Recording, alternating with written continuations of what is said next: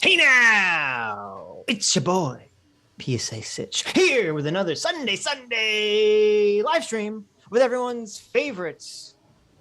I don't have a thing for you today. Wow. You're This is a just new, slacking on your job whoa. here. I can't believe it. I don't have a thing for you today. Klaus Schwab reading extraordinaire. There you go. New with everyone's favorite global resetter. Everyone's favorite massive evil globalist wants to enact the lefty takeover. Adam Friended. How long was this Klaus Schwab report I had to read just because I didn't want to? It's so weird. The first debate I had with Vosh, I mentioned a book. I referenced a book as the resource I was using in the debate for making certain claims, and I got so much. Schwab's book. Huh? No, it was Why Nations Fail. Darren Acemoglu and James A. Robinson, two economists, two American economists. So good people, you know. But ever since then, everyone was like, a book. How dare you cite a book? Fuck you. This is an internet debate. You cite Wikipedia or you cite Google. You don't cite a book. In this debate, there's a kind like I'm reliving that experience a little bit here because James Lindsay gets all bent out of shape because Destiny hasn't read Klaus Schwab's book. Right? Books. Yeah. Yes. Well, I read the Great Reset one. It's like 140. I had my computer read it to me, guys. Don't think you I guys read it. Should be very impressed. Adam did a lot of reading or listening for this stream. Yeah. And he read Klaus Schwab's Great Reset. I didn't read that. Yeah. It looked boring, but Adam read it. It was fucking boring as hell. I mean, I'm not gonna lie. It was shit. I think there's like a meme though with socialists really don't like Why Nations Fail or any of those books that you recommend. They all kind of hate them. Well, because so maybe that was also triggering Vosh's community. Property rights is the foundation of national success. So I think, of course, the commies hate it. Of course they hate it. Okay. Makes sense. So let's get into this video. What's taking so long? Let's get into the video. So today we'll be watching Destiny versus James Lindsay versus Lauren Southern versus Peter Coffin.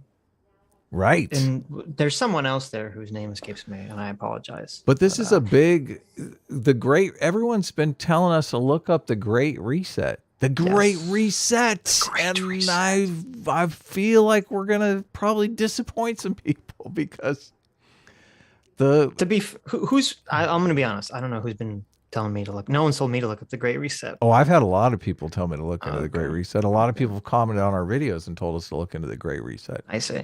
If you're conspiratorially minded, first of all, you're probably not enjoying our show a lot if you're conspiratorially minded. But I guess the Great Reset is something that I'm supposed to be super afraid of, or if you guys listen, I was thinking about this. I was like, okay, people, they want some sort of conspiracy that they can worry about, some sort of apocalypse that's on the horizon, right? And we are very bad about providing that apocalypse for them, right? I mean, do you agree? Mean me and you? We're bad at providing apocalypses? Yeah. Okay. That's true. That is true. Yeah. You and I come in and we're like, okay, this is not really, you guys are getting all worked up over, this is not a big deal here. This is I'm pretty optimistic about the future. I'm not pessimistic. Right. Really. Yes. So maybe that's the problem. But there is if I had to come up with something that you guys should worry about, I mean, I would worry more about AI I think AI is going to transform the global economic situation as much as nuclear weapons did, which nuclear weapons kind of reconfigured the globe for a century, right? Right. So I wouldn't worry about the Great Reset. I would worry about whoever gets to AI first. If it's China, if it's North Korea, God forbid. Oh my God. Well, I would imagine people would say that they're going to AI would be part of the Great Reset. You know, they're going to use AI to implement some crazy things via the Great Reset. Via AI. The thing is, though, and I mean, I took a bunch of notes here for maybe we should get into the video first, but the stuff, we can get into it. The stuff in the report is just, I mean, the stuff that they're asking for in the report, I find it hard to believe that you guys wouldn't want these things. Like what? Okay, so in the very, well, actually, I don't remember if this is in the beginning of the robot waifu. Are we gonna get the robot waifus? I'm on board with the Great Reset if we get our robot. No waifus, robot waifus, and I did look for that. I'm out. Fuck Schwab. Fuck WEF. Fuck the Great Reset. I'm out. There is an entire section on the technological reset and how, COVID has pushed us more towards automation, which I mean, all the shit in there is kind of true. They even did a good job predicting the Russia-Ukraine thing. They were like, a petro state could get in a situation where they're in a resource crunch and start wars. I was like, oh wow, fucking nailed it there, didn't they? So so this says in June 2020, barely 6 months since the pandemic started, the world is in a different place. Within this short time frame, COVID-19 has both triggered momentous change and magnified the fault lines that already beset our economies and society. Okay, so here are the fault lines that they lay out that they're trying to deal with. Rising inequality, a widespread sense of unfairness, deepening geopolitical divides, political polarization, rising public deficits and high levels of debt, ineffective or non-existent global governance. Okay, that one probably scares people. Excessive financialization, which means, making money off of having money, not producing anything. And environmental degradation. Now, you could make an argument that, well, the thing that scares people is the global governance part of it. But I would say we have ineffective or non-existent national governance as well. Like right now, we're in a fucking mess. Well, we're fucking the doddering old man wandering around the White House. But isn't like these things? I mean, when was this book written that you read? This was written 6 months into the pandemic. June. Okay, so this was not predicting anything. This is just talking about what happened, right? Like what we're witnessing. This is the thing that they talk about in this debate, that James Lindsay gets all bent out of shape because Destiny has not read this thing. Right. And so it was written about how COVID-19 is creating an opportunity for massive, global change. But all the problems that they lay out are problems that I think these are real problems, right? Yes. Are you against rising inequality? Well, I guess it sounds like the widespread sense of unfairness, Sitch? Are you in or out? But it's like, simply being able to point to accurate problems or make accurate criticisms, to me, is not indicative of anything. I mean, the Marxists can point to a lot of problems in society. That doesn't mean that the solutions necessarily are correct. Right, but the solutions, they're not really laying out solutions in the report. They're just kind of. Oh, okay, interesting. Well, maybe that's in one of his other books that gets James's heckles up, is where he lays. Well, that's what I was. I'm like, where's the eat the bug shit? Where's the eat the bugs?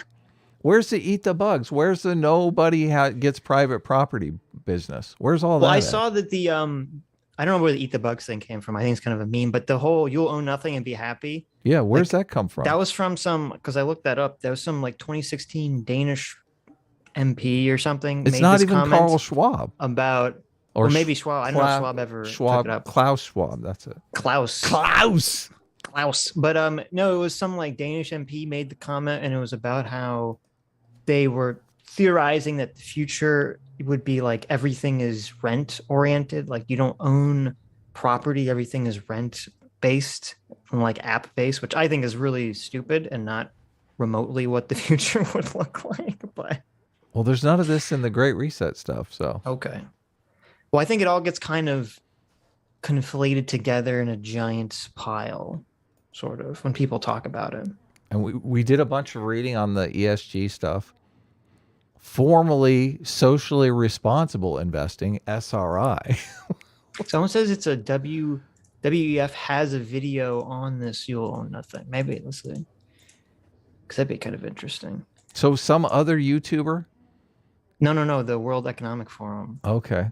YouTube page. Oh, I think I watched that video. Yeah, that video is, I guess, kind of insane. Oh, so they do have a video about You'll Own Nothing or whatever. Right. Well, I don't know about World that. Economic Own Nothing. Let's get into the video. There's new people here. I see Russell Brand was talking about it from a year ago. Russell Brand is the consummate conspiracy theorist. What are you talking about? I mean, I'm not disagreeing with that. But, you can't disagree with that. It's factually correct. Mm-hmm. Facts don't care about your feelings. Is it this? There's a video on the World Economic Forum called "The Great Reset Launch Highlights." It's like 5 minutes. Bring it up. Is that the video? Bring it up. It'll be. Well, how about this? Somebody find this video where they talk about this, and tweet it at me. And if it's short, we'll interrupt the debate and we'll watch it real quick. Right. So, we're gonna fast forward through all the introductions, right? Yeah, we can fast forward through all the introductions. About the Great Reset. So get ready. Is it a conspiracy theory or is this something? All right, this panel, we're going to talk about the Great Reset. So get ready. Is it a conspiracy theory or is this something we should actually be concerned about? Why do we care? In June 2020, 3 months into the pandemic. June 2020, there it is, the Klaus Schwab report. Okay. At a meeting online, Klaus Schwab said this: the world must act jointly and swiftly to revamp all aspects of our societies, economies, from education and social contracts and working conditions. Every country, from the United States to China, must participate, and every industry, from oil and gas and tech, must be transformed. They also go in the report about decoupling, and they completely nail it on the supply chain issues that we're having now. Because they're like, we just can't, with a global pandemic, we can't continue production the same way that we've been doing it forever. Stuff has to be made closer to home. Yeah, but that sounds, listen, why would we anticipate? First of all, I think it's very stupid for people to make prescriptions about the future of what the world will look like post-pandemic if we don't even know if it's a lab leak or not. Because if it's unless you think that there's going to be, a continuing rash of pandemics going in our future, which I don't see why anyone thinks that would be the situation. We have one every 200 years. We're good. We're safe. Yeah, exactly. If the last one before this was the Spanish flu, 100 years ago or something. Yes. Should we completely change around our global economy to manage something that happens so infrequently? And then if it turns out that it was a lab leak and it wasn't natural, then it makes it even worse, because then it's like, well, what the fuck? Then we don't need to change anything. And it seems weird to me that we're going to try to use, and maybe this is what people are reacting to, that we're going to try to use the pandemic as an excuse to sort of reorganize a bunch of things that probably don't need to be reorganized. But all the reorganization stuff didn't seem bad to me, to be honest with you, because they were more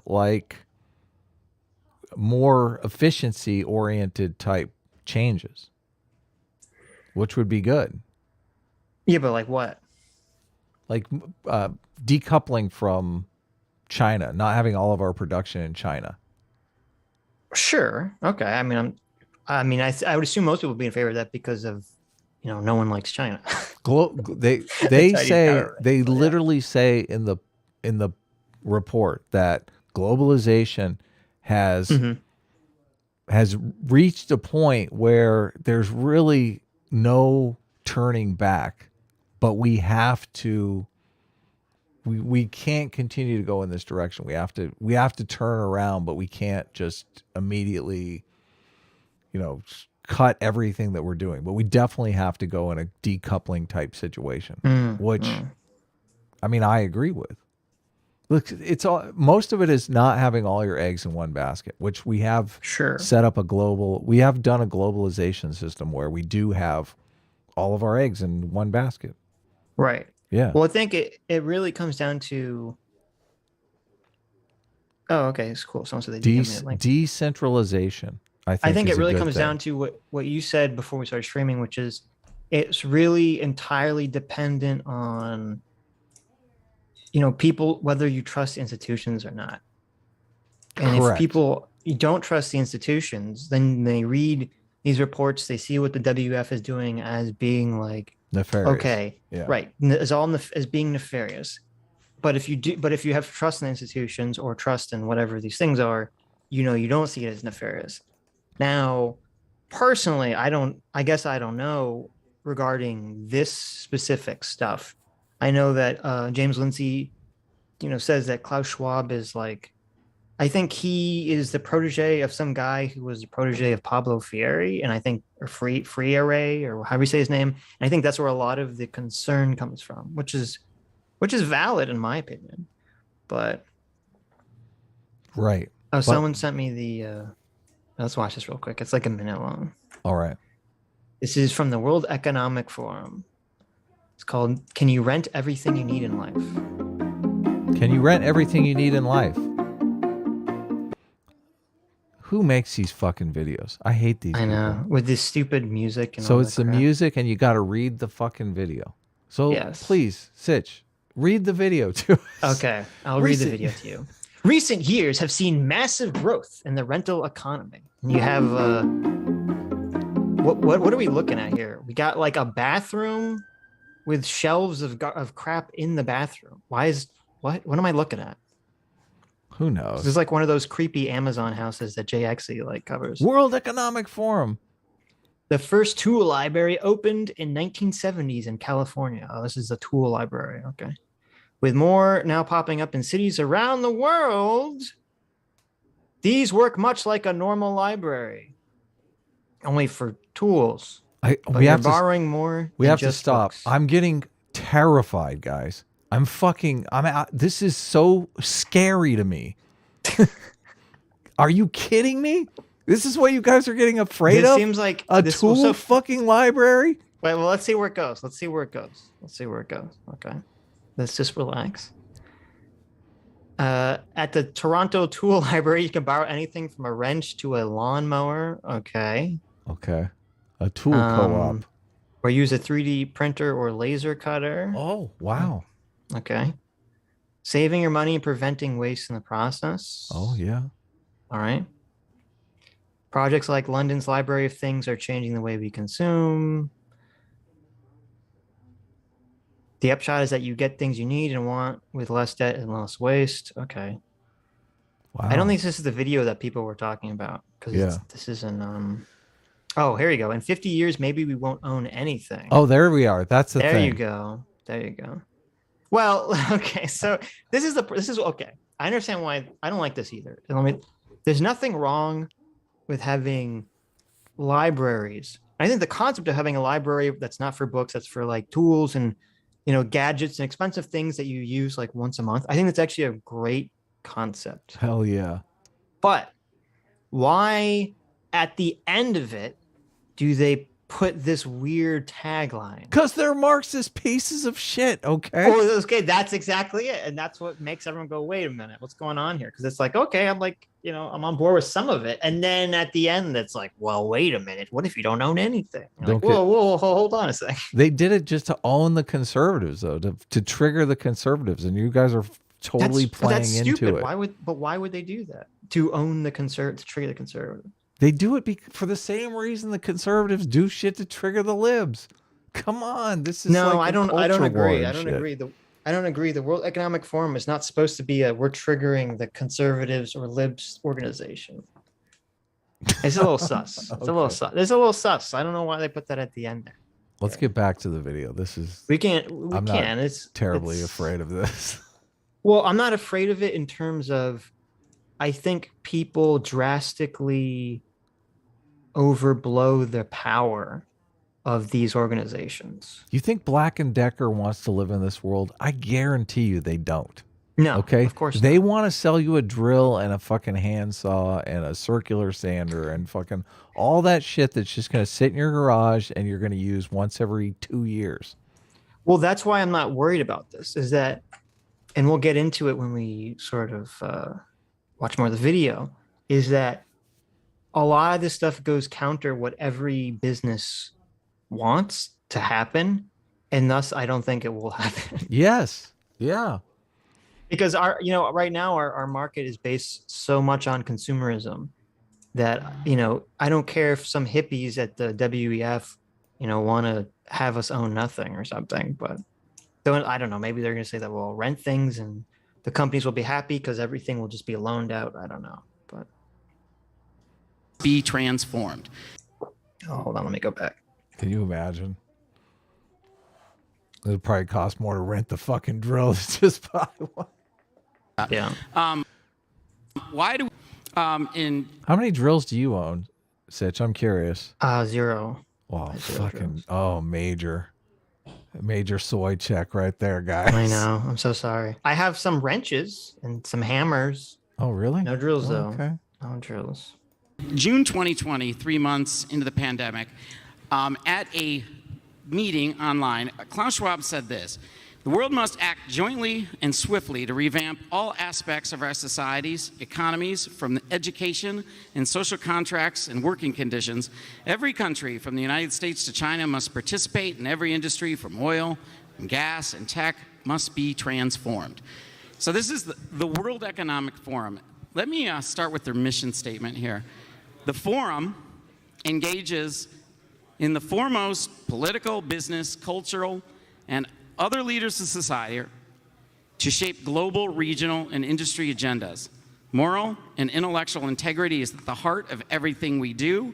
Our activities are shaped by a unique and institutional culture founded on stakeholder theory, which asserts an organization is accountable to all parts of society. We believe that progress happens by bringing to be together from all walks of life and drive them to influence positive change. We finally found someone that reads worse than me, Sitch. Give this man a medal.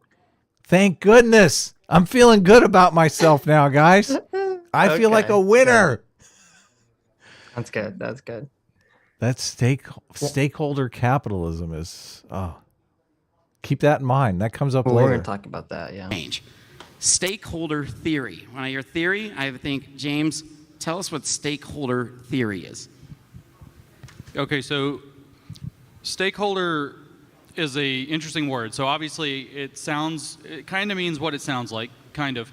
A stakeholder is somebody who has a stake in the outcome of something. So if you're a parent of a kid in school, you're a stakeholder in the school's ability to do its education through your children. If you're a child in the school, you're a stakeholder in some sense, although you're a minor in the school and how it's run, etc. That's the basic idea of what a stakeholder is, but stakeholder theory is in fact something a little bit different. Stakeholder theory, which is outlined by Klaus Schwab in his book Stakeholder Capitalism, which I think was his first major book. He outlines this idea that what you actually need to do is adjust capitalism away from a model where shareholders are the primary determinants and the economic factors are the primary determinants of how we're going to organize and do business. And we're going to shift into one where experts are going to be named as the kind of representative stakeholders, say for issues like the climate. So you're going to have climate experts who are going to become stakeholders who are going to speak on behalf of the world. So that's where Lindsay has a problem. The problem he has is that the experts are going to be representatives of the various stakeholders. Like, he doesn't seem to have a problem with the fact that there are multiple stakeholders that are involved. This is, when companies dump sludge into the river, that's putting a costly externality onto people who drink water out of the river, right? So those people who drink water out of the river would be classified as stakeholders. But it seems like Lindsay's doesn't necessarily have a problem with those people being qualified as stakeholders. He just has a problem with the experts that are going to represent the stakeholders. Well, I was going to let James finish because I think his explanation is very poor. Okay. And I thought we were going to have to go back and explain it, because I think to really talk about stakeholder capitalism, you have to talk about shareholder capitalism. Right. To really explain the difference between the two, which he doesn't do, unfortunately. So, right. But let's just let him finish. I didn't notice the first time through, though, that it was the experts. So I just want to point out the experts thing, the representation. Yeah, that's an important part of it. world in terms of what the climate does to you, what ExxonMobil does in their business practices. Also, though, it kind of merged in corporate social responsibility and best practices in corporate governance. So what you end up with is what stakeholder capitalism or stakeholder theory is that the economy writ large is best organized by an expert class of people who are appointed to kind of dictate, especially on environmental, social, and governance policy. In terms of what this means in practice, it means that these stakeholders somehow convene, somehow get together through maybe an organization like the World Economic Forum, and they set policies and they set standards for industry so that capitalism can be taken away from the shareholders and put in hands of the stakeholders so that we don't create calamities like catastrophic climate change and so on. So that I tried to give a neutral definition for what. So neutral, Sitch. It's completely neutral. Very neutral. But okay, so let's. When he says dictate, of course that's neutral, right? When you elect your representatives to make laws, they're dictating to you. Right. So let's start. Because when I first listened to this debate, I listened to the whole thing. I didn't know what the fuck he was talking about. I had to go back and look this all up on my own. Okay. So shareholder capitalism is the system that we basically currently live under now, for the most part. Right. It's what started in the late 70s, early 80s. And it's the idea that business should be driven to increase basically its stock price. That's the base idea here. You want to do everything for the sake of your shareholders. You want to increase the stock price. So everything's kind of built around that. Yes. Right? Is that fair to say? Okay. Hell yeah. So it's very simple. Shareholders. Shareholder. Everything's built around your shareholder. That's not the way it often works. I mean, there are, like, the board of directors makes a shitload of money at the shareholders' expense. The CEO makes a bunch of money at the shareholders' expense. Well, but a lot of these companies are run with the same structure as autocracies. So Sure. But technically, the board is supposed to be like doing everything to make sure the company is looking out for its shareholders. Like that's the idea, right? Regardless of whether that manifests. They call it fiduciary duty. Yes, your fiduciary responsibility. Yes, and so that's shareholder capitalism, which we currently exist under. And we have since the 1980s. Stakeholder capitalism is this idea that instead of businesses being primarily concerned about providing for their shareholders, increasing their stock value, is that they're going to care about everyone that has a stake in the company. And the way they define that is so broad that it basically means they care about the entire world. Yes, of course. And so essentially what stakeholder capitalism really means is that we want companies that are operating under some kind of moral good for society. That's really what it translates into. Now the problem, and here's the thing. Here's my problem with this. I agree that shareholder capitalism has issues and problems, and I think probably everyone listening would agree with this because we've kind of moved away from, neither the left or the right currently in current year is in favor of neoliberalism, in favor of this sort of let big business run amok idea, which is essentially what shareholder capitalism is. It is this sort of neoliberal idea that has dominated, the world for the last 50 years or so. And so I do think that there's valid criticism to be thrown at shareholder capitalism.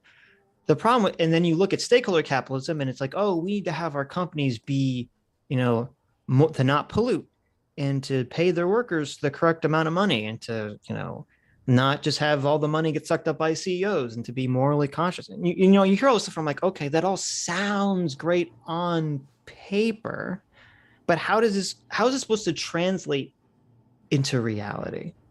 And this is where I think the whole thing sounds like bullshit to me, because how could you have a company be run off of an idea of creating social good? That's not possible. Because no one agrees on what social good looks like, or even is. And if you widen the stakeholders out so far, I mean, there's obviously going to be conflicting views from each stakeholder. Exactly. And that's exactly. That's the problem too. If you say like, oh, the goal of the company is social good, no one agrees on what that means. And there's going to be lots of contradictions between various groups. There's going to be a lot of contradictions between people that work in the company, the shareholders of the company, and what is quote unquote social good. And then it gets even more complicated and more useless in a corporate setting, because basically what happens is that the CEO or the board or whomever, they just want to report with some sort of simple number or some sort of simple direction to understand how they're going to move the company. And there's actually a lot of criticisms about this. I think they called it like trash. I'm trying to remember. They called it like trash can initiatives or something, where basically companies that try to abide by this stakeholder idea, they get pulled in so many different directions. There's so many different like masters, so many different things they're supposed to be looking out for, that there's no direction guiding the company, and it just kind of falls apart. And that seems to be a perfectly valid criticism of this stakeholder idea. And this stakeholder idea seems so fanciful to me that it's ridiculous. Yeah. I don't know how you feel about the stakeholder idea, but.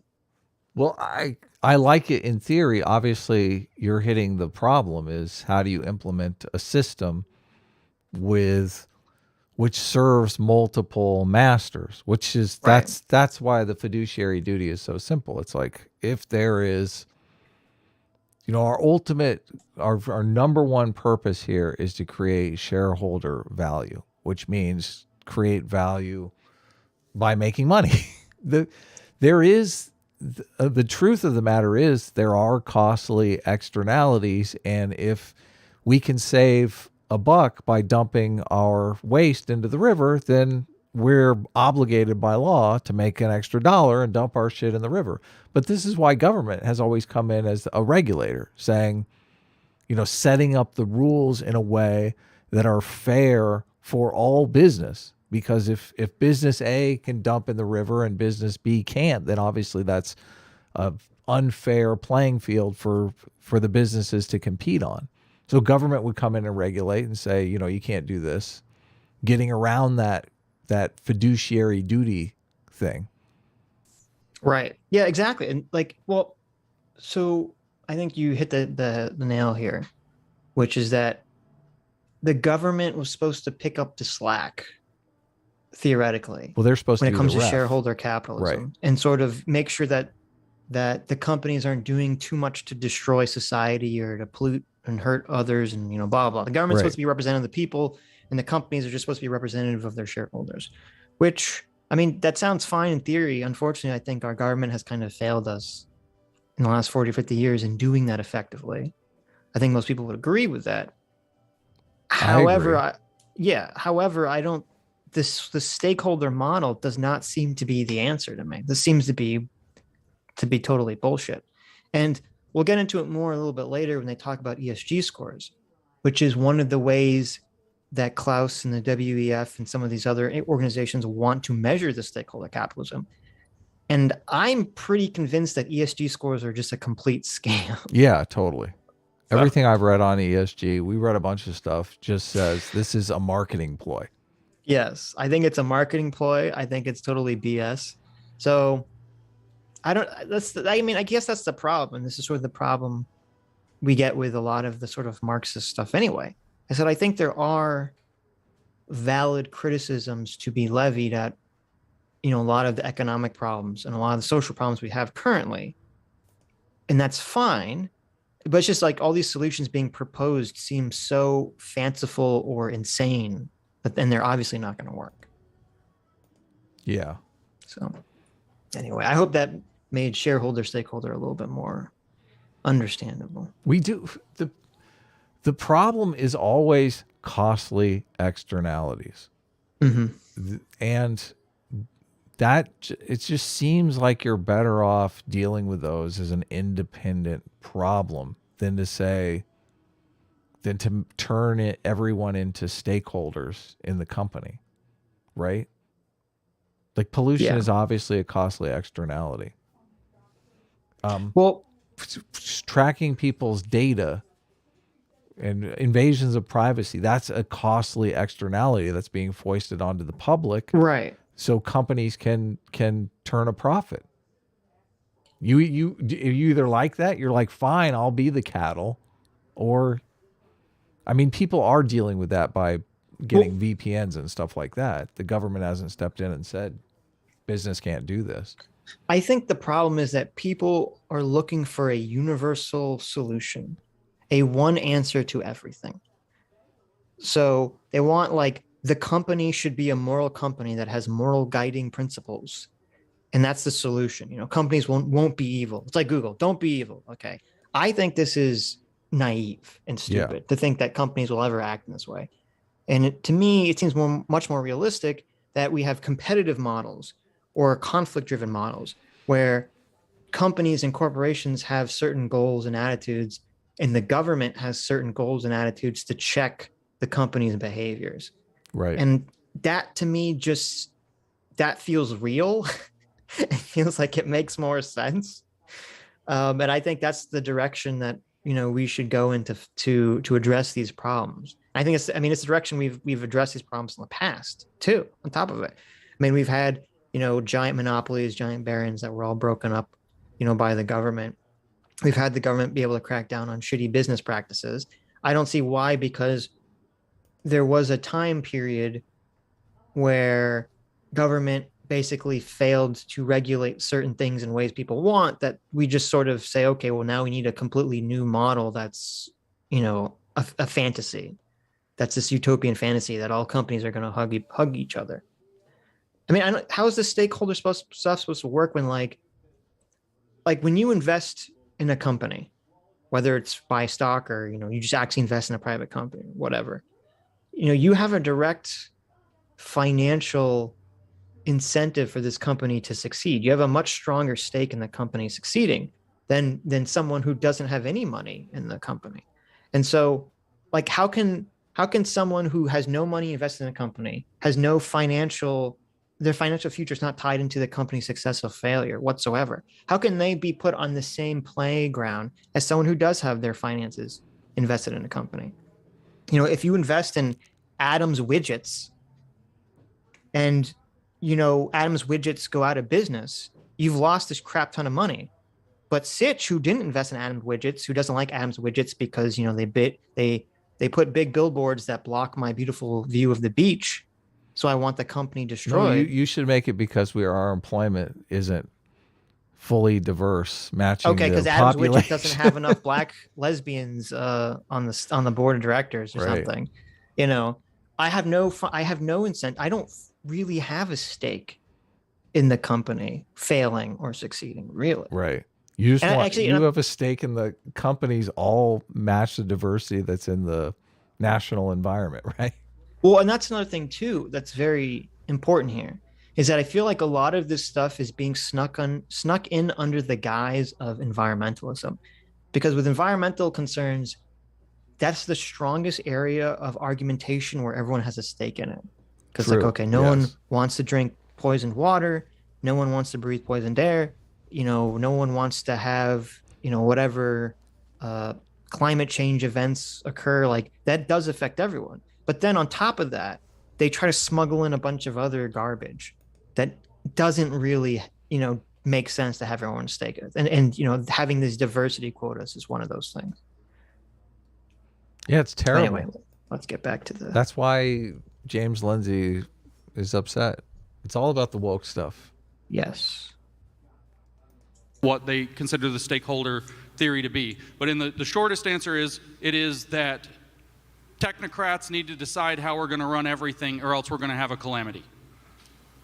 Lauren, do you also believe this? Oh, okay. So we forgot to bring up the important part here too, which is that another huge problem with stakeholder capitalism is that since it is completely not feasible to have a company magically know what is in everyone's interest, it's going to mean one of two things happen.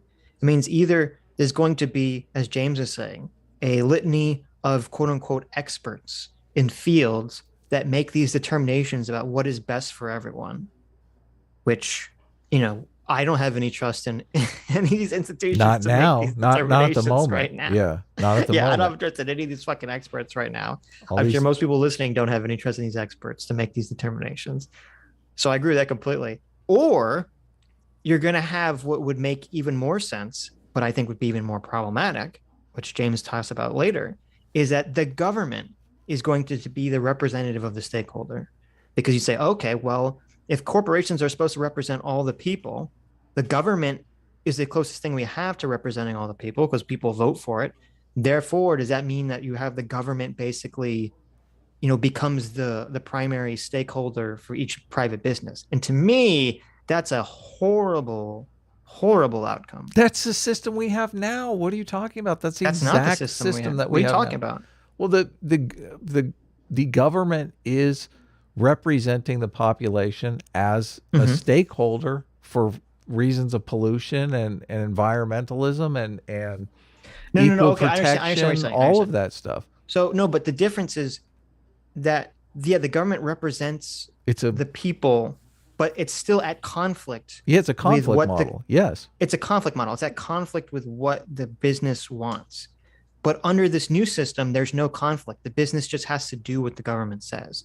And I think that's what kind of gets into why James calls this fascism, why he calls it state capitalism, is because it seems like stakeholder capitalism would inevitably lead down the road where government literally just makes all the business decisions for a private business. Here's what it feels like is going on here. Companies are not pulling their weight. Oh, I feel like Lauren joined the call. What's up? Just been sitting here, chilling. How are you? Don't worry about me. Well, you're technically early. Hold on, let me finish my thought here on the Absolutely. So never mind. I lost it anyway. Let me bring you up. You can't. I'm not on camera. Lauren Southern has joined the call. I'm not on camera for you, Lauren. I'm gonna put you in the show. My camera is going into OBS. So. Okay, yeah, no worries. I can't figure out any of that stuff either. That's cool. Don't worry about it. We didn't tease because we didn't know if you were going to be able to deal with your scheduling conflict. So, but welcome. Yeah. I'm glad I could make it. Killing it at Mom Life over here, making it work. Nice. I'm so sad. I'm so mad you're watching this debate. Yeah, you're in this debate. Wait, why? What's wrong? I was so out of my depth in this debate. Like, unbelievably. Oh my gosh. I read Klaus Schwab's book, right? I was kind of preparing for a lot of the social impacts. Obviously, I've spent a lot of time in Australia. I've seen the changes we've made when it comes to travel policy, the tracking apps, digital identity, cashless society. So I was getting ready to talk about a lot of that, hyper surveillance. And then the whole debate ended up being about ESGs and economics. And like, I know what I know. I know what I kind of know, and I know what I don't know. And economics is just not my expertise. Right. So I just got to sit there quietly in the corner, like with cheeky banter with James, if you see us whispering to each other throughout the debate. I know there's been a lot of times where like I'm trying to prepare for some debate or something. I read up and do all this research on like what I think it's going to be about. And then the person shows up and it's about something I know nothing about and don't even care about. And I'm just like, why are we having this conversation? No. I had at least some level of self-awareness I think someone in the chat just mentioned it. They were like, Lauren was pretty quiet the whole debate. Yeah. Right. Yeah. Well, it's better than going up there and trying to insert yourself in the conversation and just looking silly. So, which I think Peter did that a couple times, but listen. I love that it was just Peter and James agreeing.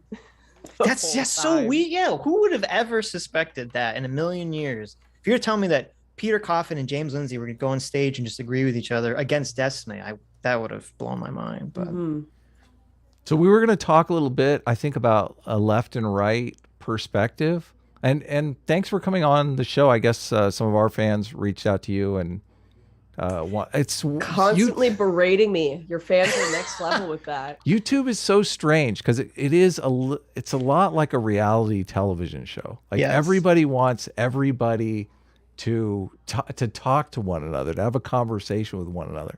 Do you sense that as well? Am I way off base here?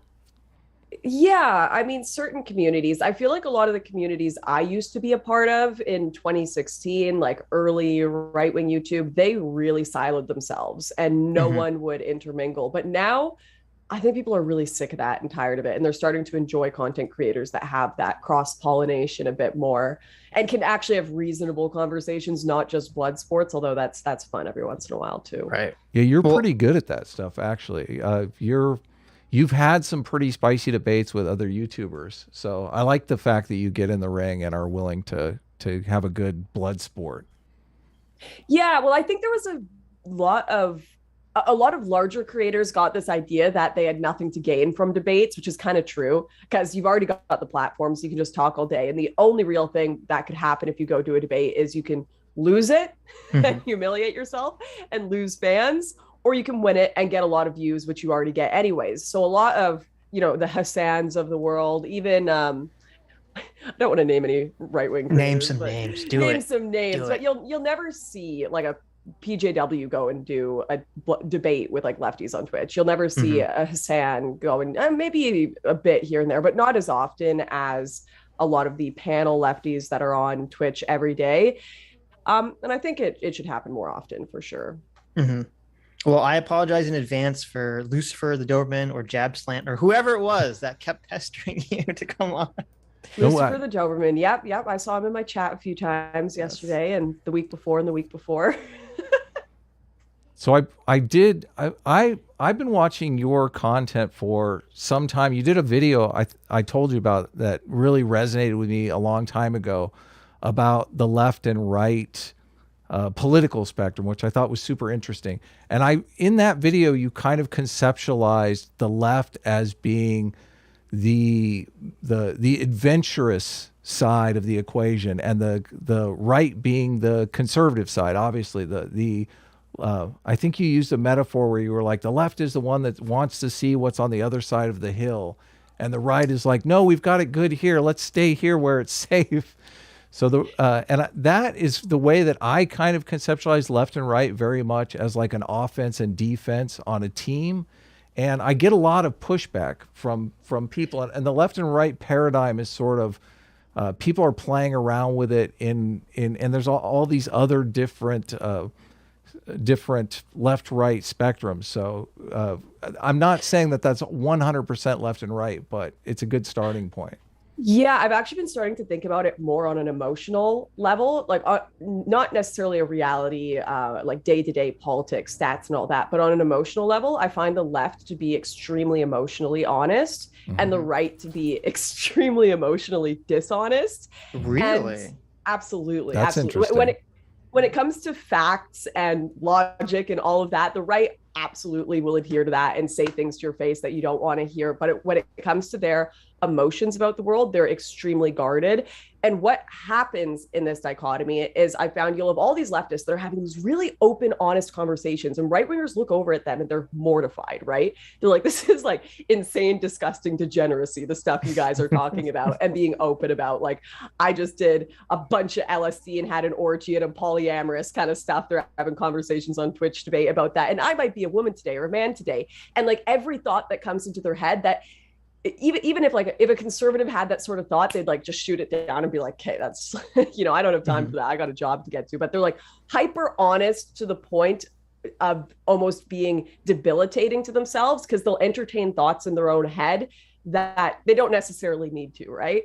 But then you'll have right wingers, and I've met a lot of these people. They've got a way they want the world to be. They want structure, they want hierarchy, and a lot of them deviate from it. That's the truth. The meme about conservatives going and like, oh, he said he's against gay marriage and he's secretly gay. A lot of that is true, that trope, right? And that doesn't necessarily mean they don't believe what they're saying, because there are a lot of conservative hypocrites. I think maybe some of them, conservatives that preach traditionalism but don't really live that life, maybe they want to, or they see their personal failings, so they are telling the world an honest truth, but then they're hypocritical in their own life. What happens is, a lot of conservatives don't really get to explore the mistakes they're making, the troubles with their ideology, because they don't feel there's an open enough space to discuss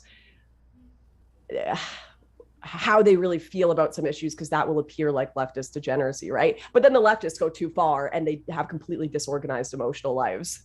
Well, that's how I've been kind of looking at it lately. Well, this is a weird thing, because there are there are people in the political space that are, building a brand around being a certain type of politics that I don't necessarily know if they have those moral intuitions that go along with that sort of political inclination. Like I see people acting like conservatives, kind of like you're saying, but really, you hear them talk and they're kind of just faking it. Like they're wearing a conservative skin or a liberal skin or a communist skin or whatever it is. But if you dig down in, and both of us are huge fans of Jonathan Haidt and like moral foundations theory, where he kind of lays out the inclinations about the various political perspectives. One of them is openness to new experience. Like the left just has that in spades, and it's probably why they're willing to jump on a live stream and start talking about their orgy use and LSD use. And when the conservatives, they cringe at that because they aren't as open to those experiences, and they would never do that. And they, much less if they did it, they would never want to talk about it. So that's just very basic moral intuition that I don't necessarily know. If somebody does a video and the algorithm grabs them and blows them up as a conservative, they're going to be pushing themselves to be more conservative, even if they don't necessarily have those moral intuitions, because of the huge status burst that this being in the public eye has put on them. And I've seen a lot of creators do that. Is that something like, tell us a little bit about how you came to prominence. Did you discover Jordan Peterson? Are you responsible for Jordan Peterson? I'm curious because it seems like you might be. I have your chat open here, and they hated my analysis of this. I love how much they hated. Well, what did they? I am Lauren Southern, and I am mature now and above it all. I see these groups as mere study subjects, and I'm detached from their folly. Actually, no, it's because I'm very attached to their folly, right? Mm-hmm. Like I come from the traditional conservative ooh-woo trad wife 2016 world, and I know it's a lot more complicated than how I portrayed a lot of these things when I was younger as well. I'm going in hard on conservatives on this just because this is a thought process I've been having a lot lately, because I'm working on a video. You are free to think aloud here. Do not let the chat constrain you. I know that a lot of people, they think because I am in tribe conservative or I am in tribe liberal that every thought and inclination that I have is the same exact thought and inclination that everyone in my tribe has. I do not believe that at all. I think conservatives, there's a wide range of different types of conservatives. So don't let them stifle you. I know what the problem is. I know what got chat upset. It's framing it as honest versus dishonest. Because as soon as you do that, you just lose everyone on the right. Because they're like, I'm not dishonest. What are you talking about?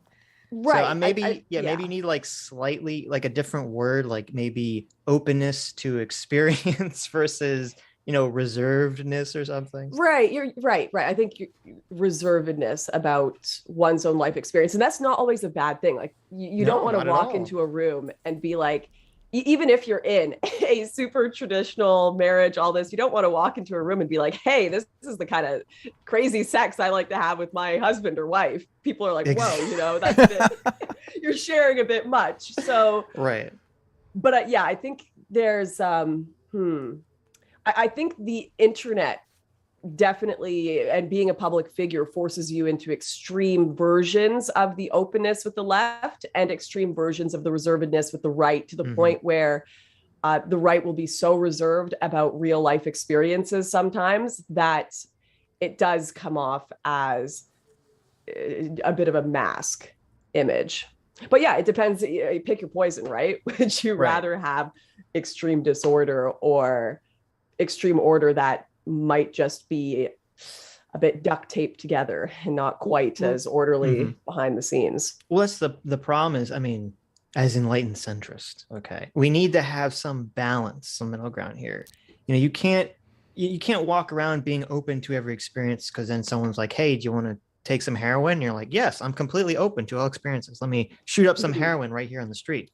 But you can't be so closed to everything that you're set in your ways and you'll never learn how to do new things which could be better or more efficient or whatever, and you basically just die. And we kind of I mean, me and Adam tend to look at things through an evolutionary perspective, and we tend to look at things like the left being open and the right being traditional or closed. These are evolutionary beneficial. The tribe needs to be open to some extent to new ideas. Otherwise, it won't be able to respond to changes in the environment. It won't be able to respond to any changes in the life of the tribe, and thus will die. But it also needs to conserve traditions that work for it. You can't just keep changing things to change things. You need to conserve ideas and things that have brought past productivity and past benefits to the tribe. And so you need to find sort of like this middle ground here. And it seems like, I think, as you were saying, that right now in online politics, it's kind of pushing the extremes of both ends here. Yeah, but you know what? Everyone hates more than an extremist on either end. A centrist, yes. Fucking centrist. Dirty, absolutely. Are you still calling? Yes. There was a big hubbub when you came back because you called yourself a centrist. I think a lot of people got triggered by that, but we got triggered because you're horning in on our brand. So. Well, you know what's crazy? Not once in that video did I call myself a centrist. I found that very funny, though. I lost a ton of subscribers. In fact, the only thing I said in that video was I am not a centrist. Really? Absolutely. It's all fake news. Oh my God. But people, there's a whole heck of a lot of fake news out there about yours truly. But a lot of people interpreted me saying the simple statement of, I think we should consider both sides, as me being a centrist. I said, I want to look at both sides. I still have a conservative lens by which I interpret the world for the most part, but I want to make sure with any issue, I hear both sides. And the fact that there were hundreds of thousands of people that saw that as, you're a centrist now, you can't be a conservative anymore, I'm going to unsubscribe. I was like, damn, if you think conservatism means siloing yourself off completely and never listening to the other side, I don't want to be a conservative, right? Yeah. Whatever your brand is, I don't want anything to do with it. It is frustrating. It seems like, especially on the internet, like, we'll say something too. We'll make like a very specific claim, and then a lot of people will like read 3 steps into it. And then whatever the 3 steps into it will become the straw man that defines you. And it's like impossible. Someone in your chat just said, but Lauren, the problem with you right now is you do a lot of both sides arguments, even when debating people on the left who only attack the right. You don't hold a political position just so it can be the opposite of the person you're debating. Because someone I am debating is constantly attacking the right doesn't mean I'm going to become a retard like them and only attack the left. Like, I'm going to just say what's true. If I happen to agree, I'm not going to stop drinking water because the lefty I'm debating is also drinking water on the stream, right? So Hitler drank water bad. So what is that conservative lens? You said you're going to look at things with a conservative lens. So that's kind of useful in the left-right thing.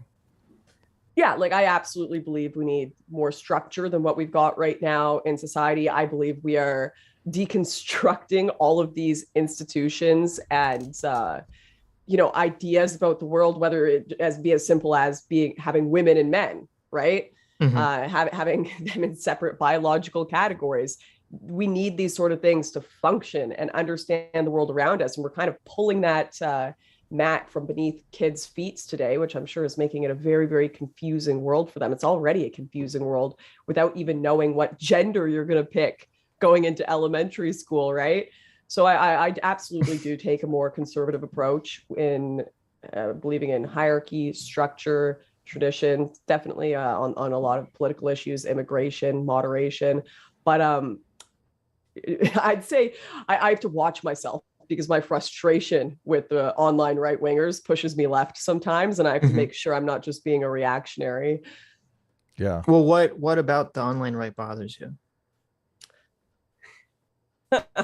You listen. We spend like 90% of our channel just crapping on the far left here, so the chat can take a little bit of shade. Well, we have recently had some run-ins with the neo-reactionary crowd. Right. Like we've had some debates with neo-reactionaries and find them very frustrating because their moral intuitions seem to be exactly the same as the critical race theorists, but they don't seem to realize it. So that just wanting to tear down society inclination that is in critical race theory is pretty much exactly the same in the neo-reactionaries.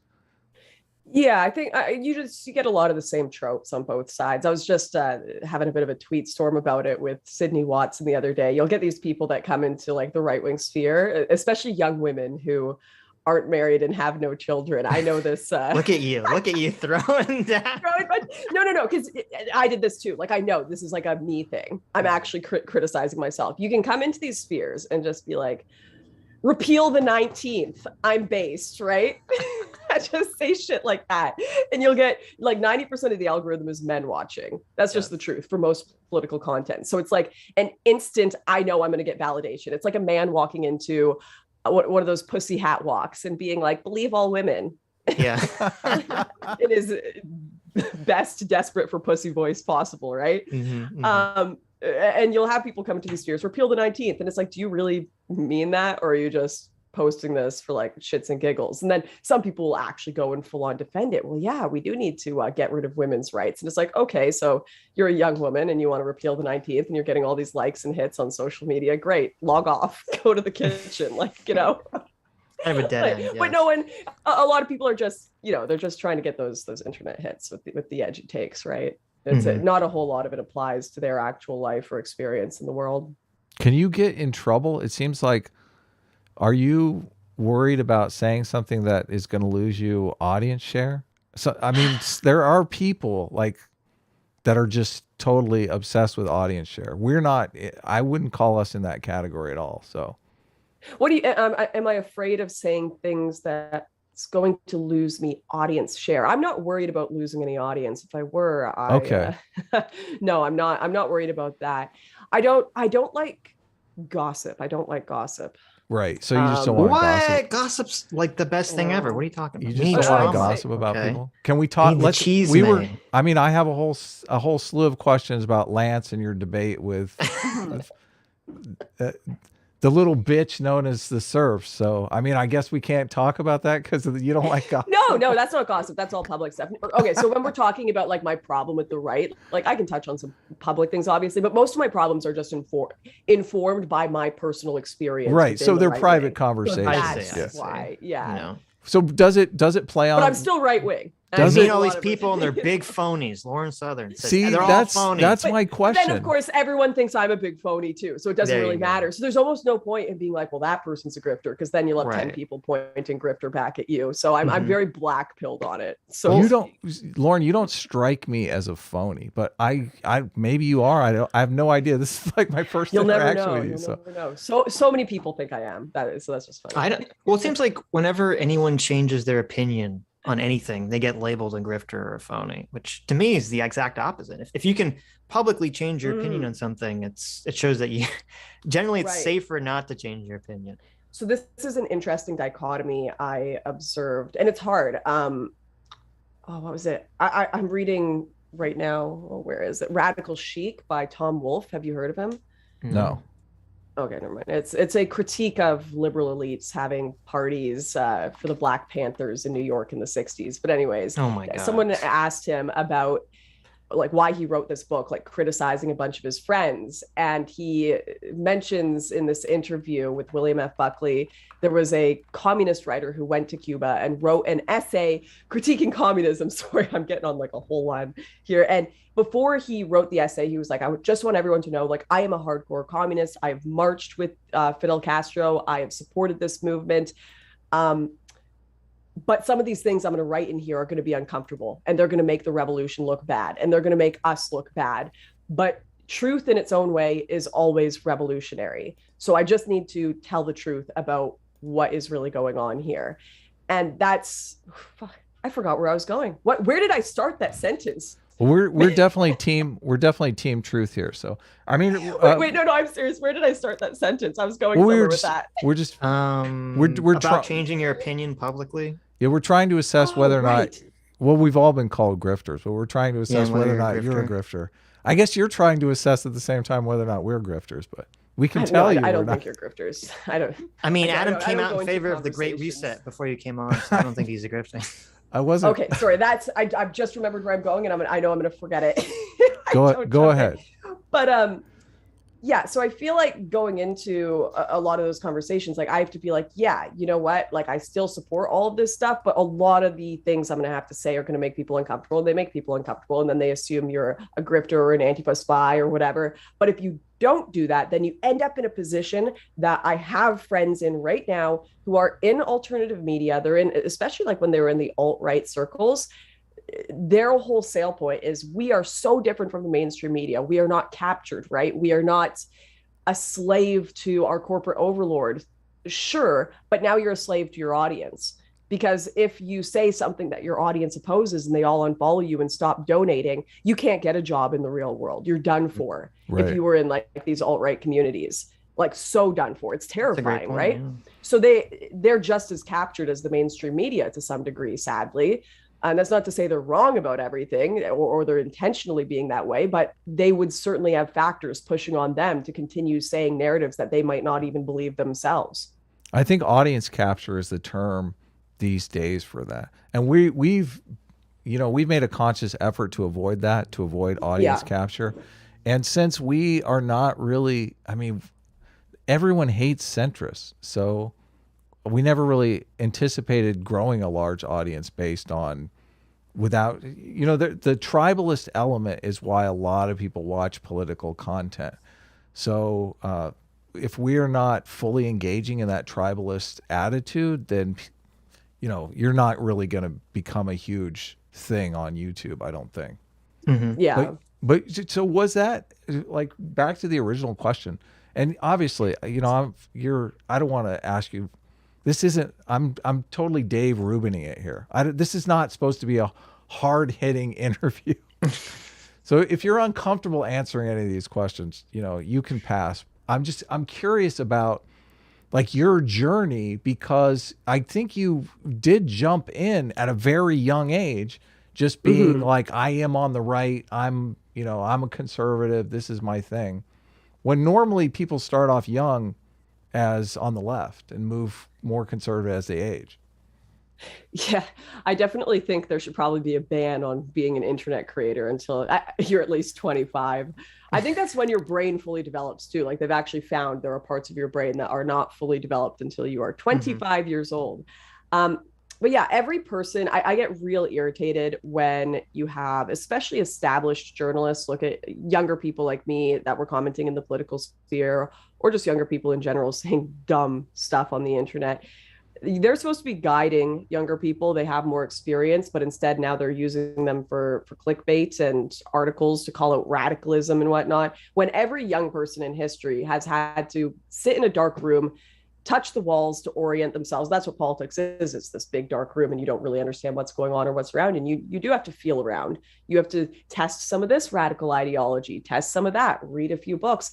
But most people do that in private, right? Yes. They have that experience when they're 19, 20, maybe they join their young socialists community, their university, but no one sees that. By the time they graduate university, they're like, okay, these are where my beliefs are at. But yeah, I did all of that publicly, and it's very strange because it's like a time machine, but no one really pays attention to the time except for me. Like I'll be like, oh man, that was a video from 5 years ago. Someone else will watch it and be like, that's Lauren Southern, and they'll talk to me a day later and think they're talking to the same person. Right. And there are a lot of overlapping views I still have. I haven't abandoned everything I believe, but certainly my thought process about everything is very different. So do you think that your views on policies has changed a lot, or is it really just your thought process has changed a lot? Or maybe not a lot, but maybe just somewhat. Because I guess like you were saying, everyone has this kind of conception, the Lauren Southern conception in their mind, and that's not who you are. And they're kind of basing it off of like this older version of yourself. So yeah, I guess, like, I can't blame them though. Like that's stuff I put on the internet willingly, right? They have a right to watch it and come to their conclusions, and then watch what I do now, come to their conclusions. So I can't really blame them. Right. I made my bed, but you're talking like these things are horrible, and I've looked at your stuff, and I never really. I watched your videos. I never really thought you were like this right-wing racist, like people try to portray you as. So, No, I don't think they're that bad either. It's just the way. So this is why I moved to doing documentaries is I could get in you need like 40 qualifiers before a conversation for people to understand what you're actually trying to say. This is something, okay, this is one of those thought process things that has really changed in me. I would talk about immigration and I'd be like, there are some serious issues with immigration, right? Like, holy crap, we need to close the borders right now. And I assumed everyone could get from that I meant, hey, like our social systems are going to get overwhelmed. Like this is going to be bad for everyone involved. This is actually going to increase racism because you're going to have civilizational clashes within the society. I just did a video on Sweden where the prime minister, who's left-leaning, has stated they're living in parallel societies from the new 26% uptick of foreigners living in their country. And that's a huge problem. But of course, unfortunately, because of social conditioning and people having different interpretations of people's words, most people watched what I said and assumed, oh, you hate brown people. Is that my fault? Is it their fault? It doesn't really matter. I just need to get better at communicating so they actually understand the points I'm trying to say. And when you're 19, your communication skills just aren't the same as when you're, I mean, I'm only 26 now, but I'm sure I'll be even better when I'm 35 at communicating what I mean. So I look back at that and I'm like, it's not actually the positions that I have an issue with. And this is what gets Twitch lefties so mad is they'll jump up and down and be like, Lauren hasn't changed at all because she won't condemn any of her old videos. And I'm like, well, no, it's because you guys, I'm trying to find a way to reach you and communicate to you so you actually get the message because it's going right past you. And there's a lot of people, I'd say that's like 90% of our political issue right now is people speaking past each other. We see it all the time. People will hate each other and sit down for an hour conversation and realize they agree on way more than they thought they did before. There's a concerted effort of communication. There's a concerted effort though to misrepresent conservatives as racist though. So I respect the fact that you're aware of that and trying to tailor your language so it's not as easy to do. But I'm not sure you can even have a conversation about immigration without people doing it. Yeah, that's hard for me too, because I also look back and I look at all these journalists that blatantly and deliberately lied about the things I was saying. And I'm like, that was malicious. That wasn't just misinterpreting. And I have to temper myself between, am I just like allowing myself to get gaslit into thinking I'm the problem here? Right? Yes. Or, the answer to that is yes, you are. Yeah, but does it matter? Like, does it matter?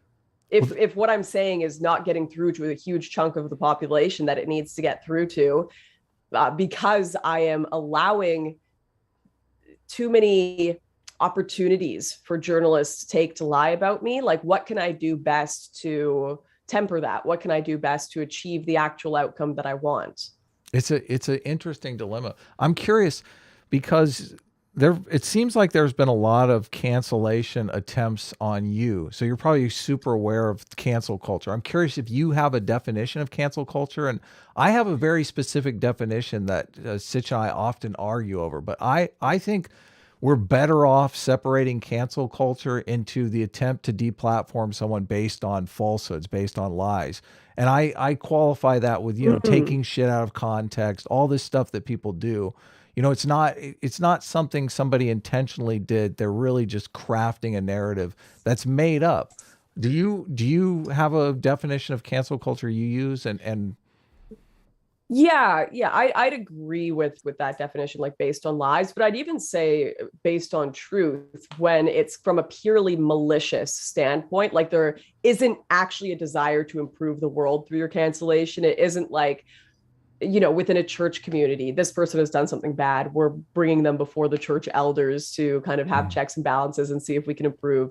And then we'll publicly talk about it if that doesn't work. Even like if you have a problem within your family or your sister or your brother is doing something bad, talk to your parent, talk to them about it first. Talk to the parents about it. Don't log into Facebook at this person, horrible, disgusting, blah, blah, blah, right? If you actually want someone to do better or be better in life, there are a lot of steps you take before trying to destroy their career in life. And I think if you're going from 0 to 100 on trying to destroy someone, you're probably your desires probably aren't coming from a place of where you're saying they're coming from, because everyone in cancel culture has the noble goal. We're just trying to end racism. We're just trying to end hate. That's why we're destroying someone's life. Okay, great. Well, I mean, within their context, most people fall into hateful, racist, that, and the other. So if there's no redemption, if there's no pathway out of that, well, that goal isn't really going to be achieved, is it? Mm-hmm. Do you think you're pretty much uncancelable now? Do you worry about? Oh no, it feels great because I've been canceled by everyone. What is that, Janis Joplin? Freedom is just another word for nothing left to lose. You can call me a Nazi, a whore, a leftist spy, Antifa, like all of it, far right, fascist. I have been called everything. There is nothing left. Nothing left. Is there? So. Are any of these attempts though based on stuff that you've actually done, or is it all just mischaracterizations of your positions? I think the best lies are ones that come from a bit of truth. Okay. Do you know what I mean? But it's still ultimately a lie. Can you give us an example? Oh yeah. Okay. Like something, it's a worse lie in the way that it's more insidious. But like, if let's say you had someone wanted to falsely accuse you of being a murderer or something, and a murder happened in Germany on the 10th of October, and you had a layover flight in Germany at 8 a.m. on the 10th of October, like you didn't even leave the airport. Someone publishing that layover ticket saying you had a ticket to Germany on the 10th of October, so clearly you were involved in the murder, is going to be a much better lie than just like saying that out of nowhere. Like having some piece of truth that they can jump off of that isn't even necessarily associated to the actual crime committed or anything. I feel like a lot of things said about me are like that. Like someone will find some association to the end goal of how they want to paint me and tie me to that. Maybe I'm not thinking of Do you dwell on this stuff at all? I mean, maybe I shouldn't be asking these questions. Oh, of course. I'm a human being. Well, yeah, of course I do. I mean, you're saying that you feel totally free of cancel culture. Are you at all? Like, I guess you seem more free than me as far as like tailoring your speech and stuff like that. So, we have another disagreement. Maybe you have an opinion on. So yeah. You probably, were you at the Charlottesville thing? I don't know. I was not. Okay. This is what's so funny talking to people about my life is they have many. You're such a part of the details. History. Yeah, they have so many like details mixed up, and like they'll think, oh, are you that blonde girl or this blonde girl? Half the time First of all, you never mesh some of my life events with like Tommy Lauren or Faith Goldie or whatever. There's one right-wing blonde girl that's evil. Okay. They're all you. You never answered on whether or not you discovered Jordan Peterson. I feel like maybe you did. I don't want to take credit for that kind of stuff, but I was the first person who was reporting on. Take credit. Why? Take credit. Hold on. Stand tall. I do remember like the first Jordan Peterson video that went viral. You were there, weren't you there filming it? You filmed it, yeah, right? I filmed all the first protests. I filmed his first interview on SJWs with him. I had dinner with him and his family before he like blew up and everything. Wow. It was the funniest thing because obviously nobody knew who he was at the time. So I knew no details. And I sit down for this family dinner with Jordan, Michaela, their kids, and they just serve meat. And I'm looking at this table like, what is going on here? But I'm not complaining, but it's just like a bowl of chicken wings, steak. Wow. Even back then they were doing the all meat absolutely. Thing. Wow. Oh, I thought that was recent. It the strangest thing of my life. And I hung out with Michaela Peterson a few times before, she had any business in the public eye. And I find it annoying when people call her like this like meat diet grifter, because I remember we sat down at my place and had wine, and all she talked about the whole time was this like amazing diet thing that is like saving her life. And that's before she had like any social media, right? So that was obviously something that was like very important to her and that she's been working on for a long time. So, but everyone has their ideas about people. So wait, the first video like of Jordan Peterson talking to that college student, was that you filming that, or did you cover that? She covered the talk, right? He went and did the talk in front of the. Yeah, I spoke there as well. Actually, okay, cool. Yeah, so I have idea. all of it was those a free speech thing, right? Yeah, it was crazy. How come you don't want to take credit for discovering Jordan Peterson? I would be all over that. Like, I would put that on my CV. Because I think if it weren't me filming, it would have been someone else. You're so humble. I know. Stop being humble, okay? Take credit for this one. People will give you credit for all sorts of bad things you didn't do, okay? Take credit. This is the thing, though. All of his ideas, I ghost wrote all of his books. I knew it. But people would spin this into a bad thing. They would be like, she's the one that discovered that right-wing Nazi Jordan Peterson. Like, they would totally turn it into some horrible thing. That's true. But I'm a worse Nazi than him. Maybe. Actually, I don't know. I wonder how they'd put me on like the hierarchy of Nazis. I think you used to be worse, but now it's flipped. So really? Yeah. That's the hierarchy of evil Nazis. We get called Nazi all the time, and we're not even on the right, so... Yeah, I had trouble. I was looking at your videos. I was trying to discern what your political beliefs were, and I appreciated that I couldn't. Just from a brief scroll of your only reading headlines. It's tough. The worst. It's tough to build an audience that way because people they want to know, like, okay, this person's on my team. I don't want to invest in this content unless I know, they're with me. And, we've taken positions on, obviously things come up. The Ukraine thing was fascinating because all of a sudden the right wing just went in a completely different direction than us. So we were kind of against our audience on the Ukraine stuff.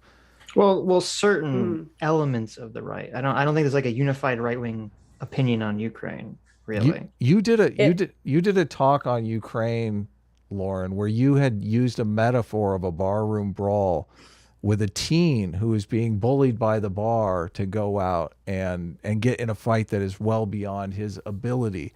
I didn't like that metaphor because... All right, let's hear why. Well, I would think of it more...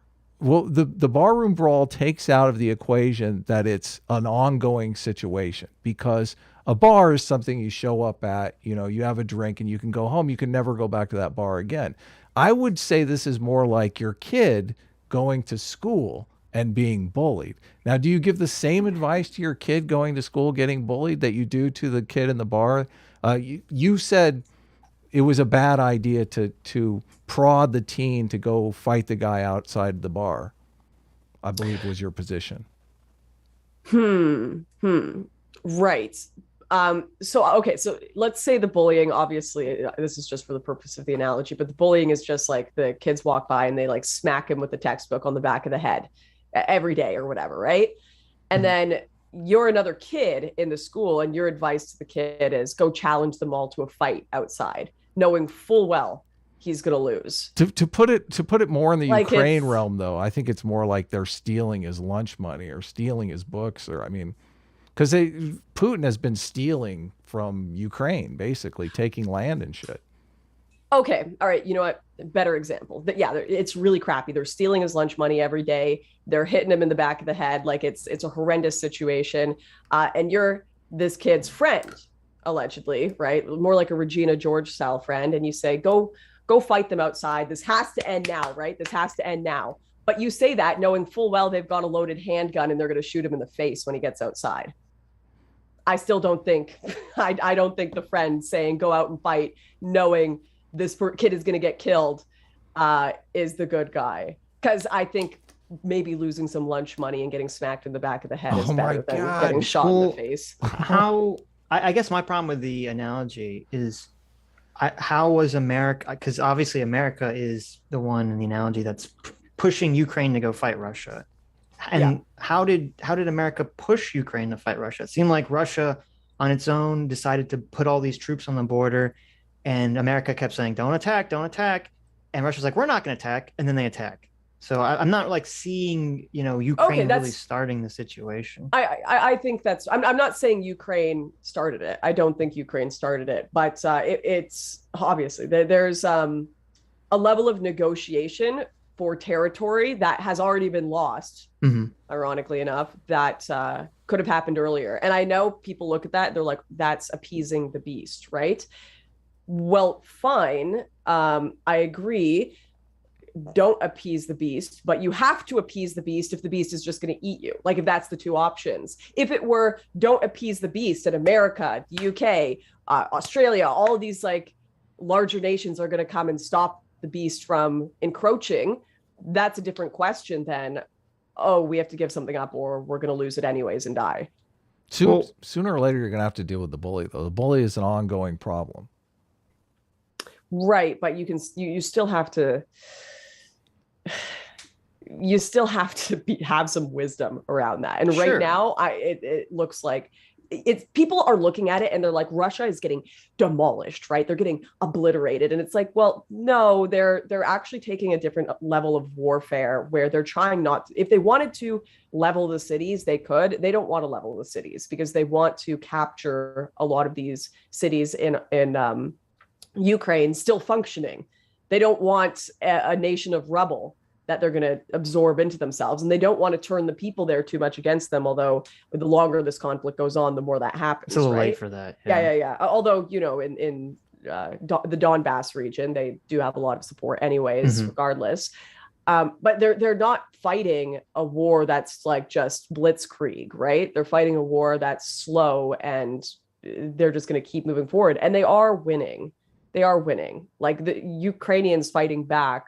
I had a friend of mine who's there on the ground describe it to me as when they went and fought there for the first time in their lives, because he had fought in Afghanistan for the first time in their lives, they felt like the Taliban. They felt like the ones hiding in bushes with AKs while you have predator drones and missiles and stuff in the sky, air superiority from this massive Western nation, because it is a superpower. Russia's a superpower and they've got a proper military, and the Ukrainians are the guys in the bushes hiding, having missiles rain down on them. It's a very different circumstance. It is not even close to a fair fight right now. And unless another superpower plans on joining that fight, which they won't, I don't think anyways, I've been wrong before. Ukraine's just, it's not going to be a good time for them. And these are people's families dying, right? Right. This gamble is people's boyfriends, fathers, sons, they're dying for something that, it's kind of a 300 style, like we're going to stand. Yes, you may win, but we're going to make it painful for you. The problem is with the 300, they all chose to went there. They all chose to go there. In this situation, they're being forced. They don't get to choose. Do I want to take this suicidal stand or am I going to leave with my wife and kids? Such a great movie. I love that movie. I think once the war's over, we're going to learn that the death count, especially for Ukrainians, is astronomical. Absolutely. That's not really being talked about. But I'm hesitant to sort of believe either reporting about Ukraine's winning, because we hear from like the mainstream that Ukraine's, blowing Russia away. We hear from not the mainstream that Russia's winning. And it all kind of like shrouded in fog of war. And obviously both sides have heavy propaganda interest in pushing both narratives. So I'm just kind of like, I don't really know who to believe in terms of who's winning or not. But in the terms of, why can't Ukraine and Russia come to a peace agreement? Because the only way I could foresee that is, Ukraine agrees to give Russia, the areas of the Donbass region and Crimea. But in exchange for that, Ukraine is going to need a security guarantee from Russia. And the problem is Russia has already violated twice, at least their verbal and written agreement about not to invade Ukraine when they gave up their nukes. So they're going to need something more solid than that. And the only thing that I could see that would actually be a security guarantee that would make sense for Ukraine to accept would be, okay, we'll give you these regions, but we join NATO and you don't care about it. And I don't see Russia ever agreeing to that. Yeah, no, I think you're correct there. I would say that, it's really complex because it's like, okay, they want to invade, or this is, of course, the public reason given. They want to invade because they don't want Ukraine to, which should be a buffer state in their eyes, to be a part of NATO, and they're flirting with kind of these Western powers. But then why are Ukraine flirting with these Western powers in NATO? I wonder why, Yeah, exactly. So it's a lot. It's just way more complex than people are portraying it. And I also have to temper myself. And I think a lot of right wingers need to do this, to not just see a bunch of people doing current thing, getting excited and acting like idiots, and taking the hard opposite position because all of these people you hate are taking the pro-Ukraine stance. Do you think that's, I've said that and people get very mad at me. So I want to share some of the anger with you. Do you think that's a lot of the feeling here is just this reaction to a current thing? I know that's what's happening. Okay. Absolutely. Thank you. Absolutely. Share the hatred with me. There's a second part of it that I was just having, if you were watching my live stream with Counterpoints, this argument on right-wingers hate fake media. They hate it because it's just like it triggers the shit out of us. So sure. I mean, I assume everyone hates fake media when it's not on their side. So I mean, even if it's just in general, right? So when they see these repeated lies about Russia, they feel they see it and they sympathize more with Russia because they're like, this is what the media does all the time to me, right? They just put out these false headlines saying I'm a Nazi, I'm this, I'm that, I did this. And they start to sympathize. And that's a huge problem I'm seeing with this media. It is just, how wartime information tends to be, but it's a bit worse and exacerbated by Twitter when they see Ghost of Kiev, right. Taking down. I saw a tweet yesterday with like 70,000 likes and shares of this photo of this cute little like Ukrainian girl saying she took down 80 tanks, and people are just sharing it like it's completely true. Or a headline in the New York Post last month showed a picture of Putin beside a girl. And the headline was, girl goes missing and it is found dead after criticizing Putin. And then if you read the article, it says her boyfriend murdered her. And she just happened to have a post criticizing Putin on Facebook or Twitter or whatever, right? Maybe Putin paid the boyfriend, Right. But people see this and they instantly think, wow, is everything I'm hearing about Ukraine a lie? Are the Russians the good guys? Why are you guys like, if we're the good guys, why do we have to lie? Like, why do we have to make stuff up? I don't understand. And I think that's like a fair reaction for people to have, but then you need to temper that and then just remember that's the media. They lie, they exaggerate, they want clicks. Right. That doesn't necessarily mean that if they happen to say something correct while also lying, the correct thing isn't necessarily false also. Well, especially with Trump, the media seemed to collectively get TDS, and it was just, they just burned so much of their credibility to the ground over, the 4 years of Trump being president that I understand I have an instant reaction whenever I see a mainstream media headline. My instant reaction is to think it's probably either not true or it's not the whole truth. And so I get that people are coming from that place, but you have to be careful, because just because someone's wrong about certain things that trigger their biases doesn't mean they're wrong about everything. And every media outlet, every person, they all have their biases that makes them look at the world in a specific way. And you can't just instantaneously, I don't like a lot of things that, Glenn Greenwald says. I don't like a lot of his biases. He, in my opinion, is, a far leftist, a Marxist, an anti-American bias. But, he did, report on Snowden. He does say a lot of things that are pro-free speech that I like. So we have to temper it. We have to control these urges, our elephant urges in our brain, and truth look at things in nuanced ways. In the tension. That's right. See, look at this. Lauren is above it all. We're actually floating right now. Yes. You can't say that. All these tribal peons beneath us who are just feng shui to their emotions. I'm one of the big brains like us. I'm one of the people, Sitch. I don't like it when you start getting all erudite. You're not one of the people. You're not one. Mr. Great Reset supporter over here. I'm much more one of the people. Hey, Lauren, you support the Great Reset. Damn, gotta go. No. Well, you seem to have an opinion. Well, I guess you began our live stream saying that you didn't really have a good, like a firm grasp or opinion on the Great Reset stuff. People have asked us to look into the Great Reset, but I just looked into it for the first time a few days ago. So, dude, every time I look into it, I watched every video I could possibly find of proper economists explaining it, and every single one was like, bro, I'm not even sure I know what any of this means. This just seems like the worst PR ever. The book's confusing. The ad they put out is confusing. What their ideas and goals are, completely confusing. So that was really helpful. Yeah, I don't, the thing is, all this stuff now, you have the ability to look at it two ways. You can look at it through the secret Marxists trying to smuggle wokeness into everything, or you can look at it from, you know, a 60s environmentalist, you know, equality type frame. All the words have dual meanings and all this stuff. So, I mean, if you look at it one way, it doesn't seem that bad. I mean, they're for income, they're for lessening income inequality, for fairness, things that everyone would generally be for. So I don't necessarily They're for not kicking puppies. Yeah, basically. Well, that's, I'm like, I don't understand why people are so triggered over it. Okay, so it's interesting. When I was reading Klaus Schwab's book, Which one did you read? Because I read the Great Reset. I read that. I just read that one. Yeah. Okay, yeah. So it didn't actually sound, when you read it, like some massive shadowy plan to take over the world. The perception I got was these things are in motion, right? We are in motion to have more surveillance. We are in motion to have more digital identity, more, disease, biological tracking devices, to have all of these economic incentives for environmentalism.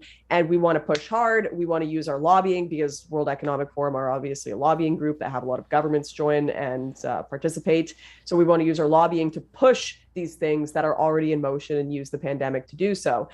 And you know what, even within his own book, Schwab admits towards one of the last chapters, I think it's even called the importance of acknowledging a potential dystopia or something. And he talks about the show Black Mirror, and he's like, yeah, you know what, these things could potentially happen, but oopsie. And I think he's just a lot more confident that they won't happen. Everyone thinks they're the good guy. Any good villain thinks they're the good guy. Thanos thought he was the good guy. Oh gosh, using Marvel references kill me. Everyone thinks they're the good guy. Like, Klaus Schwab isn't sitting here like thinking he's a super villain, but I just have a lot less faith in humanity, seeing every single government that's amassed a certain amount of power and control over people abuse it. And the control that he's talking about, to the point where it's like Minority Report level predicting events, what he calls like black swan and white swan events. I just see the human rights violations being catastrophic and unlike anything we've ever seen before if we keep going down this path. They do, though. They do say that we have to be vigilant against those kinds of things, that the reality of the tools that we need to use to deal with the pandemic could be used for nefarious purposes, and we have to be vigilant to fight against that. Which he says but he thinks the name of the chapter is called "The Risk of Dystopia," which I mean, just they understand that this is not something that they're shooting for. So in my mind, I look at that and they're like, the risk for dystopia, we have to be vigilant, right? And to me, they're like, well, we'll be vigilant, we can do it. But I look at that as like a heroin addict telling me he's just going to look at the heroin needle and not use it, right? So I'll be vigilant. This is my last hit. This is my last hit. I know for sure. I'm just going to look at it. I just need to be near it. I'm like, no, I just know human nature. I know that's not going to work out. So like, it's never worked out in history before, but okay. I think I don't know enough about Klaus to know if he has good intentions or if he's the secret evil neo-Marxist or whatever. But regardless, I mean, I think I tend to agree with you that, you know, we need to have institutions and systems that limit power and create safeguards for people, especially for individual people. And it seems like a lot of the Great Reset stuff, you know, there is just too much government potential for government overreach and too much power that would be given over to some of these organizations. Yeah. Counterpoints in the chat says that Lauren supports the Great Reset and that you made Counterpoints eat a bug. I did. Is this true? I'm just preparing people for the eventual future. Okay. You know? Okay. I mean, this is such a complicated thing, and in the report they don't necessarily lay out this is what we need to do. Like, that's the thing. When I went to it, especially after watching this debate, I thought, okay, well, this is going to be laid out as their action plan. But the thing is completely laid out as these are the forces that we're dealing with that are, in the environment now already. And this is how things are going to change, basically. And we just need to be ready as, investment and business type people. I think the concern from the public is that they are a lobbyist organization, right? Okay. So it's not just like we're talking about it. It's they actively lobby governments and have governments like join. And whenever rich people meet up together, it doesn't have to be a massive conspiracy theory. Like, of course, they're going to make business deals. Of course, they're going to make agreements. Like, it's right. And they're going to hold things over each other and have, compounding interests. So that's an interesting perspective. So you're basically saying, they're not going to come out and say in the report, various senators, this is the action plan, you need to fall in line. They're basically just going to word it as this is what's happening, and the senators will take their marching orders from it. That's the thing. Well, so like I found this very funny. There were all of these like conspiracy websites that are now added to fact-checking sites because they came out with articles saying the Dutch government we leaked documents showing their participation in the Great Reset. And you'll never guess what the fact-checking websites say. They're like, actually these documents were not leaked. This is a false story that the Dutch government are involved in the Great Reset. The truth is the documents weren't leaked. They were put out publicly by the Dutch government saying they were involved with the WEF and participating in the Great Reset. So that was the correction, that it wasn't a leak, that they actually just admitted to it publicly.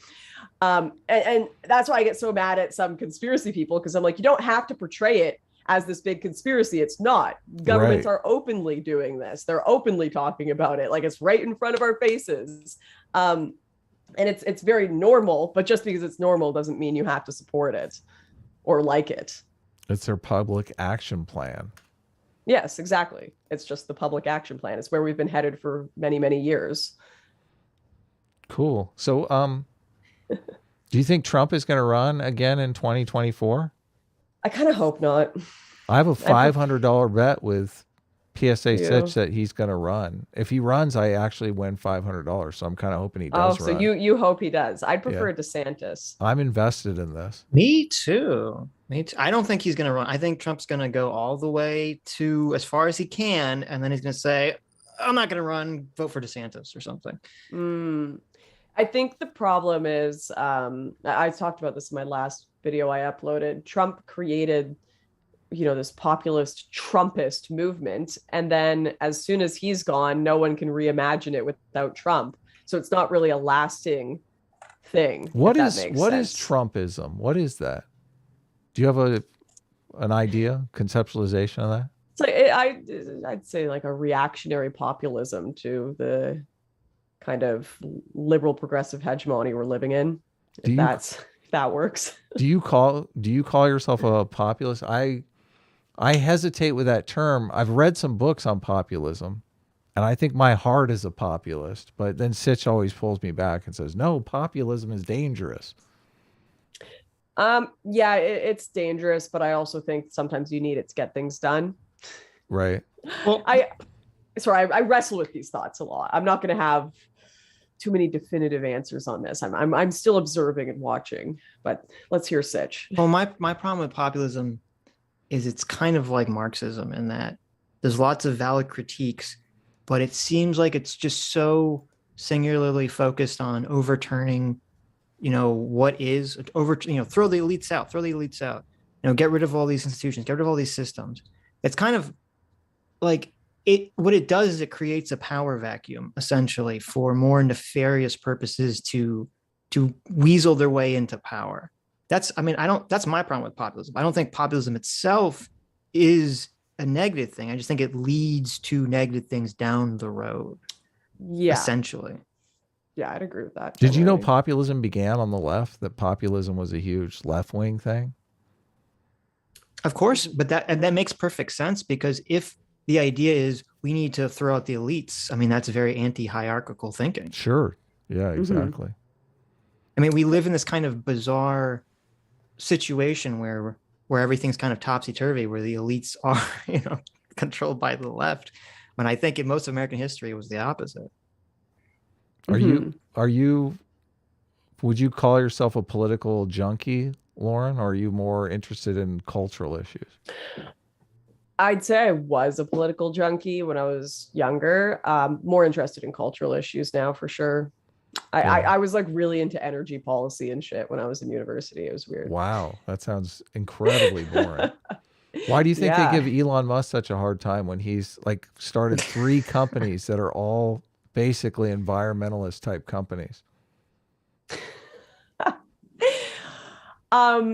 I mean, I think if they actually cared at all for the environment and not just the aesthetics of being an environmentalist, they do a lot of things different. Obviously, my obsession with environmental policy came from being a Canadian, where it's like constantly in your face. We have like eco-terrorism happening all the time here. We've got the oil sands discourse, and it's just so like retarded, the decisions that environmental activists make.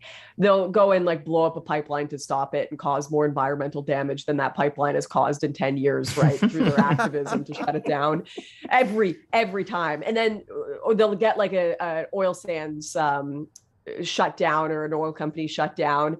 And of course, no one stops driving cars because it's Canada. Everything's really fucking far away. So you have to drive like an hour to get to school, to work, whatever it might be. And so people still need oil and gas. And then we just end up shipping it in from Malaysia Oil, Gazprom, wherever it might be, which then makes that oil and gas travel over the ocean and then in trucks through 1,000 more, far more dangerous ways than just through a pipeline, and being mined by countries and companies that have no interest for environmental offset like goals or anything like that. I hate Canadian environmentalists. They're actually the worst people on the planet. We just covered a video. I think Philosophy Tube is Canadian, and she did a video. He's British. I'm sorry, she's British. Oh, really? What do you mean? Of course. Oh, okay. I guess you're right. Brits, Canadians, they're like the same thing, right? Wasn't the video though on Canadian environmentalists though? I feel like it was. It was on, I don't know what country it was, but it was on like basically saying that there should be violent revolutions and violent eco-terrorist protests. Right. Maybe that's why I'm thinking it was Canada. Right. It was, she had some example of like, I think it was like in Germany or some European country. I don't know. Do you follow American politics more than Canadian politics? You're Canadian, right? Yeah, I do. I do, probably just because that tends to be the hub of culture war stuff. But obviously when the trucker convoy was going through, I was down on the ground covering that. Canada finally had our thing. I could not believe that Canada was like causing headlines across the world. I was so impressed with us. And not for doing something like stupid or Trudeau doing some like gay I wore pink socks to the UN meeting or something. It was very nice to be in the media for something significant. Did you join the protest or visit the protest? I don't know. Are you in Canada?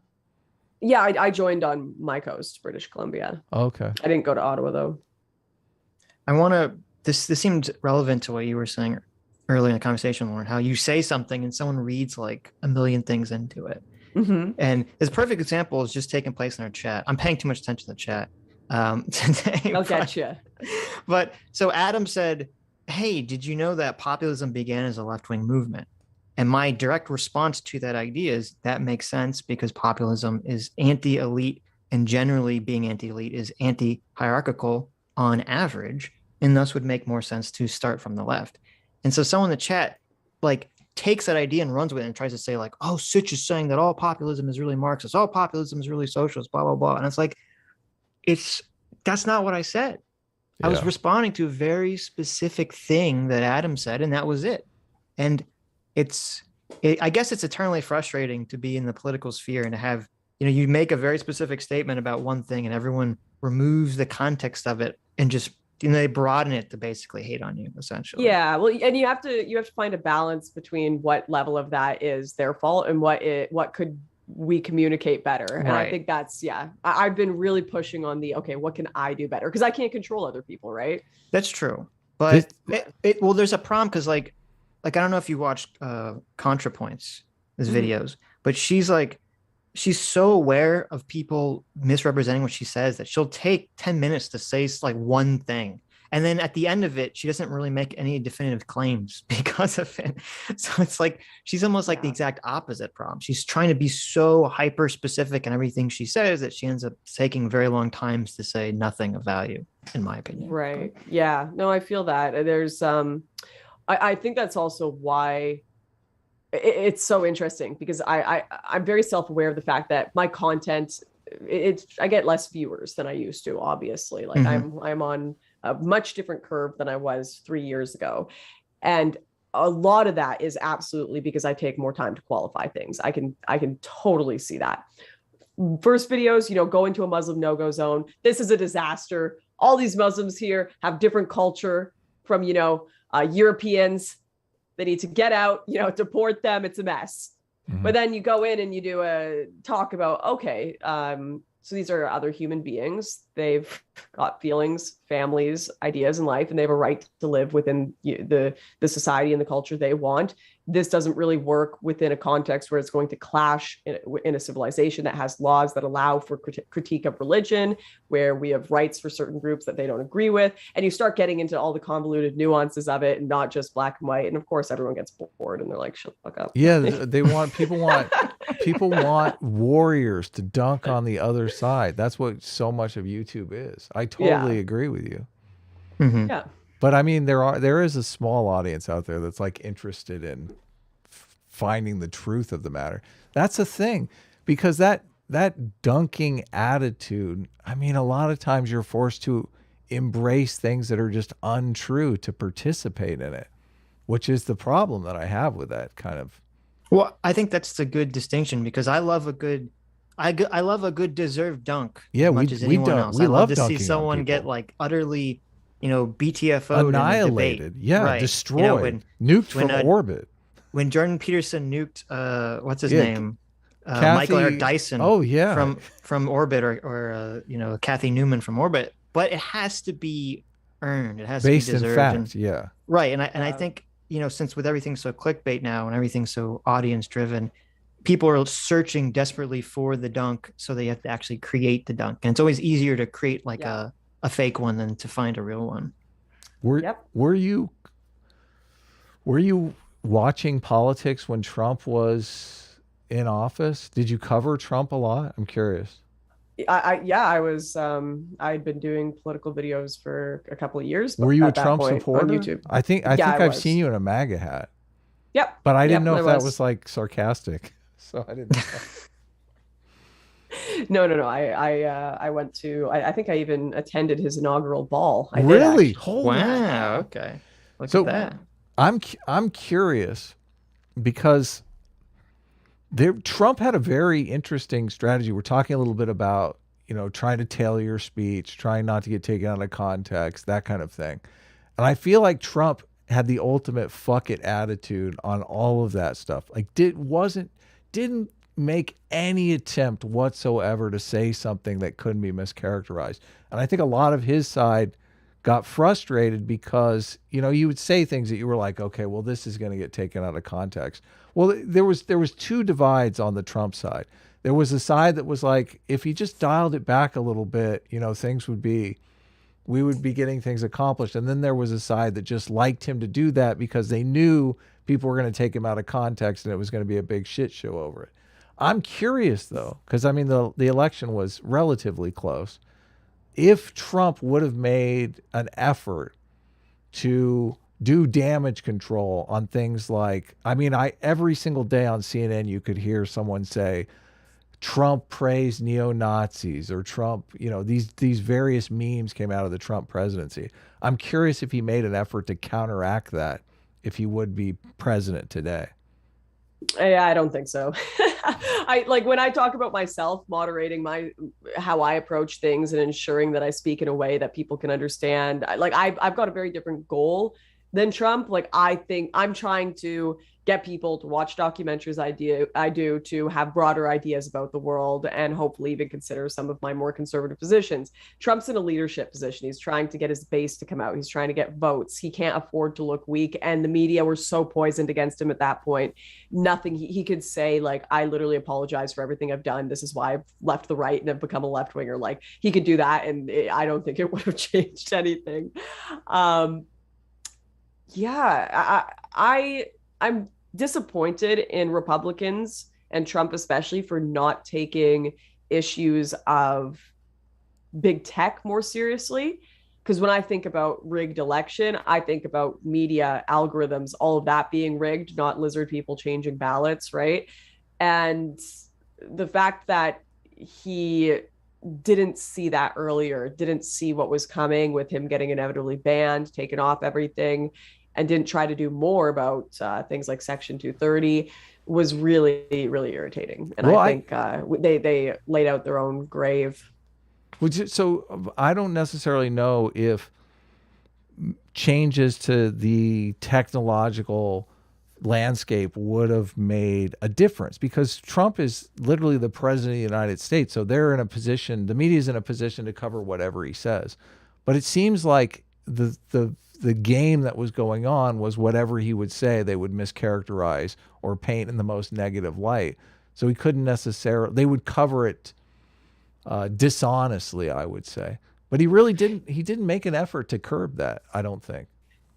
Yeah, but I think the bigger problem was that the algorithm would repeatedly feed people content that was taking Trump in a negative light. Like, of course, the media are going to interpret him however they want, but a lot of people don't really want to see that media. But they were forced to. It was shoved down their throat. Like, the algorithm on YouTube is completely just like, a corporate.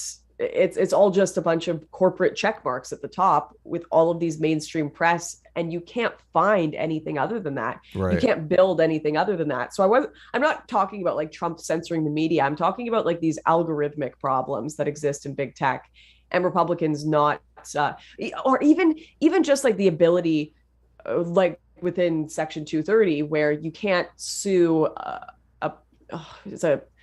if it's a platform, not a publisher, like Wikipedia, you can't sue them, right? Because, we didn't do it, right? So they can call me a white nationalist as much as they want, and I can't do anything about it because it's a platform, not a publisher. Changing some of these policies really would have made media think twice about the types of headlines they put out. It's funny that you're basically saying that it was an outside force and that Trump really didn't have the control, where I'm basically saying I think Trump had a lot of control that he just exercised ineffectively. I think he could have made a big difference. I think the elections are really decided by the moderates in the middle. And the moderates they were convinced that Trump was a racist. They were convinced that Trump praised neo-Nazis. I heard so many people who are just moderate people who don't follow politics at all say, oh yeah, well he praised neo-Nazis in Charlottesville. And I thought, that's not what happened. Yeah, it's pretty wild, the fanfics that got written about that dude. I was reading my Wikipedia the other day, and it's still got so much in there that's just like completely made up, and I can't blame people for believing it, right? Of course, while our teachers in elementary school told us don't use Wikipedia as a source, everyone does anyways. They do, and it's the first thing that pops up when you search. So. Yeah. Mm-hmm. Yep. Google that algorithm, it gives you that first. So like Wikipedia now says I held a conference in Moscow with Alexander Dugin, who's like a people love that guy. That's actually probably good. Everyone's telling us I didn't. So I'm just like, okay, I guess I did that. Well, I saw you had an interview with him. Is that what they're talking about? It says that I did an interview, and then we held a conference in Moscow together. Right. And then it says I'm banned from PayPal, that I can no longer monetize YouTube videos, both things that aren't true. And it just, people, of course, believe these things. And then what happens is it becomes a cycle. So like Wikipedia will write it, and then they'll write it without a source. And then a journalist will go look at Wikipedia and write down what they saw in Wikipedia. Mm-hmm. And then when you ask Wikipedia for the source, they'll use that article to confirm itself. Do you want to clean that stuff up? there's no doing it. I've spoken to so many lawyers. It's impossible. I've spoken to the co-founder of Wikipedia about it. Well, I mean, there are companies that they basically go after the people that write the articles that are cited in the Wikipedia thing, and they threaten to sue them if they don't take down the article, and the people fold pretty easily. So then once the article is gone online, you can contact Wikipedia and say this source is not online, and they're forced to do it. There's specific companies that do this. It's ridiculous. You have to go through like this channel, though. Okay, so what am I getting wrong then? It's so much way more complicated than people think. People are like, oh, someone lied about you on the internet. Why don't you sue them then? It's like, okay, so Wikipedia is edited by like hundreds to thousands of people are editing these sentences in your article, right? So, and they're all using anonymous username, like, you know, hot dude 6969 just edited your article and called you a neo-Nazi. Well, okay, who is that? Where are they from? Which country?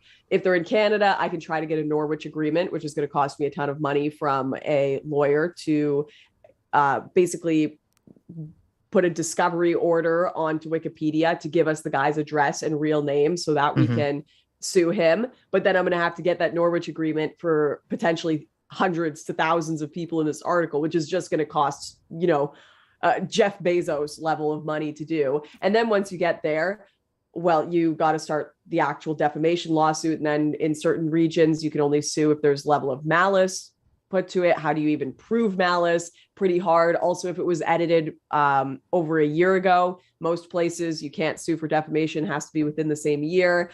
So it's like, and then you've got all the articles. Well, we were citing an article. So like, then you'd have to go further and further back. Where did all the information come from? Once you've got such an amalgamation, such a spider web of information, it is actually impossible to sue because everyone has a level of plausible deniability. I do not like the word impossible. Okay, Lauren, that word totally triggers me. Okay. Well, it's challenging, I'll admit. No, but I think if you had 20 grand, I think you could totally clean it up, to be honest. Bro, do you know what mate? Do you know what the retaining cost is just for? Well, I mean, which direction are you going though? That's the thing. No, just all my experience, potentially investigating a case like this. Mm-hmm. Well, no, I looked into this. There's these companies online that do reputation management. I was curious, just how they actually go about it, because it is something that we talk about a lot. I think you actually were on Tim Pool's show and you were talking about your Wikipedia page. They have these reputation management companies have a very strategic way to go about it that is different than just contacting some lawyer that's going to sue for defamation, a defamation attorney. So you're talking about like bots and stuff going in. No. Have you contacted a PR firm, Lauren? Yes, a PR firm. That's it. That's what's like when Philip Morris has bad stuff on their Wikipedia page, they don't call a defamation attorney. They call a PR firm. Yes, and the PR firm has a completely different attitude. PR firm would look at my case and like one Google of me and be like, "That's going to be $500,000 for 2 minutes." Yeah. Do you think so? I think so. Do you think so? Ma'am, there's nothing we can do about this. There's like 40 articles saying you drowned. Start your own PR firm, okay? Well, I'm curious I'm just curious if you've investigated it. Like, I feel like 20K is a more realistic goal, but I don't think so. Maybe 20K is a ridiculous. I don't.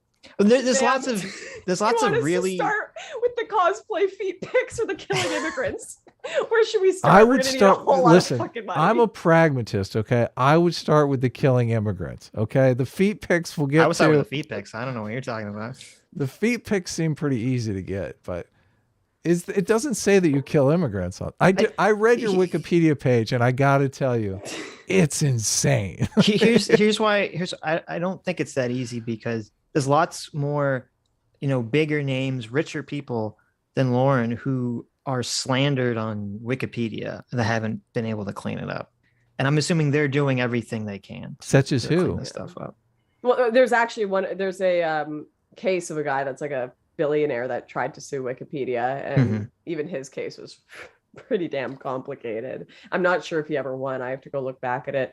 From what I understand, the only person who has successfully sued Wikipedia, or one of the only successful approaches is if you do it through Google, because Google features Wikipedia, right? So Google is not a platform. So it's not just edited by anyone. Anyone can sign up for Wikipedia and edit it, therefore making it a platform, not a publisher. So you can't sue it for defamation. But people who work for Google, they're a publisher. They choose what is published at the beginning of the page. So you can sue them. So that's the approach that I've been advised by lawyers, but it's $150K for a retaining cost just for advising. What lawyer? Any. So you've talked to one lawyer or multiple lawyers? The PR firm that I talked to, I drilled them for very specifics because I'm interested in this stuff. I like politics because I like the strategy of it. But they said that they would go, so in Wikipedia, they're citing certain sources, and they basically said the weak point in those sources is usually the author, because the author is scared to death that they're going to get sued. So they go after whoever authored the article. You know, it's a Slate article, right? They're not going to go after Slate. They're going to go after the blogger Slate paid $100 to write the actual article. And as soon as they drop a lawsuit on them, a threatening lawsuit, they're like, I want the article gone. So most firms want to sue the actual platform because they're the one who has money. Right. And you're probably not even, if you're suing a writer who, but this is a difference. It was paid $100, you're going to lose hundreds of thousands. This is a difference between an attorney who's talking about, getting a large settlement out of a case and a PR firm that's like, it's not even getting a large settlement. It's about being able to cover your own legal costs. Right. You won't even be able to cover your own legal costs if you just sue the writer. Right. Yeah. Well, I think the issue is if you have a PR firm that would be willing to do that strategy, Adam. They do it all day for millions of companies. I understand. I this think is their business is that the majority, optimism is cute. The majority of the money that they're going to get. The majority of the money they're going to get, Adam, is from the clients, and so they'd be charging a lot of money.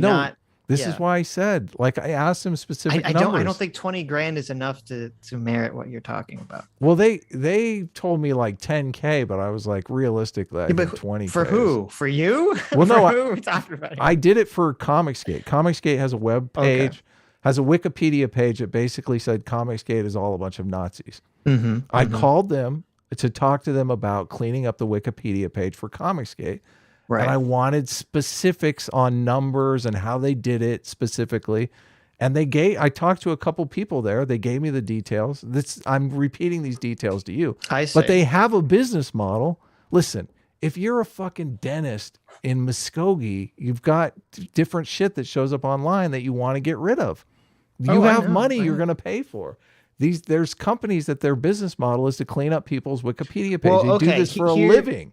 Here's what you should do. You should they were very specific. They were very specific. They said, listen, Wikipedia is the challenge of all challenges, but we can do it. And here's how we do it. And they gave me the rundown on how they do it. They're like, here's the weakest link in the chain right here. You go after these sources. They even gave me a report on some of the sources. And I thought, this would just be fun because there are certain people, I don't know if you follow Comicsgate or whatever, but Comicsgate is like the people on YouTube that are independent comic creators, and the SJWs go crazy trying to cancel their books and call them Nazis online and write all these articles on different websites. It's a very similar situation. I'm sure you're very familiar with it, Lauren. So, but these various writers who are all just pieces of shit, fucking lying dirtbags, they write on these various websites. I think like Comic Book News is one of them. I can't remember the name of the websites, but the idea of paying an attorney to drop a fucking huge lawsuit on one of these dirtbag writers sounds cool to me. I mean, it sounds fun. It does. So, I think it would suing be nice a platform is not fun. I want to go after Rich Johnson. That guy's a fucking prick. Fuck that guy. Okay. It would be nice if there were more lawyers willing to, I guess, volunteer their time to do that. Lauren, but unfortunately, name a name. Who wrote these articles? Let's get the bastards. Come on, Lauren. Oh, trust me, I've paid Who money are some to of these pursue pieces like of this. shit? Who are some of these writers? Here's what you need to do, Adam. You need to get Comicsgate people to all pitch in to pay this $10,000 to see if this actually works. Sitch, I'm way ahead of you, but we already have one crowdfunding campaign going. Okay. Need another water. You sneak out. You need to get Ethan and all these people to pitch in the 10 grand to do this, because if this works, you can use this as the test case. You can show the internet. You can show the world, say this is possible. Then you'll get people like Lauren on board with doing this. This is the thing, though. Lauren would be a much better test case because, I think the Comicsgate Wikipedia page might actually be making Comicsgate more money in the long run. I think Rich Johnson might actually be good for Comicsgate. Like that might actually be he might be the biggest money maker for us. So I don't necessarily know if it's a good idea to do it. That was my ultimate assessment when I dove into it. But here's the problem. You have to be somewhat skeptical when you're dealing with the company that does it, because obviously they're going to say that they can successfully do this. Sitch, do I sound 5 years old to you? I'm curious. You do a little bit, and how you're very optimistic on this, which I like your optimism, kid, but I'm not confident. Listen, I understand sales, okay? It's all ESG, sales bullshit, okay? I can see through sales bullshit from a million miles away, but the logic that they laid out to me doesn't sound like a bunch of flim-flam to me. No, it's all logical. I understand that. Right. I'm just saying I'm skeptical of it coming to fruition so cleanly the way they're putting out. Lots of people have been fighting this. You know what I usually do in this kind of situation? The Fine People hoax is a perfect example. Okay. No, that's huge. What I usually do in this situation is I say, listen, I'm interested at 20K. Why don't you give me a couple of references that I can call and hear what their experience was like? And that's where I would start. But you go ahead with your what you were saying. Well, I just, if it took basically Scott Adams had to call, the founder of Wikipedia to get the Fine People hoax fixed. And then I think shortly after it was changed back. Anyway, I don't see how what you're laying out just doesn't seem, you should try it. You should have Comicsgate try it. Should have some organization. Don't think it's going to work. Let's see, Lauren Southern. Number one search. I'm so black. The Wikipedia. Yeah, I think the problem is that a lot of our laws, at least in America, they're all based around print journalism, and they're not really based around this new internet environment where someone Googles you and the first thing that comes up is Wikipedia, and it's a bunch of fucking anonymous mods who are framing things in incredibly incendiary political ways, in very dishonest ways often. Yeah, and the pages are locked too, so no one can go and fix it. And all of the mods that have, contradictory opinions to the leftist hegemony on there get banned. There's a really good guy on Breitbart, Devil's Advocate. He writes some articles for them about his experience getting banned from editing on Wikipedia. But yeah, I'm super black-pilled. I've spoken to too many lawyers. I've spoken to too many tech people. Like I've spoken to the co-founder of Wikipedia himself about this all, and they've all essentially told me like you'd have to be a millionaire to even get a tiny budge on this. So I've kind of accepted. You got to get a millionaire. Was this co-founder the one that talks about Wikipedia being full of shit now and is totally regretful that he ever created the thing? Yeah, Larry Sanger. Yeah, that guy's totally cool. He is cool. Yeah, it's tough, but I mean, this is how you can tell Lauren is actually a conservative. She's so defeated over this whole thing.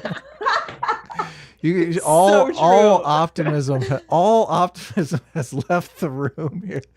She's just, okay. I mean, I was black-pilled on Wikipedia back from the Gamergate. The Gamergate article was insane, and people were fighting over that from the beginning, and they couldn't even get you're supposed to be on my side. You're my fucking co-host here. Well, I'm not.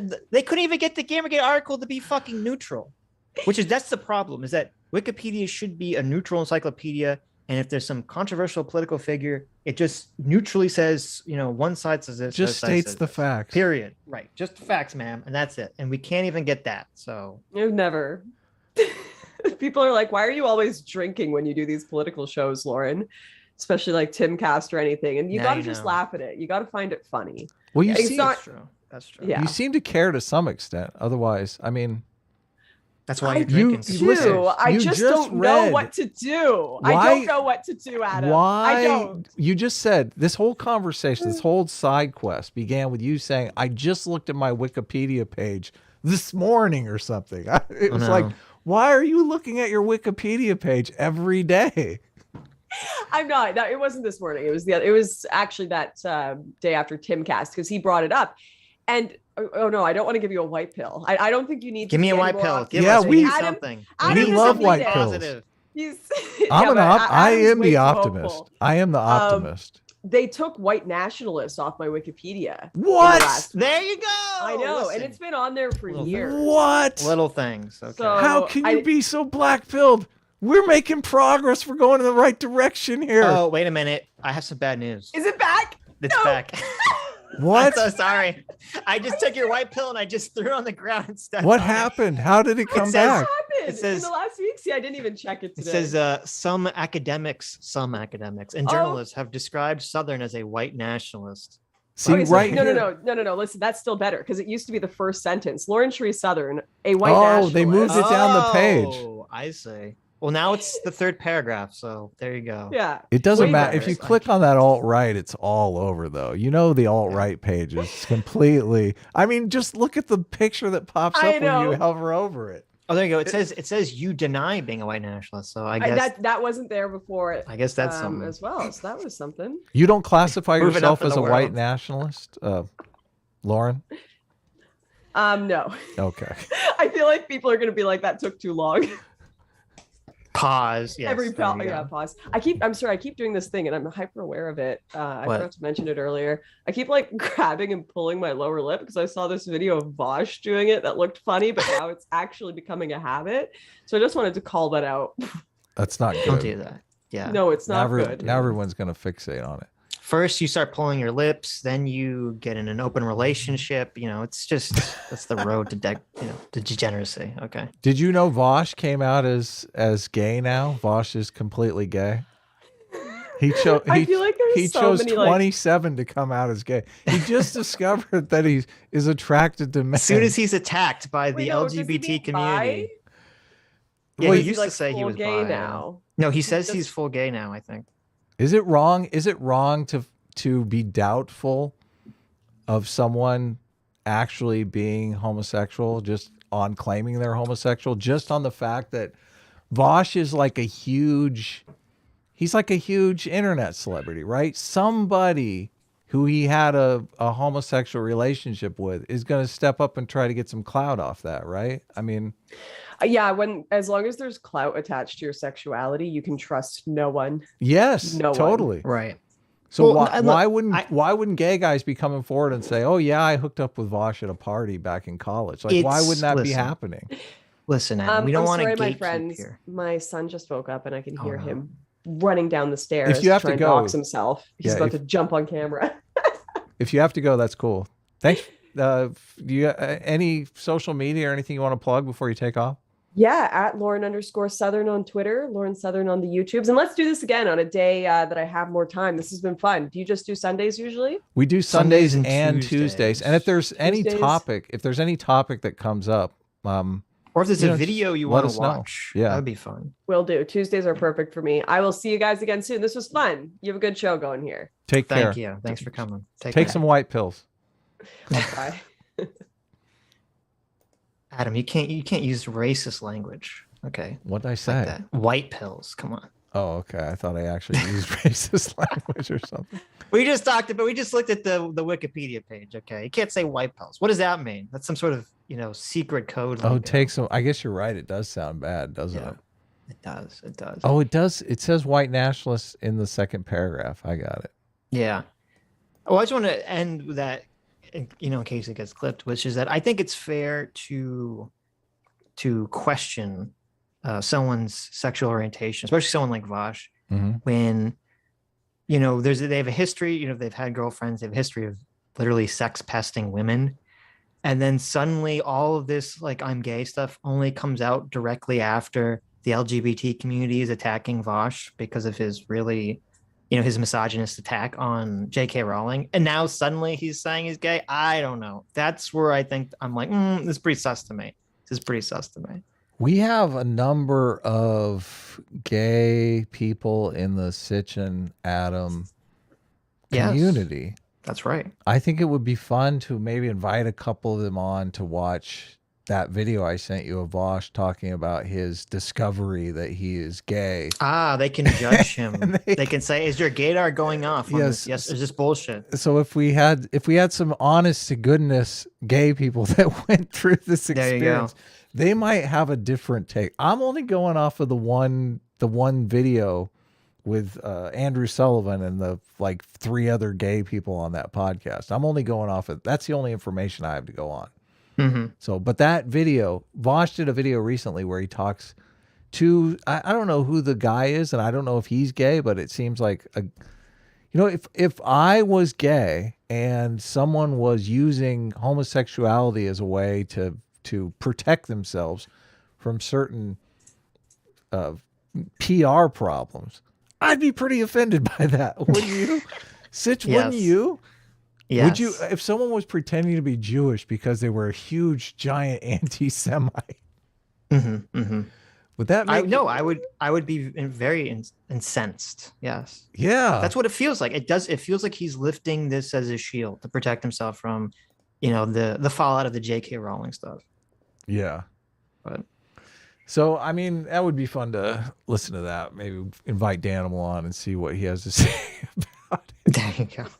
Someone chat says you either die straight or live long enough to become the gay. Well, he said the one thing in the video that made me like he was trying to remember when he had his first gay experience, which just didn't seem authentic to me, right?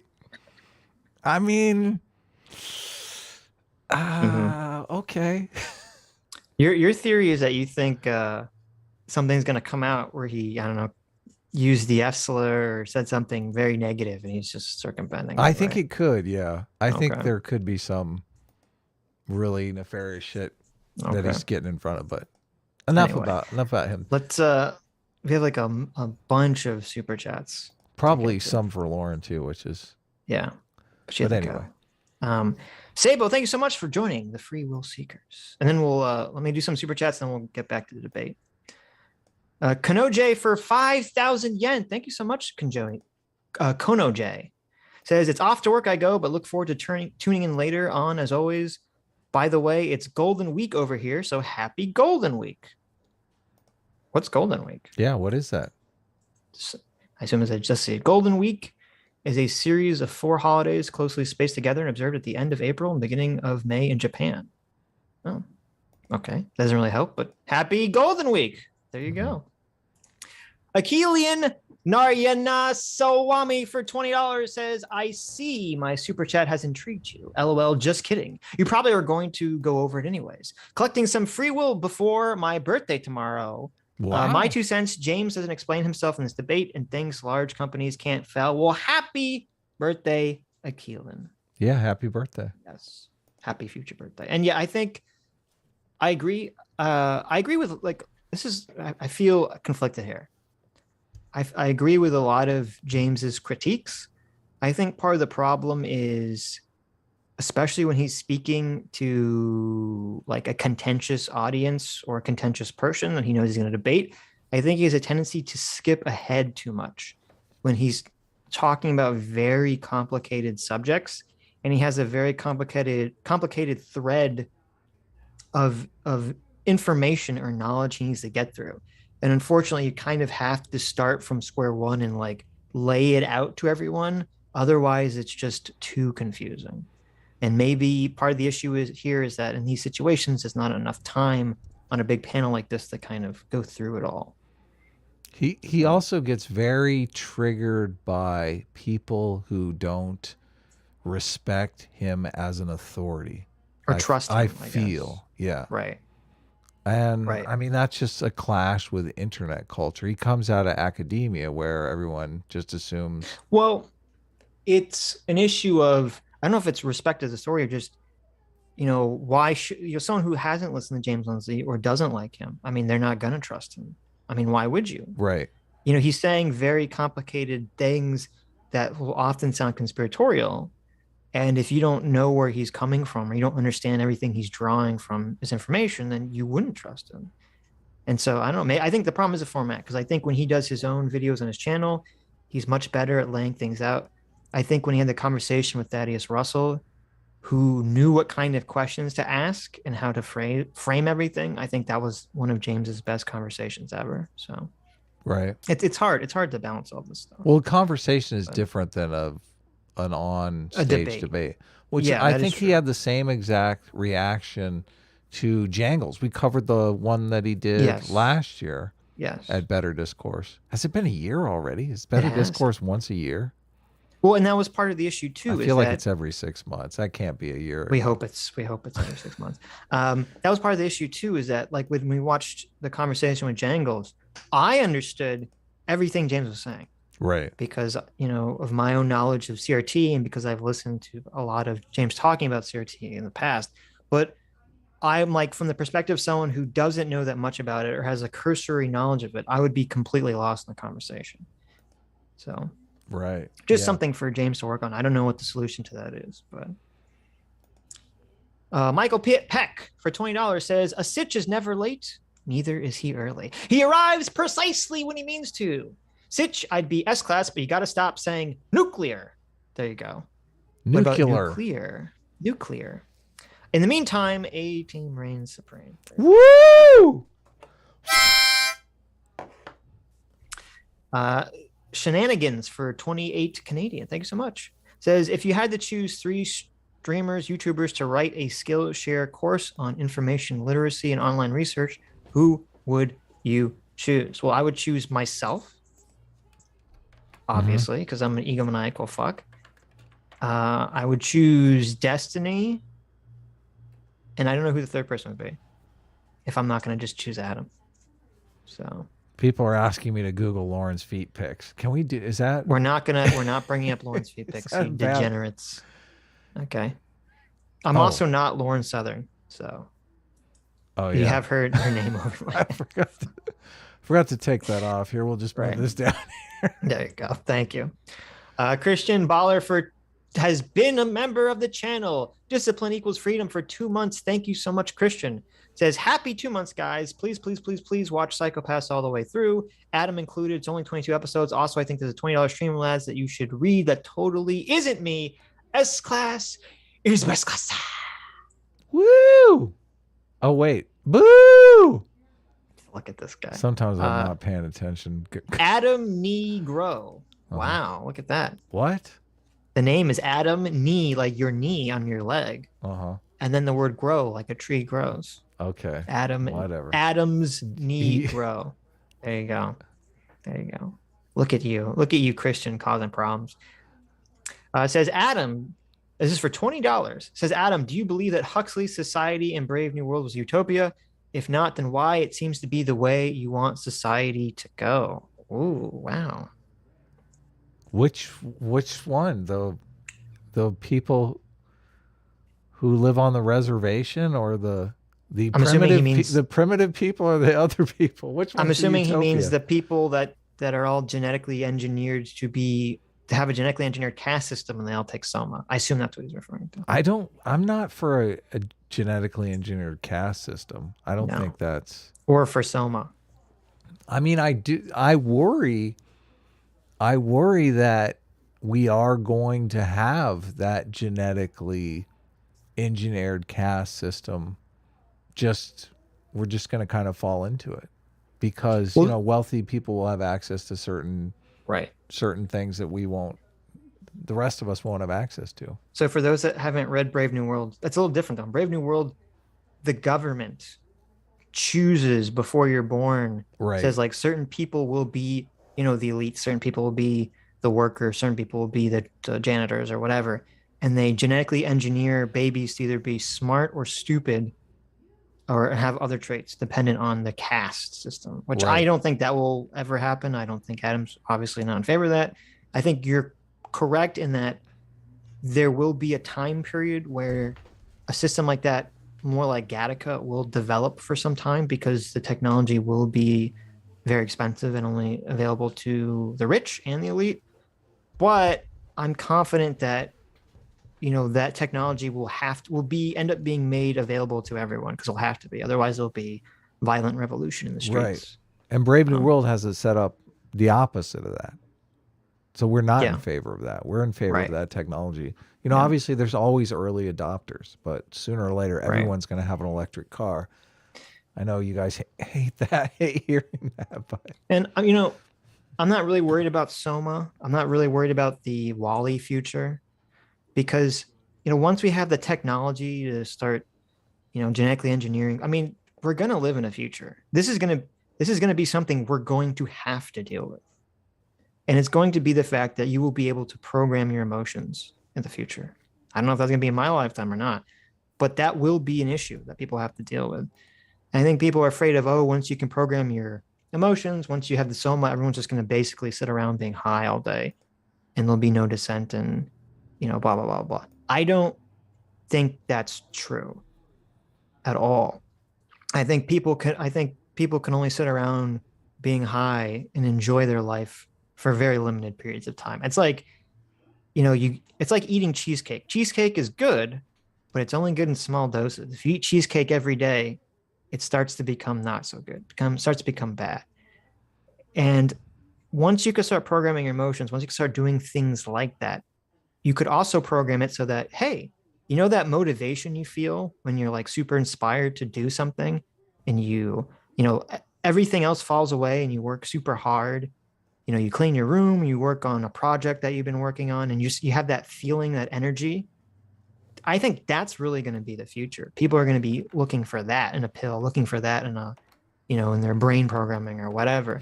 So I feel like it's the opposite. Everyone thinks we're going to live in some society where everyone's asleep all the time. I don't think so. I think we're going to live in a society where everyone's awake all the time. And I think that will kind of have its own unique set of challenges that face us. I mean, I'm lucky that I've always been a creative person. So I don't worry about this. I mean, this kind of future seems completely liberating to me. I don't worry about us running out of challenges in the world or creating systems where we indulge our competitive instincts. I mean, do you think sports is going to disappear or what? I mean, that's not the concern is, even in the WALL-E world situation. I mean, the concern is that we're all going to sit on our chairs, you know, with our masturbation machines, taking Soma, and we're all just going to basically become WALL-E lumps. And I'm just saying, I don't foresee that at all. That is so counter what people want. That's so counter what humans want for themselves.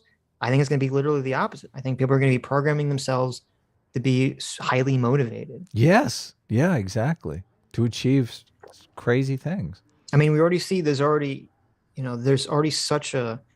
so many people are taking ADD or ADHD medicine, which is for that purpose. So yeah, I want some. You know, give me some. I'm working on the comic. I deserve it. Right, exactly. So I don't see how things are not going to continue to go in that direction. Oh man, I just worked like on the comic 40 hours straight. It's so so satisfying. Getting work done is satisfying to me. I'm a kind of a workaholic that way. Yeah, I mean, of course. Do you enjoy the work you do? Sure. No, I mean, but what you're saying, getting that sense of accellacomplishment. I'm ready to clean up Lauren Southern's Wikipedia page. Let's get him, Sitch. Okay. Alex Karras for $20. Thank you, Alex. Says the current elitist dumbasses fail to realize that any law they make will eventually target them. So stupid, so short-sighted, so impulsive, very childish. Go figure. They believe history is a lie rather than learn from it. Very true. That's very true. We could sue some of these people here. It'd be great. I'm going to skip some, and then I'm going to read the big ones. I'm going to skip some, and then we'll come back after we watch the debate for a little bit. The Ductator for $50. Thank you, Ductator. Says, let's get to the real important question. What's Lauren's take on the DQ? We'll have to save that for next time. I'll have to ask Lauren about the DQ. See what she feels about the Ducks. And J-Mac, Daddy, J-Mac, our surrogate father, thank you so much for the $200. Oh no, I'm late and gay. Hey all, hope everything is hope everyone is enjoying this lovely Sunday. Thank you, Jay. Yes, thank you, Jay. Anyway, as always, our benefactor. Yes. We should just change our. I mean, he deserves a producer credit on the show. There you go. Producer J-Mac. Executive producer J-Mac for $200. All right. Okay. Are we back to the video here? Back to the video. We didn't get to talk about economics with Lauren. Well, she didn't want to talk about economics, which is fine. I know. It's probably better that way. Probably better that way, yeah. Is that a correct definition? Yeah, it sounds pretty accurate. Why is this good or bad? Why is it good or bad? Why stakeholder? Lauren, now that we know the down low. See, this is perfect. This is perfect. Lauren came in at the perfect time because now we know exactly what she's thinking here when she's like, "Oh fuck, question. Oh shit." He asks a follow-up. Yes, Lauren, it's your turn to speak here. What do you think? It's funny because she read something else. She read the Great Reset. I guess because she knew she was going to be on the panel. But I read the report, and I got to tell you, it's not like it's a lot of help in this debate. Yeah. It's not, well, this panel is called The Great Reset, and it's really not about that, which is why Lauren read the book. It's really primarily about ESG scores and share or stakeholder capitalism. Right. Which, I was looking for the smoking gun the whole time I'm reading that thing, and it's just not in there.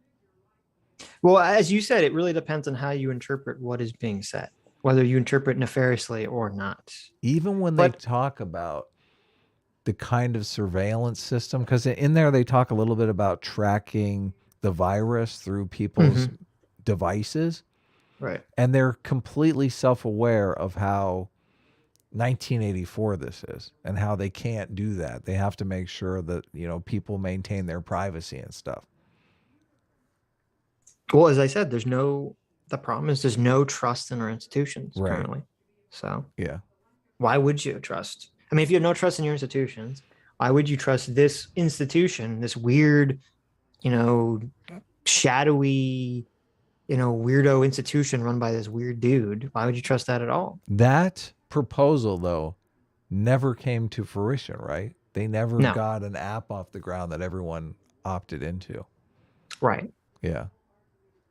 Older theory thinks, okay, I could imagine somebody saying, well, look, capitalism, having a company run completely for the shareholders, you might dump sludge into river. You might you might kind of take advantage of people that don't have a big stake in society. So we have to consider the community. Yeah, so from the WEF context, which obviously when we're talking about the Great Reset, we're looking towards their policies and what they're introducing. In 2009, they introduced their own stakeholder proposal, Global Redesign Initiative, GRI, I think.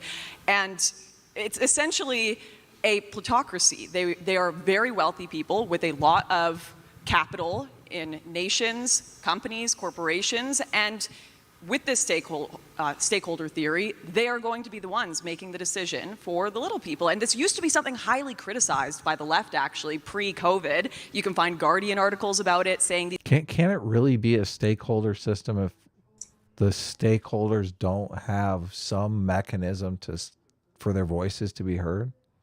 I don't feel like it can be. Well, that's the problem. That's why I agree with the idea that this would eventually just lead to... I mean, if it's taken to like what it actually says it wants to be, it would just lead to the government controlling corporations, essentially. Because how else would you measure the voice of the people at large? Right. This is the system that we have, though, as I pointed out. That's not. No. Stop saying that. This is not the system we have. Well, the government is the regulator. So I understand. The government's the regulator. The government's doesn't dictate the day-to-day business of a business corporation. If they propose a regulation, that is definitely a dictate.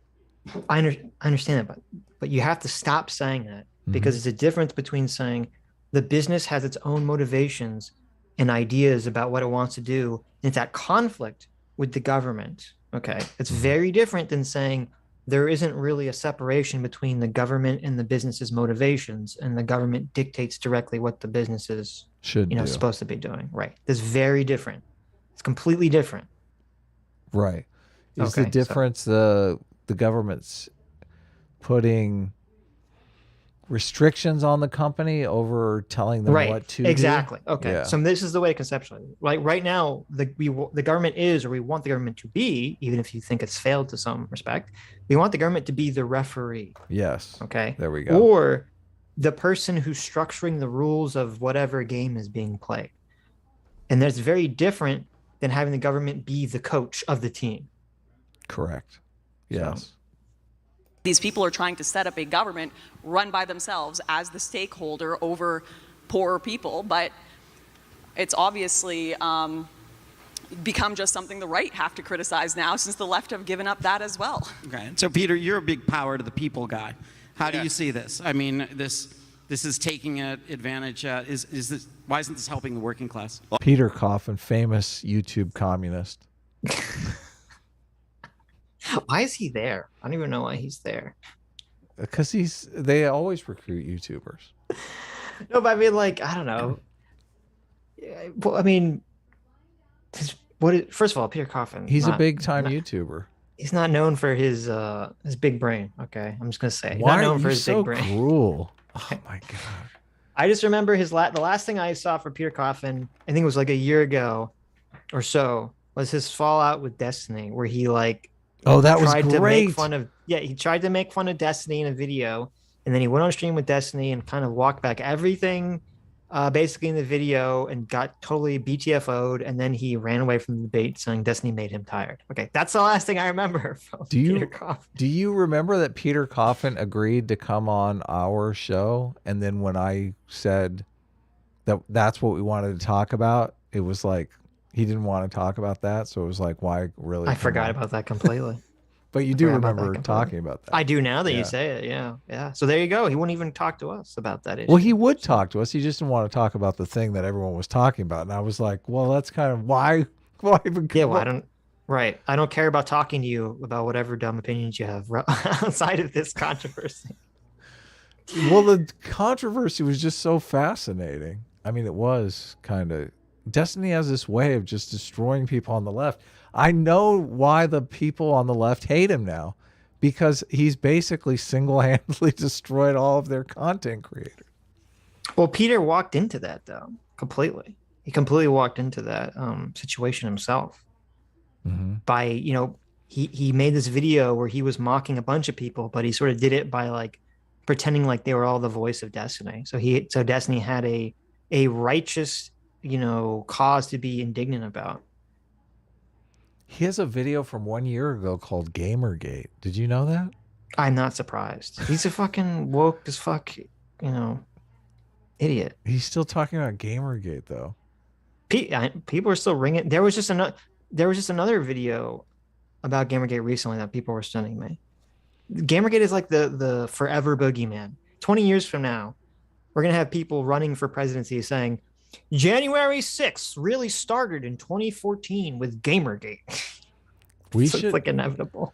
Peter Coffin he has a check mark next to his name, Sitch. Okay, he has 246,000 subscribers. This is a huge YouTuber. Okay, there he's a go. respected member of the left wing community. You got to stop. We could do some Peter Coffin. We crap all over respected members of. We should be dunking. That's pretty constantly. Okay, you're catching on. We should be dunking on him. Yeah, but it's weird because, like, I don't know. Like, I look at his views. Well, I don't know. He had a period of time where he stopped making videos. Okay. You see this? Because like a lot of his videos are from a year ago, and then it kind of just cuts off completely. And then he's got one from like a month ago. One from 3 months ago, one from 8 months ago. But his views aren't great for the subscription count. Yeah. I think the issue is, like, I'd want to, he has lots of terrible videos. He has a video called Liberalism Sucks, which everyone in the chat knows will trigger me. He has a video where he mocks cancel culture. What's this white male rage? That looks good. He has a video called White Male Rage. And it's just, I remember that when people would send me these videos to cover on Sunday, and I'd watch them, and I'd just like fall asleep. They'd be boring. So boring, yeah. Yeah. So uninteresting. So. Okay. That's why he's here. He doesn't say much, so let's just ignore it. Well, I actually don't think it's helping the working class. I think it's more or less exactly what they're saying. Like, it's ultimately a representation matters type situation where they pick the people who are going to sort of advocate in their interests in order to make the decisions and all that. I don't really have a lot to say that contradicts what they have to say. Destiny, any thoughts on stakeholder? I think we've been told a lot that the United States, a rising tide lifts all boats, and I don't think we really feel that way in the United States. I think the concept of stakeholding is better than the concept of only having shareholders, because I don't think all of us feel invested in the United States when our businesses do well. Or I could be wrong, but I don't think very many people feel good when Elon Musk makes another $20 billion or when Zuckerberg makes another however many billions of dollars. I don't think we all feel like we're invested in the success of American companies. And I hear it's funny because people will explain like, well, stakeholder capitalism is when a very limited number of highly capital-intensive elite people make decisions that impact all of society. I mean, isn't that what we have right now? Like, what's the difference there between? This is such a. This is so weird. This is so weird. Based. Well, it's weird. Well, first of all, what he said about elites controlling, things isn't untrue now. But the reason this is weird is because I do feel like, and Destiny has levied this criticism before, and I think it is accurate to some extent. I think people overblow it, but I think it's accurate here. It does feel like he's being somewhat contrarian to be contrarian. Or possibly that he's just reacting more to the framing, because this debate is kind of framed as like the Great Reset conspiracy, because I could almost guarantee, and I swear we've heard these debates before, where Destiny is debating lefties and he comes out pretty big in favor of shareholder capitalism. Right. And he even does in this debate. He comes out in favor of shareholder capitalism. So he should be naturally against stakeholder capitalism. So I don't understand why he's kind of, I understand why. It feels like it's a lot of, he's more arguing against the conspiratorial frame as opposed to the specific issue, because I would imagine that in another conversation with another person, with a lefty person under the frame of, leftism, he would be completely against stakeholder capitalism. He'd be levying all the complaints that we've levied and other people have levied against it, saying it's, you have too many motivations, it's too contradictory. Government and businesses won't be able to figure out efficiently how to run their business if they're trying to do all this stuff. None of this is feasible, blah, blah, blah, blah, blah. And this should be the government's job, basically, to be the role of the regulator and the people, and the business's job should be to make money. And I feel like he'd make all these same arguments in a different context. Yeah, I agree. He's just being contrarian. Well, and also a great point on the framing, because I think most of it is. And I agree. James comes at it with a super conspiratorial attitude that kind of rubs me the wrong way. But yes. But that's the problem. What's the interesting element of human interaction is how much the framing can completely change and alter a discussion with someone who I think could actually agree with you on most things. Right. Shareholder, I think the concept of a stakeholder is to move some of that burden from only being allegiant to your board of whatever, your shareholders for your company, and trying to have a little bit more of a socially responsible, way of running your company, which is kind of what we already try to do anyway with government organizations, right? Like the EPA exists to represent the public as a stakeholder and how companies function, or other, executive branches exist, the FDA, to represent people's interests in, food companies. We have a stake in that. She basically agrees with me. Yeah, but I don't think it's fair to characterize that to say that's what we have now, because the EPA, or the government, being the voice of the people, regardless of whether you think they accurately represent your voice or not, that again goes into that there is going to be a conflict between business and the government or the EPA. That's very different than saying the business is going to be managed directly by those people or by those ideas. It's completely different. What is the difference between saying, Pfizer, we need you to make a vaccine for COVID, and saying Pfizer will pay you, $20 billion to make a vaccine for COVID? What's the difference? Well, but that's a bad example because it's within Pfizer's interest financially to make the vaccine that they can sell for all this money anyway. Right. So like an example would be like, but they only sold it to the government though. They didn't sell it to private individuals. Right. But that's because the government is saying we'll buy all this stuff in bulk, for more than you'd get from any individual. Right. Okay, but that's a completely different situation. And it's also working within our capitalistic framework. Right. Which is generally the safe way to do things currently. What they're going to do. Right. That's very different than, I'm trying to think of some example. Would be like, okay, so what if the government, what if someone wins the election, okay, who is terrified that we're going to have a future pandemic. And so they say, okay, Pfizer, since I'm terrified there's going to be a future pandemic, I want you to spend 50% of your budget on researching future pandemics to prepare for, this inevitable outcome, right? Okay. Good example. But that's the difference. It's like suddenly they're like, wait a minute, we can't spend all our money doing this. This goes completely against our own financial interest and in our own management of our company. You're going to run us out of business to do this. And that's sort of the $20 million for a report on future pandemics. Mm-hmm. Anyway, let's move on. Whatever. That's fair. Now, one of the things that advocacy, like the EPA and peace, that actually does have at least some connection to the president and somebody voting, is getting replaced with ESGs. So there's the ESG products you can have, like environmental, social, global scores for corporations. You may, if you don't have a high mark on these, you could be cut out of lending, and you could be forced to do whatever ESGs are doing. So do you feel? So he perceives the ESG score as like a social credit score that if you don't attain a certain level, you're going to be basically ostracized from society, which is just completely, that's not the situation remotely. Well, I'm not. He says if you don't have an ESG score high enough, you can't get a loan. Right. I'm not familiar with that. That's at all from my research of ESG scores that we were doing this week. Yes. I mean, like, if someone knows in the chat knows what that's referring to, then let me know. I mean, my understanding is that ESG scores are sort of this. I mean, we both came to the conclusion that they're a scam, essentially. Yeah. Yeah. They're marketing. It's basically, and we'll probably get into it more because I want to let the video play for a little more. It's kind of like, when you go to the supermarket and it says everything is labeled organic. All natural. Yeah, all natural, organic. And you're like, I don't know what any of these fucking labels mean, but, people buy them because of that. That's what I think ESG scores are now.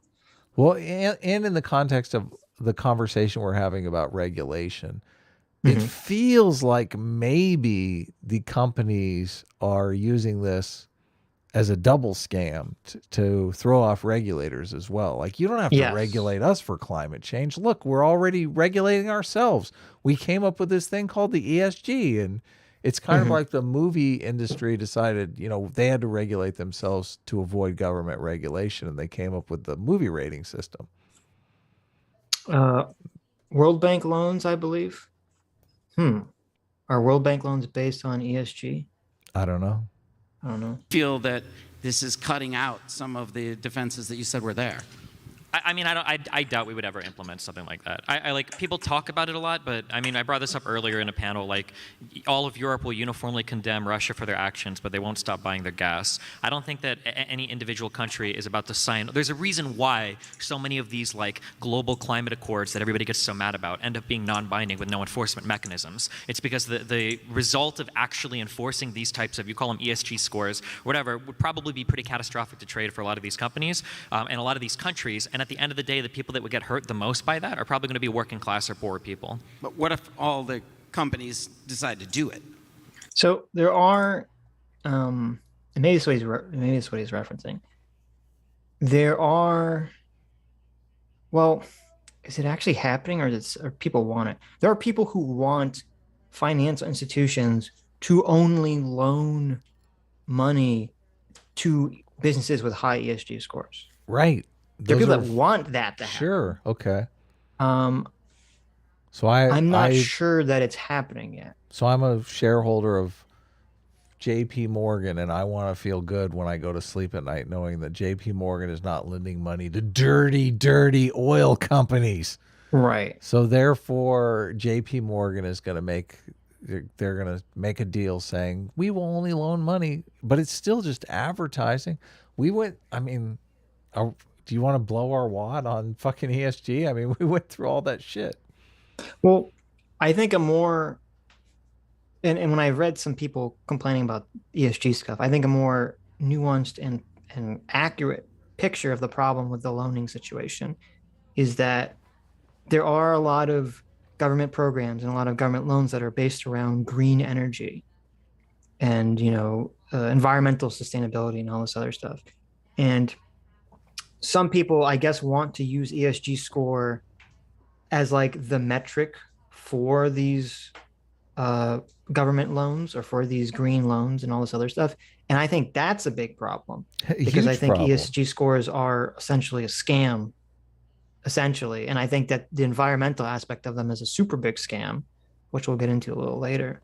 So, and you have companies with conflicting ESG scores. Like some of the companies rate a company at like 5 and some rate them at 100. So obviously someone's getting some money under the table or something. Right. Well, so another big problem with ESG scores is that it's not, the government's not giving you an ESG score. There's no central authority that gives you an ESG score. There's various private companies that have different metrics. Right. And it's all kind of nebulous. And you have a bunch of different rating agencies for these ESG scores, and none of it's regulated, none of it's standardized. So as you said, you could have one company gets a bad ESG score from one private company, so they go to a different private company, and that private company gives them a good ESG score. Yeah, exactly. They say, listen, we got this shitty... Look, we're ExxonMobil, okay? We just had a fucking pipe blow up in the Gulf of Mexico and spew oil for fucking 3 months, okay? Right. But we need to get this ESG score thing worked out. Okay, work with us here. What can we do? Mm-hmm. Yeah, so fuck. Like, what if the bulk of the companies, if 90% of companies decide to do ESG, it's pretty enforceable. Then it's going to depend on what the score is rated for, I guess, or what kind of score we're talking about. Like, for instance, when we talk about like making healthier food for kids, I know that the Department of Education, I think, had standards for like what your food had to be able to be sold in cafeterias. Like, if people are meeting those types of standards, I don't think there's necessarily anything wrong with that. But it's going to come down to the individual regulation we're talking about. Something like climate change is probably going to be a lot more contentious because that's seen as a way more politicized issue than. What's your guys' take on ESGs? So, we're not talking about policy. We're talking about corporate investment strategies. And so the enforcement mechanism isn't necessarily through governments. They sign on. The SEC is now backing, for example, the ESG model for ETFs, for grading securities and other things you might trade, stocks, et cetera. But what we're actually talking about... So... That's kind of meaningless, isn't it? Well, it's not meaningless. What he said is, if what he said was true, that'd be a huge deal. Because essentially he's saying the SEC, which is supposed to regulate... Securities and Exchange Commission. Right, which is the government organization that regulates, these financial institutions. If you buy a stock and it turns out that no company existed and you were totally scammed, that's the company you're going to turn to, the Securities and Exchange Commission. And if the SEC basically adopted ESG, that would be a big deal. And I think that would be really bad. He just said that they did adopt it, didn't he? Right. That's not exactly what happened. Right. So there's a couple things that have happened. The first is investors have been crying because ESG is kind of a scam. And as I said, that there's no real standard criteria to any of this stuff. Investors have been crying out and businesses have been crying out for ESG ratings to be regulated. Right. Because they're like, I'm tired of buying stocks and feeling like I'm getting a good night's sleep and really someone's lying to me. Right. My understanding is that credit agencies that will rate, whether something is a secure investment, AAA or AA or whatever, that all that stuff is standardized and regulated by the SEC to some extent. Now, obviously, they fucked up substantially with the housing crash, so you could say the regulation failed in that regard. But everyone's supposed to be operating under the same rules, same principles. That's not the case with these environmental social governance scores. I don't believe there's any current regulation on any of its stuff. It's like the Wild West currently. Right. And so both investors and businesses want there to be some standardized framework that the SEC lays out and says, okay, you can have these scores if you want, but they have to be standardized. And so an example that would be like I think the organic food is a perfect example. The government doesn't tell food companies that they should create this organic label and that they should start labeling their food organic. A bunch of food companies say, hey, people, a bunch of hippies out here, want to buy food that, they think is either free range or doesn't have herbicides or pesticides or is not genetically modified. So we're going to stick this label organic on it. And we're going to trick people into thinking that it's free range, free range meat that hasn't been given any hormones or anything like that. And then you look into it and it's like, generally that's not really what the organic label means or whatever, it could mean anything. And it's all kind of a marketing scam. They have a great way of doing this. Like they basically label their factory farm. They change the name to free range. So they're like, yeah, these are all free range chickens now, even though nothing has changed. They're still in their tiny little coops. Right. But technically they can call it free range. Right. So then consumers and then businesses that are in competition, they cry out to the government and say, okay, you need to regulate for consumer protection purposes and also for, for making business competition fair. You need to regulate some label like organic or whatever. So that actually means something. Right. So if you buy something that's organic, it actually means what people think it means. And so the government maybe decides to or not to make a decision on whether they're going to do that. And the ESG scores seem to be sort of the same thing. The government's not over here saying someone needs to have the ESG score. It's just that all these private investment firms and all these private equity funds and all this other garbage have decided on their own that they're going to start doing this ESG garbage. And now it's become such a scam that they're basically crying to the government to regulate this scam, saying, okay, we're all kind of in this swamp and we need you to kind of be referee here at this moment. So that's the first thing. The second thing is that the government did actually, when it came to the environment, the government did actually lay out, and I think it's what James is referring to. The government did lay out new rules that it wants certain companies, I forget how big they have to be, but it wants certain companies to have to start saying, they have to start giving out some information about their environmental impact and their predicted future environmental impact. And there is some overlap between that and what the ESG score is supposed to measure. And I think that's where the conflation is coming to, but I don't think it's not the same thing. Right. I saw this thing on high fructose corn syrup that they were going to allow manufacturers to label it on the label as sugar. Mm-hmm. And I was like, what the fuck? Really? That's really bad. Yeah. That's terrible. So many people, so the companies have discovered, nobody's buying our shit because it has high fructose corn syrup in it. So the government they basically lobby the government to say, hey, can we not really call it high? Can we just call it sugar? I mean, it basically is sugar, right? Right. Though obviously it's believed to be like the most unhealthy type of sugar. So. I don't know if it passed or not that yet. I was trying to look it up. I would be, that'd be crazy. Sugar science. Nothing would say high fructose syrup anymore because everyone's so anti high fructose. How high fructose corn syrup is being marked as sugar? What is this? I don't know if it's in America, but anyway. So this is a kind of scams that business will do that screams out for government regulation. Whether or not the government regulates is an open question. And with ESG scores right now, there has been no regulation. No regulation whatsoever. So, which makes this conversation very interesting. We haven't got to it yet, but I can't wait to. When people start saying, this is fascist. Well, but that's the problem. And it's interesting. I listened to a clip yesterday of Destiny kind of talking about this conversation. Really? And he said he didn't know like most of the specifics or a lot of, I don't know if most, I don't know the exact word it's used. He says he didn't know a lot of the specifics of this conversation, and he was kind of relying on a general base of knowledge about his economic knowledge. You could sense that, yeah. You can sense that, right? And that's part of the problem. Is I wish.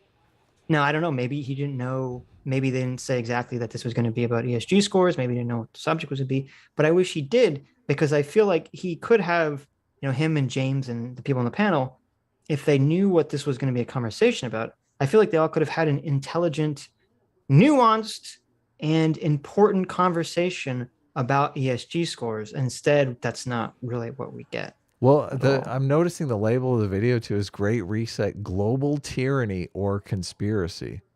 Right. Those are the only two options. I feel like there's another option here, Sitch. Right. And isn't global tyranny aren't those kind of the same thing? Well, no, it means it's global tyranny or like a conspiracy in terms of it's not true. Oh, okay. Conspiracy, not true. I gotcha. Right. When I think of global tyranny, I do think of a conspiracy. Right. You're right. You can't commit global tyranny without a conspiracy. Right. Conspiracy doesn't mean something's fake. Totally. Right. Yeah. But I think that's what they mean in the title. Yeah. They mean conspiracy theory. They don't mean conspiracy. Right. Which is a completely different meaning. But anyway, let's move on. About is that the large investment capital firms like Vanguard, BlackRock, State Street, Fidelity, the largest banks in the world, including the central banks, have decided that ESGs are going to be, if you have a high score, according to what their corporate boards have decided, are sound environmental policy.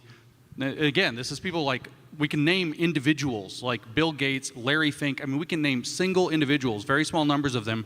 They get to set what gives you a high score, and that determines whether or not you get investment capital. That determines whether or not you qualify for loans.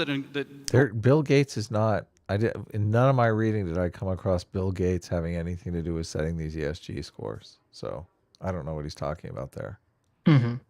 Or startup capital. It will determine whether or not, for example, BlackRock will carry your stock. So all of a sudden, BlackRock, which might have bought up already using other people's money, by the way, which you're the stakeholder, but they're doing it for you. That's how that works. It's your money, but now they have a 20% controlling interest in some company, and they come and they tell the company, well, you need to do this. And the company says, well, piss off. And they're like, well, we won't give you investment capital. Like, we'll find it somewhere else. And they'll say, well, we'll sell our 20% share in your stock and just watch your company tank. This is exactly what happened with Elon Musk and Twitter. It's so bizarre that this is, this is like, this is how it works. But he's pitching it like it's bad. Elon Musk bought a 9% stake in Twitter. Yes. Elon Musk bought a 9% stake in Twitter, so he would have leverage when he wanted to buy the company. Okay. So Well, okay. What he's saying is true, and I do think it is a problem, in that there is this. I guess it's a firm called BlackRock, which has some extraordinary amount of investment capital. Yeah. And some extraordinary amount of the percentage of the market.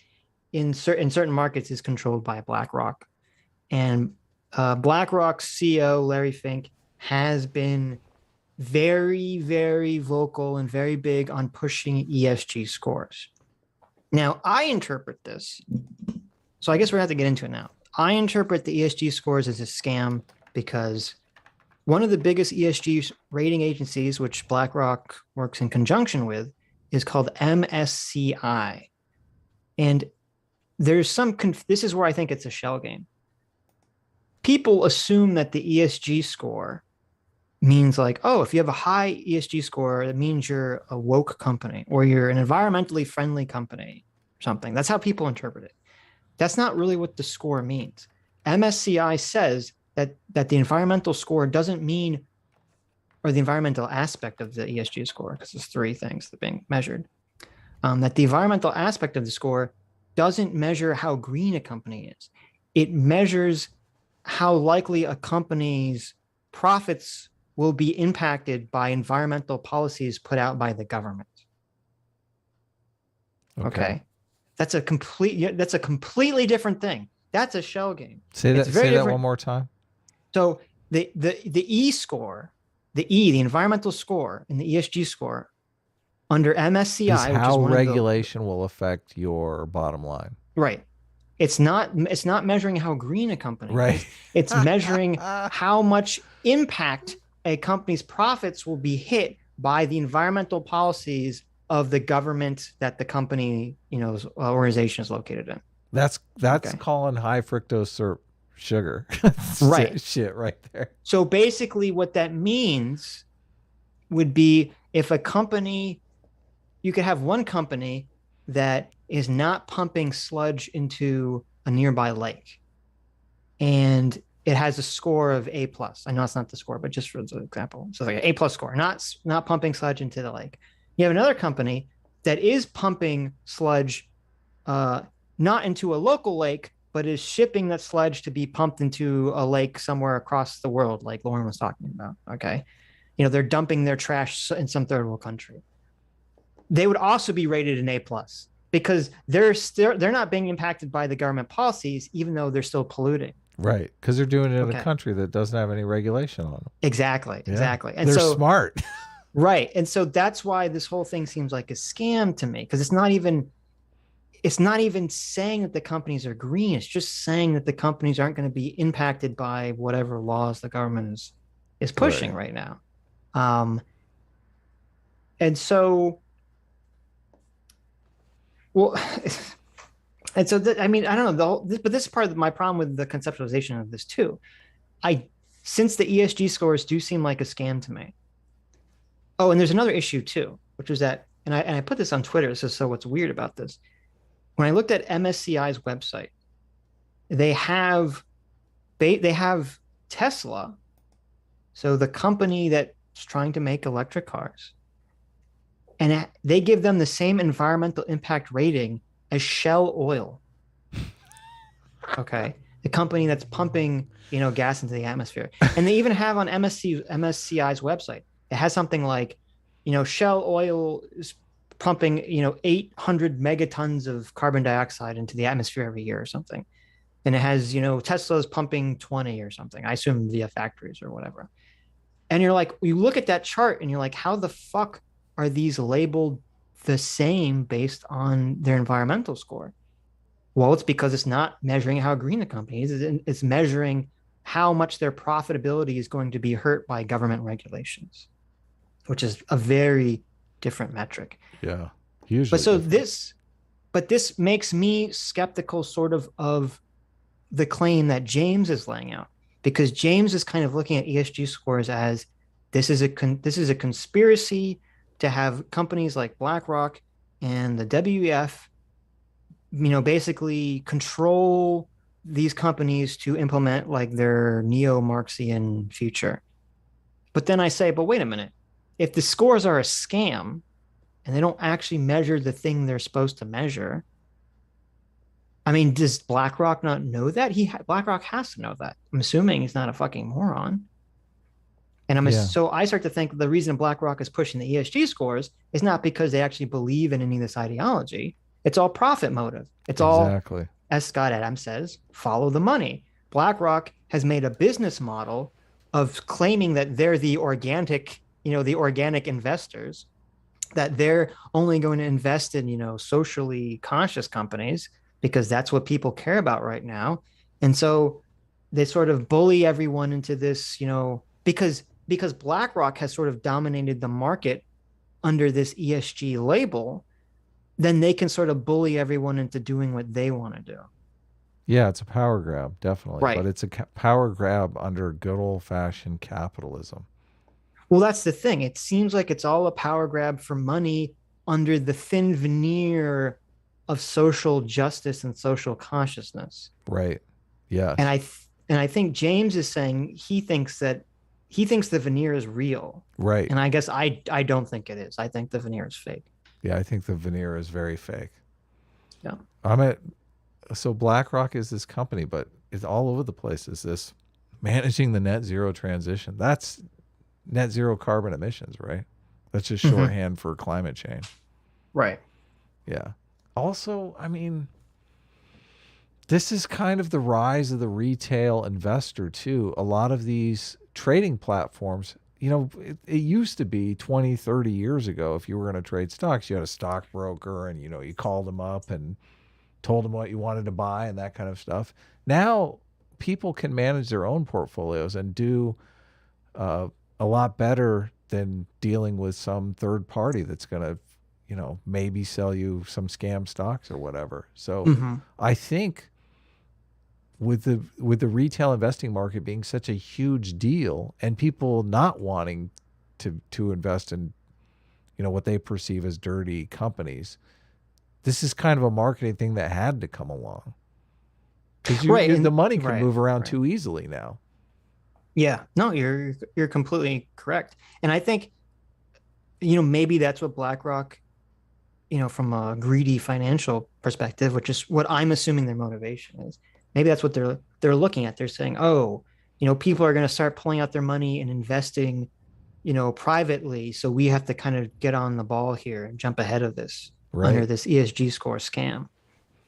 Right. Which now I do think that the ESG score can lead to negative behaviors from companies. I don't think that's a conspiracy, because there is, well, first of all, it's really stupid to take something like your environmental impact, your social score, whatever that means, and your governance score, which is like, how your business is run, and you can't combine all these things together to create a single score. That's insane. These are very different issues. And it leads to bizarre situations where you can have companies that, maybe they pollute a lot, but, they hire a lot of, oppressed minorities, right? They put a bunch of oppressed, minorities and LGBTQ plus A helicopters onto various leadership positions to kind of raise the score, where maybe their environmental impact would be really shitty or something, so that it averages out and they get a good score. And it's just terrible. Right. And I think that's what James is sort of focusing on. And I think this is what's going on. I think James is looking for like the magic bullet here, the smoking gun, about why corporations have become so woke in the last 5 to 6 years. And he thinks it is because of these ESG scores. And he could be right, but it's kind of like a chicken and egg thing. It's hard for me to determine, is it the ESG scores and the fact that you can kind of do woke shit to buff your score? That's what is pushing companies in that direction? Or were companies already kind of woke because of the culture, and now so they're adopting the ESG scores? Yeah, I think they're following the culture. I've heard a lot of people talk about these ESG scores, but I never really dug in until this came up. People have also been wanting us to talk about the Great Reset stuff, so this is a good combo. But I'm with you. I mean, I think it's just a scam. Well, yeah, but that's the issue. The ESG score itself does seem like a scam, and I guess the question is it a money scam, or is it an ideological, we want to implement neo-Marxist scam? And I'm leaning a lot more towards money scam right now. Is the organic labeling a scam? Because I kind of feel like it is, but I've never really looked into whether or not there's any kind of regulation on it. Yeah, I don't know the specifics about, because I know that some of the organic labels, I believe, are regulated and some aren't. So I don't want to say which one is a scam and which one isn't, but I know a lot of it is. I know a lot of the whole market of, whether something is organic or not is a scam. The term scam is so loaded. I feel like it's more like a dishonest marketing tactic, but I don't. Right. I mean, obviously, if you're buying companies on a reputable stock exchange, I don't think they're like, fake companies or anything. Well, yeah, I'm not saying that the companies are fake, but the whole idea of investing in companies based on some ideological purposes over making money. Bloomberg has some really good articles where they kind of go over why ESG scores are all bullshit. And they kind of go heavily at criticizing BlackRock's involvement in all this. And they have an interesting video where this guy's kind of interviewing one of the two people who really started the trend in the 60s to invest in companies based on ideological principles. And this all started with, in the Vietnam War, people didn't want to invest in Dow Chemical because Dow Chemical was making napalm for the US government. Interesting. And so I forget the name of the two guys, but they kind of created this fund that was about, trying to pick companies based on, social consciousness or whatever. And sort of what they found in their career was that actually the companies that they were choosing ended up doing better than the market on average. And so out of that experiment, I guess, kind of rose this idea that, oh, well, if you choose companies based on moral principles, they'll beat the market, essentially.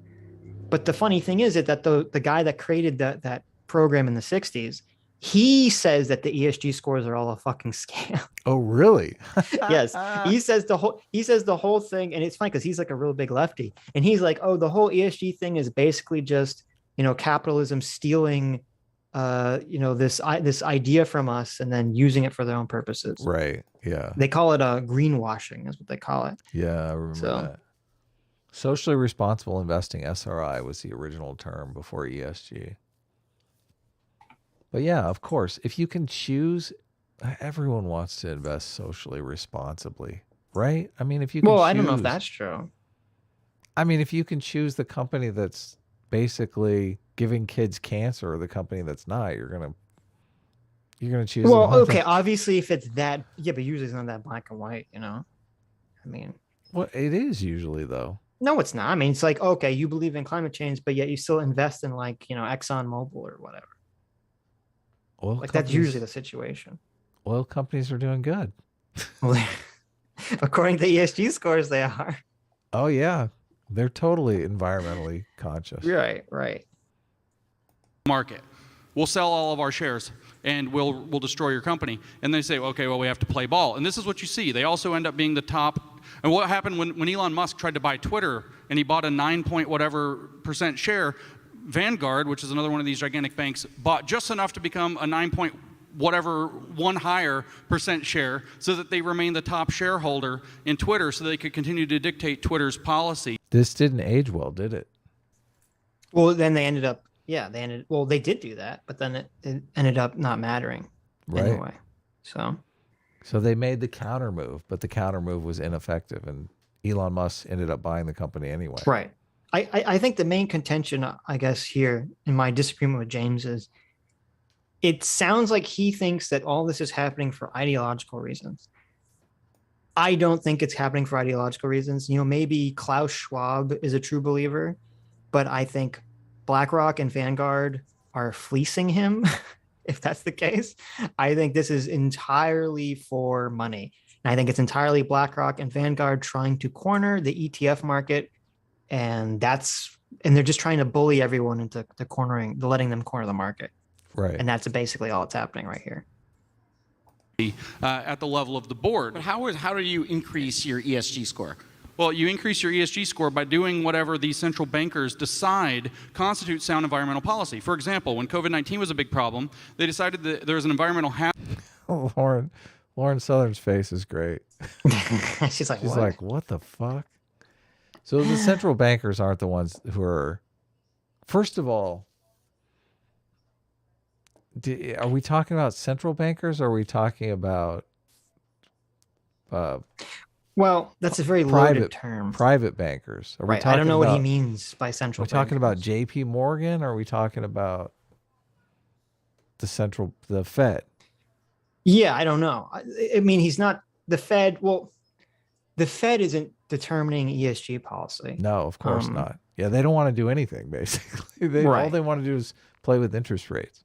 Now, I guess you can make the argument that since a lot of the ESG score since it's not saying whether a company is environmentally friendly, but whether the company will be impacted by the government standards, I guess you can say like in a roundabout way that the government is affecting is like controlling the ESG scores or whatever. Right, because they can regulate or not regulate, and that would change the score. Sure, but that's not really the same thing. That's very different than what's being said here. Well, I know. So I don't know what he means when he says central banker. That's a very broad term. And there's two different definitions of ESG that are so, divergent. It's impossible to have this conversation. Well, and it's funny because like the Bloomberg report on this, it was saying that the ESG companies, they change their criteria and the standard is or what they're measuring every year anyway. So a lot of the companies were getting higher ratings for doing nothing just because the ESG companies changed whatever they were measuring. So I don't know. The whole thing just seems like a fucking scam. I wonder who is paying for these ESG companies, because that's the problem with the businesses are paying for it. Yeah, so it's the same problem as the credit rating agencies. Yes, right. The agencies that regulate the banks are basically paid by the banks. Well, exactly. That's the issue. And this was the same issue with the housing crash, which is that, there is some issue where like the ESG rating agency doesn't want to lose business from like a big company, of course, by giving them a bad rating. Yes. So, yeah. This is basically, it works out for all of us. We give you a good rating and you make more money, and then we make more money. Exactly.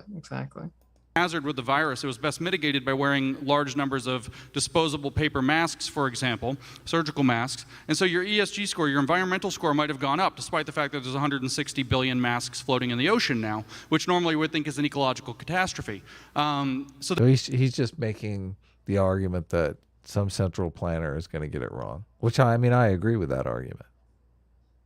They get to decide. Maybe it's that they're going to cramp the fossil fuel industries, which they have been doing for a very long time, making it much more expensive to do that. Maybe it's that they're going to subsidize green energy, which they've been doing for a very long time. Maybe it's they're going to decide, as they just did when the conflict in Ukraine broke out, that all of a sudden you can raise your social score under ESG, that's the S, by investing, by being somebody like, Northrop Grumman or something like that, and building weapons to send to Ukraine. So all of a sudden weapons manufacturers and the military industrial complex become a social good under the new global social order that they're looking at. So now we're doing their policy. So it's that is kind of based, really. I'm not gonna lie.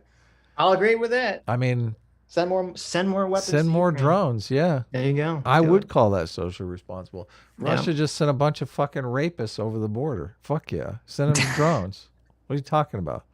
That's anti-rape weaponry. Ultimately, whatever they decide, mostly the S is not this weird Ukraine weapons thing. It's mostly, did you implement social justice policies? Did you implement a DEI office? Do you have a DEI officer or a cadre of DEI officers who are going to enforce DEI within your company, both in terms of hiring those people and having the policies? And then for your G score, you might raise your governance score by, again, hiring consultants that these people tell you. ESG officers right now make about $1 million a pop. It's a 7-figure job to be. I think good governance is based on income levels, right? Basically, if you have the CEO it's supposed to be like 1 million times more than the lowest paid worker. Here's the problem. You look at these ESG scores and you look at the categories, and on the face, it seems like it's supposed to be good things. The environmental score is supposed to be based on like how green the company is. Right. The social score is supposed to be based on like how socially conscious. Yeah. Yeah. How much diversity, how socially conscious they are. And the governance score is supposed to be based on like the transparency within the organization, and how much wealth inequality or how much income inequality is between the CEO and like the lower salaried person. But then when you dive into it a little bit more deeply, this all kind of fades away. It's completely different. It's completely different. It's all bullshit. It's like, how close are you to being sued over your diversity numbers? Yeah, exactly. Yeah, that's basically really what's being measured there. What is the liability that this company has to getting sued, for being racist? And now here's where I think James is right on the money with this aspect of it, that this is, whether it started it or not, because I don't know. And it'd be a lot of research to figure that out. It is definitely incentivizing. ESG scores are definitely incentivizing companies to be more woke, and that is a huge detriment to our society.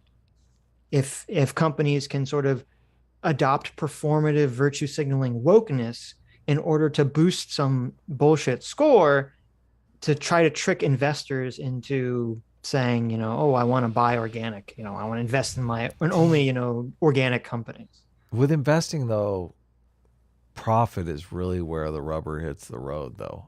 If a company has a great ESG score and their stock is, they're having earnings misses and their stock is plummeting because of that, no ESG score is going to save that company. Sure, but and this is what Destiny questions later, but it doesn't really matter because according to the Bloomberg articles that I read in their investigation, they said 90% of S&P 500 companies, so all the big name companies, they all have like positive ESG scores anyway. So it makes no difference. So they're competing on profits. They're not competing on ESG scores. Right. So basically, it's more like you have a bunch of big companies that are already profitable. And then on top of that, if someone wants to say, oh, I want to, invest in, socially conscious companies, it adds like one more qualifier. Basically. Yeah. It's just another sales pitch. Right. Yeah. Yes. Well, you're in luck. Everything you chose to invest in does have a high ESG score. Wait. That's why it's so bullshit too, because it's like, oh, some like environmental type is like, oh, I want to make sure I only invest in like high ESG scored environmentally green companies. And it's like, oh, well, congratulations. We have, 100 shares of Shell Oil, and that's rated very highly according to the ESG score. We have you invested in private prisons. Yeah. ESG scores really to me is like the perfect, it's the perfect version of like corporate virtue signaling. So basically a bunch of bullshit, performative wokeness. It's just a bunch of bullshit to, trick people into patting themselves on the back essentially for doing nothing. I wonder what these private prisons, I wonder what their ESG score is. It's probably like the socially responsible one is probably not publicly traded companies. So I don't know if they have ESG scores. There are publicly traded private prisons. I believe that are publicly traded. Yeah, I think there are. That's weird. Yeah. That's weird. Can you imagine? Because their social score is probably off the charts. Because they're preventing crime in the community. There you go. I like it. That's socially responsible. A corporate ESG officer, and every big corporation is, if they want a good G score, has to hire one. So what you can see is that this works like a cartel. This works like a racket, using investment capital as the tools. We're not talking about EPA policy at this point. We're now talking about a small number of people, maybe 50 in total, deciding what the best environmental policy is, Bill Gates among them, what the best social policy is. James is right about it is a total scam and it is a cartel in that, these companies have to hire ESG officers or diversity, equity, inclusion officers to manage these bullshit scores in the first place. They hire some bureaucrat to basically shuffle papers around and make sure everyone's following proper protocols in order to get this kind of bullshit label, which, unfortunately, this is, if you've been reading Dilbert for your entire life, which I have been, this is nothing new. They just, now it's based on ESGs before, there's like ISBO 1000s and all this crap. They're always, these kind of bullshit labels that companies wanted to slap on to, brochures to get people to invest in them or to buy their products. Yeah, marketing scheme. And it is a scam. It is a cartel to that extent. Do private prisons have stocks? Core, Civic, and GEO are the only pure play U.S.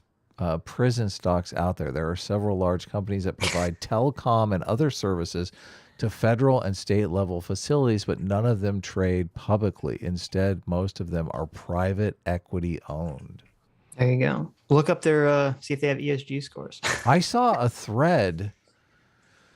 We're kind of having a crime wave here in Los Angeles, and I was super conflicted about this thread because there was a thread about a guy who invests in private prisons, and he's saying how private prisons basically made him a gazillionaire. And he's laid out this Twitter thread on how you can do it too and how much he makes and all this stuff. And I was reading through the thread, and I was thinking, man, there was a time in my life when I'd be reading this thread just all up in arms about making money off of incarcerating people. Mm-hmm. But now, like, since I see so much of the local Los Angeles news is like a shooting here, a robbery here, a home invasion here, I'm kind of like, yeah, throw them all in jail, make as much money as you can off of these fucking criminals. So, it's so weird. Is it good to have private prisons? Is it bad to have private? I don't know. I'm not sure. I'm conflicted. Well, Sitch, help me. I will say, I don't think the market likes that we're talking about this today, because the market has dropped. The NASDAQ has dropped 4% today from us talking and having this conversation. The NASDAQ so obviously the NASDAQ is not open today. I hope you know. So. Well, I guess it was from yesterday. So no, they knew that we were going to cover this Friday. video. You can tell or from Friday. You're right. You can tell who's paying attention to the market. Who isn't? You're right. You're right. Yeah, you're right. You're right. The market was down hugely, and for those of you, they knew that we were going to talk about this. They're like, "Fuck, Sitch and Adam are going to talk about this economic shit." Dow futures are up for tomorrow, Monday, and this is a lot of stocks are on sale right now. I was listening to one of those Ben Shapiro owns stupid college students videos, and he actually got a question about investing. Then Ben Shapiro gave a solid answer. He was like, you should be looking at these market declines as an opportunity to get into the market, really. When the market takes huge dips, I mean, this is your opportunity to get in. So, and yeah, that's good advice. From, obviously, this is not financial. Do I really have to, all that seems so gay when people are like, this is not financial. I'll say gay. Don't listen. Like DeSantis, don't say gay. Okay. Do we have a note? Sitch is throwing down the don't say gay. We have a don't say gay policy here. Don't say gay policy on the show. This is lame. But now you've set me up because now I'm saying I'm equating gay with lame. Maybe gay is good. Yeah, exactly. Anyway, saying the wrong thing aside, homophobic slurs aside. Yes. He I lived through you weren't investing during the 2008 stock market crash. No. I was investing. I was wearing diapers. I was day trading quite often. Luckily I got out since I was doing a lot of trading. I got out before I lost a lot of money in the stock market trade. But the thing that I learned, because I did when the market completely cratered, I started buying things super cheap. And the takeaway that I got from that experience was I should have bought more. Like I should have just thrown everything I had into the stock market because I'd be a fucking bazillionaire. So now when the market tanks, and I did this when COVID hit, like the market just fucking cratered, and I put everything I could into the market, obviously, because I was like, it's going to come back huge. And it did, obviously. So a lot of people, I mean, it's funny.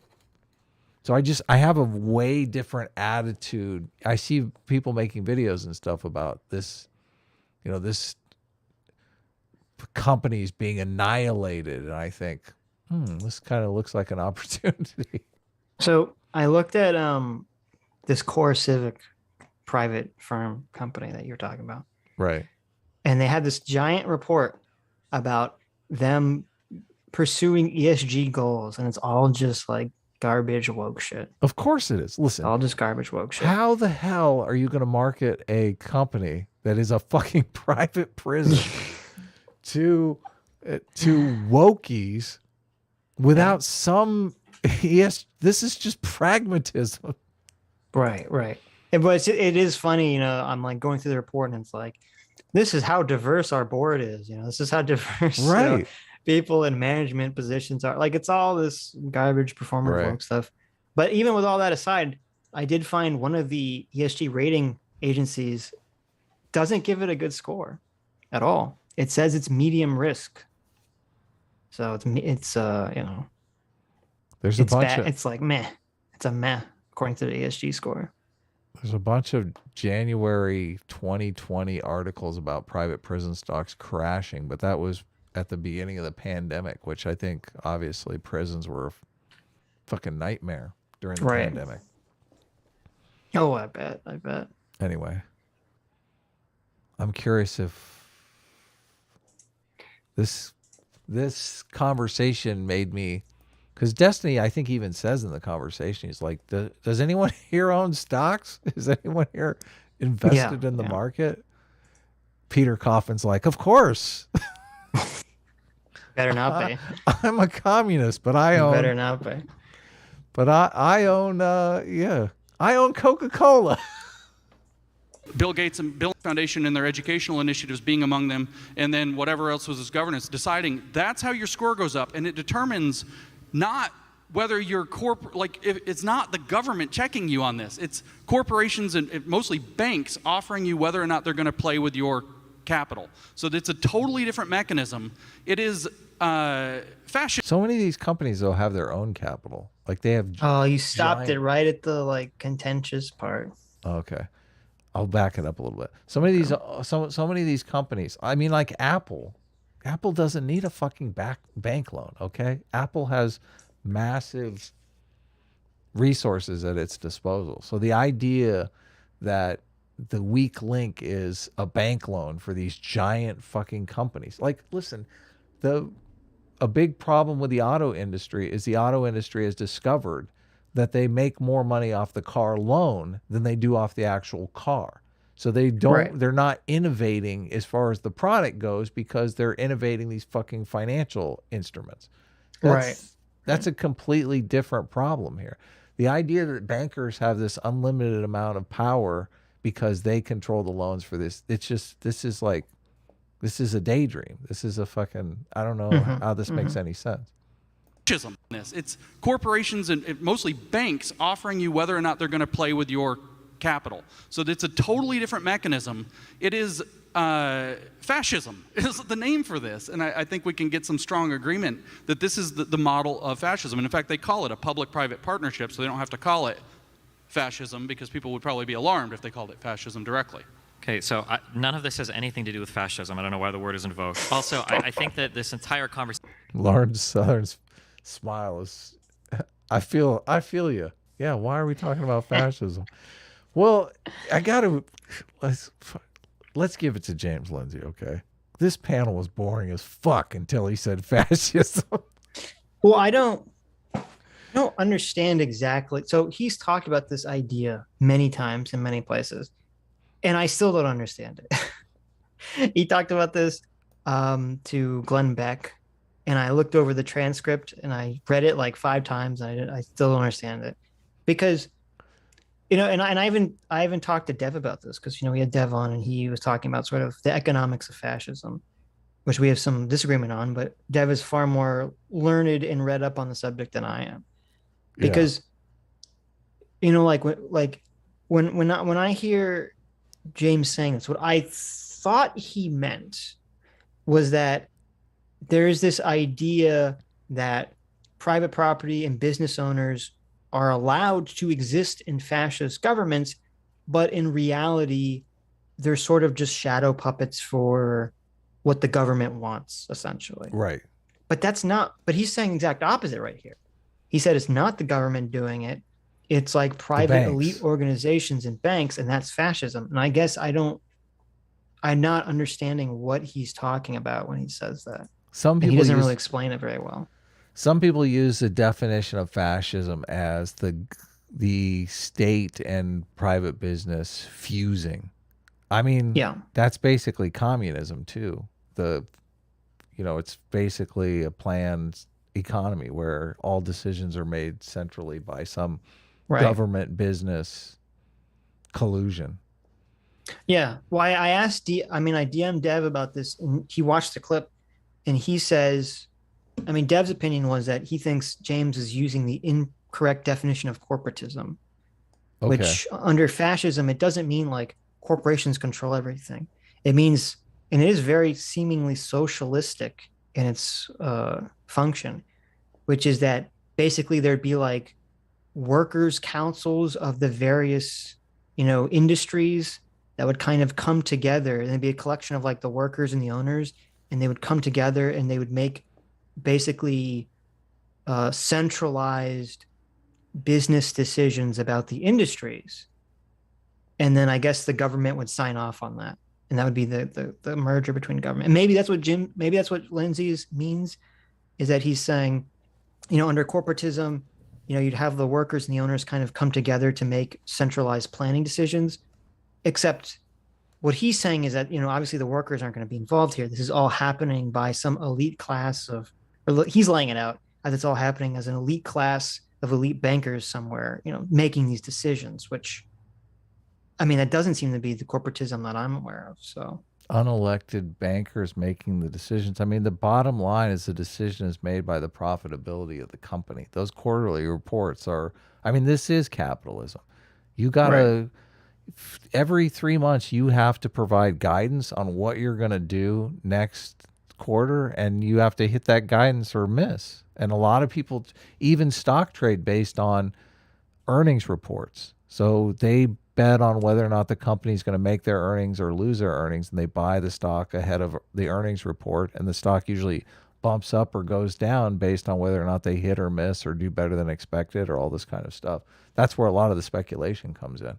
So I brought up, because I have my political spectrum, and it's really bizarre because it's the economic spectrum seems to be inverse from all the other political spectrums, like the social change, the personal freedom versus social cohesion. The economic spectrum I have on one end, the left side, state power versus corporate power, and I have so the center is kind of balanced, which it's funny that he's saying public-private partnership is. I mean, it's got to be balanced. They got to be competitors. They can't be in, because it's like that. Is that really balanced? You want power to balance power, right? So you have state power balancing private industry power, and out of that competition, you get, somewhere a fair balance for all of the stakeholders. And where you run into trouble, you run into trouble, and this is why I set it up this way. So on the left wants complete state production, right? That's what communism is. Yes. Everything is produced by the state sets prices, all this shit. Then moving from left to right, I have state-regulated markets, which, I mean, we're kind of there. The balance point is in the middle. The right is the corporate-regulated state, where you've got corporations and, private industry basically paying off politicians to do nothing, right? Mm-hmm. And then on the right, you have complete free markets, which is actually funny neoliberalism, right? Although it's on the right side of the spectrum, or full-born libertarianism. So that's basically no laissez-faire, anything goes. Does that seem like a good left-right political spectrum? It seems like it is. It seems like the left is way more into... Well, it's a good left-right. I mean, sort of. It is missing what James is talking about. It's missing the state capitalism, fascism, public-private joint venture. Well, that would be, and I've heard right-wingers make this often for the wrong reasons. They're just making it because they want to say communism is fascism. But they really are kind of the same, aren't they? Well, the thing, and this is the way I conceptualize it. I think, and people in the chat are saying that like communism is when the government takes all the profits, and fascism is when there's still the people and private industries taking the profits, but it's at the behest of government control. But the way that I conceptualize it is fascism classically is primarily focused on social policy. And they just want whatever economic model aligns with that social policy. And with communism, it's the opposite. They're primarily focused on economic policy, and they want whatever social policy mirrors their economic policy. And I think part of the overlap is that both communism and fascism are both anti-individual. They both say, fuck the individual, you have to do what's good for the group. And it's just how they're defining what is good is different. And I think that's why there's a lot of seeming overlap between communism and fascism. Well, I look at it really group versus group, though, because even on the free market side, you have corporations, which are a group, but regulated by a different metric, which both parties are regulated by a democratic method or democratic process. The free market, the democratic process is buying your product, right? People but either want your product or don't want your product. What I mean is that, so under capitalism, so like under fascism, the thinking is, don't focus on what an individual wants. You have to focus on what's good for the group and the entire nation as a whole. Right. And now they're focused on social issues primarily. So they're like, let's focus on what will create what we think is like the best social environment as a group, as a collective. And let's not focus on what the individual wants. Okay. Everything is for the social collective. And then the communists say, well, we want what's good for everyone economically as a collective. So don't focus on what the individual wants, focus on what the collective wants. And obviously our, Western liberal democracy doesn't function that way. It said, no, we have to focus on individual rights for people. Individual citizens can do individual things. And then we kind of try to structure our society around individual goals to incentivize pro-social behaviors and disincentivize antisocial behaviors. And that's how I'm seeing the difference here. Well, even on the centralized planned economy, communist side, left of the economic spectrum, I still feel like they're focused on social policy because they're like, they talk about,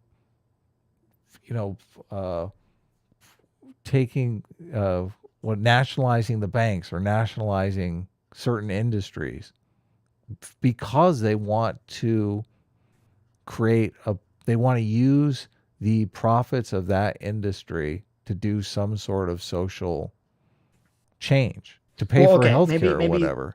So how's that different? To be clear, when I'm talking about Marxists, I'm talking about like classical Marxists. I'm not talking about cultural Marxism. I'm talking about classical Marxists. Right. And it is like they're both trying to advocate, they're both trying to create what they think is the perfect just society. It's just the Marxists classically believe that the way to create the perfect society is primarily through the material conditions of everyone having more equitable or equal shares of money. Right. Okay. And then that's what the communists believe. And the fascists believe the way to create the perfect use of society is that there has to be some kind of like spiritual binding story narrative principle that binds this group of people, that there's some inherent property in these groups of people that must be bound together. And they must fight off kind of the influence that degrades their society. And generally this is conceptualized in a very traditional sense, which is why fascism tends to be on the right and not the left. I got it. I totally got it. That makes sense now. So we're talking about a kind of a cultural focus over just a strict economic focus. Like the communists are basically saying, if everybody has the same amount of money, it doesn't really matter if we all go to the same church or, we all have shared. Well, okay. So maybe the way to think about it is the Marxists think that once the economics is fixed, everything else will fall in line. And the fascist thinks once the social issues are fixed, everything else will fall in line exactly. After that. Once we're all going to the same church, we'll all be on the same page. Yes. And it's actually interesting because in that Dugan interview that Lauren Southern, and there's some other woman there who I'm not familiar with, does talk when she's talking to Dugan basically lays this out. He says that he wants there to be this red-brown alliance. He wants there to be this like far left, far right alliance against the center. Yeah. That's what he thinks that's how to defeat liberalism and Western democracy. That's scary. Is to have this sort of like communist, fascist alliance. I don't like that. I don't like that at all. No. Yes. But there is overlap there. And that's what kind of makes the whole thing interesting. Because they're both, and of course there's going to be overlap because they're both collectivist ideologies. They just have different focuses or different focal points. Central planning is I'm for decentralization. I know that 100%. You need a certain amount of centralization, but you want as little as possible. You want it to be enough to accomplish certain national goals, but not anymore. It can get out of hand very easily. There's a couple problems with centralized planning. The first, obviously, is corruption. Yes. And you want to have things, the more decentralized something is, the more resilient it will be generally to corruption, because it means that you have to have all these various actors all corrupt together, as opposed to having one corrupt guy, which is a tall order. Charge. Yeah. Which is, well, that's part of why I'm, very against the whole monarchy thing, because to me, it's the exact opposite. Like, yeah, if you have the just king, then yeah, everything will be great because one guy has all the power. But it's the exact opposite is also true too. If you have a complete centralized power, you only need that one corrupt guy to fuck everything up, right, as opposed to having everything be decentralized. Yeah. And also the other issue is that, I mean, and this is where you get into the weirdo Marxist conception of like, a computer from 1970 is smart enough to plan the economy, which is like what quite possibly one of the dumbest things any person has ever said. Hugely dumb. Right. Is that our economies are so complicated, and they're only becoming more complicated every day and every year, that I don't think it's possible to have some kind of central authority make all these decisions correctly whatsoever. There's too many pieces. There's way too many pieces, and it just makes more sense to have all the different people involved in all the different aspects make these decisions. Yeah. How does someone gets an idea for doing something that's going to tangibly improve people's lives to the point that they're going to hand their money over to them? Like, how does that work in a central planning situation? All of those ideas go to, you got like 330 million Americans. Like, they all fucking have these ideas. That's they go to some bureaucracy somewhere. That's so ridiculous. Yeah, no, it's completely ridiculous. And these autocracies, this is the way they think, and it completely constrains their economies, because they think, listen, I don't want the guy going out and opening a fruit stand because I want a cut of that action. That he needs to go through me so I can get my cut. And it's a nightmare. It's a total nightmare. Well, I think maybe this is our America greatest bias. Of course. Yeah, you want that. You want people out there starting businesses. Right. But I think we both are far more in favor of soft power than hard power. And that, instead of telling people what to do, instead of dictating what people do, it's much better to incentivize pro-social behaviors and disincentivize anti-social behaviors. Right. And then sort of let the market, figure out how to manage itself from there. Yeah. To me, that seems to be the system that we currently have that leads to the best outcomes compared to fascism, compared to Marxism, compared to monarchy, compared to whatever other system has been tried, essentially. So I'm reading Douglas Murray's new book, and it's so fucking good. Mm-hmm. War on the West, I think it's called.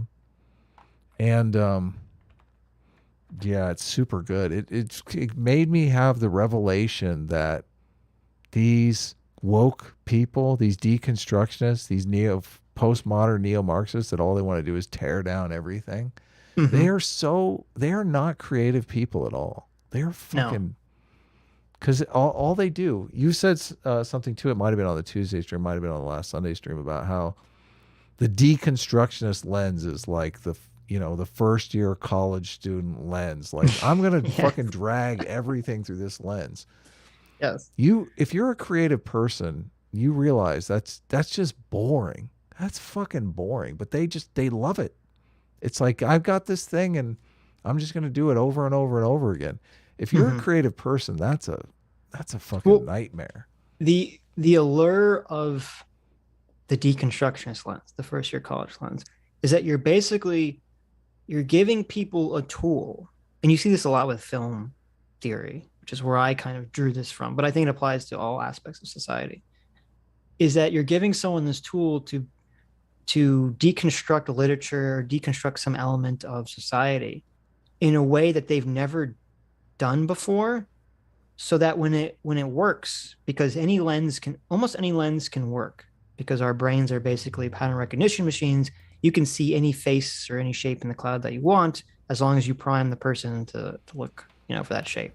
If you say, oh, well, you're going to look at the clouds and you're only going to see animal shapes. You're going to look in the clouds and you're only going to see flowers, et cetera, et cetera, et cetera, et cetera. You're going to look in the clouds and only see genitalia, There's whatever lens you want to put on it, you'll find answers. You'll ignore, if you say, listen, you're going to look in the clouds and you're going to only see genitals. I see cleavage everywhere I look. Yeah, you're going to see dicks and boobs everywhere. your brain is going to naturally ignore all the clouds that don't fit that pattern and only fixate on the ones that do. And so then you're going to think, oh my God, there's nothing but dicks and boobs in the clouds today. Right? And then you take someone else and you say, hey, you're going to look in the clouds and you're only going to see animals, or only look for animals, and their brain's going to ignore all the things that look like penises and boobs, and they're only going to see lions and tigers and dolphins and all this other shit. And so you give this lens to people, and it's like they've never looked at the world that way, but it's very easy to get results looking through that kind of deconstructive lens, which leads people down a path of thinking they found some kind of secret hidden knowledge. Yeah. And it makes them, and it makes you, it makes anyone, I mean, it makes you feel very good because you're like, oh, I've discovered some secret. I know something deep about humanity that I never figured out before. And the fact that it's so easy to use that lens and to have that sensation, it's almost like it's like getting a Twitter like, it's like a dopamine hit, you know, to get that sensation. And I think that's why this deconstruct everything lens is, or part of why the deconstruct everything lens is so prevalent among especially young people. Yeah. Check your DMs. It is fascism is the name for this. And I think we can get some strong agreement that this is the model of fascism. And in fact, they call it a public-private partnership, so they don't have to call it fascism, because people would probably be alarmed if they called it fascism directly. Okay, so none of this has anything to do with fascism. I don't know why the word is invoked. Also, I think that this entire conversation betrays like a huge misunderstanding of the efficiency of capital markets. Because that's why I don't understand, because he said it's not the government doing this. But then he says it is a public-private partnership. So I'm very confused as to how he's labeling this under fascism. And he doesn't really explain it very well. So we get to read between the lines, which is always fun. I guess. In the United States and across the world. Can I break up for 1 second? How many of Klaus Schwab's books have you read? Because I read absolutely all of them. None of them. Give me a definition of fascism that would be incorporated in this. It's the fusion of public and private. See, this is like Adam Friended first debate rookie move right here. How many books have you read? Look, I wasn't that bad. Okay. I basically said, here's the source that I'm citing and throughout the book. I didn't say, well, have you read this book? If you haven't read this book, you're not eligible to be in this conversation right now. I don't think there's anything wrong with saying how many books have you read on the subject. The issue, now I don't know how it's perceived. We'll have to ask the chat. You know, is it look good for James to say how many books have you read? You know, I think the issue is that Destiny asked, how is this related to fascism? And so saying, well, how many books have you read by Klaus Schwab? That's not really answering the question. Like if Destiny was saying, I don't think Klaus Schwab is acting in this way, blah, blah, blah, blah, blah, then James can throw in with the, well, how many books have you read? You know, thing. Is that fair? Yeah. Is that fair? You're always the fair one. I'm like, I try to be fair. I'm here to dunk on people, okay? It's just so funny. James is such a mixed bag. What do you mean by that? Well, I listened to that groomer talk he did with Deborah So. Mm-hmm. So good. Like, so good. Yeah. Well, I think the issue, and I've said this a million times. But this, I'm like, fuck. It goes back to the lens thing. I think James has constructed a very useful lens for interpreting and going over this kind of neo-Marxian material. And I think you get into trouble when you use that lens to interpret everything. And I don't think everything can be interpreted through that same lens. I agree. Hello. You're joined by a very special guest. The short, fattish, otaku-ish. This dev guy that I was mentioning. I speak the devil's name and he appears. Yes. He showed up in chat. So yes. The devil's name? Is that what you mean? So how's it going, guys? What's going on? We were arguing. Not much. We were Tell arguing us about over fascism and economic fascism, Dev. What is James Lindsay talking about? Okay, I don't know what he's talking about here. Okay, so let me find something real quick here. Okay.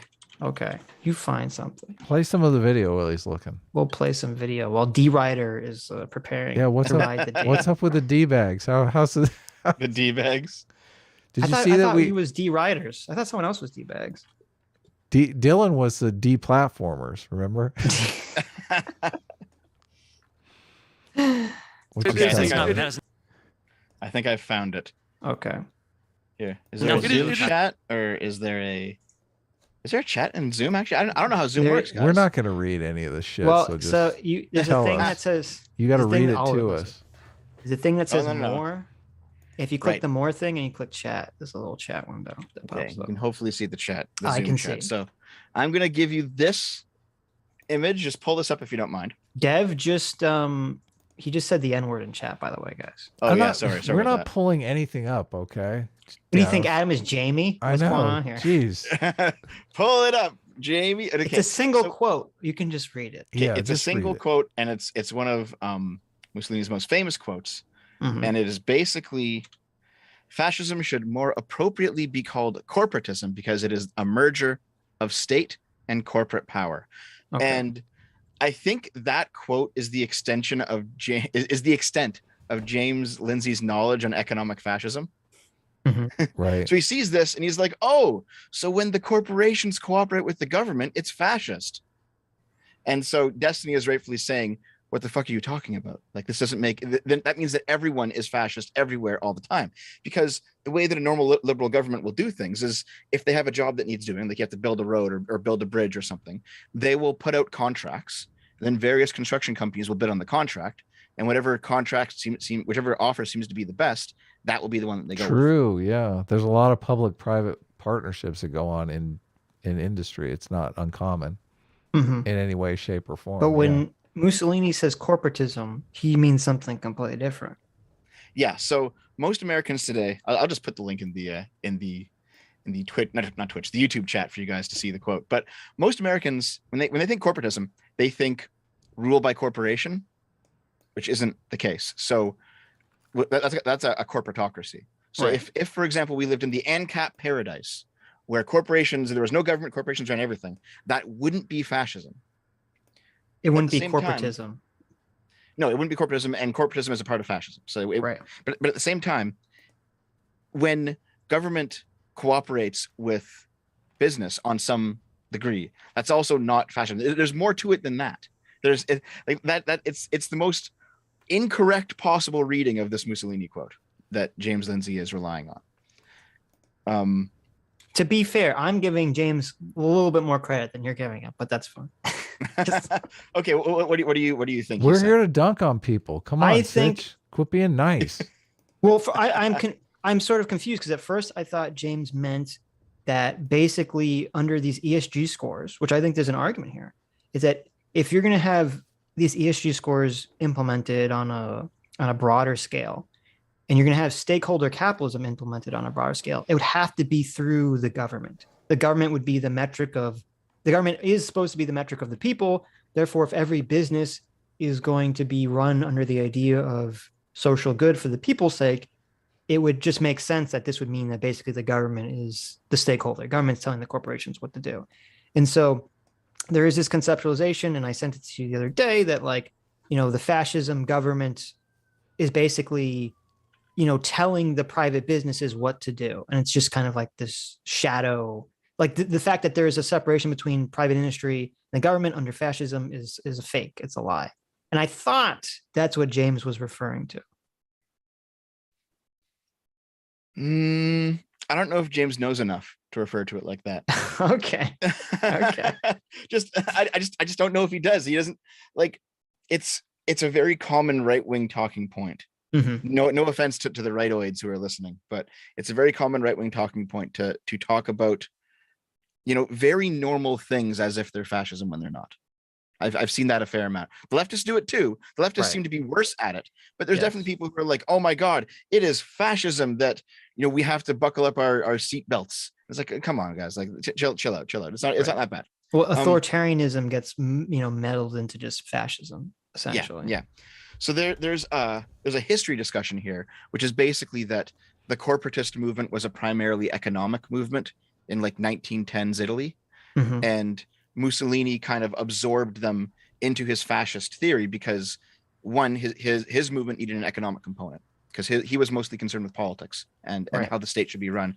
So he's like, you know what, this fits pretty well with my my political theory of fascism. So we're going to make corporatism the economic component. And so there was like a corporatist like political party that got merged into the Italian Fascist Party. So there was what is corporatism? Because you never. So corporatism itself. So here we'll be Wikipedia warriors here real quick. Okay. So corporatism is a collectivist political ideology which advocates the organization of society by corporate groups such as agricultural, labor, military, business, scientific, or guild associations on the basis of their common interest. Now, what a corporate group is under this definition is just a corporate group is two or more individuals, usually in the form of a family, clan, organization, or company. So you have like the Marxist point of view, which is that we abolish the bourgeoisie and the working class seizes the means of production and everything becomes equalized. There's no class conflict. There's no classes. Everyone is the same. It's one big collective.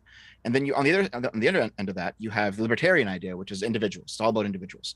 The corporatists rejected both of these because they believe that there will always be class conflict. There will always be different interests. And Marx was wrong. You can't abolish the classes. So there will always be groups fighting against each other. And the libertarians are wrong. And back then they were just called the liberals. The liberals were wrong because individuals will always get crushed by groups. Right. So their point of view was basically every group, it can't be abolished and we can't focus on the individual. So we must focus on these group interests. And then once we have them positioned properly in society, like the organs of a body, because each organ in your body is different, it does a different job, they're not all equal, but they all are important. If each group is positioned properly, then society runs well, if they're all doing their proper job. And so the fascists said, that sounds great. Guess who gets to decide where all the positioning of the organs is? That would be us. And so that's how they justified their economic theory. Well, so under this idea of like corporate power, would it make sense for James to say, okay, I'm correct, because when I say corporate power, what I mean is there's going to be some elite group of people for each industry that's going to be basically making these, centralized decisions for the entire industry. Well, how it worked, how it worked in fascist Italy was they would have these councils where they would have the owners of businesses. They would have representatives from labor, so that they would have like nationalized unions, and then they'd have people from the state, and they'd all sit down, and the state would basically direct what they both have to do. So there was no freedom in these councils because the participation of business and labor was just to describe what they needed to get the job done, but what the job was going to be was directly dictated by the state. I see. Interesting. Yeah. Interesting. Build a road, build a bridge. Right. Cook so many loaves of bread. Well, yeah, so there was no like free market. I'm going to decide what to do with my business today. It's like, no. You get it handed down. You get your work order from the state. That's so that would super motivating, isn't it? I mean, well, but here's the problem is that, or at least with James, that would make sense with what he was saying, except he explicitly said that it's not the state doing that. Yeah, he said it's the bankers. It determines not whether you're it's not the government checking you on this. It's corporations and mostly banks offering you whether or not they're going to play with your capital. Right. So he says it's not. If he had said it is the government or it is, the government regulating the ESG scores, then that would be fascism. But I know he's saying it's not that. So this is where I guess I don't know what he's talking about. I don't know what he means by that statement. The banks, whether or not they'll play with your capital, like whether or not they'll invest your capital. Well, he means whether or not they'll fuck with you, or he means take whether your capital away. Whether BlackRock or Vanguard or one of these giant firms will invest, their money and their capital into your business. Yeah, that's what. So, like, if you have a business and then you're like, listen, I need some investment capital to kind of get myself going here. They wield all the power, basically. Is that what he's saying? Most that's companies. What he's saying, So I mean, obviously some companies never achieve profitability, but like Coca-Cola makes a certain amount of money every single quarter, and they are worried more about managing their capital investments, so their money's their money's making money. So James is setting up a dynamic where every single company needs to deal with a bank. in the auto industry, they are their own fucking bank. Like I said, they make more money off the loan than they do off of making the car. So, man, if I were going to give him the absolute best case, like the best benefit of the doubt, it seems like maybe he's trying to describe a form of fascism that doesn't exist. Maybe we need a new word for it, where it's actually the businesses in charge of the council and the government is secondary, but it's still that partnership. Maybe it's something like that, because I know like a lot of the Klaus Schwab WEF stuff is basically about these private multinational organizations taking over governments. That's how these people see this. I don't know if that's true or not, but just assuming that it is for a second, that would be, it would still be a terrible form of how to run society, but it'd be something different than fascism. Wouldn't that be like reverse fascism? Yeah, maybe. I don't know what we'd call that. It just seems to be something completely different, like something new. Okay. Cool. I don't know if you want to watch the rest of the video with us, but or you want to dip, but it's up to you. No, he's sticking around. What are you doing? Why are you Sitch? I'm just giving him the option. I'm giving Dev the option. I didn't send him the link so he could bug out in like 5 Whatever seconds. You want to do. I don't know. I don't know if he's got a turkey in the oven or what's going on here. I was looking up the balance sheet, but I can't do the 8 hours again. That's somebody fine. Would you fine. No, you don't. You're. We don't want your girlfriend to be mad at you. You're free to leave at any time, Dev. Yeah. Do you want to go? Or are you anxious to get out of here? Oh no, I'm fine. I got some time tonight. Someone in the chat is like, I'm so easily triggered. Someone in the chat is like, no, Coca-Cola borrows money.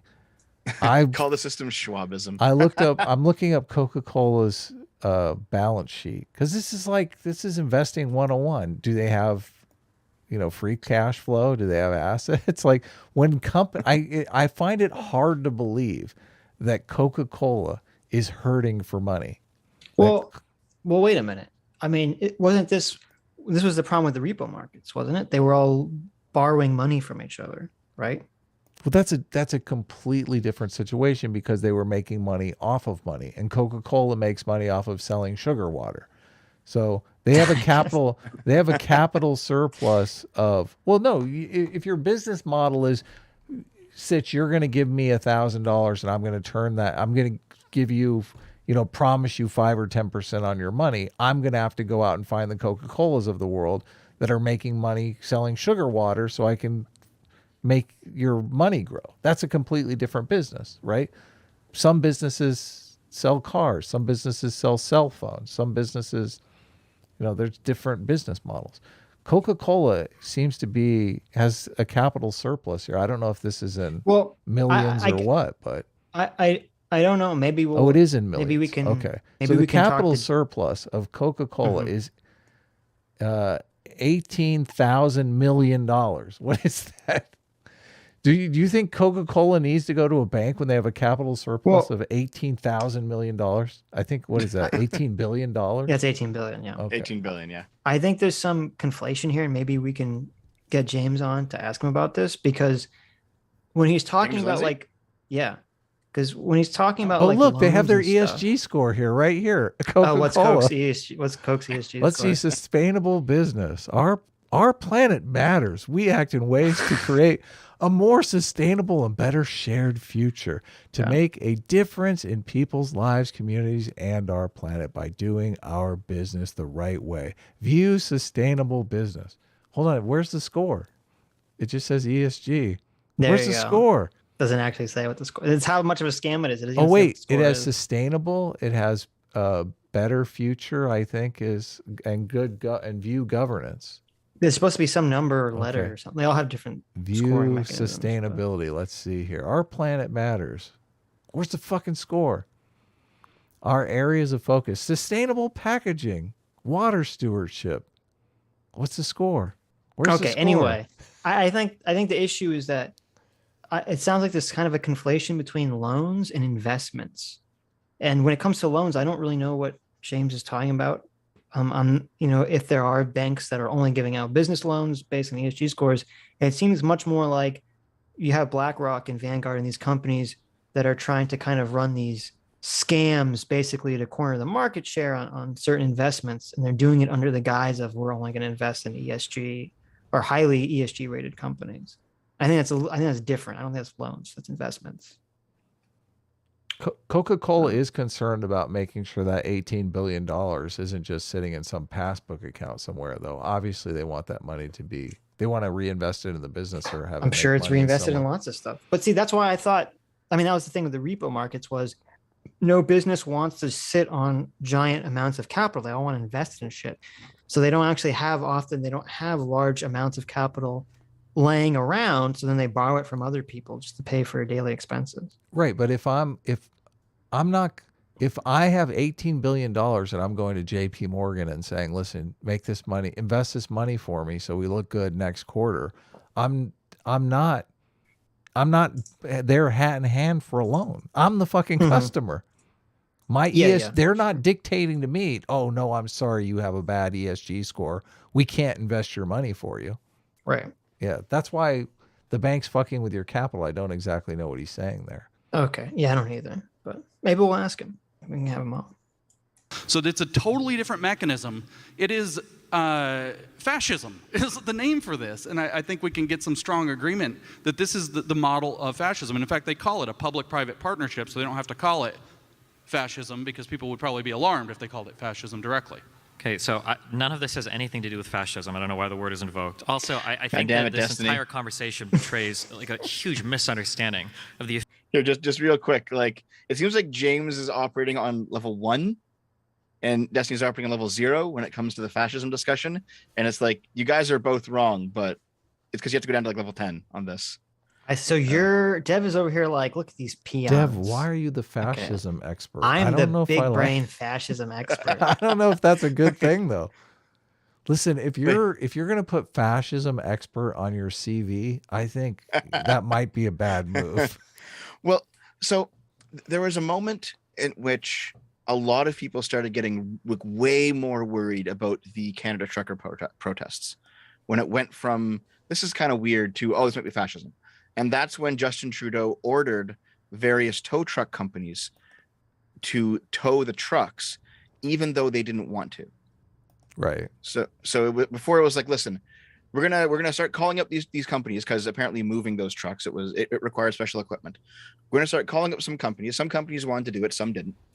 And then when they couldn't get them out of there fast enough, the government said, no, you're all doing it now, and we're sending in the police to make sure that you do.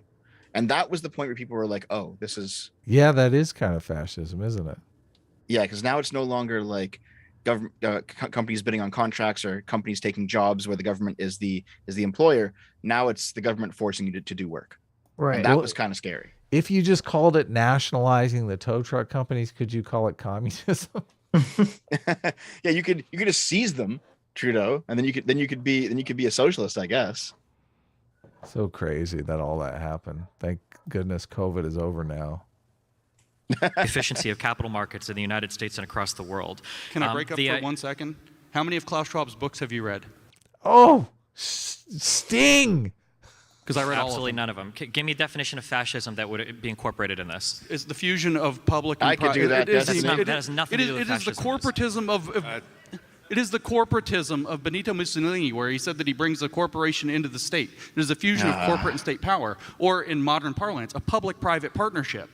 Well, that's the case. This is what I was talking about, how James has this attitude. How dare you question my authority, which comes off completely elitist to me. Listen, Destiny didn't say, excuse me, Mr. Lindsay, why are you calling this fascism? He said, this has nothing to do with fascism. You're like, fucking idiot. Okay, that's the tone of voice he's putting out there. So it's not fair to be like, oh, James started this, you know. He did though. As soon as he called it fascism, he started it. He totally No, but I mean he's not the one that started the tone of like hostility, is what I'm saying. Okay. I guess you're right. Destiny just basically was like, yeah. Which is fine. I'm not saying it's wrong to do that. I'm just saying you can't criticize James for that. I'm with James. This talk would be boring without banning fascism around. So we've been in a fascist state for a long time. That means literally every single government and every... The commie comes in and just is like, yeah, exactly. Isn't Peter Coffin super woke too? He's like, he loves us. Yeah, you're right. It's all fascist. Well, because he's actually a communist. Yeah. Yeah. Well, he's operating under the idea of like, oh, the corporations dictate everything the government does, essentially. He's like, this is super based. Thanks for inviting me. Everything in the world is fascist. This is not what fascism is. I guess it's a fun word to use. People on the left like to use it, so maybe people on the right are using it too. So second thing, Lindsay doesn't back out. He says people on the right, and Lindsay's like, that's right. Well, Destiny's wrong, but Destiny's wrong here because when even if James is using the term corporatism incorrectly or is labeling this fascism incorrectly, he did give the Mussolini quote, which was correct, and then Destiny's saying, well, that the state private government partnership means every government's fascism. It's like, well, no, that's not what that means. It means basically, as you said, Dave, the government's basically telling the private companies what to do. That's fascism. Yeah. I think what happened basically is that James gave a pretty poor definition, and right. Destiny reacted appropriately to that poor definition, but he's still wrong. Well, I don't know he reacted and he interpreted it in the most negative way possible. I don't know if you want to say that's reacting appropriately to the definition. Well, I'll agree. James did a poor job explaining it, but I have a feeling that if James had described it in a bit more detail, maybe the way I described it, right, it might come over a little bit better. You're right. The definitions of these things tend to always be contested concepts, and I have a problem because there seems to be this game that often goes on where, we'll define it by some behavior that someone called themselves a fascist did sometimes, and then at other times it's almost like it's some prescriptive ideology that's written down in some manual somewhere, which, those two things often come into conflict. Right. This is I think you're actually onto something there. We treat fascism differently than every other political ideology. Right, because 90% of the time someone says it's just as an insult. Yeah. So like if I were to say to you, okay, well, what's a communist? Well, you can actually point to people who wrote the ideology and books about it, and people who've critiqued it, people who believe in it, communist parties, there's like a full what's the phrase? Range. No, not range. It's like a school of thought. A school of thought. It's a full school that you could actually explore. You could do it with liberalism. You could do it with fascism. But when it comes to defining fascism, everyone has their own very granular, very different definitions that just happens to suit them, happens to suit their political interests. They don't treat it like we don't. Okay. When you see a dumb blonde bimbo on Fox News called Joe Biden a communist. Joe Biden a communist. We all laugh at her, and rightly so, because she's doing Joe the Biden same is thing. A communist. Are you fucking okay? Okay, but you know listen, what I mean. Joe Biden is simultaneously a neoliberal and a communist. Okay, you just don't understand it. Okay, but I buy that. The reason that we laugh at that is because we understand that communism is an ideology with a doctrine, and that he's clearly not following it. So we might not like Biden for one reason, or we might like him for another reason, but he's not that thing. Right. We don't do that with fascism. We appeal to the Communist Manifesto. We don't appeal to the doctrine of fascism. Right. It seems to be hypocritical. Well, I think two things is, as I said, fascism is basically, for a lot of people, it means the same thing as authoritarianism, which shouldn't be necessarily the same thing. Right. But the second is, isn't fascism far more nebulous than communism is in terms of guiding principles? I don't think so. No. You don't think so? What's the guiding principle of fascism? I think it's ultimately become like that because of a bunch of a very long discussion that I could tell you for the next hour if you wanted. Well, I don't, but exactly. But there's basically just been certain developments post-war. It's the fascists lost, decisively in World War II. There was a political motive for the Marxist-Leninists to basically pin fascism as something that it wasn't in academia. That happened in the 60s. There's a bunch of things that happened basically. There's no fascist manifesto though, right? Look at Dev out here simping for fascism. God. There absolutely is a fascist manifesto. Yeah. There is? What's it called? It's called The Doctrine of Fascism. Okay. So that's the Bible thing that people. It's not a manifesto, it's a doctrine. Same thing. It's about the same. And that was written by Giovanni Gentile. Oh yeah, that loser. That guy. A dirty Gentile? Wow. Okay. Gentile's his name, Sitch. Jeez, follow along.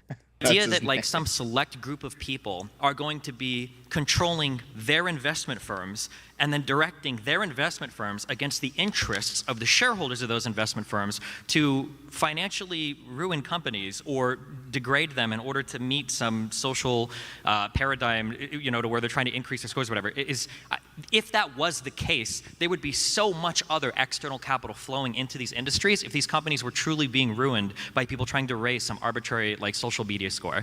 I don't think that capital markets in the United States at like 17 different levels would allow a few people to make decisions to ruin the way that a company performs. You do realize.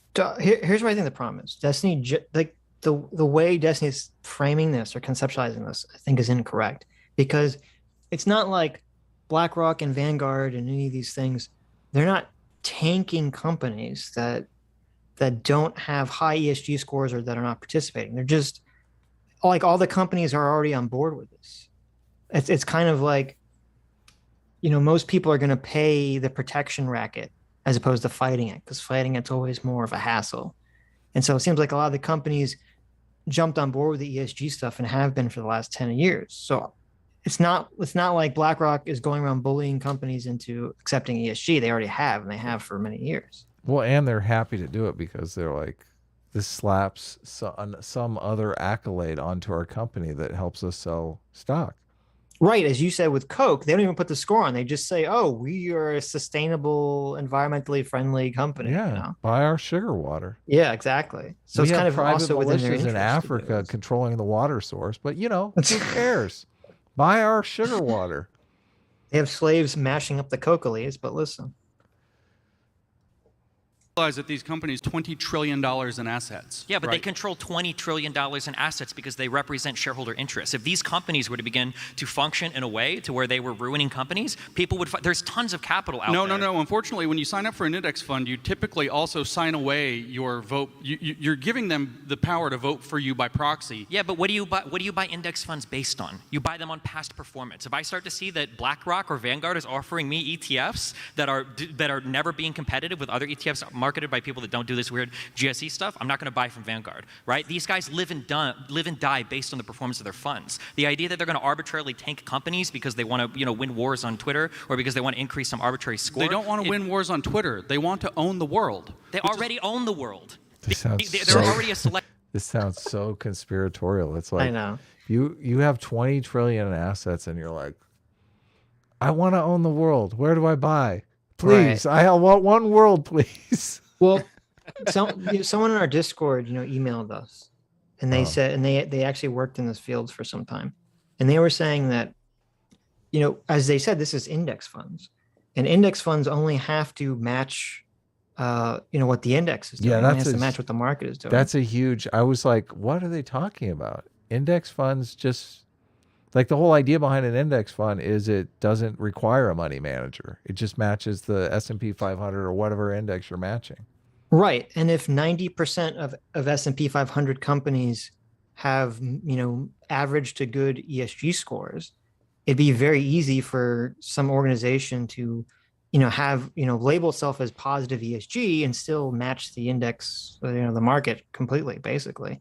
So I mean, I wish Destiny had, you know, looked into this subject area more before this conversation, because I think really what's going on here is that he's just reacting to James's framing, which I don't agree with either, or I don't see enough evidence for it either, which is that James is kind of framing this like the ESG scores are the global conspiracy by Schwab and by some of these other actors to basically enact communism or fascism or whatever it is on the population, when I just see it as a scam.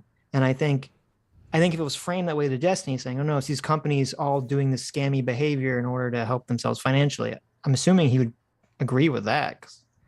And I think it's just a framing he's reacting to. I mean, I worry a lot about woke infecting our institutions.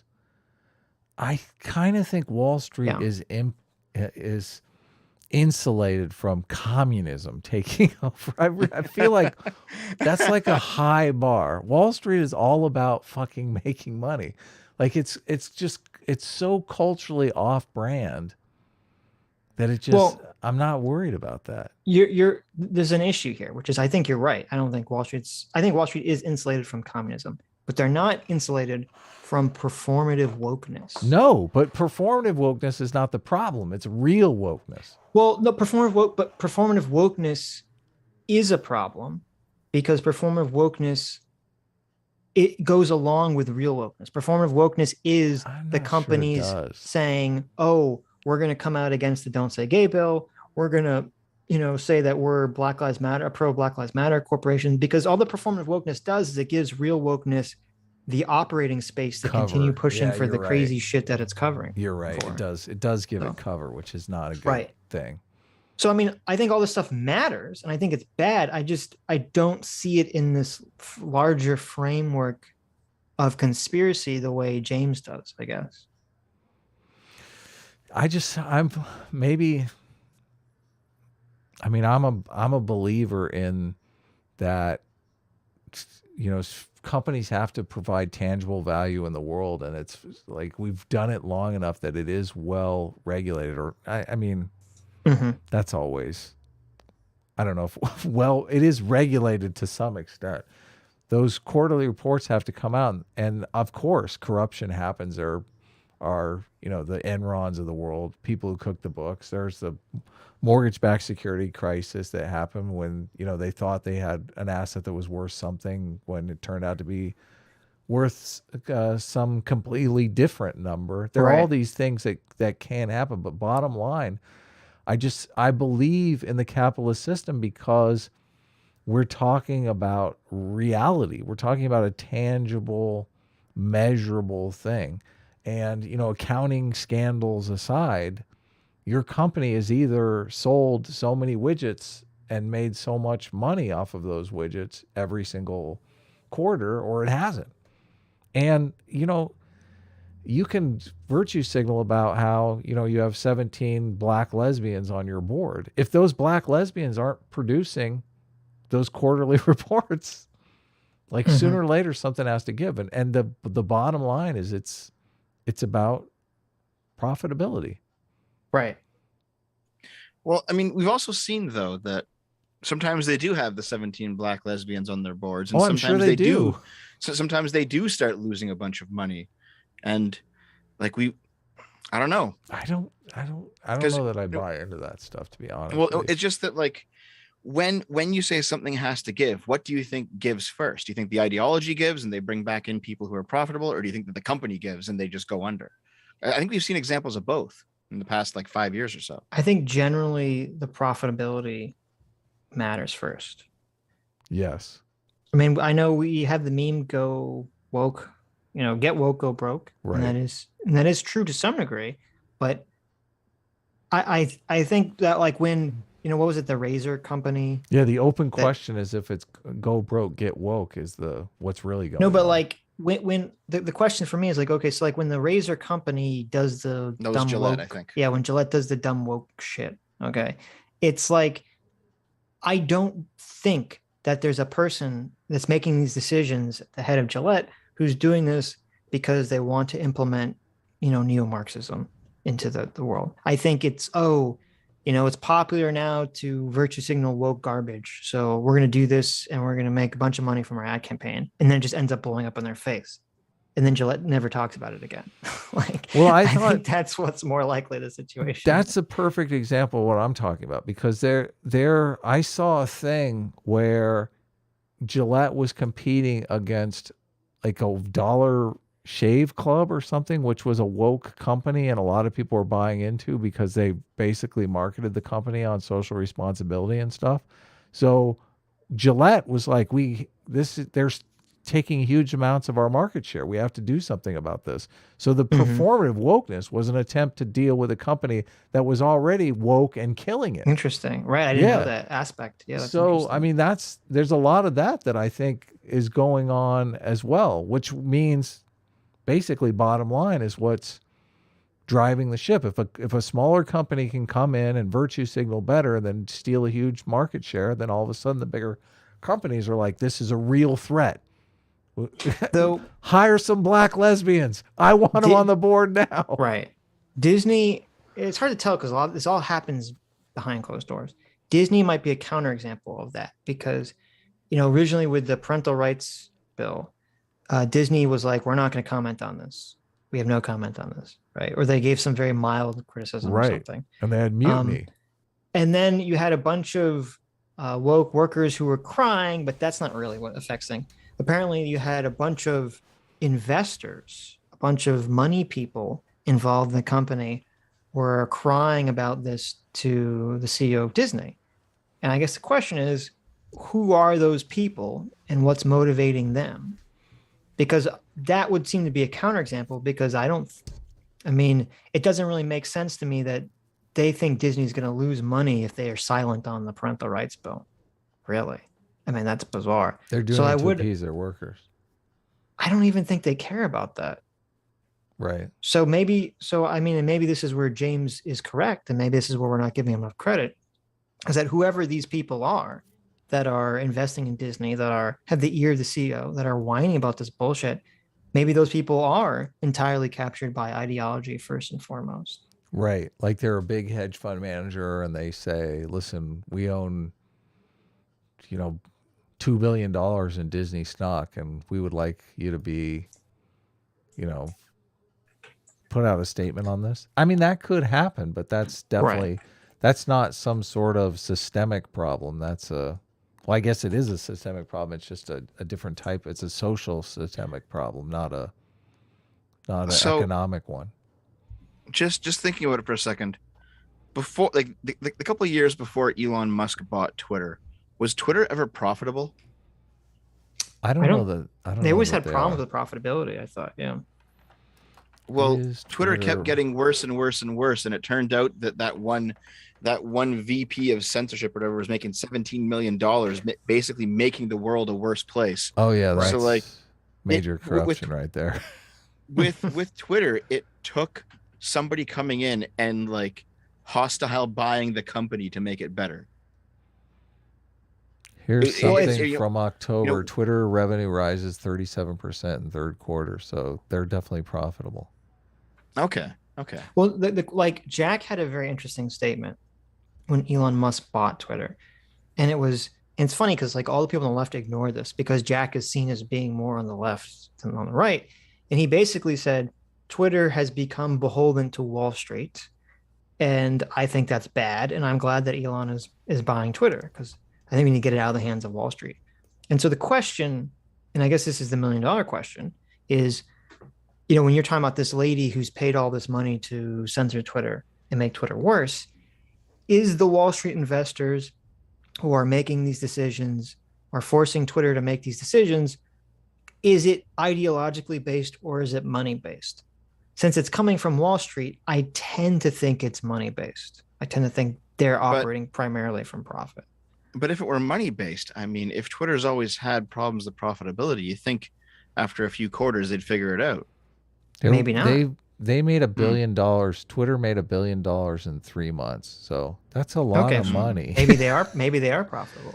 Maybe they are now. Here's a recent article from February saying that Twitter reported weaker than expected quarterly earnings, revenue, and user growth on Thursday and forecasted revenue short of Wall Street targets. See, this is a lot. People invest knowing when they're going to report earnings and betting on whether or not they're going to hit their earnings or overperform or miss their earnings. And they'll either short the stock or buy the stock depending on that. So they had an earnings miss, the stock probably tanked. And this weakness is what kind of caught Elon's attention because it's relatively recently. So it's not just that they make money. They have to make money and make more money the next and more money and more money. You're either growing or dying. The problem is I know that there's always been this question of Twitter being profitable. Now, if you look at, Twitter, you can bring up on Statista, Twitter's revenue from 2011 to 2021. And it's been generally increasing. The question is it increasing enough? But I guess the issue is that maybe we're making the wrong assumption because maybe whenever they implemented that woke censorship lady or guy or whoever it is, maybe they started making more money. And so they, we'd say wrongly associated the censorship with the increase in money. Yeah, you don't know. This says Twitter gained 6 million users during the quarter, but will need to add over 12 million each quarter over the next 2 years to hit its 315 million people by the end of 2023. So that's crazy. They're because a lot of these tech companies are based on user base. That's their metric for whether or not they're successful. Well, in this New York Times article says this before Elon Musk talked about buying Twitter.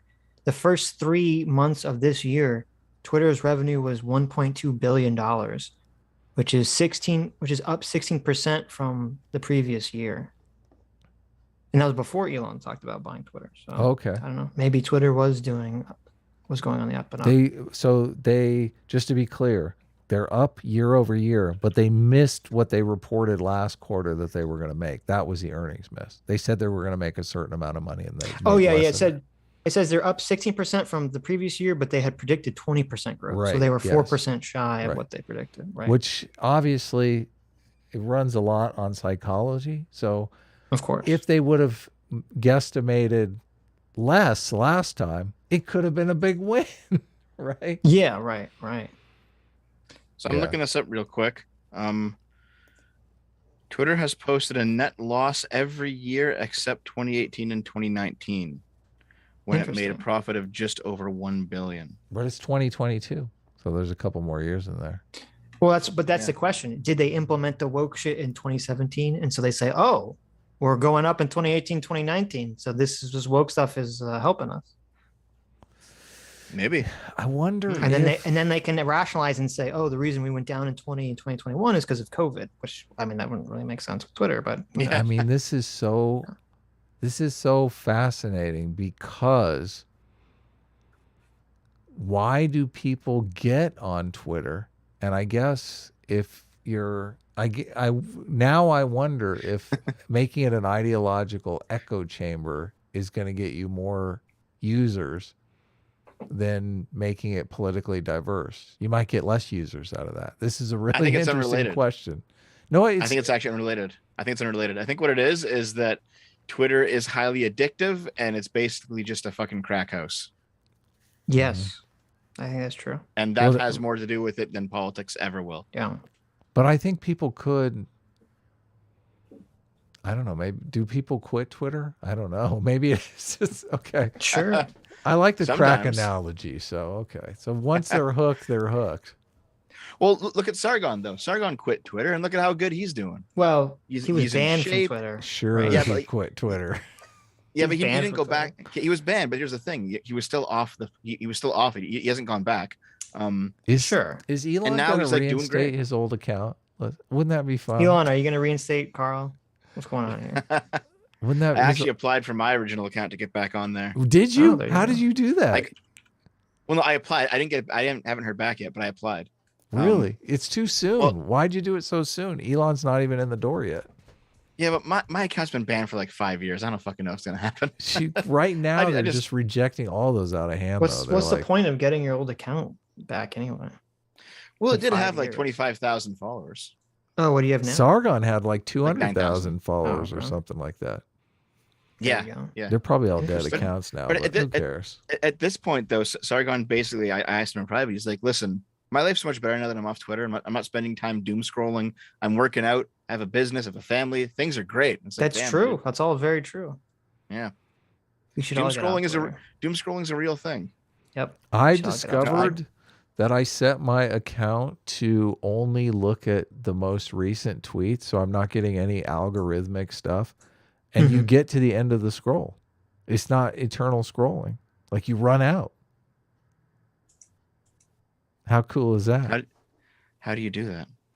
There's like a little thing in the top corner for algorithmic change. Yeah. Yeah, you set to newest instead of preference. It's interesting because if you do that, it actually changes your entire perception of Twitter. Yeah, you get to the bottom and you're like, oh, cool, I'm done.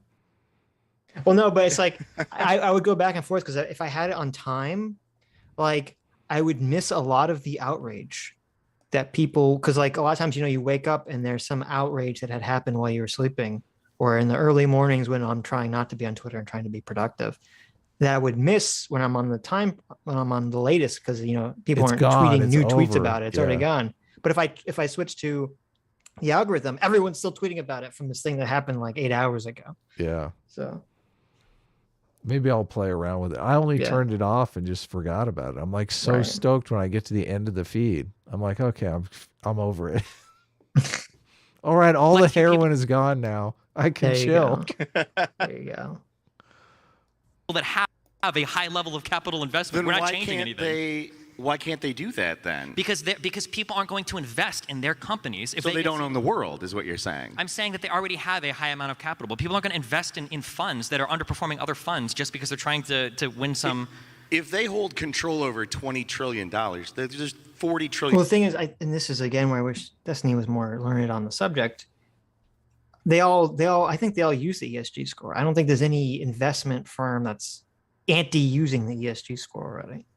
Yeah, just like a superfluous thing. Yeah, nobody's saying, listen, it would be terrible if you got a bad ESG score here.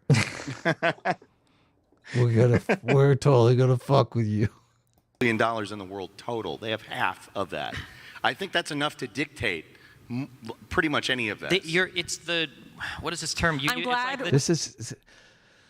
I shouldn't cut Lauren off, but the whole concept. It's so funny how people they have a very limited concept of how finance works, and how just because you have a bunch of money doesn't necessarily mean you can just, pay to solve world hunger. Like, these problems are much more complex than just acquiring the capital to solve them. I think a lot of people on the communist side just think, all this money could be put to good use. Well, it's difficult to put money to good use. That's a challenge in and of itself. This is a challenge that capitalism solves. They were all saying, "Oh, Elon should use the money he bought Twitter with to end homelessness or something." Yeah, which is like, okay, well, you don't really understand how homelessness works if you think you can just end homelessness by buying people houses. That's not how any of this works. Right? Yeah. We all agree that there's a few. Hold on. So you guys remember when Elon Musk was like, "Hey, listen, is there a plan for I can give us a big chunk of change and it'll end world hunger? What's the plan?" And then someone sent him a plan, and what was it, like $9 billion or something to do it? Yeah, he donated the $9 billion. Yeah. Yeah, but here's the thing though. The plan, it was literally like, well, $4.5 billion will go to keeping up this company that's doing this work, and the other $4.5 billion will go to just feeding people for a year. It's like, that's not going to solve the fucking problem. Yeah, right. Totally. You have to build infrastructure. You have to get supply chains going and have farms built and have, you can't just throw money at a problem until it's fixed. It's not how these things work. This Ukraine thing is so interesting. There's this channel called Task and Purpose. I don't know if you've been watching it, but he's basically rating the Russian military and postulating why the Russian military is so fucked. He keeps saying, and this totally fits in with Dictator's Handbook type stuff, like, Putin can throw money at the military, but the chances of that money actually, going to purchase equipment and shit like that is very slim, because there's so much fucking corruption. Right. Like, Putin can say, listen, I want new treads on all of the tanks, right? Here's $20 billion to do it. Well, the fucking generals, they just split the money up and the tanks never get the treads. Well, it's funny because when we had our Ukraine-Russia debates, there was sort of this argument about, is Russia more corrupt than the US? And the fact that their army is such fucking trash. Yeah, it shows. Seems to show that it is. There's so much more corruption in Russia. Not only that, when they came out with the list of 12 generals died in one day, that just to me screams corruption. Because listen, the guys are not going to go save the general that is not even hanging out with them, is drinking fucking Dom Perignon in his fucking tent off the tank tread money, off the fucking body armor money, right? They're not going to fight for that guy. They're going to say, "Oh, sorry." Yeah, exactly. Looks like the Ukrainian people got you. Total. They have half of that. I think that's enough to dictate pretty much any of that. It's the, what is this term? I'm glad we all agree that there's a few select elites that rule the world and they're dictating our future. So I think we can end the debate here. Yeah, Lauren just totally nails it here. Like, tell me something I don't know here. What the fuck? There's a reason why. There's a reason why they have this much capital to use, and it's because they generally perform well based on other investors in the market. People don't buy. It's not like Vanguard forces you to buy their ETFs. It's not like BlackRock or other people are forcing you to be investors in these institutional. It's not companies. A consumer market though. Like they're not going to the Better Business Bureau and look at how many stars that the hedge fund but has. when you it is very much structured exactly like the Better Business Bureau, where you pay to be listed. Does anybody here own any stocks or investment funds? Does anybody here buy funds? Like, you could look at the historical performance of any of these index funds or any of these ETFs or whatever. If you've got one that's underperforming, people just aren't going to buy it. Like, you can tell who's actually buying stock and who's not buying stock just by this question. Yeah, that seems to be correct from what I know, which is admittedly not much about stocks, but what Destiny is saying here seems to be correct. Yes. Like, there's going to be so much. The problem is that he's correct.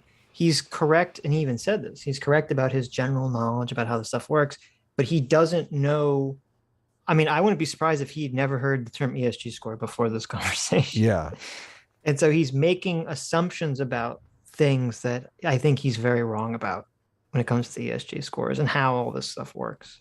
Well, and I think one of the problems with Destiny's argument is he's looking at it completely from the retail investor perspective. And retail investor, I don't know how much of the market is retail investor and how much of it is corporate investor, but I mean, like Coke has $18 billion sitting around that they want to invest. They're in the game too. They're going to buy stocks and other assets so that $18 billion isn't inflated away. So I don't necessarily know. Like, they probably have some asset manager at the company who's going to make decisions, and that's a much more centralized power source than retail investors.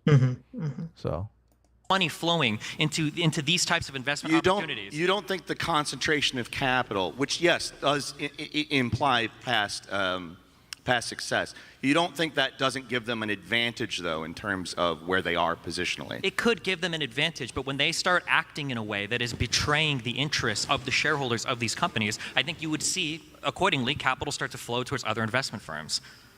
But I mean, the stakeholder model suggests that your shareholders aren't primal. Yeah.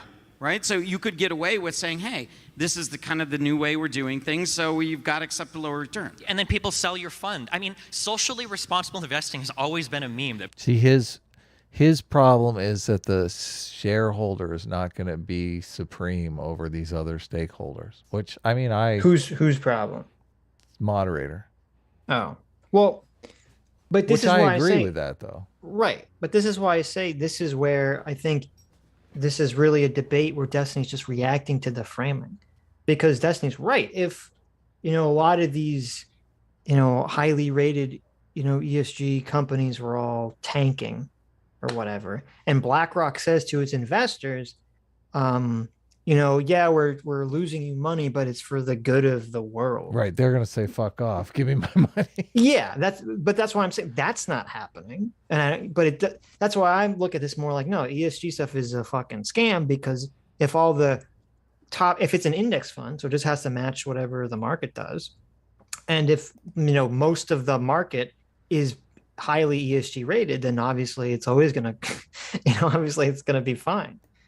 So I don't see this as like the mechanism for control the way that, I don't find James's argument about it being, I find the argument that this is leading to wokeness via performative wokeness and thus creating societal harm. I think that's 100% happening. That's a persuasive argument. That seems to be easily provable. What I don't see is evidence for so far, and I don't think James presents it well to make this argument, is that there is a grand conspiracy via the WEF from whoever to use ESG scores to usher in, neo-Marxism or fascism or whatever. Yeah. The one thing in the Klaus Schwab report that they are fighting against is excessive financialization, which I completely agree with. Like, one of the problems with our economy is that it really is just about owning something that accrues interest over time, rent seeking.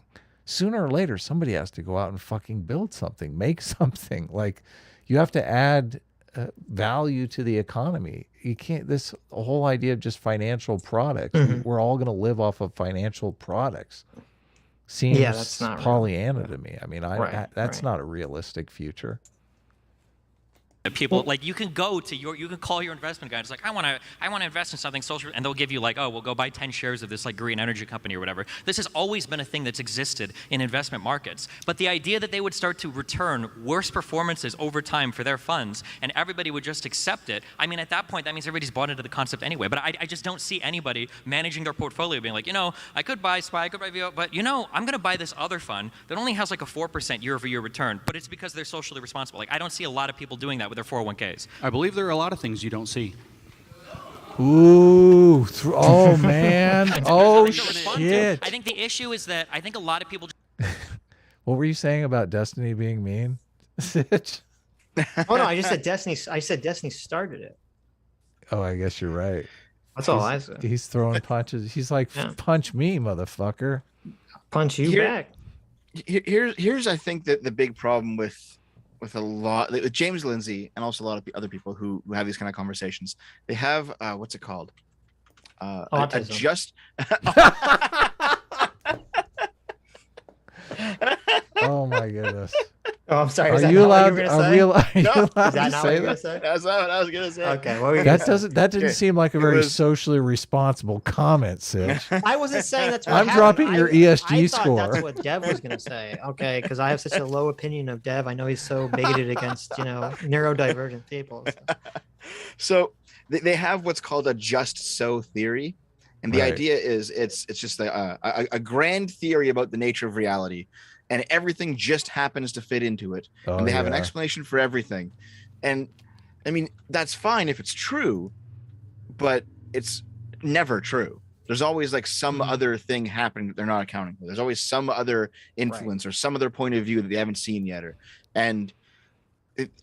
Usually when people who believe in things like this, that they come up against an actual roadblock, they just kind of like brush it away and they don't really answer it. That's exactly what happened here. Right.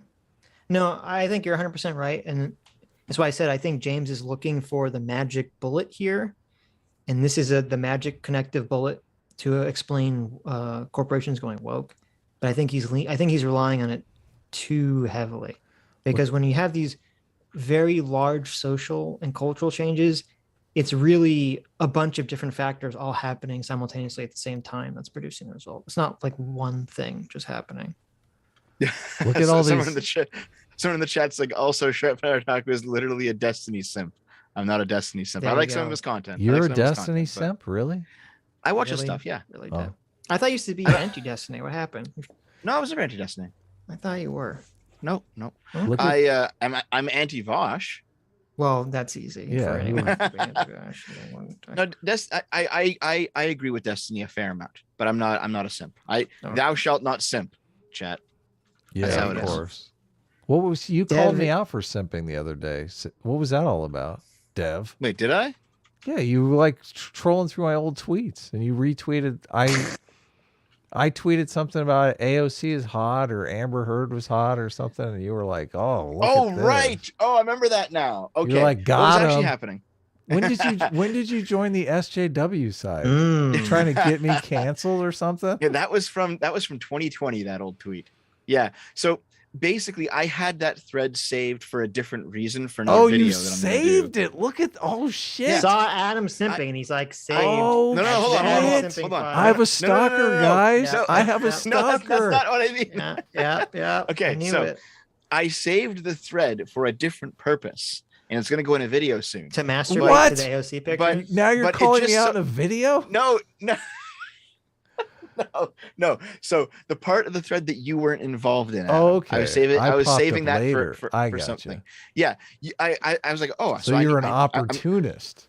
I'm going through my list of sources, and I'm like, I can use this for the video. Here's the point. I can pull from this, and I'm putting it all together. And I see this thread. Oh, this is a good point. I'll put it in. And then I just happen to see a 2020 tweet from Adam right below it, simping for AOC, and I was like, oh, okay. It wasn't AOC. It was Amber Heard. I said she's hot, okay, right. So I thought I believe her. She's hot. Look at, she has to be telling the truth.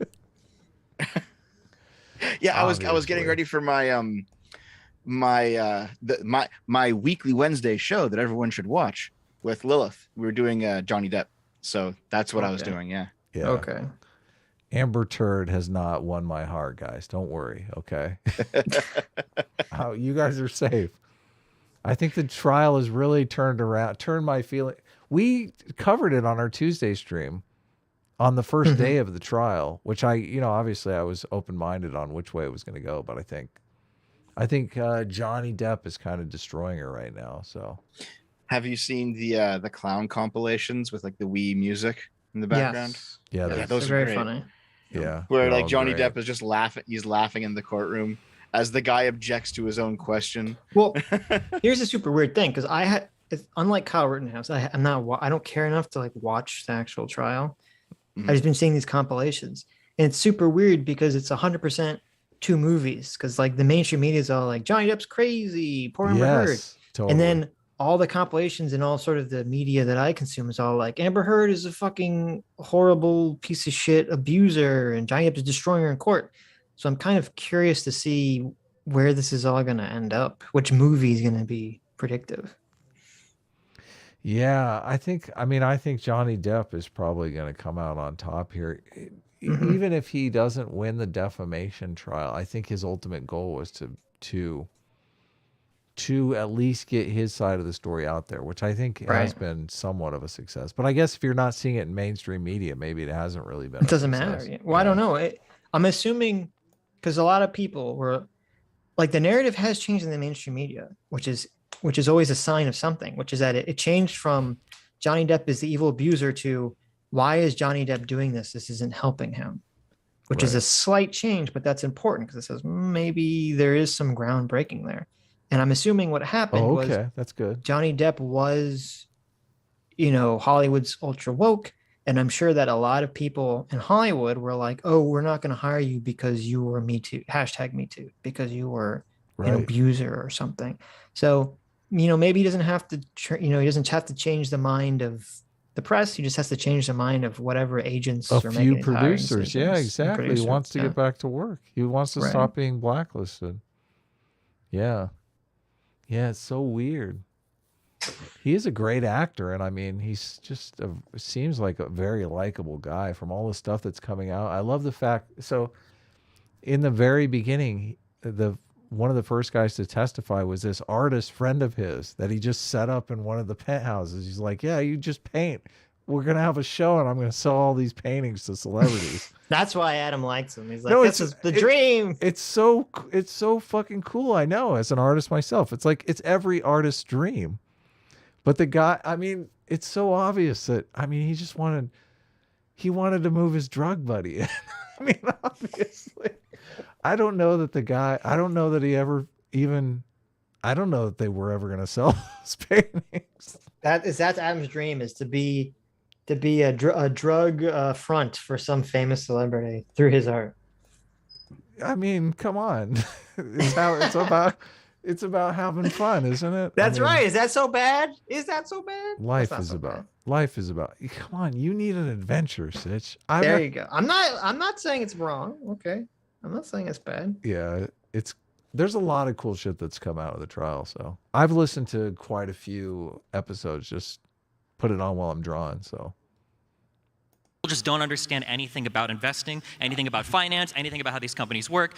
This idea that. Oh, I forgot to mention. As soon as James said that, the three on the right, Lauren, James, and I don't know the other guy's name, all looked over with just hugest smiles on their faces, like, "That's right, bitch." So much of this stuff is really just a social dynamic. It's like, take that. That there are like 50 people that can work in contrary to so much money in the market. It shows a childlike understanding of how these markets work. Look, childlike. He's like, "I'm fucking, that's right, bitch." You tell me I don't understand things. You're the child. You think that one guy can walk in front of investors that might represent trillions of dollars of funds and go, well, today we're going to sink Exxon because we think a greener policy makes for a brighter tomorrow. Everybody would be like, okay, cool, good luck. And then they would take their money and leave. Anybody has the ability to do that right now. All of us can make Robinhood accounts. Everybody can make a Charles Schwab account. Everybody can make a Vanguard account and choose what funds you want to buy. See, this is actually the childlike view of the market right here that Dustin this is really baffling that he's saying this, because it's like, individual people are never going to be in competition with BlackRock, the organization, Vanguard. Chat said retail investment was only 15% of the market. I don't know if that's accurate, but I mean, I wouldn't doubt it's that small, because all the companies, they're sitting on war chests of like fucking $20 billion. Millions and millions of dollars. Yes. And they want that money. I mean, do you ever watch the show Shark Tank have you ever watched that show? I hate that show. You don't like that show? Oh. No, I don't like that show. My mom loves that show. Every mom loves that show. Yep.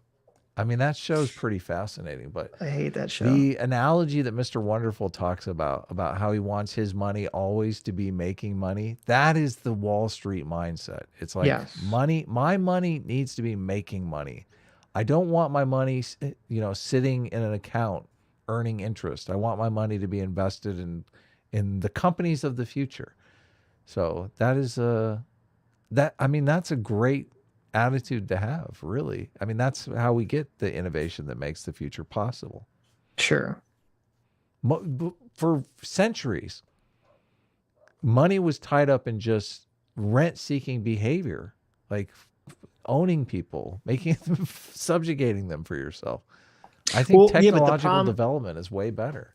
Right. But the problem is that you can invest your money, it's great if Mr. Wonderful is always putting his money in like the next business. Right. But a lot of these markets are just bullshit. A lot of these markets are just rent seeking. A lot of it is just nonsense. Well, if they're buying up a limited number of housing stock and making the American dream impossible for young people, fuck those people. Wasn't that part of what BlackRock was doing? I was looking into that because BlackRock came up, and I saw an article in The Atlantic that said they're not buying as much housing stock as they're being accused of. And The Atlantic is pretty woke, so I feel like they would call them out if. I mean, but why? I don't know. They're still buying housing stock. Yeah, fuck those people. They should be like, fuck our. I don't think anyone should be buying housing stock except for individual people that want to buy fucking houses. Fuck our politicians for selling us up the river like that. Right. I firmly believe that, single family homes should be sold to fucking single families before they're sold to BlackRock. That should just be the case. Like, you shouldn't have to compete against a mega corporation to buy a fucking home. But that's the rent seeking behavior. And that's the problem with a lot of these investment vehicles, is that they're just creating completely unnecessary middlemen that get in between a customer and a product. Let them go build condos, fucking expand the housing stock, lower the price of housing. It's just, our system is so fucked up about housing right now. It totally infuriates me. You can tell I'm cussing up a storm. How would you fix it though? I think you'd have to make certain behaviors illegal. Well, yeah, affordable housing, but like, how do you stop BlackRock from buying the houses? You'd have to say it's illegal for them to do that. I don't think there's a way to incentivize it or de-incentivize it that I can think of. Not. It's just that I mean, I'm not American, so this doesn't apply to me, but that I think that directly violates, is it the 14th Amendment? But you, as a Canadian, housing prices are not looking great in Canada either. I'm assuming you're not. Oh yeah, Canada's fucked. Canada's fucked. A lot of the reason that Canada's fucked though is because basically Chinese people hide their money here by buying property. So the CCP Chinese people owned a bunch. Chinese people bought a bunch of property in Southern California. It's the same exact thing. Listen, if you're in China and you're worried about the CCP expropriating your wealth, you think, well, if I buy a home in Southern California, they can't take that, right? Yep. I'm not sure. It is true though. It is technically true. I'm not sure how's the 14th Amendment apply to? That's the Equal Protections Clause. So basically the government can't write laws that treat one party or one person differently than another party or another person. It has to apply to everyone equally. So you can't say BlackRock can't buy houses, but people can. But no, because no, because we already have different rules. The government already does treat people and corporations differently already.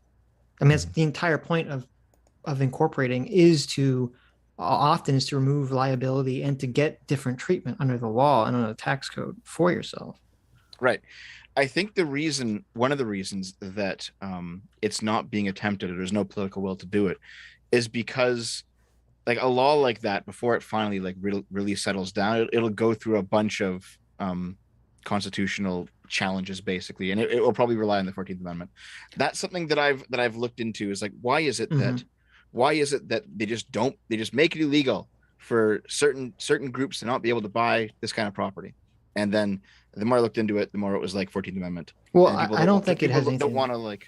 I don't think it has anything to do with the 14th Amendment. I think it has to do with the fact that there's no political will to make that happen. Well, and the homeowners want, the homeowners and the people and the property owners want to maintain high home values. Right. So they like that BlackRock is buying up houses. So if you incentivize BlackRock to build more housing stock, what's that going to do to the price of homes?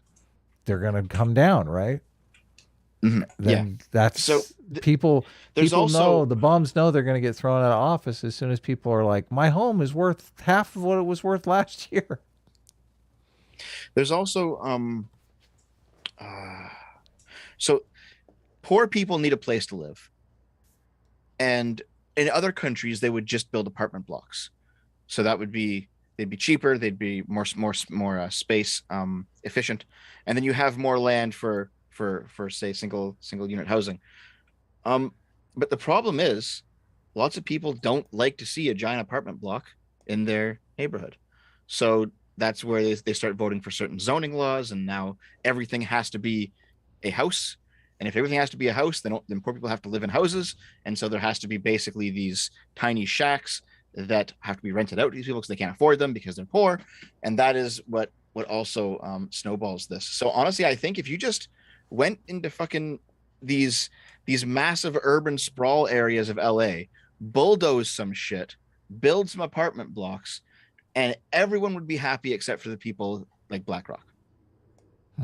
And people who own property would absolutely hate it, but it would be the right thing to do and it would be better. But I don't think it's going to happen, you know. An interesting thing regarding the 14th Amendment, corporations would be, you know, I guess with Disney, if Disney sues the Florida government on grounds of that, saying that they violated their free speech. So I don't know, maybe we'll find out. We got to watch some of this video. We do got to watch. I'm sorry for no, it's okay. It's Adam's fault. Adam's the one gabbing. I'm not gabbing. I'm gabber. I'm ready. Someone in the chat asked, what's stopping people from just making new housing? Well, one, there's only so much space like in LA, right? There's only so much land. Okay. Right. Land is a finite resource in a way that other finite resources are. They're only kind of finite. Land's absolutely finite. And two, if more housing is built, then that lowers the value of people who currently own houses, because their value is so high because there's a shortage of housing. So if more houses are built, the value of their house goes down. So now they can't get loans on it. They're quite as good, for example. So if you own a house right now, you're incentivized to basically not build any more houses. Right. Right. Well, what are the three things that control the cost of housing? Supply. No. Zoning. No. What do you mean? What are they? Location, Adam. Come on. No. I'm telling you, it's zoning and. Yeah, I know. Anyway. Unless somebody is forcing you to invest in a particular fund, you just don't understand how capital markets work in the United States. You never understand. I mean, it's not just you, because I'm having a flashback to my conversation with Jangles. Oh, Jangles alert! He's having Jangles flashes. The last one of these things. Incentives exist, right? These people have created these incentives throughout by building up these ETF portfolios that they've had. BlackRock did not have $20 trillion of assets at its fingertips 10 years ago. It's built up to that. It has increasingly gathered market share, and it is as it has increasingly gathered market share, or control of market share, I should say, as it's done that, it's increasingly also placed leverage on individual corporations. Again, we're not talking about consumers. We're not even talking about individual buyers of stocks. We're literally talking about the vast majority, and we have a Marxist on the panel, so he's going to appreciate this quite a lot. The vast majority of corporate stocks are not owned by individuals. They are owned by other companies. Correct. That's right. And they are actually owned by other companies. And the two companies that own, first of all, each other, and second of all, virtually controlling stakes in almost every major corporation in the top 1,000 corporations of the world happen to be BlackRock and Vanguard, which means these two corporate boards, which probably total fewer than 20 people, honestly, although nobody knows who's on Vanguard's board, which is super shadowy and weird. We know that BlackRock is headed by Larry Fink. These two corporate boards control. Vanguard only does index funds, I believe. Mm-hmm. So all they're doing, like the whole business model of Vanguard was not to try to beat the market, was just a cheap investing mechanism where they're just going to mirror whatever the index is. So you don't need a money manager, because it's just like you buy whatever the S&P 500 is. Right. Well, that's what the guy who emailed us said. He said part of the appeal of this is that since they are these index funds, you know, they have lower, you know, much lower fees. Much lower fees, yeah. Then I mean, they're ETFs, so they're going to have much lower fees. Then they're going to have much lower fees than mutual funds, obviously. Warren Mosler has pointed out an interesting dilemma, since Vanguard has grown so much and so many people own just these index funds. He says that means there is nobody, basically, you know, since there are no money managers trying to beat the market, there's no eyes on what these companies are doing, and pretty much there's a lot going on in the market now that we're unaware of because of these index funds, which I think is an interesting dilemma. Yeah, I mean, there still seems like there's still lots of people trying to beat the market, so just not to the extent that maybe it used to be. Yeah, I'm not certain. I think unbelievable amount of influence. I think James in this is completely right, and Destiny is completely wrong on this. That they're this one point that they're talking about specifically. Yes, he's honed in on 85% of the market being investors. It's when they cook up a scheme and they say. Well, and also just that, you know, Vanguard and Blackguard, you know, they have all this stuff built up. They have all this power accumulated. Yes. Already. Yeah. Well, look, we're going to shift to this new stakeholder theory, and under stakeholder theory, we're going to stop fooling around with short-term shareholder profitability. Oh yeah, you can have a bang year this year, and then everything's going to go to crap 5 years from now. Now we want to look, you know, they come in and they sell you this snake oil that we're going to look at long-term profitability instead of short-term profitability. Start this 10 years ago. We're just now seeing, Elon Musk has just tweeted out like today that ESG doesn't make any sense. We're seeing the challenge against Disney, which is their social score has been great. We're starting to see these cracks in this dam, but this thing has been building up for 10 years, and very, very few people were talking about it. And since we're talking about the Great Reset is central to the idea that we're going to now reorganize the economy around this model, because these people who have this model of environmental, social, and governance sensibility are going to be able to better dictate what long-term sustainability and resilience, primarily, not even profitability for corporations, is going to look like. But we have a name for that, which is central planning. It's just a reinvention of central planning, but now you no longer have governments or even anybody who's accountable to people. You have a very small number of corporate managers who have seized that planning role for themselves through these mechanisms. What does central planning mean to you when you say that? What did you say? I'm sorry. What does central planning mean to you? Central planning is when you plan the economy from within a centralized location, like a single government or single boardroom or a couple set of boardrooms that are working in concert with one another. Okay, no. So central planning is the idea of planning an economy independent of market inputs or outputs, so the performance of companies. So Destiny does this thing, and Vosh kind of stole this from Destiny, and I really don't like it. And it's like, so he asks the question, he says, what's central planning? And so James gives an answer, and I would argue that implicit in the answer is that, yes, you have a centralized authority that's planning out the economy, and that planning is done somewhat independently of whatever the market forces is. But then Destiny says, no, you're wrong. It's this. But it's like, but that was implicit in his answer, I thought. And it does seem kind of like a debate tactic. No, you're wrong. Can we watch it again? Yeah, we can watch it again. Yeah, so let's watch it again because I don't know if I have governability and resilience primarily, not even profitability for corporations, is going to look like. But we have a name for that, which is central planning. It's just a reinvention of central planning, but now you no longer have governments or even anybody who's accountable to people. You have a very small number of corporate managers who have seized that planning role for themselves through these mechanisms. What does central planning mean to you when you say that? What did you say? I'm sorry. What does central planning mean to you? Central planning is when you plan the economy from within a centralized location, like a single government or single boardroom or a course to participate in.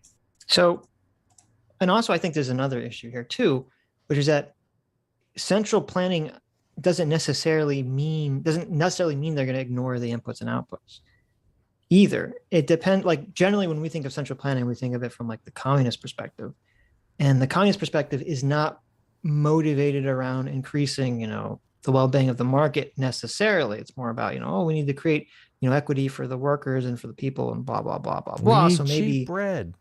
Right. So maybe that would fit under sort of what Destiny is saying, but I mean, you could have a central planning capitalist, government that just thinks that they can make decisions better than the market could, I guess. And they would be looking at the inputs and outputs. I don't think I agree with that. I'm sorry. Okay. I think central planning definitely requires a lack of a market. I think that's just a necessity of the idea. Yeah, but that doesn't contradict what I just said, though. Doesn't it? You said no. Well, inputs and outputs, that's the market, right? Well, no, but I'm saying when Destiny says it's not looking at the inputs and outputs, how I'm interpreting that statement is like they're not looking at the financial indicators of how all these little individual pieces, little cogs in the machine, what direction they want to go and what is influencing them or not. That's how I'm interpreting this statement. The way that I read it is that they're not using buying and selling. They're not using price signaling to gain information, stuff like that. Yeah, right. But you could do that all under central planning. I don't see why you couldn't. How? You just have a central plan that's looking at all this information. This is what the communist dream is. They think they're going to have some magic algorithm that's going to look at all this information. It's going to determine what is the proper, it's going to say like, what is the market doing? And then what is the proper price based on, moral opinions or something, which should be morally correct. Prices are based on what people are willing to pay, not what morally respectable. No, but I understand that's where the communist comes in and says, fuck the markets. We need to apply some sort of moral weight on top of it. Right. Cars need to be cheaper. There's no reason Hassan's Porsche has to be $200,000. That should be like $5,000.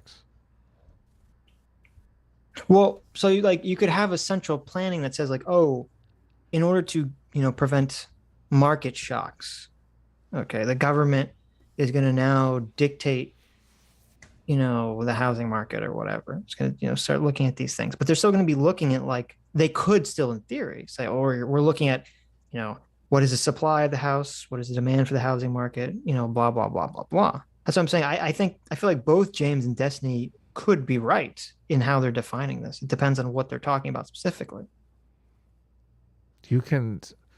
Certain prices are set by certain forces. Like the price of oil is technically just set by OPEC because they have so much oil that they can meet the demand to meet whatever price that they want. So if they want the price to go up, they just lower the amount that they're going to sell, right? And then if they want the price to go down, they sell more oil. And they have such an infinite resource that they can adjust prices. The government can theoretically adjust prices, and they have in certain situations, like with commodities that are important, like grain. Well, wouldn't you say that OPEC is a type of central planning for oil? It's a cartel, yeah. Right. Yes, it is, definitely. Okay. But they're definitely looking at inputs and outputs of things. It definitely affects their decision making. Yeah. Well, most companies, if you're selling sugar water, you produce enough of it to satiate whatever demand there is, and you eat away at your profit share until there's that equilibrium. Like nobody goes without a Coke, right? Right. Yeah. But I guess in this situation, people are going without gasoline or adjusting their habits to go without gasoline. But it's done by, well, it might have to do with supply chain issues and refining issues. I'm not certain. Yeah, I'm not sure that holding a monopoly on something makes it central planning. I don't know. I'm just confused by what you're saying, Sitch. I don't understand.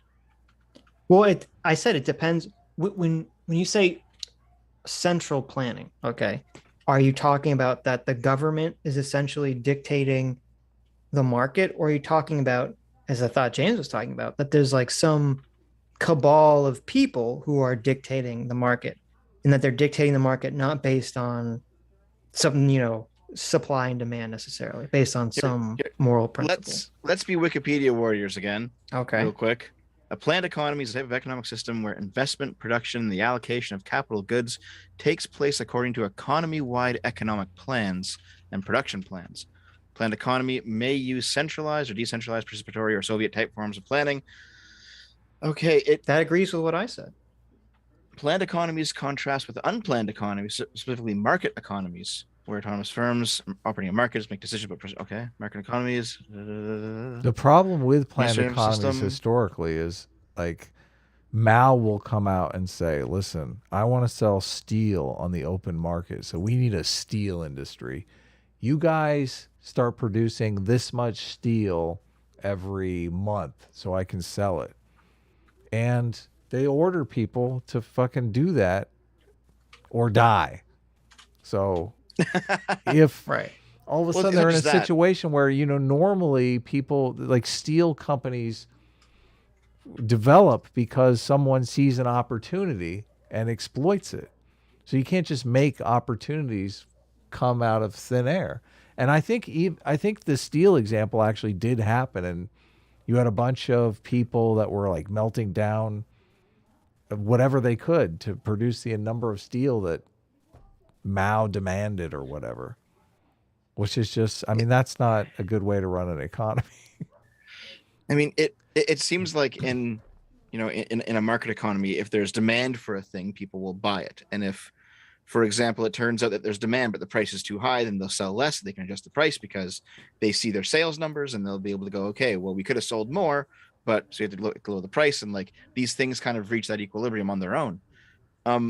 Right. But if there's no money in a communist society, because there's no money, and it's just, what's about resources? It's not about money. Yeah. But the government says, okay, well, we think that this town needs so much of this product, and that's what they ship. And it turns out that they actually needed more or less because they don't have all the information that someone local in the town does. And that's what makes planned economies inefficient. Sure. But it doesn't have to be on no money. Okay, let's just use an example before we beat this issue to death, because I assume no one cares about this anyway. Is that it's I'm enjoying it. I don't know. Yeah, that's fine. But like if the state of Washington, the demand for the state of Washington for widgets is 1,000 units, 1 year. And so under the market economy that, we all live under, what happens is people go to their tool store, the Home Depots in Washington, and they buy widgets.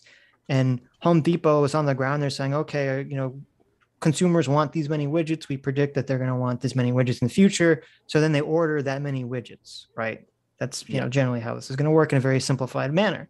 And then under a centralized planning, all you're doing, there's multiple versions of centralized planning, but one of the versions of centralized planning is all you're doing is you're adding this extra step where instead of Home Depot making the decision, they say, oh, we need to go ask the government to give us permission to buy or to produce or whatever the extra 1,000 widgets. And they're still going to, I assume, base it off of what the people are buying, because that would be the economic information. That's how you'd make the determination anyway. But they're like, no, we don't.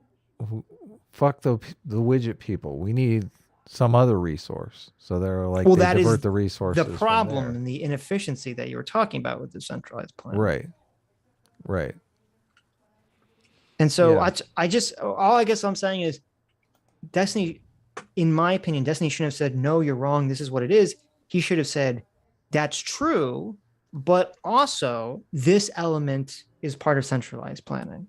Right. To me, that would have been a more accurate definition that they could have agreed upon. I would assume they would agree upon that. This is all about shit show, though. This is really, we're in a pissing contest here, and it's great. It's glorious. I just wish they were sitting closer together so I could see spittle fly between them. So Sitch, are you saying like it's a system where they need permission from the government to place the order for the widgets before they can place the order, even though they're still using price feedback? That is I was even looking in the Wikipedia. That is some forms of centralized planning. Is literally that. Yeah. Has that ever happened? I don't know. Centralized planning? Yes. I mean, no. I meant that kind specifically, where you had to get permission to order products. I have no clue. I can think of one time. And it was Nazi Germany, because I read the book. Well, there you go. The Nazis did it. The Nazis did it, but the only reason they did it is because they faced mass shortages of everything. It would seem like most governments, if they're not facing mass shortages of everything, they wouldn't do that. You know what I mean? Well, I think doing planned economy is stupid in the first place. I don't obviously, but like it seems like whenever a government implements, you need permission to buy this product from the state.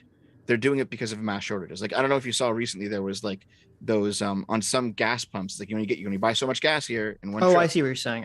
Yeah. Well, so no, not like necessarily. This system only appears if there's mass shortages. That's called rationing. Because here I'll Wikipedia Andy it for you. Okay. This is on the planned economy page that you pulled up. Okay. Yeah. It says one of the types of planned economy is called decentralized planning. A decentralized planned economy, occasionally called horizontally planned economy due to its horizontalism, is a type of planned economy in which the investment and allocation of consumer and capital goods is explicit according to an economy-wide plan built and operated and coordinated through a distributed network of disparate economic agents or even production units itself. Decentralized planning is usually held in contrast to centralized planning, in particular the Soviet-type economic planning, where economic information is aggregated and used to formulate a plan of production, investment, and resource allocation by a single central authority. Okay. Wowzers. Okay. That's a lot of reading. That's exactly what I said. You win. Well, actually, it says. Actually, I read it about it. I think I actually read it wrong. They're saying that command economy. They're saying the USSR was doing what I said. That they would try to aggregate economic information and then form a plan on production based on that information. Right. So they would look at where it's all about delivering resources where you think they belong. Right. Which is right. completely different. The USSR, they simulated competition somehow, but I don't know how they did it.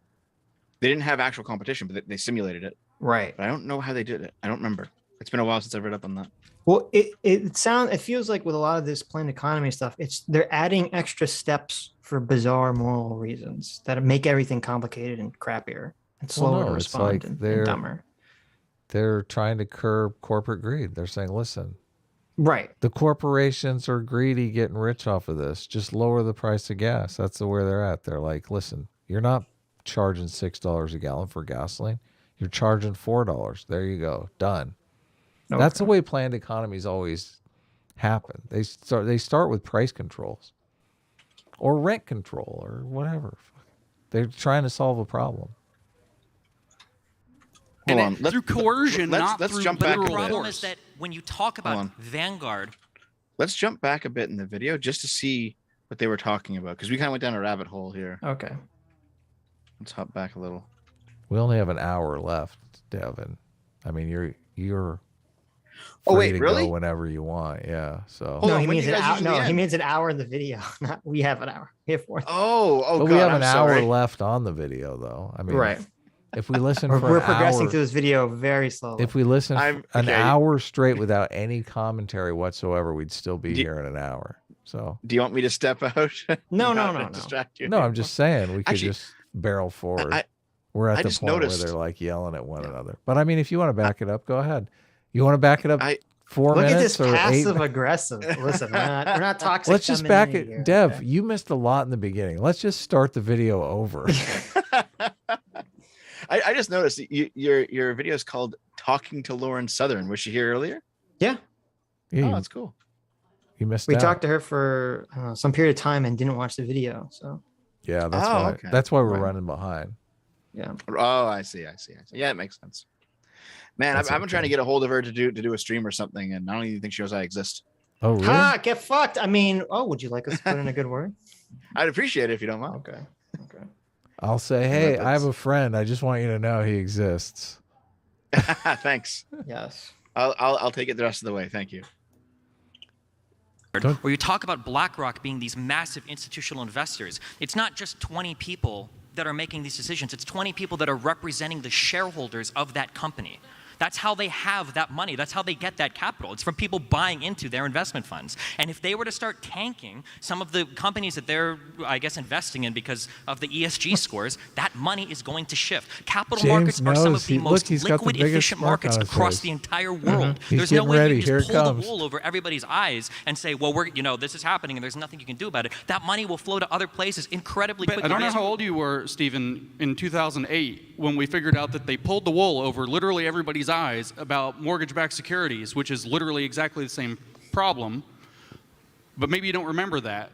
But I want to point out, in fact, where did this term Great Reset come from? Okay. God, I don't think that's a good example. It's a terrible example. I think it's a terrible example. Of because course. it's the opposite. I mean, the 2008 housing crash wasn't caused because of stakeholder capitalism. It was because of good shareholder old-fashioned capitalism. regular capitalism. Right. So I don't know. It seems like, I mean, it's a good example well, I don't know. It's actually a bad example because James is trying to say that it's an example of like elite control that's making bad market decisions when that's not. I mean, maybe you could say the housing crash is that. Maybe you could define it that way, but I think Destiny says this, the housing crash is really an example of sort of a market that had misaligned incentives that kind of spiraled out of control because it wasn't regulated properly. Well, and they made a completely incoherent model of the future based on housing starts. So, well, what I mean is like you could blame the elites, right? You can blame these financial institutions for coming up with the mortgage-backed security vehicle in the first place, right? Which is fine. But then it's not like there wasn't some elite organization that said, hey, we're going to buy a bunch of mortgage-backed securities, even if they're bad financially, in order to promote some moral good in the country. It was kind of the opposite. They're like, oh. They did think they were promoting a moral good, though. Affordable housing. No, but that wasn't everyone. That wasn't the thought process behind the mortgage-backed securities primarily was, this is the no-lose investment. Property values will always go up. They'll never go down. So you can't lose on this. Right. That was the thought process. Right.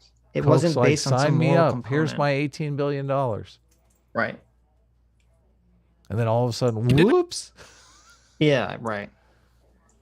It come from Klaus Schwab, even though he wrote a book right after the pandemic began, oddly in June of 2020, COVID-19, The Great Reset, is the title of a book in June of 2020. The Great Reset. My copy didn't say that in that weird.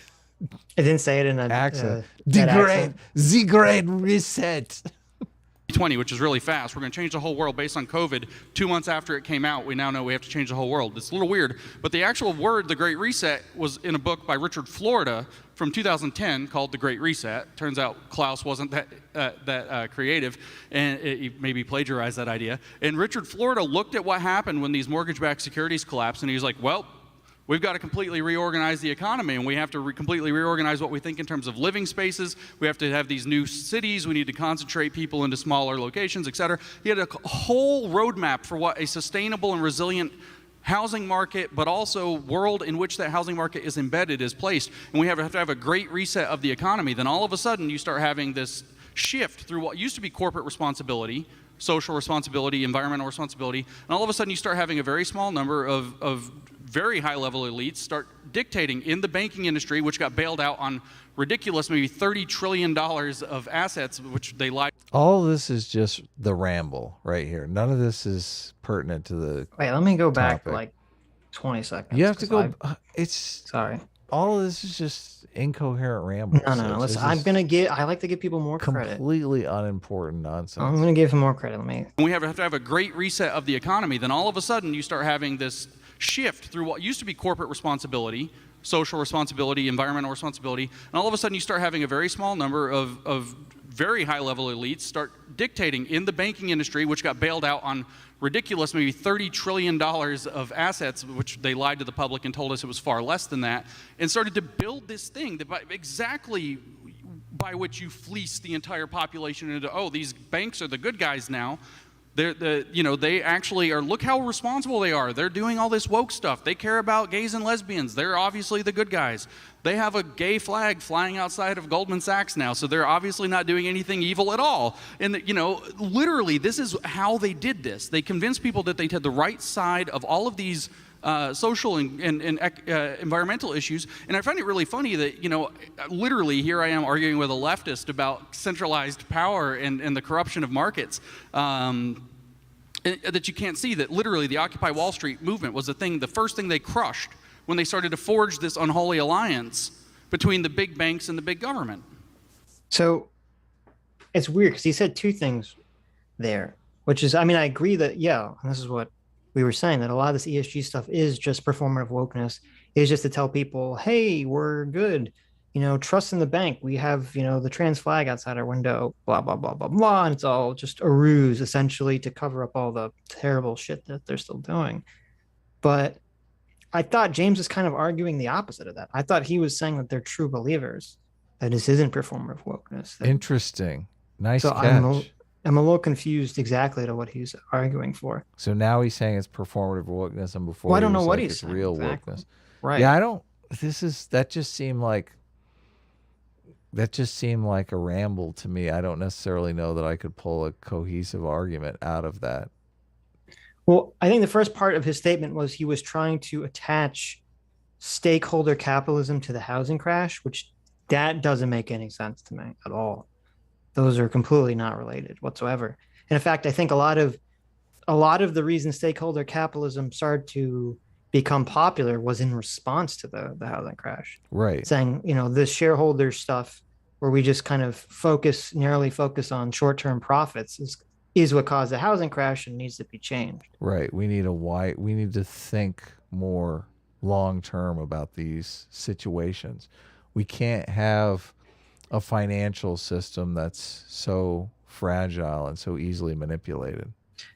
Right. But that's why this conversation is so weird to me, because if this conversation didn't take place, I would have assumed that Destiny would be on the side of shareholder capitalism. He would argue against some lefty who would be arguing in favor of stakeholder capitalism. And I would think that James Lindsay would not necessarily be on the side of stakeholder capitalism, but he would be against shareholder capitalism. He would say, yes, these companies are just driven by profit, and that's why they're doing performative wokeness. And, there does need to be a moral consciousness, but it's got to be like an anti-woke moral consciousness. But it seems like everyone's kind of taking opposite positions, and I would have thought would have aligned with their views in this conversation. Right. So I don't know what's up with that. But well, he throws in the Occupy Wall Street thing, which definitely, their battle cry was the 99% versus the 1%, which is about rising inequality, which is the first thing old Schwab cites in his list of fucking things we need to deal with. So I don't necessarily, obviously, if it's performative wokeness, they're not interested in dealing with inequality, but so I don't necessarily know if he's siding with. Go ahead. Well, I'm saying my theory is that Schwab is a true believer, but that Larry Fink and BlackRock and all this other shit are all just using this to make money for themselves, essentially. But is Lindsay? Is he with the 99% or the 1%? I can't tell. What do you mean? Well, he brought He's up with the Occupy 99%. Wall. Oh, he is? He's with the 99%. Yeah. Okay. So he wants to decentralize power some more. But that's not, the Occupy Wall Street failed because no one knew what the fuck they wanted. Yeah, totally. Yes, that's a completely different story whatsoever. But in this ramble here, he's basically saying there's this shadowy institution that's developing under the helm of ESG, and they're making big decisions. Then we need to stop them from making those decisions. Right. Right? I think that's what he's arguing, yeah. Okay. So, but who's going to make those decisions? What are those decisions? Saying some, they would hire some elites that would be making, decisions based on whatever the ESG criteria is, essentially. Right. Is he advocating for just getting rid of ESG? Is that what's going on here? I would assume. I mean, it's never asked, but I would assume. That's why that just seemed like just a fucking ramble to me. Like, what does it have? What does anything he said have to do with anything? What's his position? I want to know. I don't know. That's a good question. There's like nothing for me to even tackle in terms of what you're saying, because you're Destiny agrees. What the fuck are you saying, dude? Saying nothing. What? Like the idea that 2008 happened because of banking misfeasance. That's why it happened. Banking malfeasance? Is that what he's saying? Misfeasance. Okay. Well, we know more about the housing crash than most people. Well, I mean, he's not wrong. That is why the housing crash happened. I don't see what that has to do with shareholder capitalism at all. I don't see how he's equating the two things. The bankers doing crappy things and tricking people into thinking they were not crappy things, and then that catching up to us. Well, I don't necessarily know, and you and I differ on this, because I think like the mortgage-backed securities were that's a fundamentally just flawed investment vehicle that they created. They basically created. Well, I don't agree with that. I don't think it is. I mean, the problem is a lot of these vehicles, none of them are inherently flawed. Mortgage-backed securities are not inherently flawed. The problem is once the demand for them becomes so high, it inflates the market, and then you get, housing prices start blowing up because everyone's, wants to do this mortgage-backed security. You get people are buying, individual people want to get in on it, and they start buying 5 houses with, and then flipping them all, trying to flip them all in a month. And then they end up flipping them to people who just want to flip them. So you have all these people that are inflating the market that no one ever wants to actually live in these houses. They all just want to flip them. And then that's when everything starts to crumble. Well, and you're drawing people into the market who are buying houses they can't afford under the idea that the house is going to be worth twice as much. And, a year. Too, right. So they're just going to sell the house and make a giant profit. Yeah, it's all a house of cards, basically. It becomes a pyramid scheme, but essentially, but the vehicle itself, I don't think is the problem. It's that it just creates this artificial demand that goes out of control. That's the problem. In a catastrophic way is exactly what we're now living through, and they're calling it. Listen, guys, it's just the Jews. It's 100%. If that does, I'm just waiting for someone to say that. Listen, I gotta take off for the night. Thanks. Okay. Thanks for having me on for. Thanks for coming on. All right, you racist piece of shit. You anti-Semite. You terrible person. Take care, man. See you guys later. Thanks. The Great Reset, which reminds me of the Great Leap Forward. The whole issue behind 2008 was an example of misaligned incentives. That was the issue. All of those markets were functioning exactly as they should. People should have been buying houses. People should have been taking crazy loans. The housing market was constantly increasing. If you look at the cost of houses, even if you couldn't afford a loan, it doesn't matter because you double your equity in your house like a year later because of all the rising costs. Banks were incentivized to sell the loans because they could package it up and sell it to investment banks. Investment banks were incentivized to do it because Fed rates were low. And worldwide, everybody's looking for stuff to invest in. None of this points to like one individual bad actor. As much as you guys like to point to like 20 people in a room that are ruining everything, the reality is that sometimes market incentives can be misaligned. And this might be a place where people can step in and go, hey, maybe there are places where representing the broader society, maybe we can make some decisions about how these markets should function rather than pretending it's some huge conspiracy that a few people can throw away trillions of dollars of capital because they want a company to hire more gay black people or something. So it's weird because, and this is where I feel like so much of this is in the framing of the debate. Like the way he describes the housing crash is completely accurate, or the causation of it. Sure. But then to say, well, maybe that's why we need stakeholders to come in to make, decisions, that's where you've totally lost, because it's like the problem with stakeholder capitalism is it's a fucking fantasy. It's a dream. It's either going to become completely controlled by the government, or it's going to be controlled by all these contradicting forces that all have contradicting goals, that there's no way a company could run that way. I mean, the solution to trying to prevent the housing crash, I don't think is stakeholder capitalism. I think you just need to have government fucking regulation. Yeah, regulators should have stepped in. Right. They should have stepped in, and they should have been like, okay, listen, all these rating agencies are rating these toxic assets way too high. This is all garbage. It needs to rate them what they actually are. Once the speculators become so heavily invested in mortgage-backed securities, they need to start lowering the credit score, the scores of the stuff. The assets were not toxic though until housing prices turned the other direction. As soon as housing prices went from constantly up to going down, that's when the assets became toxic. No. But what I mean is, with the scoring mechanism, okay, and part of the reason they were bundling the mortgages together was to circumvent this. But if a family that has a good job and good economic future, when they take out their loan, right? I understand that being rated as like, okay, they're probably not going to default on their loan, blah blah blah blah blah, right? The problem was twofold. It shouldn't be equating someone who's buying a house just to flip it and someone who's buying a house on a ninja loan, who has no income, no job, and is just taking out a loan, right, on they're this speculating stuff. Right. And with the idea that if I can't pay back the loan, it doesn't matter, because housing prices are going up. So even if the bank has to take the house back, they can just turn around and sell it to someone else easily. Yes. Those loans are being rated high too. And that's the issue. The rating agencies totally failed to look at those types of loans properly and say, wait a minute, but this kind of behavior is going to lead to market-wide failure down the road. And those things should have been graded differently.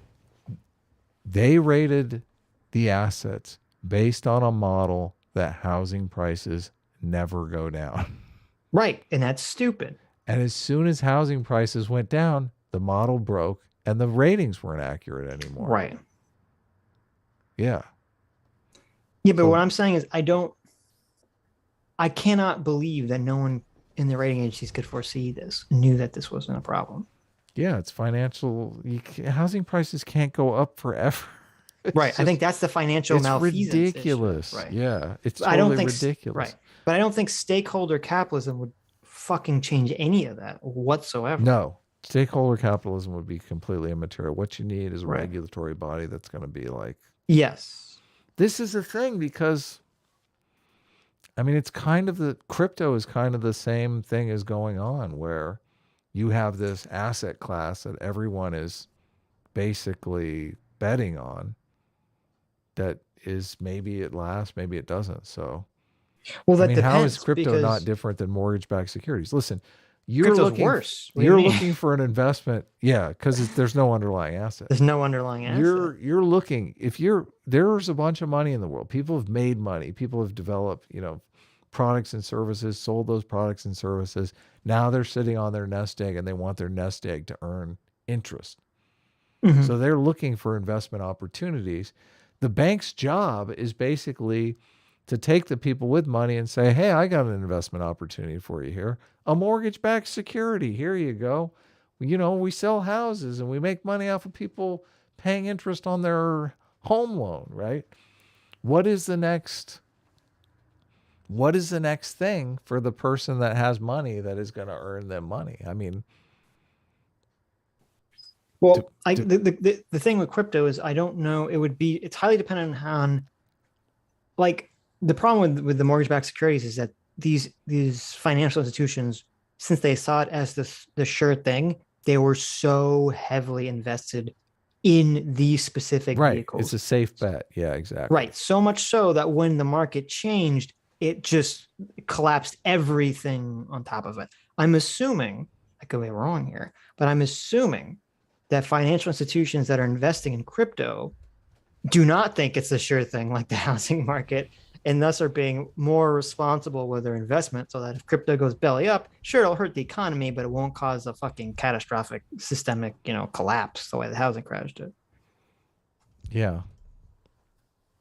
Because crypto would obviously be seen as a far riskier investment than like a mortgage-backed security. They're following it on CNBC. Let's see. I'll say, yeah, I don't know. I could be wrong. We come back here 2 years later after the big crypto crash, and we're just in 2008 all over again. But yeah, it's not 20 individual bad actors. It's not the World Economic Forum itself that are planning this all. And I think that's a problem of the right and how they've presented the Great Reset in that conversation. If you actually look at Klaus Schwab's book, a lot of what he's talking about in the Great Reset is things that are already moving forward in countries and corporations, policies already in place that they want to promote and excel, and they want to work with governments to excel that, what they can invest in, conferences they can start, things they can lobby and influence. So it's not just these shadowy figures behind the World Economic Forum pulling every string. It's a lot of, it's a shift that they're going to use COVID and the pandemic to push forward even quicker. Yeah, but a lot of these ideas are marketable. So even before, or maybe you think this is all Great Reset people, I don't know. One thing that companies learned over the past 10 or 15 years is that if you sell your packaging is environmentally friendly, you say that your beans come from highly paid workers or whatever, as dumb as this might seem to some people, these are effective marketing strategies where even selling a higher cost of your final good or service can actually have people coming into your store to buy stuff. So the question is are there really a shadowy group of people that are leading the change, or are customers just a little bit more environmentally conscientious and they want to buy, they'll pay a little bit more if they can feel better about buying some green, carton of milk. That's a good example you can find that's on your side, but there's plenty of bad examples that aren't good for certainly small companies. I think what Lauren said before Destiny responded was really good, and I think she's trying to correct the framing here. Yeah, I agree. And I think what Destiny said is true, and I think this is the argument I think James should be laying out, which is that yes, now obviously I'm biased because this is my opinion, let's just say this is the argument I would lay out. Okay. Yes, the ESG scores are not necessarily controlled by a shadowy cabal of people who want to enact neo-Marxist agenda, regardless of, maybe that's what Klaus Schwab wants, but I don't think that's what BlackRock and Wall Street wants. I think what BlackRock and Wall Street want is to have performative virtue signaling, and it's the same thing as putting organic label on your food in order to trick customers into thinking they're doing some kind of social good by buying stock in Shell Oil or something to that. Now, the problem with that, which I think James could hone in on, is kind of what we've talked about, where when it comes to the revolution, people are LARPing the revolution until suddenly they're not, until suddenly it's real. And I think the problem with this performative wokeness stuff is, as I said earlier, the performative wokeness provides cover for real wokeness. It confuses politicians and it confuses the public into thinking that wokeness is a bigger thing than it is. And it allows, from a political level, real detrimental, terrible woke policies to start seeping into our government. And that's the problem with the performative wokeness. That's the problem with ESG scores. Even if the motivations of the people behind it are fake, it can still lead to creating this negative situation that even they don't want, and they don't realize that they're creating. Right. Well, sooner or later we need sustainability. Moving in that direction, I think, performative wokeness aside. Right, but that's a different issue. Right. A different issue is that the ESG scores, since they're fucking scam, it doesn't actually address the real environmental, real sustainable issues, the real income inequality issues that we would like it to focus on. And it kind of draws energy away from it. And I'm assuming that's what Peter Coffin or someone like that would say. That's why he's against this stuff too, because he thinks it's all just a front. All that social pressure is going to waste. The whole idea is you want to harness this social pressure for actual tangible good in the world. But it's being circumvented by the fact that this is just a marketing campaign. This is Right, exactly. Sustainable in name only. Right. Yeah. So, but none of this, I mean, none of this relates back to the more interesting claim that this is all fascism. It's just like, okay. Well, I think James can make the argument, and I don't know if he believes this or if he doesn't. I don't know what he believes, but I think he can make the argument that BlackRock and corporations basically LARPing wokeness could lead to fascism. They could. I think you can LARP your way into fascism by accident. Oh, hell yeah. So maybe that's the argument that he should be making. Right. But right now, I just feel like the argument is bankers bad. Yeah, right. And the people as well. You look at what's going on in the UK right now. They are directly using the pandemic as an excuse to shut down a lot of small farms, saying, you can't have chickens outside. No more free-range chickens. They're banning that right now in the UK. And you have to follow extremely high biometric policies that just the average small farm can't afford, which is obviously helping big business, reducing the amount of free-range eggs, which generally people want, but they're all doing it under the guise of disease. We want to stop disease. And that's an instant market shift, power to larger corporations that can afford to make these changes. Smaller companies, even household chickens, can't own them anymore. I mean, that's going to be the case. If you have problems with capitalism or corporations, that's not capitalism. It is always going to be the case that larger firms. Think it's capitalism. It's always going capitalism for the government to come in and tell you can't own chickens anymore. It's going to be capitalism. I think the state works in the capital interest. Yeah. Any restriction that you place is always going to be met easier by larger corporations. That's the nature of the economy of scale. That's what happens when firms grow in size. That's why every time there's any government incentive program, any government regulation or restriction, people will always point out, well, hey, this is more harmful to big businesses than larger businesses. Yeah, of course, because larger businesses can always function better in any environment with any regulation because they're able to meet and exceed those standards. So I'm glad we agree that the government are shifting a bunch of power to large corporations. Well, but the problem is no, it's a natural shift that will happen. Yeah, it's a natural shift that the World Economic Forum and a lot of lobbyists are promoting. Right, and by the way, you should go to the World Economic Forum website and look up their list of partners. It's literally most of the 1,000 largest corporations in the world are their list of committed partners. And if you watch any of the World Economic Forum, meetings, they start out with basically what's like a commitment to our forward-looking vision, where they all, it's very ritualistic looking in a kind of weirdly corporate sense, where they're saying we all commit to creating this better world. And I'm telling you, like literally most of the 1,000 largest corporations in the world have signed on to this program. Where Klaus, I mean, he sounds like Bernie Sanders to me here. He really does. Who does, Klaus or James? James. I mean, the thing he's talking about. The problem is the big corporations. The big corporations. Klaus is saying, as Lauren rightly pointed out, Klaus is saying there are these changes coming through the world, the rapidity, the velocity, blah, blah, blah, the complexity. And so what we need, the whole narrative, and his newest book is called The Great Narrative, as a matter of fact. He's so honest. I appreciate it. He really is. So the whole point is that the world's changing very rapidly. There are all these diseases we've got to be scared of. There's the possibilities of synthetic biology that we have to be scared of. Things are changing so quickly because of AI and because of technology and social media, et cetera, that what we need is a group of people to cooperate, to usher us through this. And who needs to lead that is the relevant experts leading one way or another by bringing together government, foundation, and corporation in order to work in a kind of harmonized way that he's calling a public-private partnership. His goal, I started this stream by saying AI is something that we should be aware of. I mean, the nuclear situation that happened, 60, 70 years ago is a similar situation. I mean, during World War II, there was a race to get to nuclear weapons. I would like to know that there were people who were paying attention to that stuff that were knowledgeable in this kind of field. So I don't necessarily know what he's pitching here. Is he saying that, no, we should just not pay attention to those things? Should we not have had a Manhattan Project to get nuclear weapons before the Nazis did? I feel like that's a bad way to go. He's not. Well, first of all, what he just laid out, that would make more sense with him calling this fascism, I guess, from earlier. Because he is talking about this government's foundation, private, partnership of like version of centralized planning or whatever.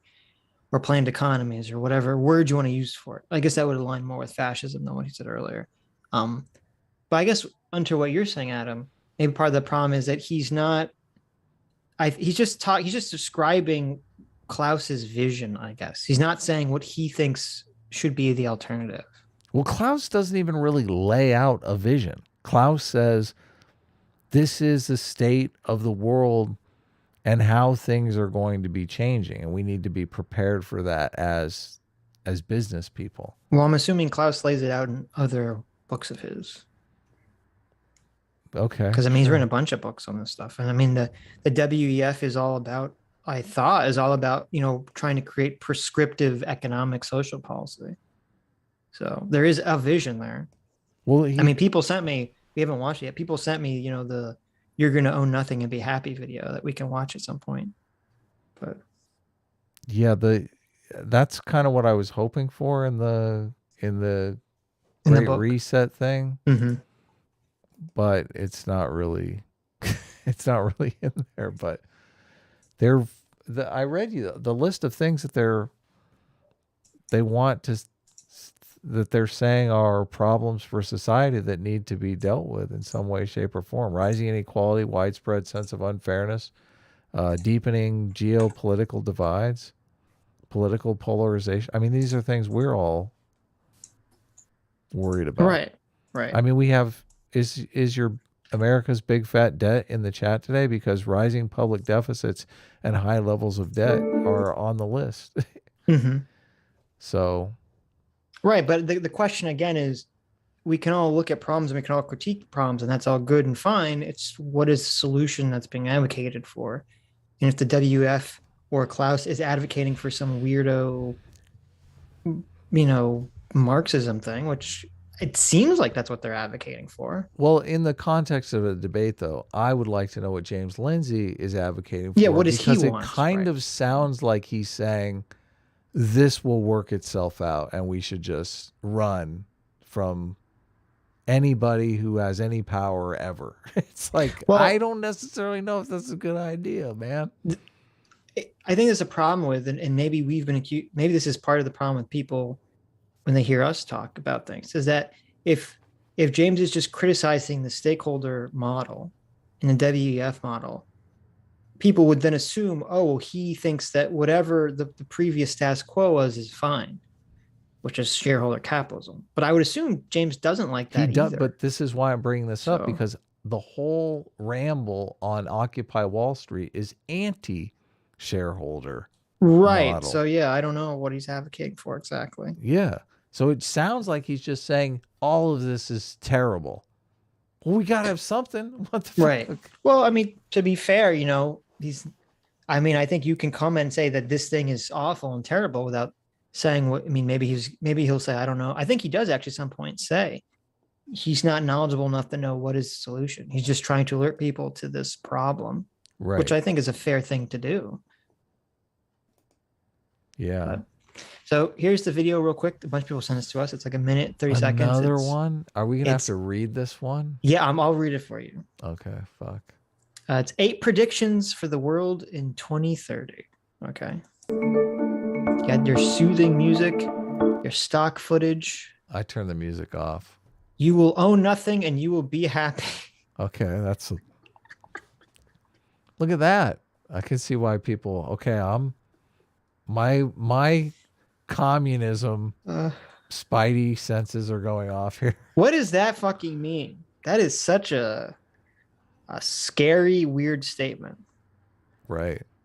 You have like non-threatening, sort of white, maybe not white guy smiling. And it's right. And I like underneath it says, based on the input of members of the World Economic Forum's Global Future Councils. Okay, what the fuck does that mean? Right. What does that mean? Is this like a crypto thing? Is that wrong? What? I don't think it has anything to do with crypto. I want to make, isn't crypto you own nothing and you are happy? Listen. Why you try to annoy the crypto people? No, I need so much. I thought I might be able to get a quick joke. It's a vendetta against the crypto heads. I'm just the joking. audience. Okay. I'm sorry, the crypt keepers. I'm sorry, Sword and Scale. I hope. Listen, I got nothing against crypto. I just hope. I hope that you're finding a way to move some of your crypto money into tangible assets like real estate. Mm-hmm. I would feel much more comfortable with you all being homeowners than being crypto rich. So, right.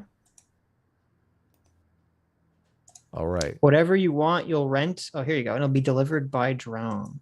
Oh, great. Sounds fun. Whatever you want, you'll rent. What? Well, That's so weird. This is funny because how am I going to rent it if I don't own anything? Oh, I guess they're just talking about property. Yeah. So do I not? Is that door on the house just rented? And when do I have to return that? Is it? Yeah. Are you renting the house? Someone's got to own the house, right? Oh, I guess is it all owned by the banks or some institution somewhere? I guess you're right. Someone just is renting that house. God, this is so. Man, I think we should be encouraging home ownership. I really do. Mm-hmm. Of course, I agree. Yeah. Well, we have to actually read the stupid essay that this line comes from. Oh no. To really understand it properly, but it's too long to read on stream. So here it is. The US won't be the world's leading superpower. Boo! First of all, how fucking stupid is this video? This is 2030. We have 8 years. You think in 8 years no one will own anything? The fuck? You think there's gonna be that much change in 8 fucking years? You think US won't be the superpower in 8 years? What the fuck's gonna happen in these 8 years? How are you going to stifle people's desire to own things? What the fuck? Right. We evolved from hunter gatherers. We've been gathering shit for fucking billions of years. Mm-hmm. I don't get it. Do you want to not own anything, Sitch? Nothing? No, that's terrible. Does that mean I have to rent my harmonica?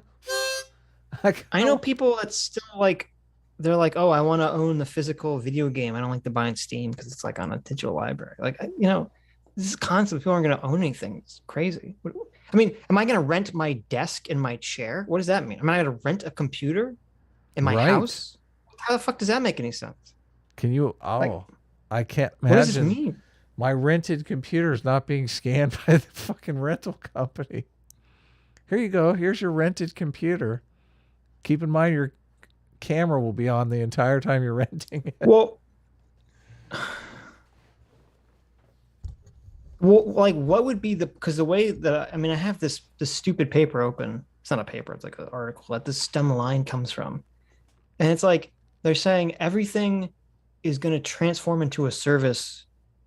Everything that's a product is going to transform into a service. But why? What would be the point of doing that? And that's not stakeholder capitalism. That's fucking shareholder capitalism right there, because they don't want to sell you the thing. They want to rent it to you because they're like, listen, they can buy the drill for like $20, or we got a monthly subscription model. And we can charge them $185 for this fucking drill. So actually, what this person is saying is, because the next sentence is, all this stuff is going to become free, and that's why you're not going to own anything.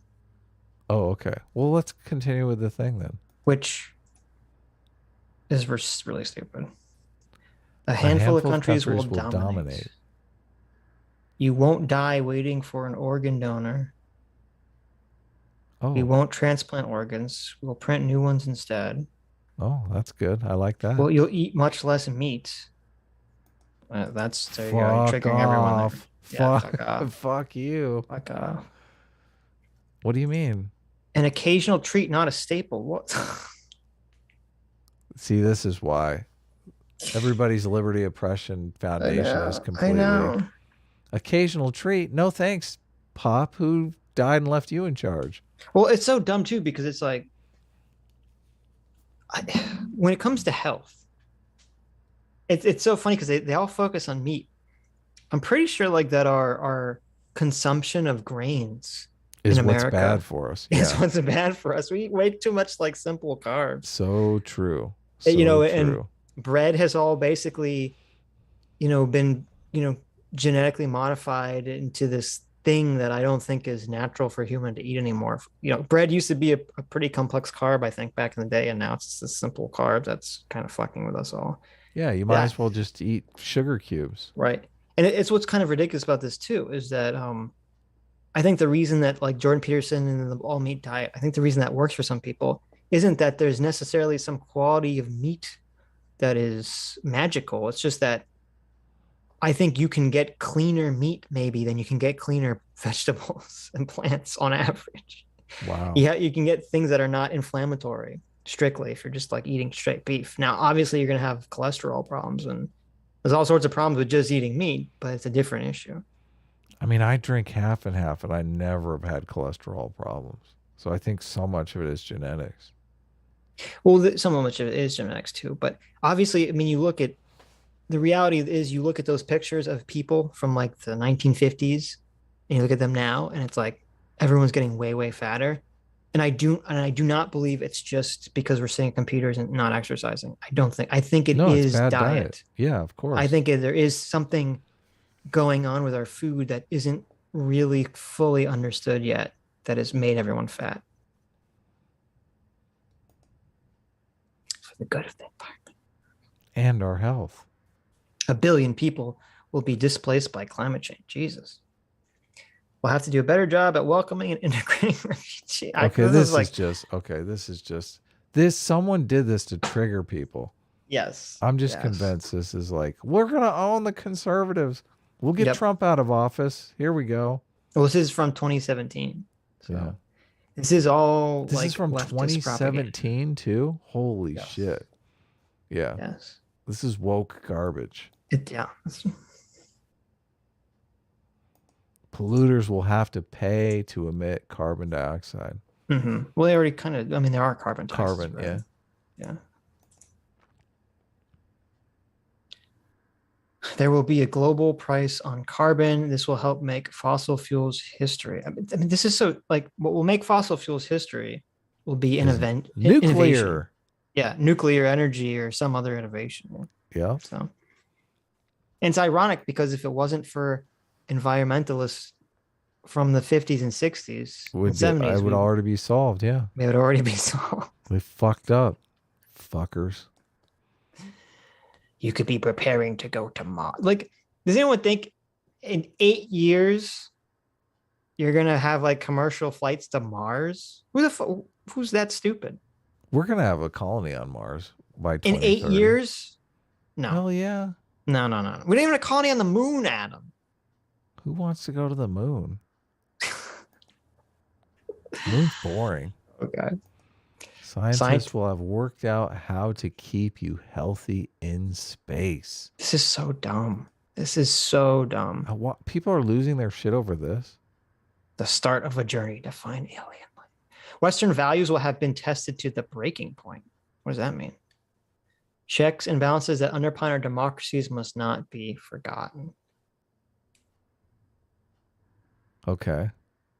Well, it's weird they use Western values because, like, we would say, well, wait a minute, all this communist shit is anti-Western values. What are you talking about? Yeah, exactly. What are you talking about?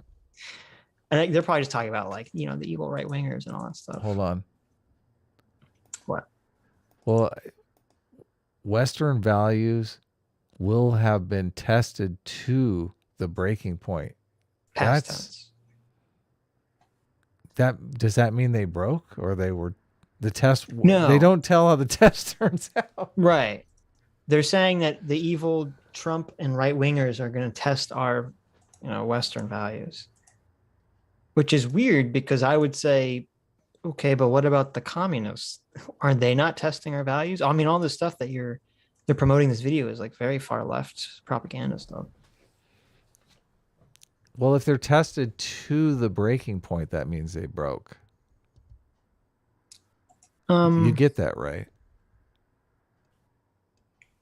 I get what you're saying, but I don't think that was their intention. I don't think that was their intention. This could be the secret commie stuff right here. I don't think that was their intention. We'll have been tested to the breaking point and we'll have broken and now we'll all be communist is basically what they're saying. Don't try to hide it. So I think what does any of this have to do with the Great Reset?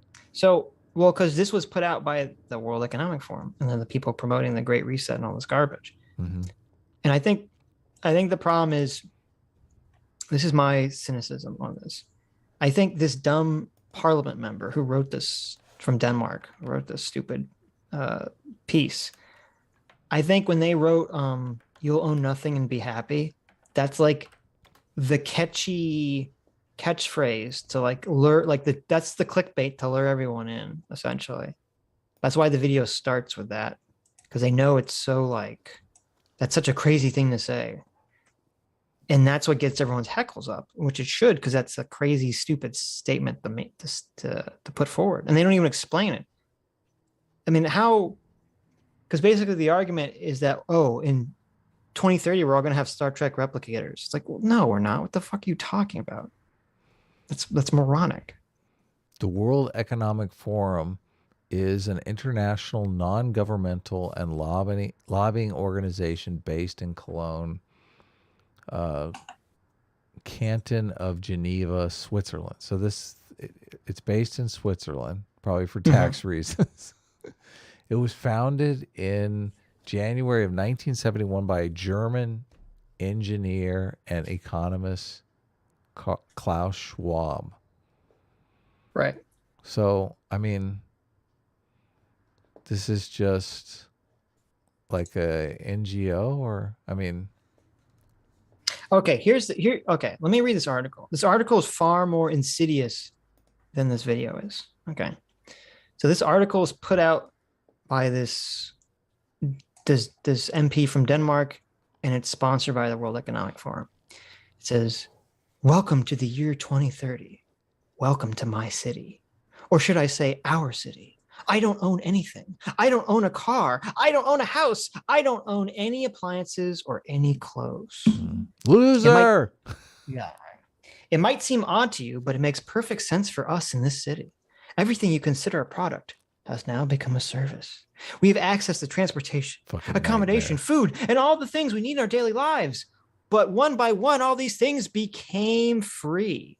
So it ended up not making sense for us to own much. Okay, so they're saying everything's going to be free, which is stupid. If you think in 2030 everything's going to be free. First, communication became digitized and free to everyone. Okay. What is it? Wait a minute. Why would something being digitized become free? It still needs energy and power. Yeah. Someone needs to make your iPhone. Well, yeah, you need servers and you need servers. Farms. Yeah. And how do you digitize logging? I'm curious. Right. Well, this is why this is such a 2030. Like, I don't know, maybe like 2100. If there are robots that do everything, maybe you can make some kind of weird argument like this. But 8 years from now, no. We've digitized metal refineries. It's like, okay. We've digitized farming. Right, yeah. You can eat your bits. People are worried about eating bugs. You're going to eat your bits, okay? You're going to eat your bits and you're going to like it. Don't you want a nice JPEG of the food that you want, Adam? No, I'm starving. I want real food. Where's my snack? There you go. Then, when clean energy became free, things started to move quickly. Oh, 8 years from now, we're gonna have free clean energy. Okay. Yeah. Wow. Transportation dropped dramatically in price. It made no sense for us to own cars anymore because we could call a driverless vehicle or a flying car for longer journeys within minutes. So now we got flying cars in 8 years. All right. We started transporting ourselves in a much more organized and coordinated way when public transport became easier, quicker, and more convenient than the car. That literally contradicts the previous sentence. Yeah. It doesn't even make sense. If everyone could call a driverless vehicle, why would there be any public transportation at all? There wouldn't need to be, would there? The driverless car would be the public transportation. Right. The only thing is that there could be like faster public transportation for, trains and, for like very high specific traffic areas, that has a separate area or something. Why do you need public transportation if none of these people have fucking jobs? Like, where are they going? That's a good question. I don't know. Yeah, where are these fucking people going? I don't know. Now I can hardly believe that we accepted congestion and traffic jams, not to mention the air pollution from combustion engines. What were we thinking? Sometimes I use my bike when I go to see my friends. I enjoy the exercise and the ride. It kind of gets the soul to come along on the journey. Oh my God. How much a month are you paying for that bike? How much are you paying for your soul, dude? Yeah, that's a good question. Funny how some things never seem to lose their excitement. Walking, biking, cooking, drawing, growing plants. It makes perfect sense and reminds us of how our cultures emerged out of a close relationship with nature. This is like communist claptrap here. Don't you want to just slap this person in the face that wrote this garbage? I do. Where's all the virtual reality porn? Who is this person? Addicted to in 2030. We have to see a picture of this person. Their name is Ida Auken. Ida Auken? Yeah. Auken. Aukin. Ken. Okay, gotcha. So. Oh wow! Suddenly, I believe her. I knew Adam was going to say, "Oh, she's hot. I'm on board here." Oh wow! Okay, teach me more. I'm not feeling a lot of owning. I don't want to own anything. Sitch. So here's what should worry you. This is stupid. In our city, we don't pay any rent because someone else is using our free spaces whenever we don't need it. My living room is used for business meetings when I'm not there. Right. Okay. Are you a fucking moron? Could you imagine how the fuck could you construct a society where like you live in a house, but whatever room you're not currently using is used by some other stranger or entity or group or people? That's the dumbest fucking thing I've ever heard in my life. That's a high trust society. Right. So I have to schedule like living room time versus like computer room time versus bedroom time. Like I have to create a schedule. Like what the fuck are you talking about? You just do that on your app. Who the fuck would want to live in this society? I just want I want my house. I can walk in whatever room I want in my underwear while I'm scratching my balls and I got my beer in one hand. Okay. I don't want to like go to the refrigerator half naked and like I have to walk through a corporate board meeting for Coca-Cola in my living room that they're currently using at the moment. Okay. This is just be a little awkward. Okay. We are drifting into like the woke religion territory. This is insane. This is just fucking totally insane. Let me see if there's anything else worth rating. Once in a while, I will choose to cook for myself. It is easy. The necessary kitchen equipment is delivered at my door within minutes. Since transport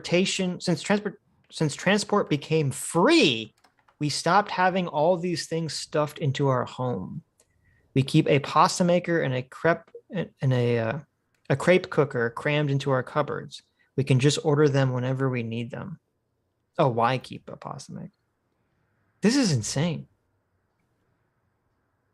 I mean, any product so just delivered to the home within minutes, really. And people don't abuse that. I mean, I feel like I would at least test it out, right? What they're saying is that since energy is free and transportation is free, you would just order your appliances and then return them when you're done, because why would you waste the space of having it in your house if you could just get it instantly? Energy and transportation are just one aspect of the economy. There is this thing called like mining and production. Yes.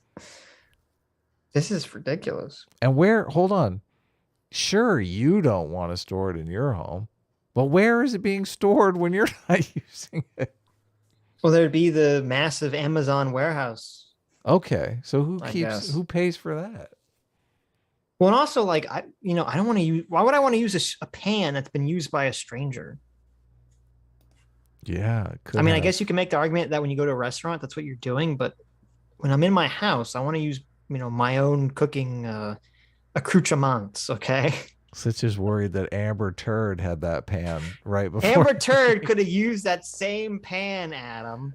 What if what if they don't? And not for cooking. Well, but also, and how's this like? This is so stupid because it's like, okay, is the magical Amazon free factory? Are they going to have every type of pan in existence? What if I don't want the kind of pan that's available? What if they only offer non-stick Teflon coated pans that you eat that Teflon shit and it like goes in your stomach and fucks you up? And I don't want that. I want stainless steel, without that crap. Can I get that for free, or is that extra? She wrote this thing? Yeah. How do you feel about that? I mean, she's crazy, obviously. But, I mean, where's the hot crazy scale? Okay. Let's see if there's anything else. Environmental, everything's fixed. The air is clean. The water is clean. Blah, blah, blah. Nobody remembers shopping. No. Because we all order shit on our phone. Oh, here we go. When AI and robots took over so much of our work, we suddenly had time to eat, sleep. Okay. So she thinks in the year 2030, we're going to have magical AI and robots do all of our labor and everything's going to be free. Could happen. Sitch, why are you such a doomer? But this is, okay. I'm not going to read the rest of this. This is the problem. This is why this is so fucking stupid. And this is why the World Economic Forum, if they're going through this, is fucking dumb. And they should never have put this out there. The way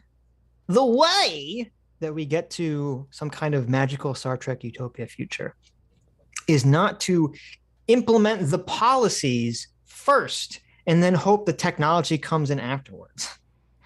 That's not how any of this works. You have to have the technology first, and then the policies in society reacts to those technologies and changes accordingly. Yeah.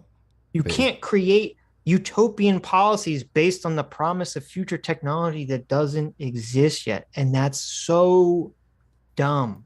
Why would you ever think that that would work?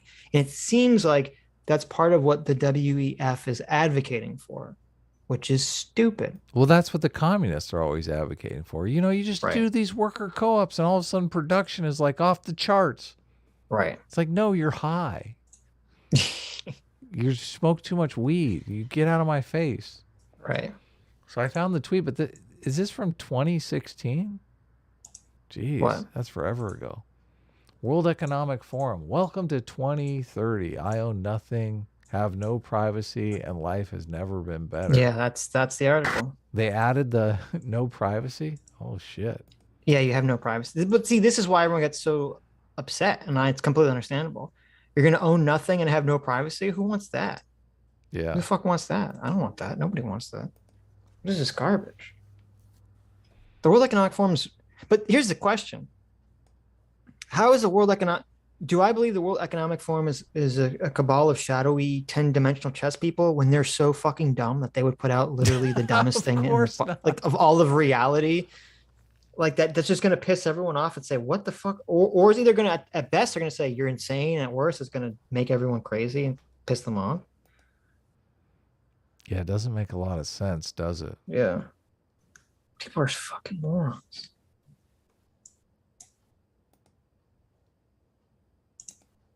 Oh, shit. I had the sound off. To break out of the... It's okay. Come on. Come on now. Look at that. You have the sound on? Yeah, we're good to go. Foundation and corporation in order to work in a kind of harmonized way that he's calling a public-private partnership. His goal, he explicitly says, is to break out of the existing model and into what he calls a circular economy, which is a completely different thing. Now, as far as the capitalist point goes, as the resident anti-Marxist, I will say that, yes, this is capitalism. I agree with the Marxist. But that's because, and this is where my friend, and I mean that, Peter and I will disagree. I think that Marx caricatured capitalism, and in fact, it's his coinage, it's his word, capitalism. He caricatured what a free market economy is. And so, to the point, it is capitalism as Marx laid it out. It is not a free market. It is a highly captured market. I don't think it's a free market. It's certainly not a free market. I just wanted to put some color on this. So it's not just the WEF, but Business Roundtable just a couple years ago, which is a signed by a conglomeration of 178 of the world's biggest CEOs, changed from a shareholder-based primacy. So they've had this since 1978. So since 1997, they've always endorsed shareholder primacy. Now they're saying stakeholder primacy. So you're kind of arguing on free market principles and stockholder principles, but this is stakeholder. What happens when all the banks won't lend to you because now you're a sin stock because your ESG score isn't good enough? Is that a free market? I mean, if there is money to be made, you will be able to raise funds to do it. Unless we're talking about... I guess the real thing is, because I'm not familiar with what he's talking about, but it's so, and I think this is where Destiny's coming from. It's so hard for me to conceptualize that all these businesses all around the world that have been profit driven for their entire existence are going to throw that all away now and adopt some weirdo Marxian moral system. Yeah, it just doesn't make sense. Yeah, it doesn't make sense. To me, what makes more sense is that this is a fucking ruse. Yeah, performative wokeness. This is all performative wokeness, right? Which has its own, it's a problem. It has its own problems, but I think it's very different than what's being laid out here. Yeah, that's they're pitching it as something to get completely worried about, which, I mean. Well, I mean, I think you should be worried about performative wokeness, but I think that's different than saying you're worried about every company in the world, for some reason, throwing profit motive into the trash and becoming a weirdo neo-Marxian entity. Look, these are very different problems. Just switching from shareholder capitalism to stakeholder capitalism doesn't tell me anything. I have to know. For all I know, it's still shareholder capitalism, but they're just changed the name of it to make the employees feel good about it. I have no idea. You have to talk about the specifics of what the motivations are and what is going on. Like if literally they care more about their employees than they do about making a profit, that business is going to go out of business. That's not a sustainable model. So, but none of those details are being spread here. So it's difficult for me to have an opinion on this. Right, exactly. Yeah. What are we even talking about? They seem to be saying, guys, there are all these people with all the power that are making all the decisions and get mad about it. You should be very angry because of that. Why? That's the same intuitions the fucking Marxists are stoking. I don't think it's a good idea to stoke those intuitions without knowing what's going on. I mean, I think, a good example for James Lindsay's perspective, which he brings up, but he doesn't they don't kind of really argue it, would be Disney. Because it doesn't seem like I can't figure out, now maybe someone smarter than me knows this, and maybe there is, and I just don't know it. But from my lay perspective, I don't see the financial benefit for Disney coming out and, chastising DeSantis as opposed to keeping their mouth shut. And that would imply to me that there is some kind of ideological capture, according to whoever's making that decision. Some other motivation going on. Listen, the same exact thing happened with Elon Musk and the Twitter thing. Elon Musk has said it's not a financial thing. There's this company that is transforming society in other ways that I think are more important than one company making money off of advertising. So that's why he basically wants to take the company private, because a publicly traded company, you're on the treadmill of quarterly reports and earnings estimates, and your fiduciary duty is to make money for shareholders. But it was a money thing, though, because with Twitter, he goes, he's going to buy Twitter, and then, all the media is crying and whining about it. But guess what? He ended up buying Twitter. But do you not know? Obviously, at the end of the day, it was just a money thing because he just went and bought it. Do you not know that Elon Musk put out a statement saying it's not about Twitter turning a profit is not a financial no, thing. I understand. And he has zero financial motivation. Like his, I understand from his perspective. Okay. Right. But I'm saying from the system's perspective, of Twitter's system. Yes. From like, the perspective of capitalism. Right. Yes. It was just about money. I'm saying from Elon Musk's perspective, right. It's about stakeholder. It's about sending a message. It's about the well, what are they calling it? Stakeholder capitalism? Elon Musk has pretty much said, look, it's about the stakeholders. They're like stakeholders that are being fucked over by Twitter we're literally fucking over society to a certain extent. Also, Twitter can make $1 billion every 3 months. And he's saying that's maybe not the best thing to do, right? Right. So how is that not a stakeholder model? Well, that's funny that you say that, because I think you're right. And that's kind of what's funny about this, is that it's really, I guess the argument here, and this is why I felt like everyone was arguing against the opposite of where I thought they should be arguing, is that I think Elon buying Twitter is kind of a form of stakeholder capitalism. It's just that we trust the stakeholder. We trust Elon to make these decisions more than we trust whomever was making them before. There are ways to make money that are not necessarily, maybe it's not a good way to make money. Obviously there's prostitution forever. People, is this a good way to make money? Should we really be doing this? Right. Yeah. So, I mean, the Twitter is so fascinating to me, because it really, is it worth all the, like in the fucking Klaus Schwab report, he says right here, one of the things is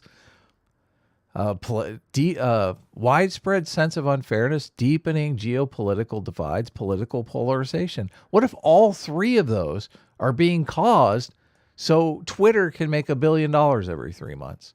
You think that's a good use of resources? Right. Sitch? Yeah, sure. I'm not sure it is. So you're saying that the problem isn't stakeholder capitalism. The problem is we don't trust the institutions that would be making these decisions again. So it's kind of like Jonathan Haidt. That's the problem. We don't trust institutions to properly do what's in the best interest for society at all. Well, I don't necessarily know. And it would be an interesting question to ask James Lindsay, because especially in the context of the Elon Musk Twitter situation, because he does mention it in here, and he says, Elon Musk made a bid to buy Twitter, and these other companies, bought some stock to try to stop him. I don't know if that's true or not, but does he believe that Elon Musk buying Twitter in a stakeholder type capitalism situation to deal with three of the things that are on Klaus Schwab's Great Reset report is like a good or a bad thing? I'm assuming he'd say it's a good thing, but that's because he trusts Elon's motivation. Right. Well, which, we don't know how that's going to pan out. Well, I mean, yeah, Elon could get in there and say, oh, wow, I could totally destroy society and make twice as much money. And that's a better way to go. I mean, sure, that could happen. I mean, just the whole idea that he did this, and he made the statement that he would rather, it's not about the money, it's about fixing these things. I mean, Elon's also, all of his companies are based, like he should be, his ESG score should be off the charts here. All of his companies are based on sustainability. 100% based on sustainability. Yeah, I don't know. It's a complicated question, but I don't really like government. I do feel like we're just getting surface level conspiracy theorist stuff out of this panel. This is why I thought it was interesting to look at. That's why I wish, Destiny and the other people in the panel had some knowledge. I don't know if they didn't. We should have asked Lauren, did she know that they were? Because it sounded like she was saying she didn't know they were going to talk about this stuff. She thought they were just talking about the Great Reset. I think she read the report because she knew they were going to talk about this. Yeah, but she knew that they were talking about the Great Reset. She didn't know they were talking about this ESG score thing. Right. That was going to be like the focal point of the entire conversation. Because I think you're right. And that I think there is an interesting conversation to be had that these people on stage, well, maybe not Peter, but everyone else on stage could have an interesting conversation about stakeholder versus shareholder and what should be the future, because I would assume everyone on stage agrees, except for Destiny, that shareholder capitalism needs to have some, reformation. There needs to be some change. Something's got to give. It would be interesting, though, to ask Peter, because I'm sure he lives on the emerald mine narrative about Elon Musk and how he would not think Elon Musk is remotely interested in doing good for the world, even though he's the one that had this idea and went and actually put his money where his mouth is to do it. Right. Well, he's going to look at Elon Musk the way, James is looking at Klaus Schwab or whoever. Yeah. This Twitter thing I can't wait to see what happens. Elon Musk is such an interesting person because, I mean, he's creating story arcs all over the place here. Yes, there's the Mars story arc. There's the Twitter story arc. Where's all this going?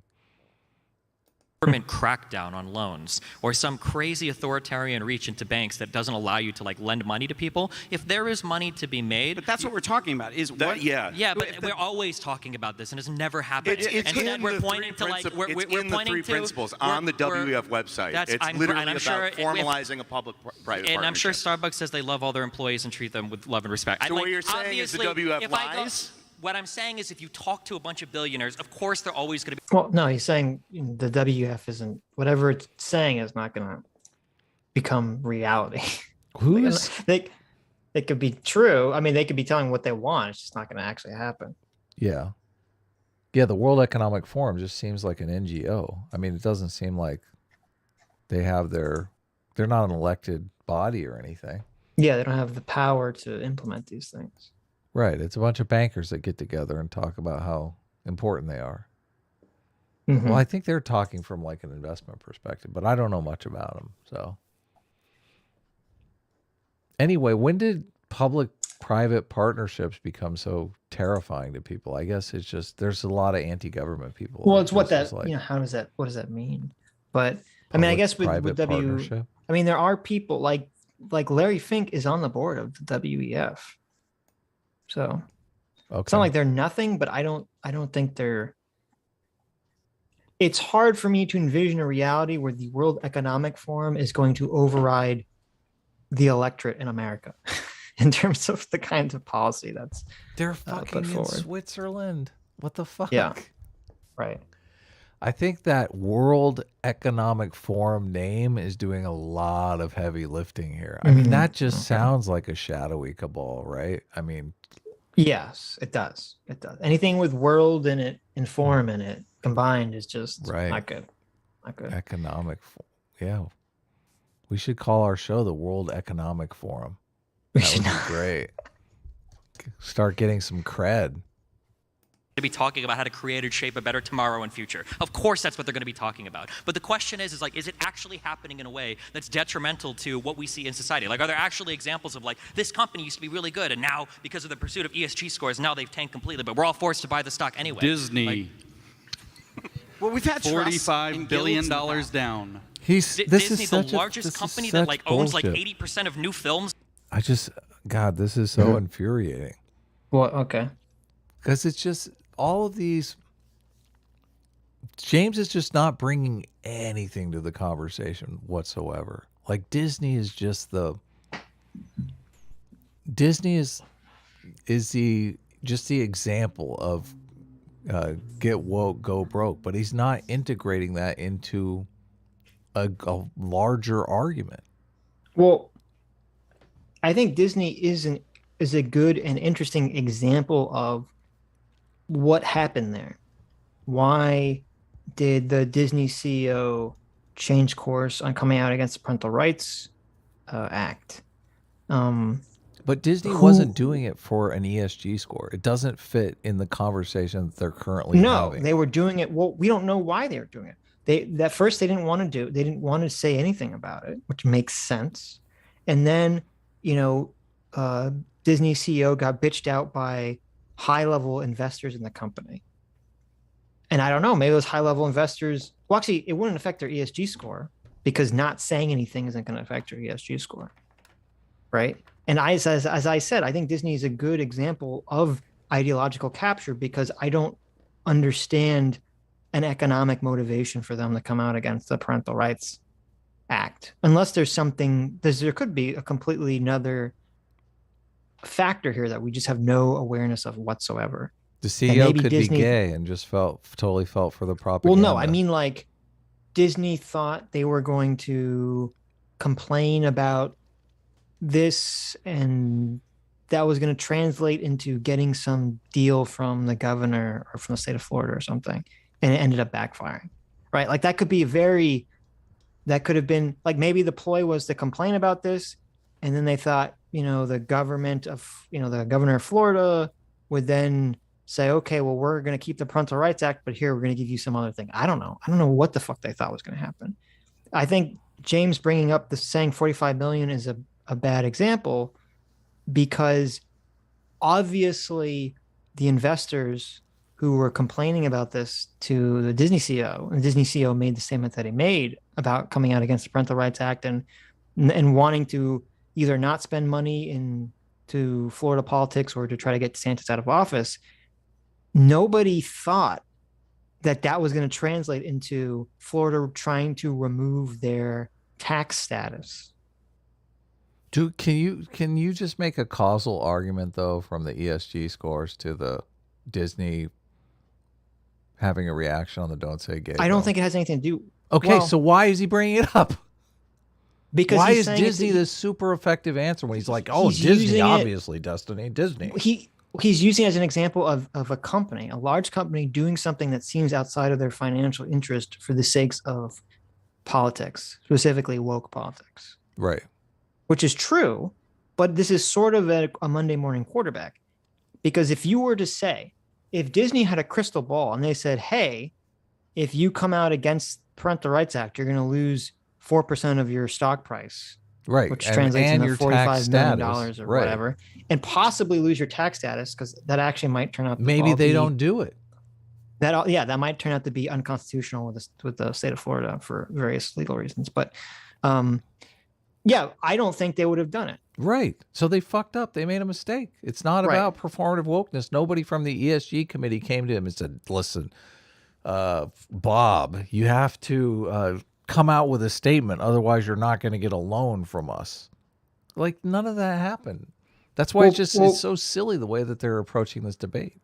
Well, you don't conflate performative wokeness with the ESG score, because they're separate. It could have been for performative wokeness reasons and unrelated to ESG scores whatsoever. Correct, but I'm just saying, in the context of the argument that I feel like James is kind of building here, is that there's these ESG scores where bankers are putting the thumb screws to companies, making them do things that they don't want to do because they're threatening them with lowering their ESG scores. That seems to be the argument that's on the table here. Yes. And Disney, I don't see how that's an answer to this. But he says it like, Disney, of course. Destiny, don't you know? Disney's the answer. But remove ESG scores from it, because I don't think I agree. ESG scores has nothing to do with Disney's. Right. You're saying he's just using it as an example. Right. But he's using it as an example of Disney doing something based on ideology as opposed to money. We don't something know their that ended up hurt though. them. Right. I understand that. And you and I have both said, if they were aware that this was going to cost them money, they probably wouldn't have done it. Right. But I do think it's not a terrible example, because now, again, this is based on my lay knowledge as an internet YouTuber. I don't understand, like, with a performative wokeness, we can see the financial motivation for that. Okay. It's the same. And that's why I kept using the organic label thing. Consumers want to buy something that they think is organic. Consumers want to buy some product they think is socially conscious. It's what fucking idiots care about nowadays. Okay. That doesn't really seem to apply to Disney in this situation. If Disney kept their mouth shut about the Parental Rights Act, I don't think any fucking customer would have changed any, buying behavior related to Disney products whatsoever. Well, so I don't believe that investors thought that was the case. Disney is woke. I read Bob Iger's biography, and he's woke as woke can be. Like, he's so up the social justice, We need representation in our movies and all that stuff. And I'm sure because these CEOs, they pick a replacement that is ideologically in sync with them. So I'm sure this guy Bob Chapek is the CEO of Disney. Yeah, but it's all fake wokeness. Disney's not going to put out a movie that has, a gay couple featured prominently in the movie because then they can't sell it to China. Okay.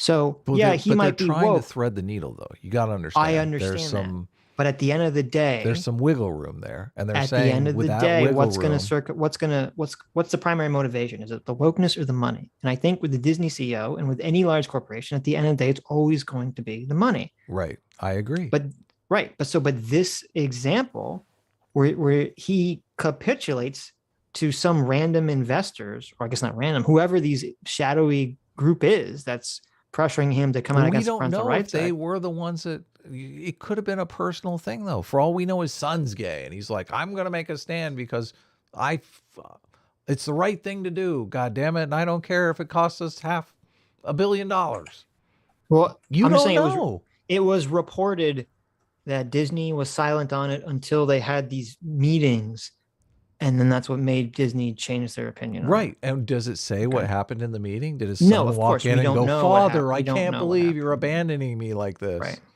Don't you know? Didn't you see the Ron Perlman video? They told me I can't come out in front of my grade school class. Why are you doing this to me, Bob? Mm-hmm. That's why I'm saying until you know the motivation, you don't know. You don't know shit. No, you're right. You're right. But I think it's something that merits looking. I'd be curious to know. Understand. I would love to know the motivation. Of course I want to know the motivation. If I was a real reporter, I would be calling Bob's office going, "Boy, what happened here?" I would do people actually do real reporting anymore? Or are people just happy? I think this is why real reporting has just vanished. Because people, they don't care if it's true or not. They just want to you just spew out the narrative that people will want to believe. And it doesn't matter if the story's correct or not. Right. Disney did it because the ESG scores. Good. Let's go to press. Sounds good to me. Print it up. Mm-hmm. Are you trying to find? But Sitch, Team Truth, wants to know the answer. Well, I read, I don't know, I don't have it in front of me, but I remember reading this, Disney gave some milk toast, criticism of it at first, and then, they changed their opinion. If Disney it came out hard. If Disney, listen, I can set up right here. Guy's son's gay. He's going to make a stand for the family. I'm going to do the right thing. I don't care how much money. I don't think that was what happened. Well, let me lay this out, okay? Hypothetically, someone he knows, right? He's going to do it for the right reason. He's going to do the right thing here. He doesn't care if it's going to cost him $1 billion, but in the back of his mind, he's thinking, this isn't going to cost me jack shit. Right. This is performative wokeness. I'm going to do this and there's going to be no downside whatsoever. So he does it. I'm doing the right thing, right? All of a sudden there is a backlash. He does lose a bunch of money and he's thinking, oh, wow, I fucked up. I should have never done that. He's not going to come out and say, I did this for personal reasons and that's why the stock fucking tanked. That's not a good, all of a sudden it's a completely different thing. Right. He's not going to come out and say, yeah, I did it, because a family member is gay and I was moved by that. No, he's not going to do that. He's going to make up some fucking lie. Like, we have social responsibility. We want to be on the right side of this. And then we're down the culture war path. So we may never, all I'm saying is we may never know the motivation because if the motivation was something personal, it's probably a fuck up to do what he did. Yeah, maybe.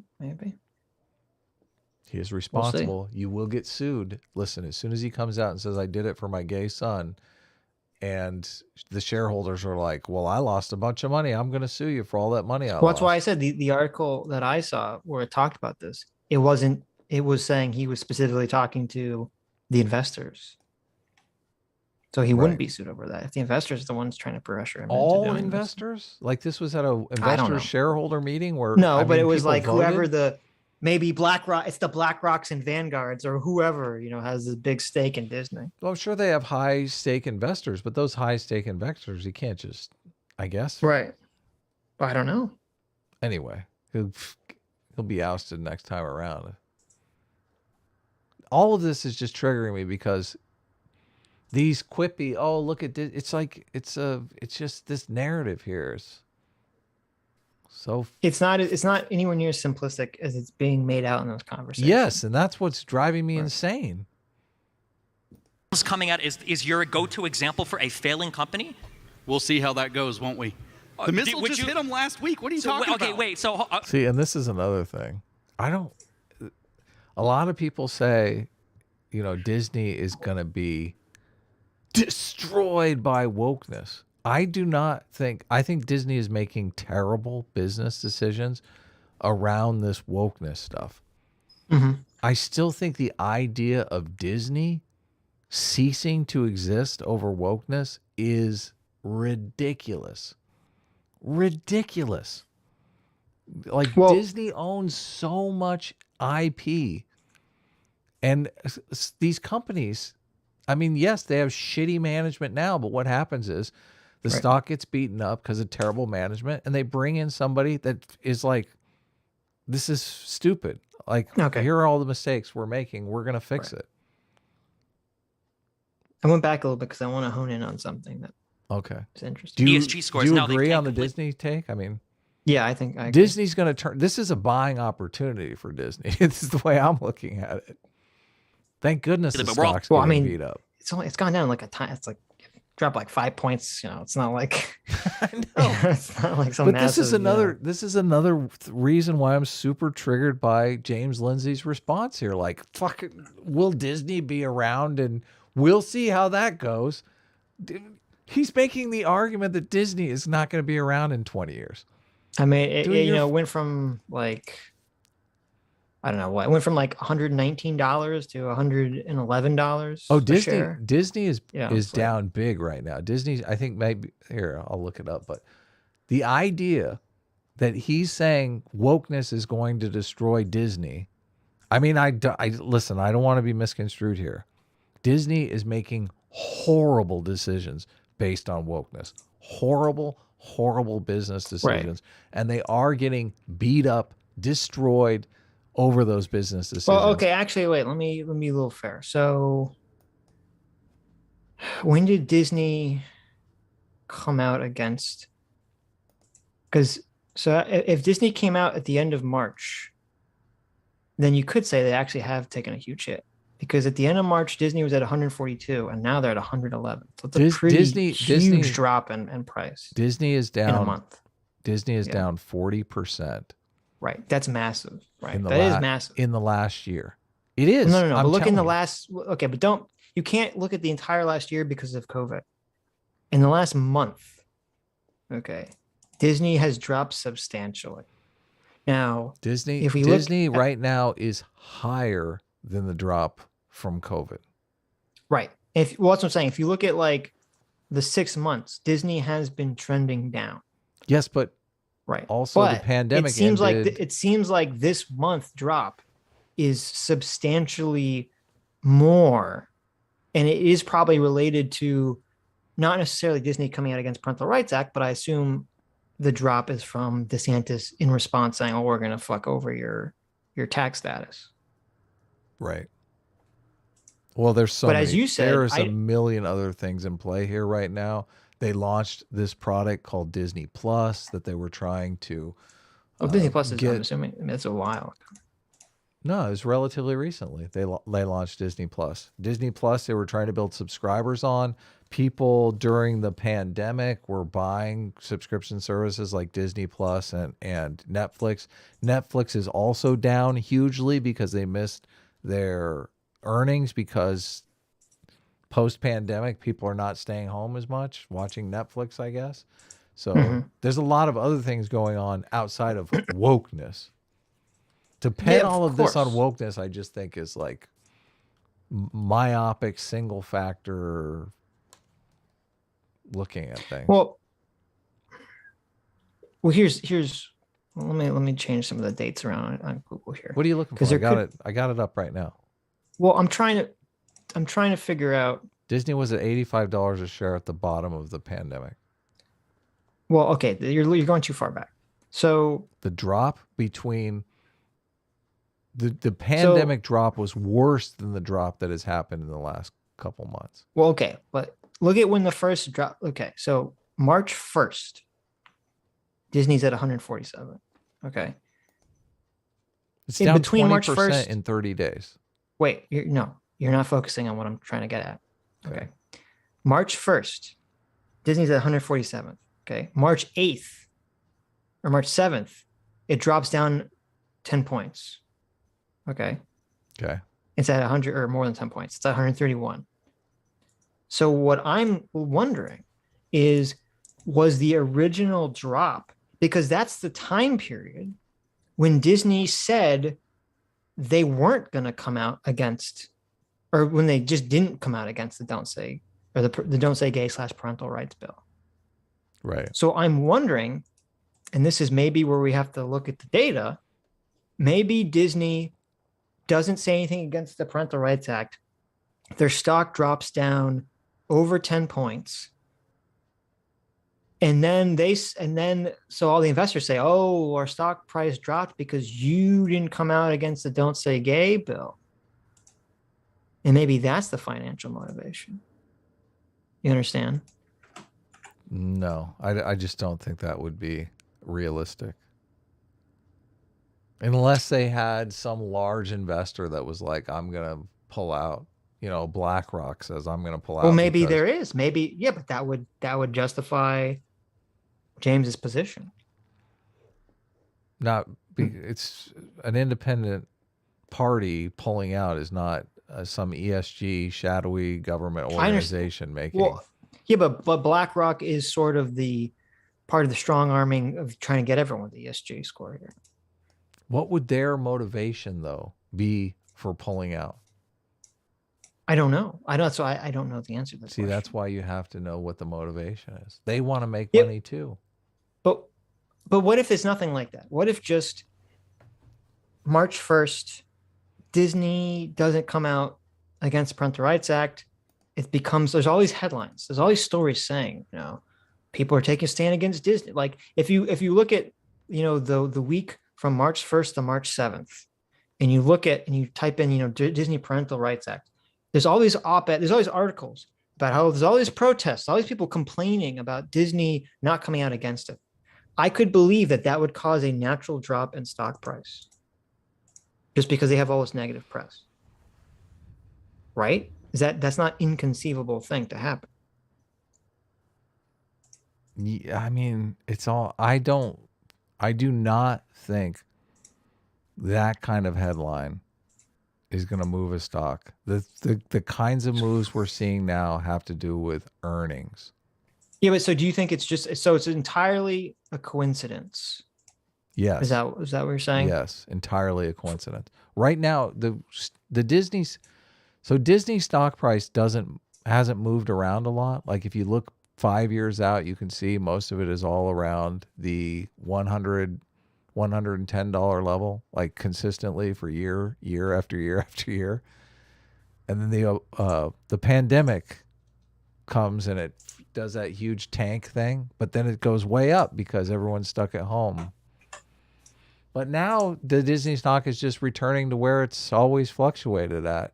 So, I mean, I would worry if it dips down below 100. If it really, like now we're at the floor. Is it floor? It's resistance and floor, right? Mm-hmm. Now we're at the floor. If it drops down below the floor, that floor is going to become resistance for it moving up again. But I'm not worried about Disney right now. Well, whatever. I think we need to move on from this point. The last thing I'll just say is that it is interesting. You see Disney's, if you look at Disney in March, the big drop from the 1st to the 7th. But then on the 14th, it kind of pushes back up. to the 18th. All of this is not completely irrelevant. Wait, it's not irrelevant. Okay, you're assuming it's irrelevant. What I'm saying is if James Lindsay or anyone wants to make an argument here, they would have to show that those dates correlate to some difference in Disney's policy regarding, their statements about the Parental Rights Act in the stock market. And if there was some matchup there, then James Lindsay or someone could make that argument. Okay, that's what they would have to show to make the argument they're making. In the articles that you read, the tax exemption or whatever that they took away from Disney, that DeSantis took away from Disney, what is the cost of that on the company? Because I read a thing where they may not even, the tax exemption thing may not even go into effect because they said they're supposed to lose it in like 2 years or something like that, which it may be a non-issue when that actually comes around. It might be a non-issue because apparently there's all this weird shit where and this is why DeSantis removing the tax thing could end up being the fucking dumbest move ever. It could backfire in his face, is because apparently Disney's on the hook for like $1 billion in debt for managing the services that they manage. And if Disney loses the status that they voted for them to lose, that debt is magically instantaneously transferred over to the local counties in the area. State. Oh man, that's fucked. And so up. they don't want to pay $1 billion in debt all of a sudden on where's that going to come from? That's like a county killer right there. Right, exactly. So this whole thing could end up more cops, guys. Right. So this thing could completely well, here's my prediction. Either this thing will it could completely backfire to DeSantis' face, or they could just say, this is unconstitutional according to the Florida's constitution. You can't actually just change this on a dime like this, and nothing will happen, and they'll retain their status. Or, as you said, maybe it was expiring anyway, and this is all the big to do about fucking nothing, and it's all just virtue signaling from everyone's end. Yeah, all of this is performative fucking virtue signaling. But that's why I'm so triggered by all this, because I'm just saying Disney is not the fucking answer to that question. Well, I need more data to make this. I will bet, if James wants to bet me $1,000 that Disney is going to be around in 10 years, I'm more than happy to do it. Well, okay, obviously, I would assume he's not saying that's going to go into business. Well, then why did he say it? Well, okay, that's what I wanted to talk about. We got completely sidetracked on this conversation. So forced to buy the stock anyway. Disney. See, look, Disney, like it's some big $45 billion down.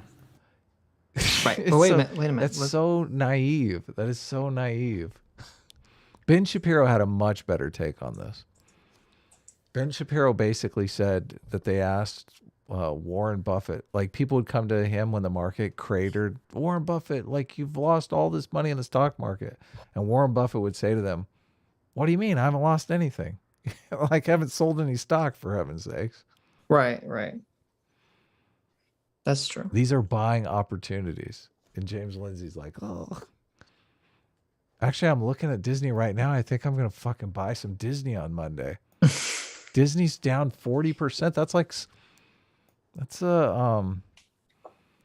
And then, these people are going to get fired sooner or later. This can't go on forever. This nonsense can't go on forever. Yeah, they're going to start firing their asses. Netflix is next. Netflix is down hugely. Right. Continue with the thing. I know I'm sorry, guys. Yeah, you really dragging some of this stuff out. What's that? Never mind. Disney, the largest company that owns 80% of new films coming out, is your go-to example for a failing company? We'll see how that goes, won't we? The missile just hit them last week. What do you?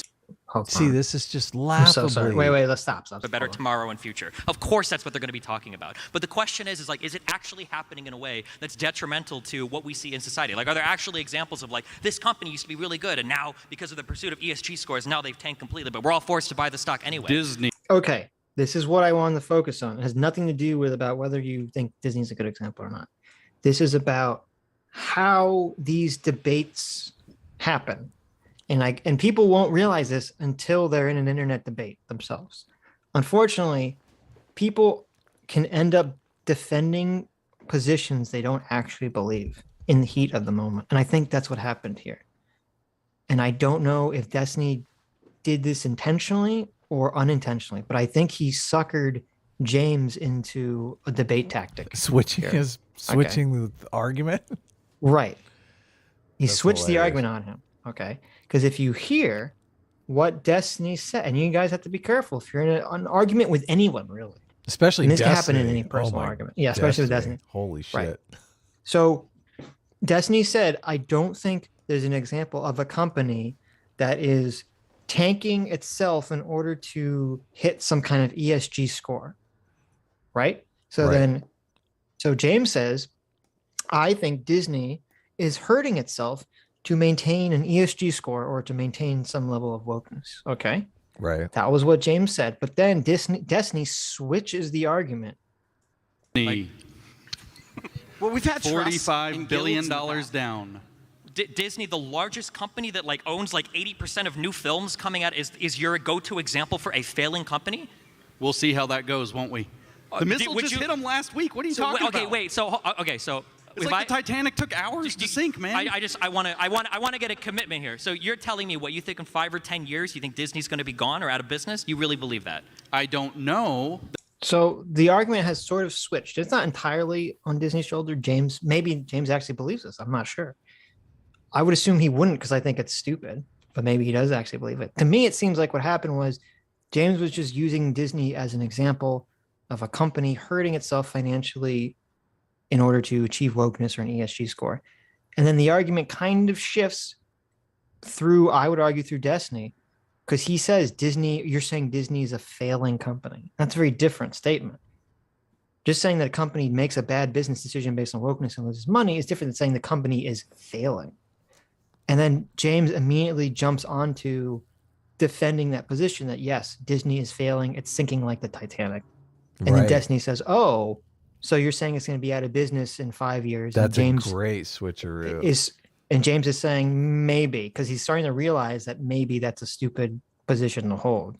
And he's kind of maybe trying to walk it back. So I'm wondering, when I heard this the first time, and I hear it again now, if this is maybe intentional, maybe not intentional from anyone, is that this sounds kind of like James got accidentally suckered into defending a position I don't think he actually agrees with. But Disney's going to get restructuring, new management. I mean, Disney has a lot of potential if the woke people just get the fuck out of the way. Right. Like, well, I can't believe like they completely fucked up Star Wars. Like, that's ridiculous. Yes. They completely fucked up Star Wars. That's true. That is completely true. They could have had 10 amazing Star Wars movies that would have just completely made a difference. I'm not sure it's based on wokeness, though. My theory is that Disney fucked up Star Wars because Disney is trying to make everything Frozen. Right.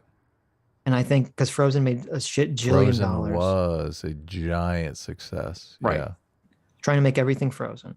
So it's got to be a female protagonist who lets it go to discover her true power, essentially. And that's what Star Wars was. And the thing is, you can't just take that and map that onto every fucking property. It's fine in Frozen, it doesn't work in Star Wars. Okay. What sounds like we agree, though, that it's a management problem. Disney's not. 100%. Yeah. It's 100% a management problem. Yeah. I don't believe that. Well, I don't know. I mean, maybe JJ fucked up the original script of Star Wars: The Force Awakens from the get-go. I don't know, but I have a feeling it was the management saying we want Frozen to be the skeleton of Star Wars, and they kind of worked around that. Yeah. Well, Disney has a fucking giant amount of power, so they go in and tell them whatever they want them to do, and they're like, yes, they're no longer these giant celebrities that can do anything they want. They're like, fucking okay. Frozen in space. I love it. I'm on board. But what I want to say about Disney, this is kind of interesting, is that I am on principle, I am against what DeSantis did, because it does seem to be a stifling effect on free speech that we would all freak out about if the politics was reversed, rightfully so. However, if it turns out that Disney's stock tanks because of this, or at least it's perceived, maybe it's not in reality, but it's at least perceived to tank because of this. And that changes corporate behavior nationwide to stop being so woke. I would unfortunately maybe have to reassess and say the ends justify the means. And I'd feel very confused here about how we approach the situation from a principled position. So, yeah, I'm not sure how I feel. I'm not really sure how I feel about all this, but that's why I said we will see. This is like the standard. I hate pundits to do this. You guys will make these huge predictions. You know it's ridiculous. Pundits also haven't read literally all of the fucking books. And yet even though you've read them all, you won't give me a prediction, right? Well, maybe it will, maybe it won't. You're engaging in the same behavior that you criticize these people for when you talk about like, oh, well, they're saying there's all these diseases that are going to kill us, and now you're here saying like, well, I think Disney's going to go out of business. Really? I totally agree with Destiny.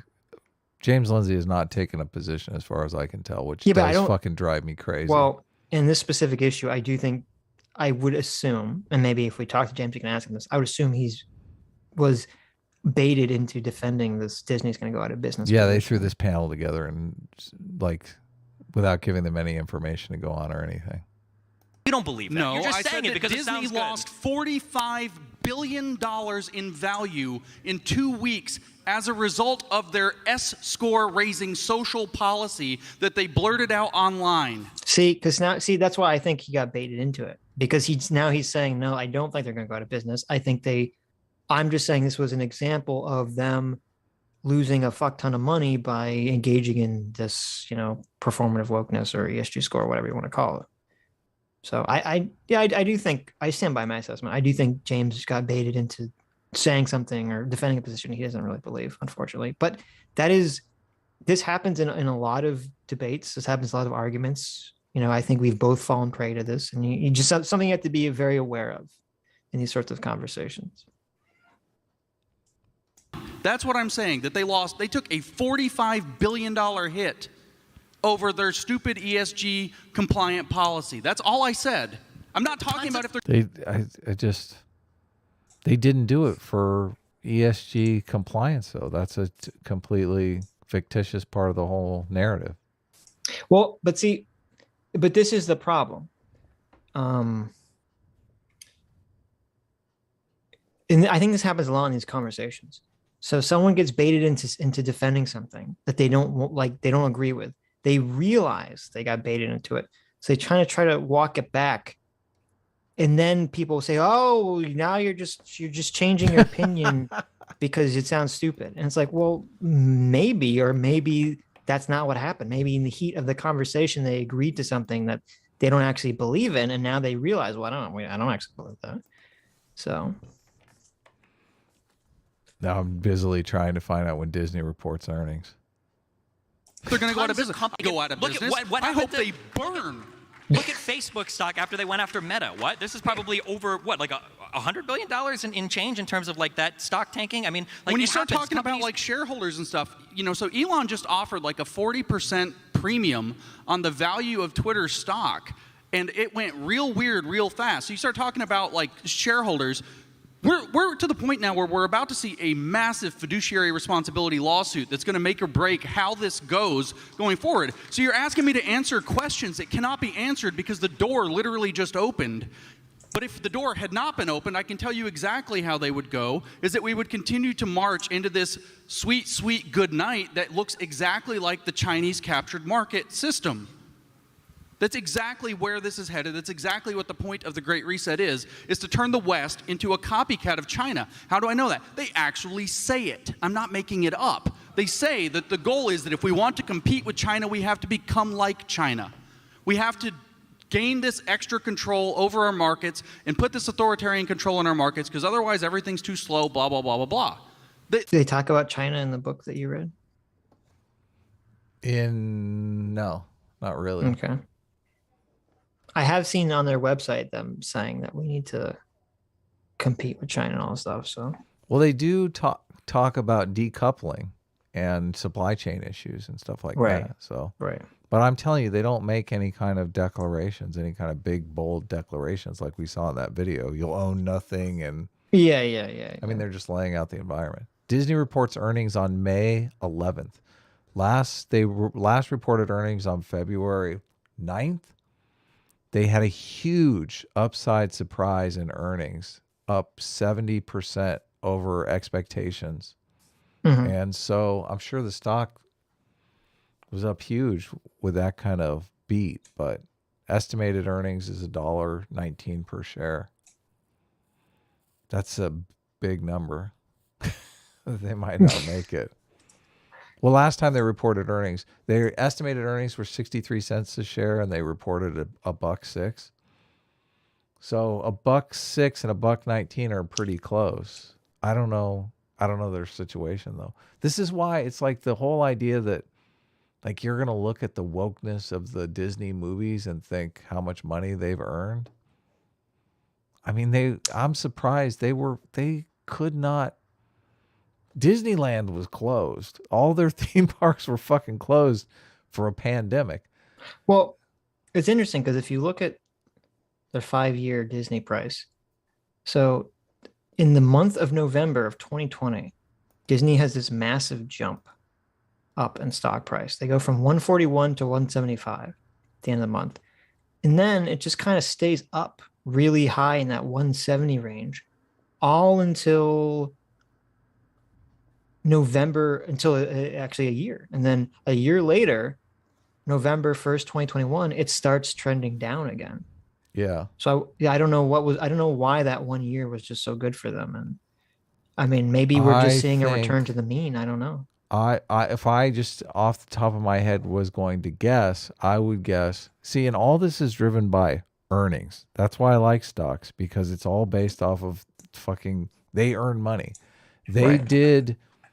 This is like Mandalorian, original Star Wars content on Disney Plus, probably drawing in subscribers to Disney Plus. So it's probably earnings based off of all that Disney Plus subscriptions. Yeah, that's what, is this all just Disney Plus had a banger year or something?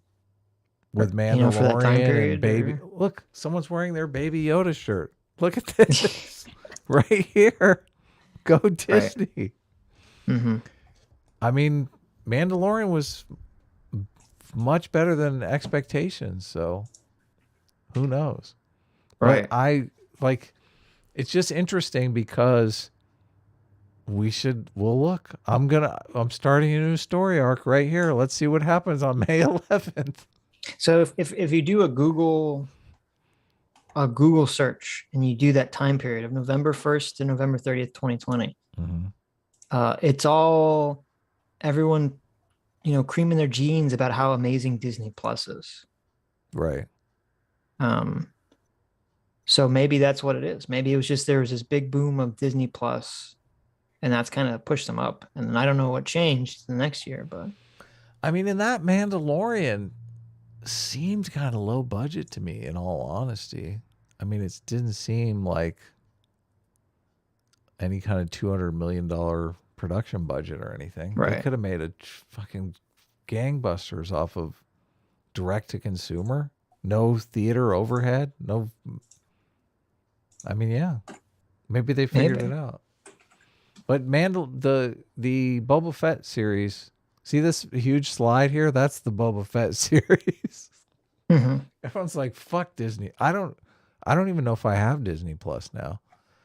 Because we had Disney Plus, and I was watching Boba Fett, and Boba Fett turned out to be. I mean, I didn't even finish it. It was so horrendous. I think I checked out on the one episode where the biker gang showed up, and I was like, "Oh my god, I cannot handle this much cringe in my life."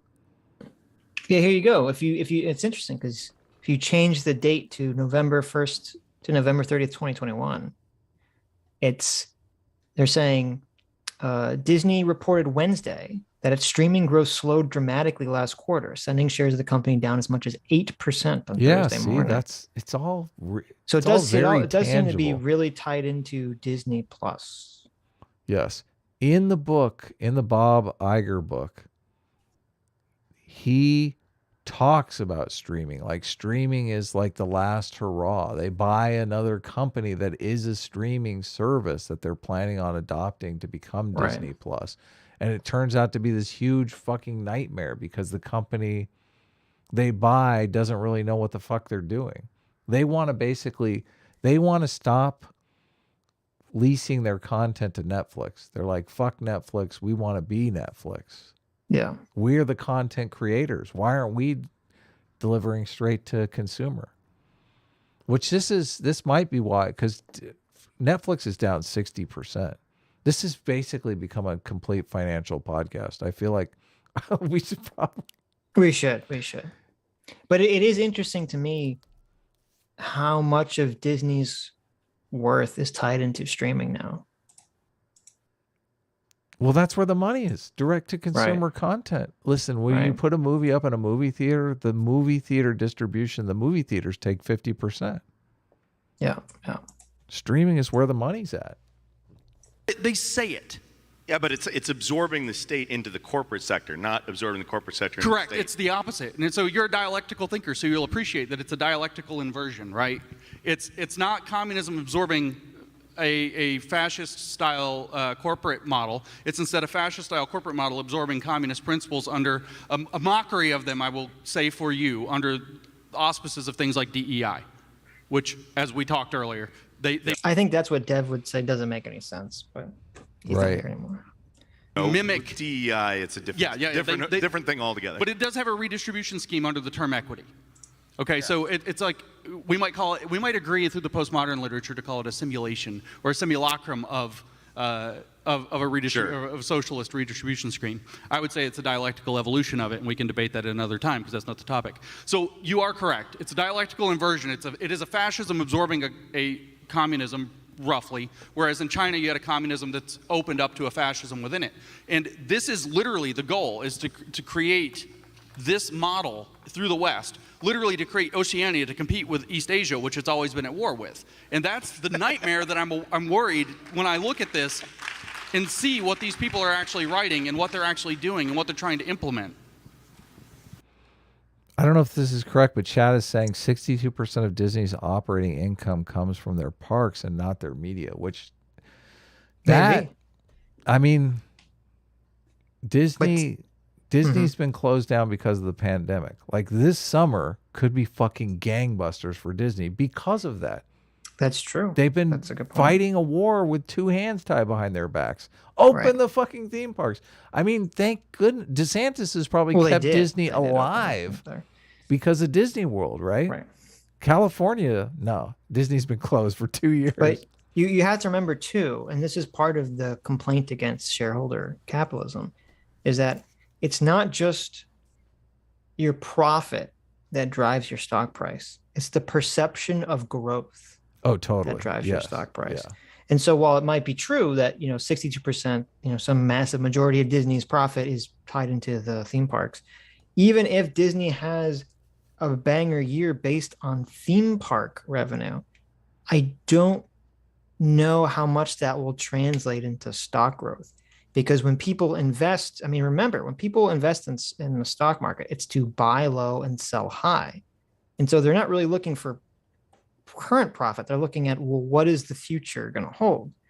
And so people are looking at streaming as like, this is the brave new world. This is the brave new market for Disney to capture, essentially. And I think that's what led to the stock explosion. Those are called growth stocks, though. And Disney's not a growth stock. Disney is basically a dividend stock. Well, I don't know. Disney, I think they all want to be growth stocks nowadays. I don't like Coca-Cola, not a growth stock. Like Procter & Gamble, not a growth stock. Like these are stocks that offer dividends. They sell sugar water and continue to build your portfolio through dividends.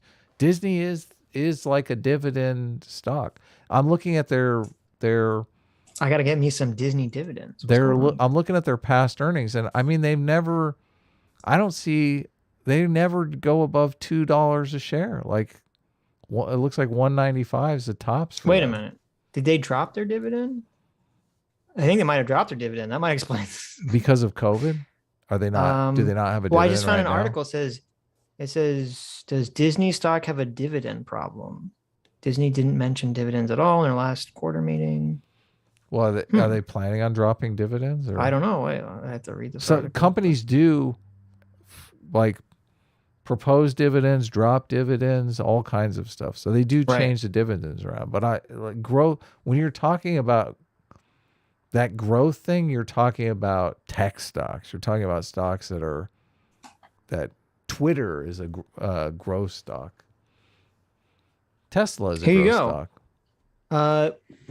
Disney, the company, is a diversified business as ever with the addition of Disney Plus, but Disney, the stock, is having trouble finding its new identity after suspending its dividend and transitioning from a blue chip stock to a growth stock due to the addition. Well, there you go. Yeah, so they suspended their dividend, and they bought Marvel. Marvel was they bought Marvel. They bought Star Wars. So when did the dividend suspension begin? That is the question.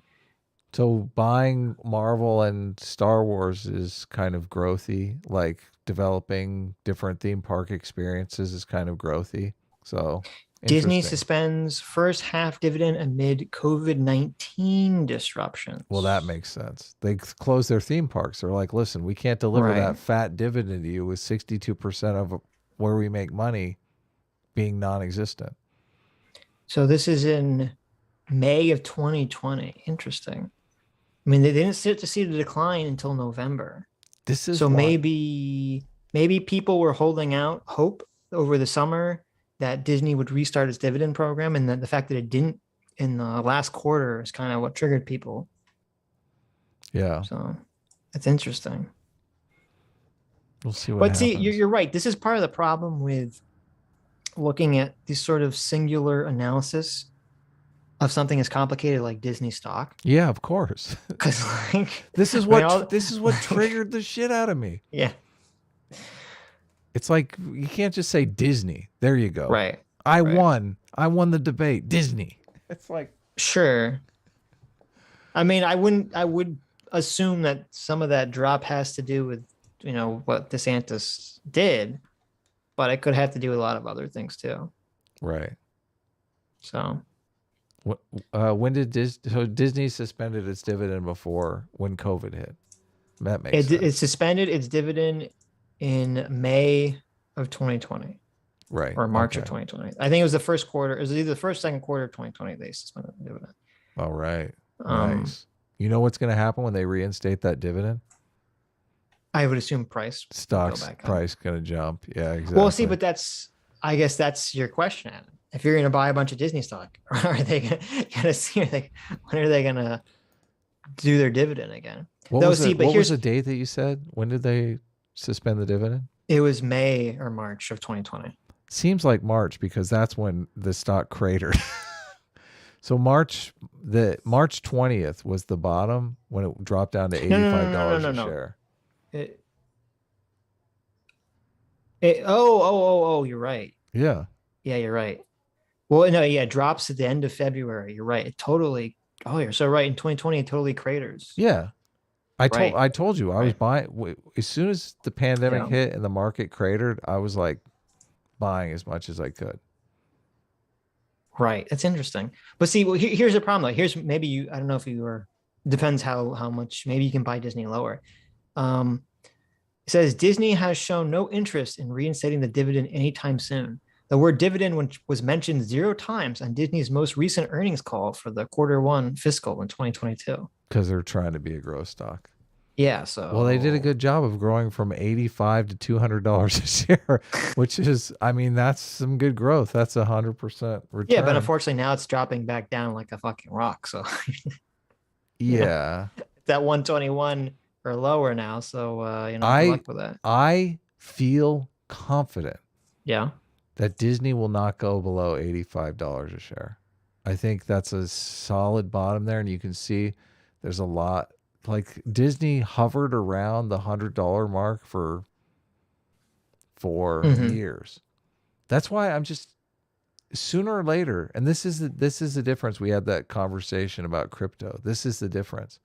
Like sooner or later, people are going to step in and say, what? Disney's $85 a share? Disney owns like Star Wars and shit. Fucking what the fuck? So this article is saying that Disney stock often had a dividend yield of below 2%.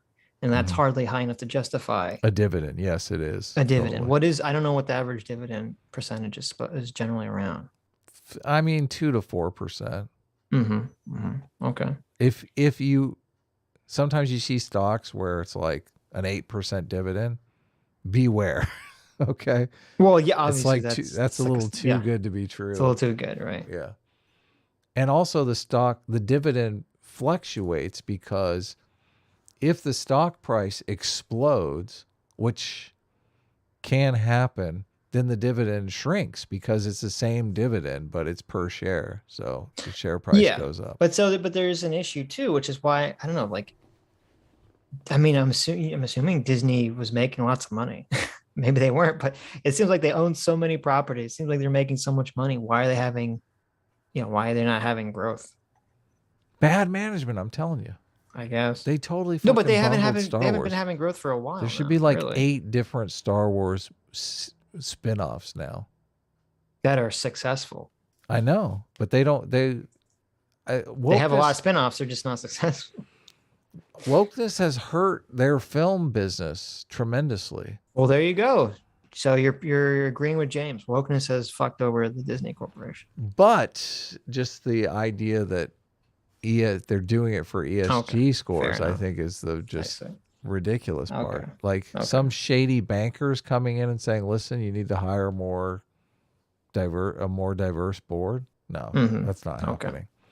What's happening is you have, all of these monies or all of these movie properties are being run by people who are woke. They're in a woke bubble. They think, "Oh, this is what all my friends like.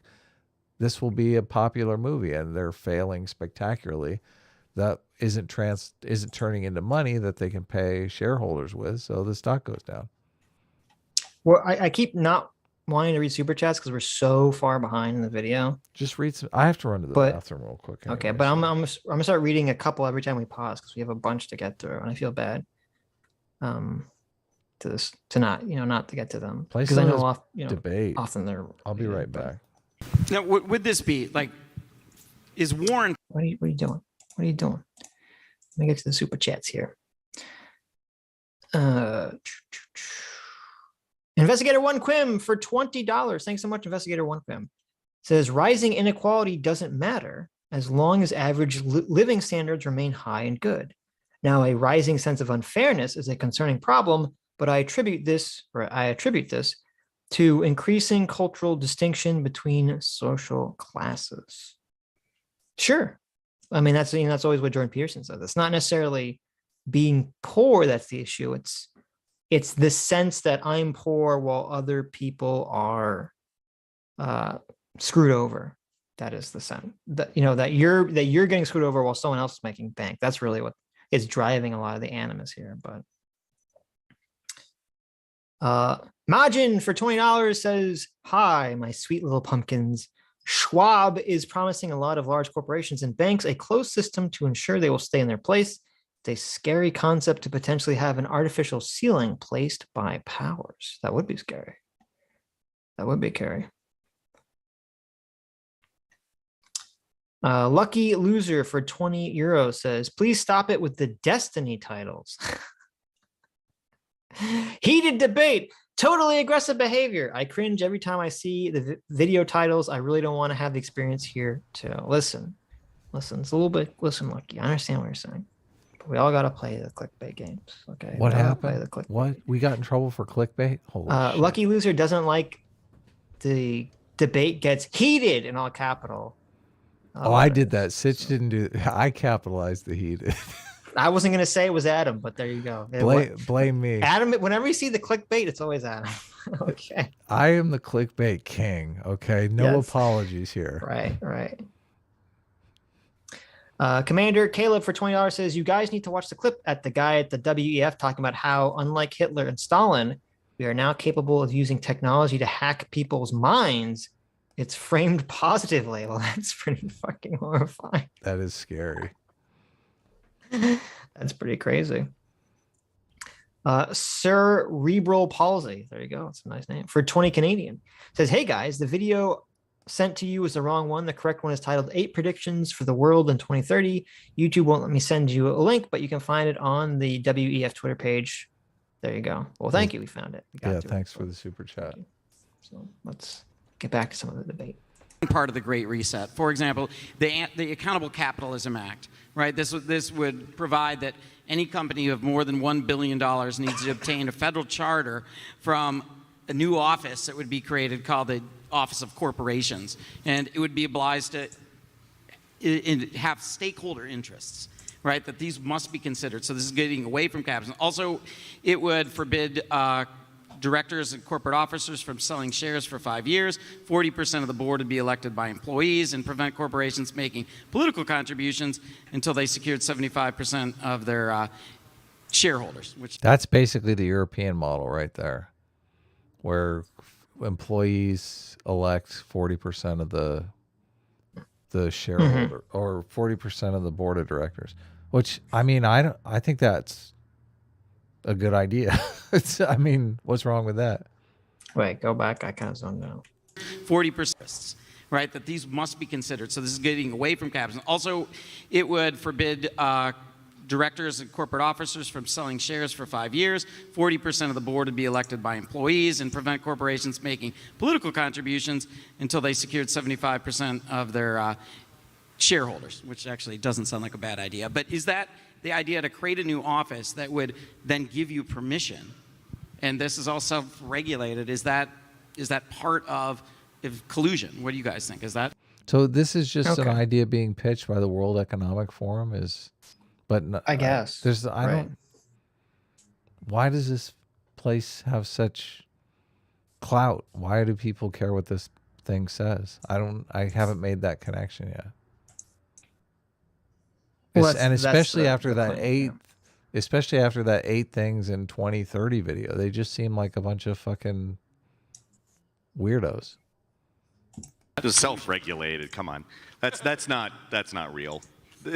That's going to be simply just acting in the interests of whoever's in control of it. It's that simple. Well, America's Big Fat Debt said he DM'd me some quote about Schwab saying he's penetrated all or many government cabinets, but I don't see this in my DM, so I don't know what you sent it to. Unless you sent it to Adam or something, but I don't see it on my end. But. I'll look. I agree with that comment for sure. Whatever bill that you just read, there's no way that passes. No, it didn't. It didn't. But I'm saying Oh, this was a bill. This was a U.S. bill. This wasn't, because I remember reading something about this. This wasn't a WEF thing. Oh, this was Elizabeth Warren. He said it. I just totally blanked on it. This is something Elizabeth Warren won that passed in like 2018, and it did not pass, obviously. Yeah, and Kendi wants an office of anti-racism. Right. Okay. Yeah. It was proposed. Okay. It didn't pass. It did not. Okay, yeah. Right. Because nobody's going to have boards elected by workers because it's contrary to the interests of the people on the board. The fact that it was being proposed, like you would say, like tons of people propose all sorts of insane legislation all the time. This is like the part of the United States congressional history, right? People do this all the time. I'm pretty sure Ron Paul is out there somewhere drafting another bill to go back to the gold standard still. Yeah, there's all sorts of stuff that's being proposed in Congress all the time, right? Crazy, you say. What about the digital dollar? An executive order. Uh-oh. I questioned gold standard joke, and she fell right in. When we had Lauren on, I was like, should I ask her about the gold standard? I don't know if I want to open that door for Adam because I know he'll get triggered. Yeah. I didn't ask chat for your sake. I didn't ask. It's such an ideological position that you really can't. I don't like arguing with people about things you can't really talk them out of. So it's kind of pointless. Good. That we must urgently pursue a CBDC. Do you think this is part connected to what Klaus Schwab might want? Yes, very yes, because a digital dollar sounds great, and you say cool things like crypto, or they say cool things like blockchain, and it sounds super secure. But they've already explained that they want this digital dollar to be programmable. They want to be able to dictate what you're going to spend. Just remember, we were talking about central planning I got made fun of earlier. They want to be able to dictate what you can spend that digital dollar on. So maybe your digital dollar can only be spent over the next 30 days. They can implement negative interest rates. Maybe they can say that they're going to will only allow you to spend these dollars on, say, you can only spend $55 a month on meat, and then everybody after that, it's potatoes for you. When you start talking about programmable dollars, and if you've been to China, I've been to China many times, they can turn off your dollars. You can go to the store and they can tell you, well, you can't spend money today. You can't buy a plane ticket today. You can't buy a train ticket today. You can watch this propaganda video and then you can buy a train ticket. These are the kinds of things that they actually implement in China. When you start messing around with the way they got there, by the way, over the many years I went to China, started out, I used to go get my fistful of red money. Like literally it's red, the 100 yuan note is red. And so I had my fistful of these like 100 yuan notes. And then year after year, it was like, well, we can't go to that place. We can't go to that place. We can't go to that place. And it was why? It was because you can only pay with WeChat. You can only pay through the QR code on your app, which is connected directly to the Bank of China, which is now controlled by China, therefore controlled by China's central bank. And that got hooked into their social credit system. And so the way that this ESG stuff for corporations is a social credit system for that, this is easily applicable to individuals eventually when you have a digital dollar. So then they can make sure that you, as an individual, are also going to be compliant with environmental, social, and governance dictates. Again, it's a very small number of people who are going to have control over this, the central bankers. In fact, who did they name to control the U.S. digital dollar? Oh, yeah, Larry Fink. The BlackRock CEO, the same guy. How weird it was that guy that they decided to give him this power. So absolutely it is part of this program. It's in fact a necessary component to this program, and it doesn't work without the central bank. Could you program a digital dollar to only be spent at a company that had a high enough ESG score? 100% you could. You can program it to do whatever. Are you familiar with this digital dollar thing? Hell yeah. Because I have a big problem with this. And James is not explaining it at all. Really. I listened to the whole crypto panels on the congressional, what do they call them? Fuck, I'm tired. Congressional hearings on crypto. I listen to all of those. Okay. Hours and hours and hours. AOC was in, so that was kind of cool. That's what you're looking at. Okay, so maybe you'll explain this to me, because my understanding from very cursory research of this digital dollar, all they're saying is that, like, instead of the Fed loaning money to the bank and then you getting money from the bank, that they're just cutting out the banks. Yes, they're saying you can just get money directly from the Fed, essentially. Yeah. A lot of people don't realize that banks no longer lend money based on deposits. They lend money based, the Fed is the one that lends the money. So if you take out a loan for your house or car, that money is going to come from the Federal Reserve through a bank as like a franchise. The bank is not collecting deposits and then loaning that money out on the old model, which, what was it? Fractional reserve banking. That doesn't exist anymore, really. Right. So this is why I don't understand what he's talking about, because my understanding of the digital dollar idea is all you're doing is you're just removing this middleman of the banks, and you're removing the middleman of payment processors. Right. So that the average U.S. citizen would be dealing with the U.S. government directly with a lot of these payment things. Right. Yes. So I don't understand so all this stuff about well, there's going to be a negative interest rate, or you can't spend your money in certain, this. I mean, you can do all that stuff. Yeah, but you could, this seems to me to have literally nothing to do with what's being discussed on the digital dollar. Unless James is just saying this is all a hypothetical possible they could do with it, but you could do that with any digital currency, regardless. You could set up, so sales tax is this huge bitch for retail businesses, right? They take the sales tax from you and then they pay the sales tax to the government. They could literally set up a cryptocurrency that the sales tax automatically came out of the currency when you used it. And the companies would no longer have to do that huge nightmare of keeping track of sales tax and taking sales tax and sending the sales tax in. I mean, that seems kind of like a good efficiency, right? How much do we waste in accounting resources every single year doing this whole fucking sales tax nightmare? They also, I mean, I like to use the, and this, I mean, this scares people, but we, at one time, I don't know if you remember, long distance used to be really expensive. Like you were going to call somebody and you were going to use long distance and you're going to pay like $1 a minute or whatever, but you were going to talk to your friend that was like really far away. Do you remember that, or is that just Boomer Adam? I'm too young for long distance. Right. Okay. Calls, yeah. So now that the internet was invented and the technology got cheaper, we no longer have this system.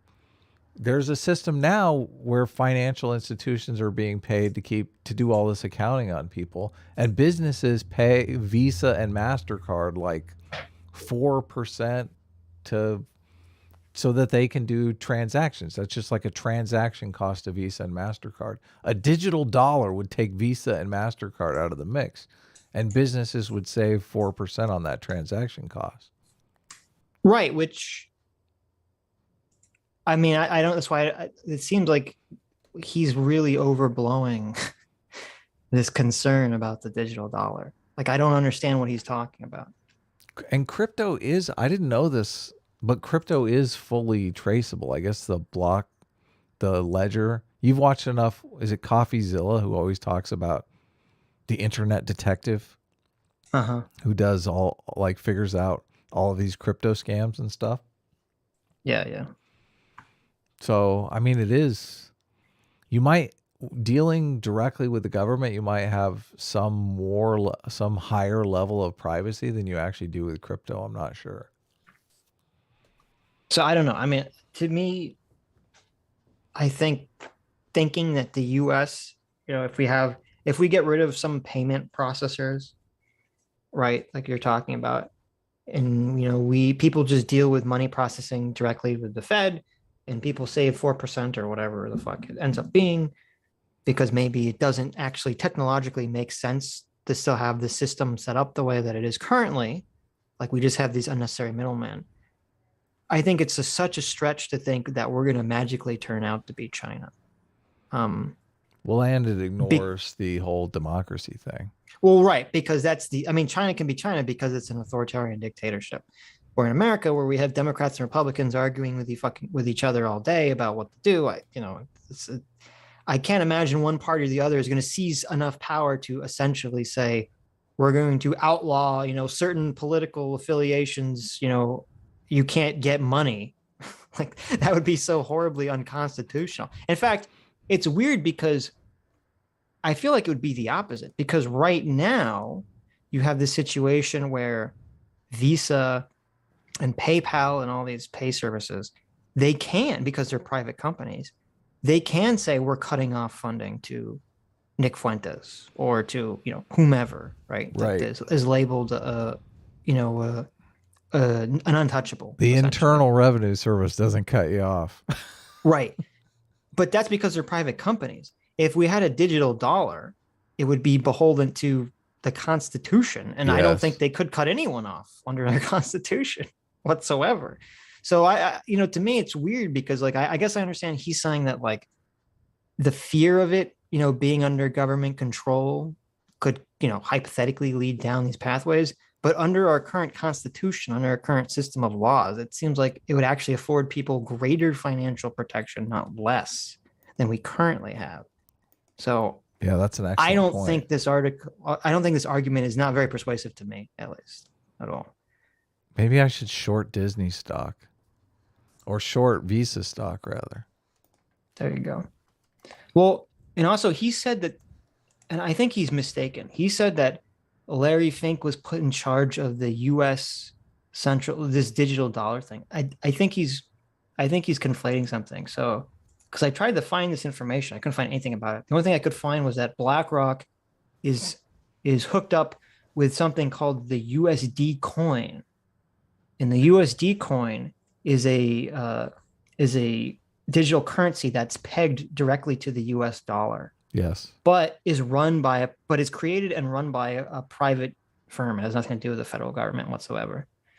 Stable coins are a huge problem because stable coins have taken in vast amounts of people's cash. Right. and they don't necessarily know where the money has gone. Yeah, this is a state, right? But I think James is conflating this with the U.S. digital dollar. They're not related at all. The stablecoin company that's taken in everyone's money. I guess you got to buy stablecoins to be able to buy some other crypto. So stablecoins is the first leg of the journey to actually own is that some how crypto. That all works? Okay. So you buy, and then if you sell crypto, you're selling crypto and getting into a stablecoin. This might not be 100% correct, but a big and there was a bunch of YouTube videos on this and one of the guys, this came up in the hearings that they had. So the stablecoin companies are really, there's a big amount of fear that they've taken in a lot of, people's currency, and that currency has kind of evaporated, or who knows where it was spent or whatever. But the companies don't have enough assets. So they're operating like a traditional bank, where if everybody showed up and wanted to cash in their stable coins, they wouldn't have enough resources to reimburse everybody.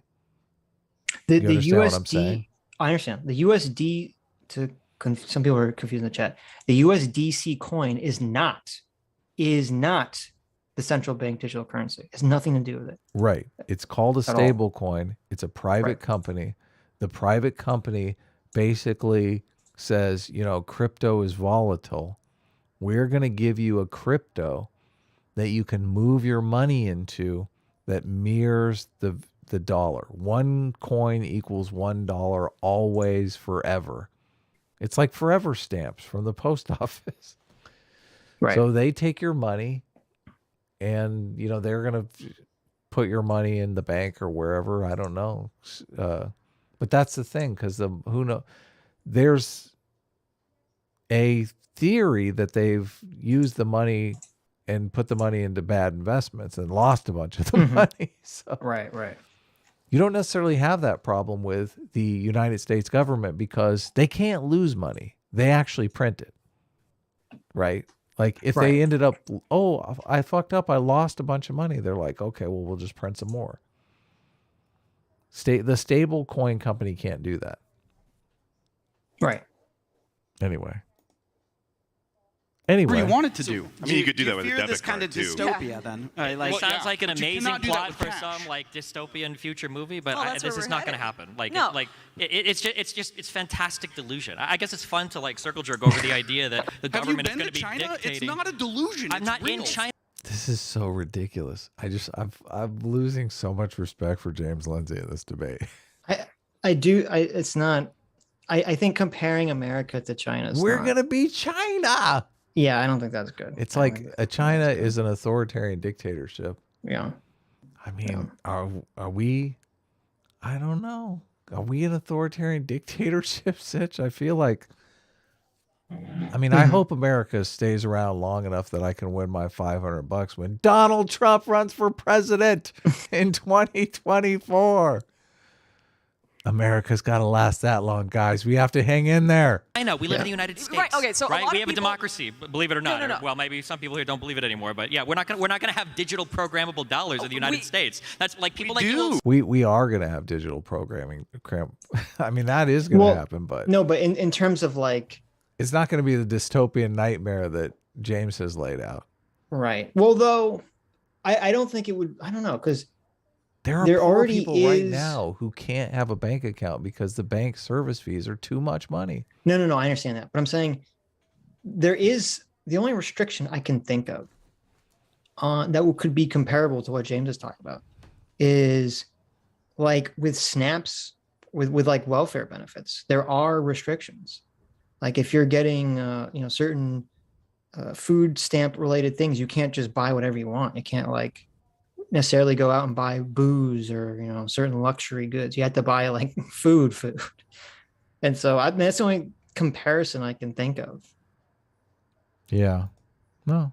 Okay. For restrictions on digital money. But the reason why they don't do these dystopian things is because they're worried about getting thrown out of office in the next election. So I mean, democracy is the system is kind of what protects us from this. Well, also it would destroy the economy. That too, and that would, come on, it's the economy, stupid. That would get him thrown out of office.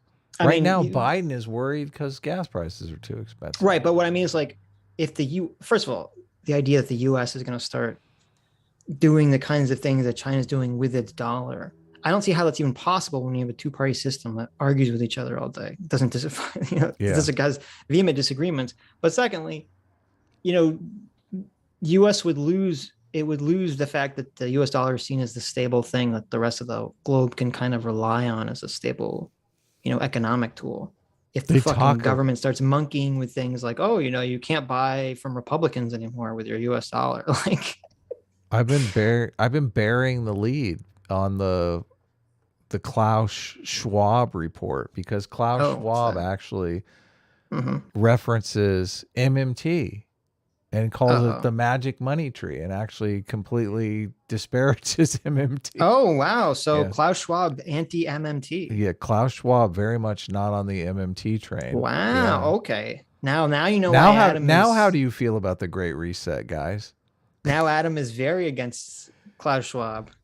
He does. That's interesting. He did. It's interesting. But he does come out and talk about digital currencies and things like that. So. Mm-hmm. Well, in what way? And he does also talk about, in the context of the MMT section, he does talk about America being the reserve currency of the world and how that could be threatened by the various disturbances because of COVID and supply chain disruptions. Right. So, because I know, like with the whole digital currency thing, part of the argument was they wanted, like, with COVID relief, there was the question of how would you actually get that money to people?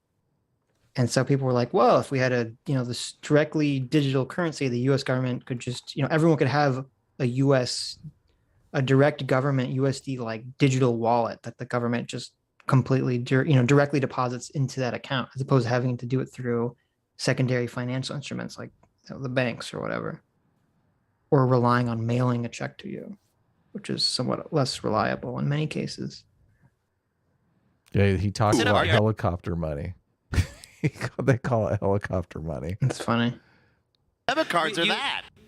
What? We have digital programmable dollars. They can shut them off anytime they want. They've shut it off in. They shut Stripe off in Russia. That's not a digital dollar, right? So you have like electronic paper money on you.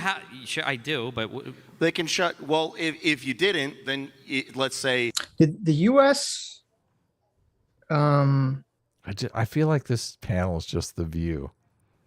I feel like this is the YouTube version of The View. Well, here's the question, because he says they do this Stripe. Yeah, but first of all, Stripe isn't the government. Stripe's a private company.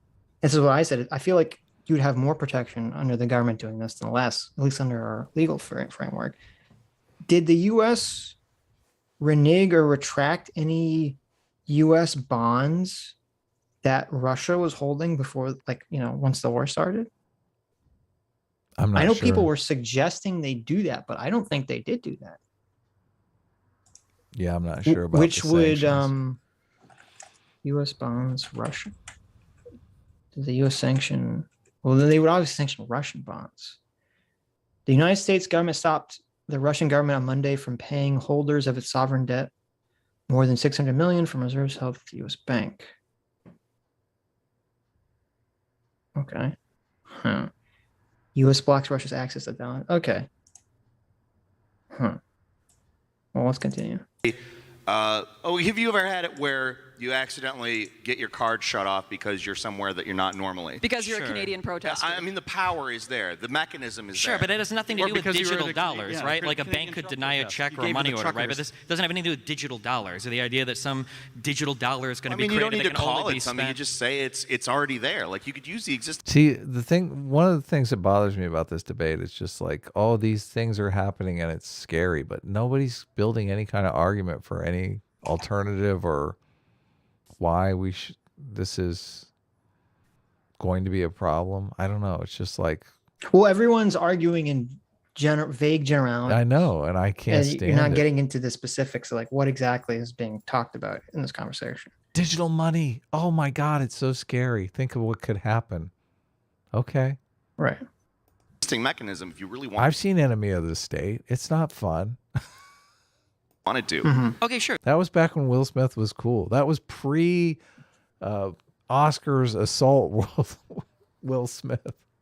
Well, then let's talk about that. We can use the internet to like do financial transactions. That's a more honest conversation than welcome to Demolition Man, 2022 version. We have digital dollars where the government tells you that you can only spend your dollars at a place where at least 50% of the cups are made of 85% recyclable material. There's already things like this happening in China. We all acknowledge that they have massive control. He's never been to China. He doesn't know. True. He lives in the United States. Do you think that China's government is comparable to the United States? No. Thank you, Destiny. Fucking thank you. What the fuck are you talking about? Yeah. China exists, therefore we could be China. It's like it's not a good argument. Saying it's Do you think not a single there, party but the Great Reset is going to take us there. It's not taking us there. We're average, fundamentally different styles of economy and different styles of governance. The average American looks at China and they say, holy shit, we never want to be like that, right? That's insane there. But then when the government say, hey, whoa, there's this wacky disease going around, we need to create a policy that tracks everything you do, tells everywhere you go. What people don't realize is we hate China and we look at them and we're like, that's horrible authoritarianism. But the government recognized that while authoritarianism is bad, it's effective. And in order to compete with China, they need some of the same systems. So Australia implemented their vaccine, not even passport, just COVID safe app. Everywhere you go, every minute of the day, you have to track where you are, which store you're going into. That is a lot of data and information that the government have now about your whereabouts 24/7.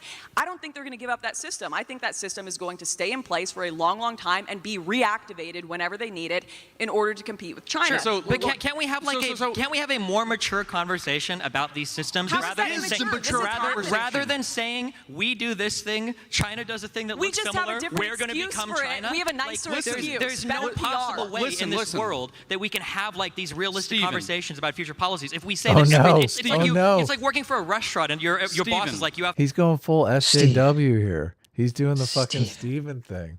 Well, so regarding Lauren's point, that is weird. That is bizarre. If the Australian government has under COVID, they say, okay, we can track literally everyone's movements. And then the million-dollar question will be, does that go away or does that not go away? Because if it doesn't go away, well, first of all, I think it's ridiculous in the first place, especially for COVID. But especially if it doesn't go away, that would give credence to the fear. I'm not really worried about something like that happening in America, where the government says, we get to track everyone via their phone. And also, I'm not sure COVID restrictions is even a good comparison because, if you compare even Australia, but especially if you compare America, compare America's COVID restrictions to China's COVID restrictions. Oh, I know. China's COVID restrictions were insane. They had people walking through the streets with sprayers and shit. Yeah, they're walking. You got people in hazmat suits in China walking through the streets with throwing lye I don't know why the fuck are they throwing lye and lime on the floor? I don't know what the fuck's happening. What COVID is transmits through the air. I don't know why they're putting bleach on the ground, throwing lye on all these surfaces. So they have all these guys spraying bleach in the air. That's gonna fucking do anything. But then they have they've literally rounded up every cat they could find and presumably killed them. They put there's I don't know if you saw it, there's pictures and videos of just giant mesh bags full of cats. No. Because cats can carry COVID. And you're like, what the fuck are they doing with these cats? Are they just I'm assuming they're just killing them. I don't have a lot of faith in what the Chinese government's doing. Yeah. And then you had they were just locking thousands and thousands and thousands of people into their homes and into these little makeshift, quarantine areas, and people were dying, all sorts of people weren't getting food, people weren't getting water. It was the craziest fucking most authoritarian lockdown ever. So it's that's not really comparable to anything that's happening in America land, at least. So I don't know if that's the best comparison exactly, but it could happen though.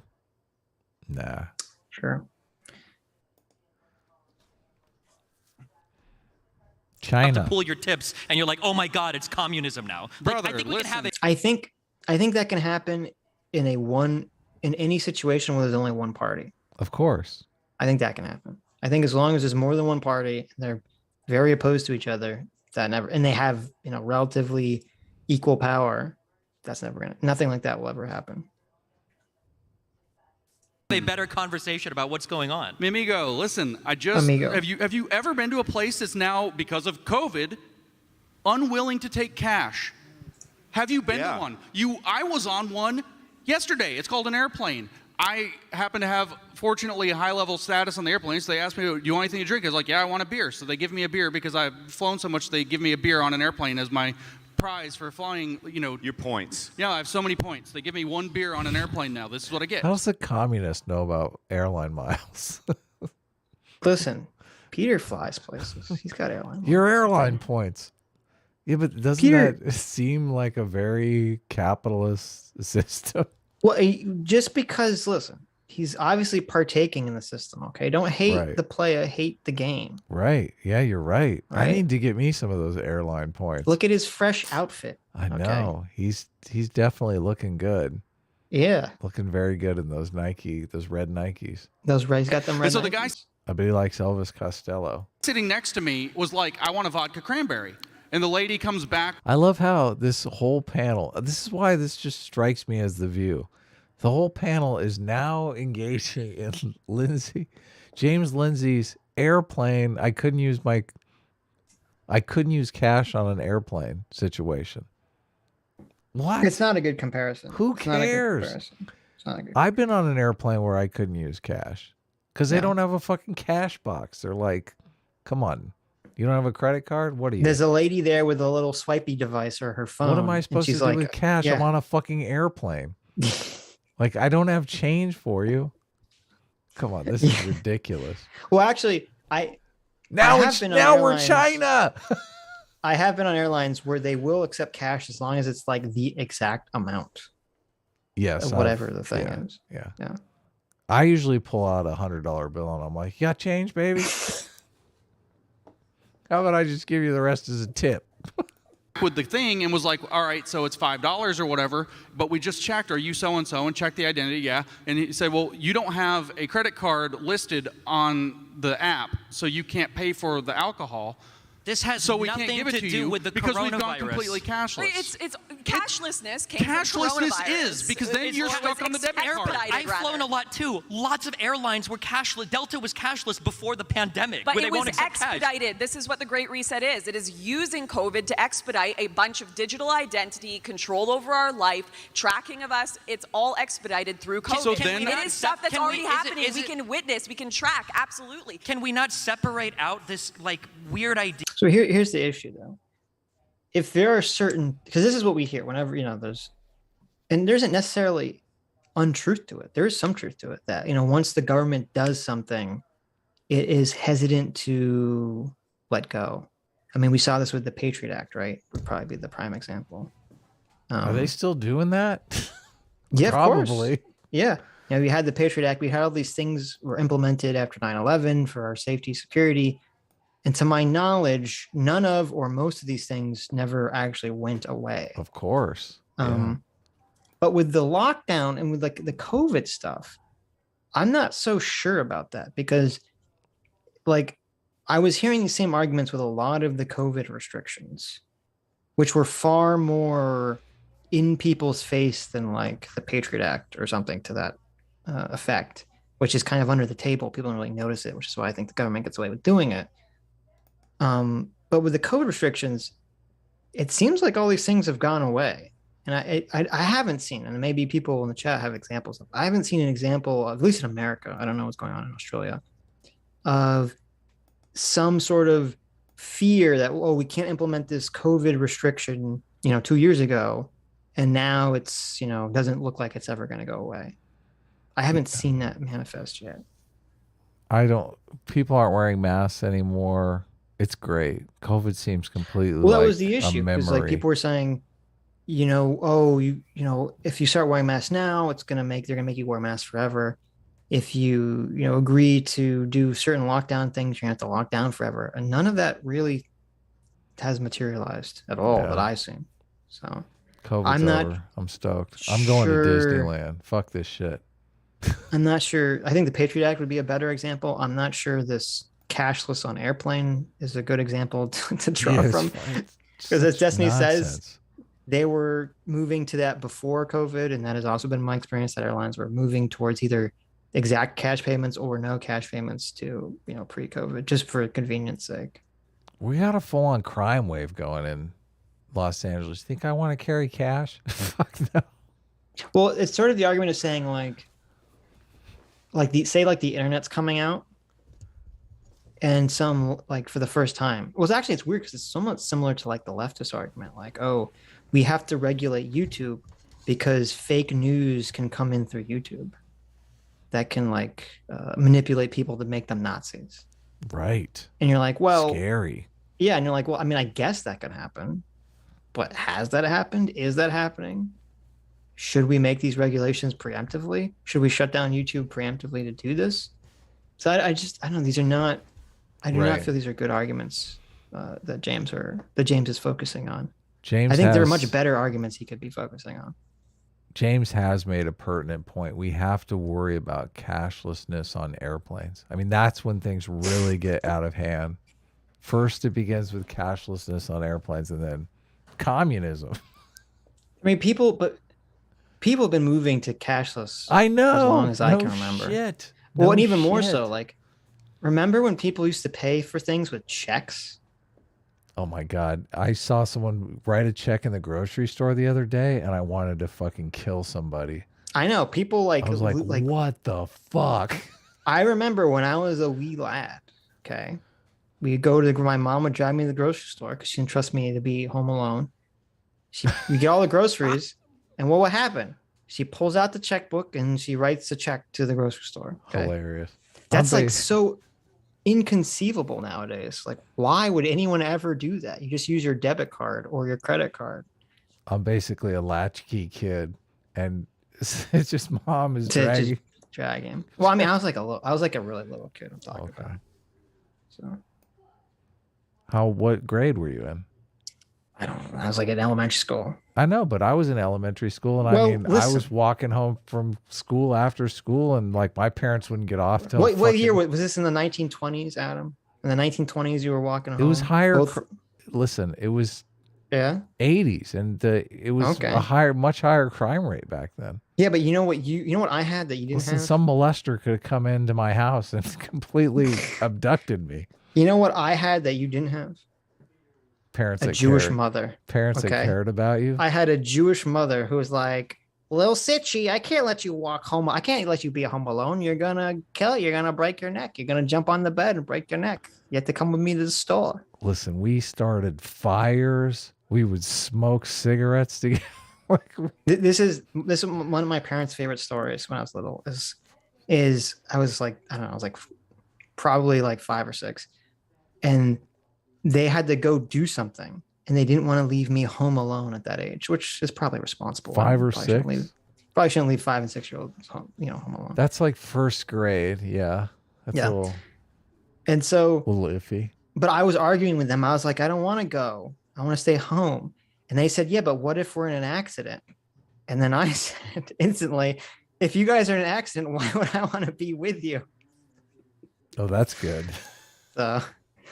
So there you go. Yeah, die on your own, Mom. Yeah, why would I want to die too? I think 3rd grade was when I started doing the latchkey kid thing. So I think it seems like 1st and 2nd grade I had to go to a daycare center after school where they watched after me until my parents picked me up. J-Mac for $50. Thank you so much.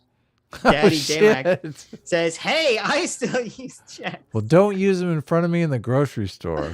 Well, there you go.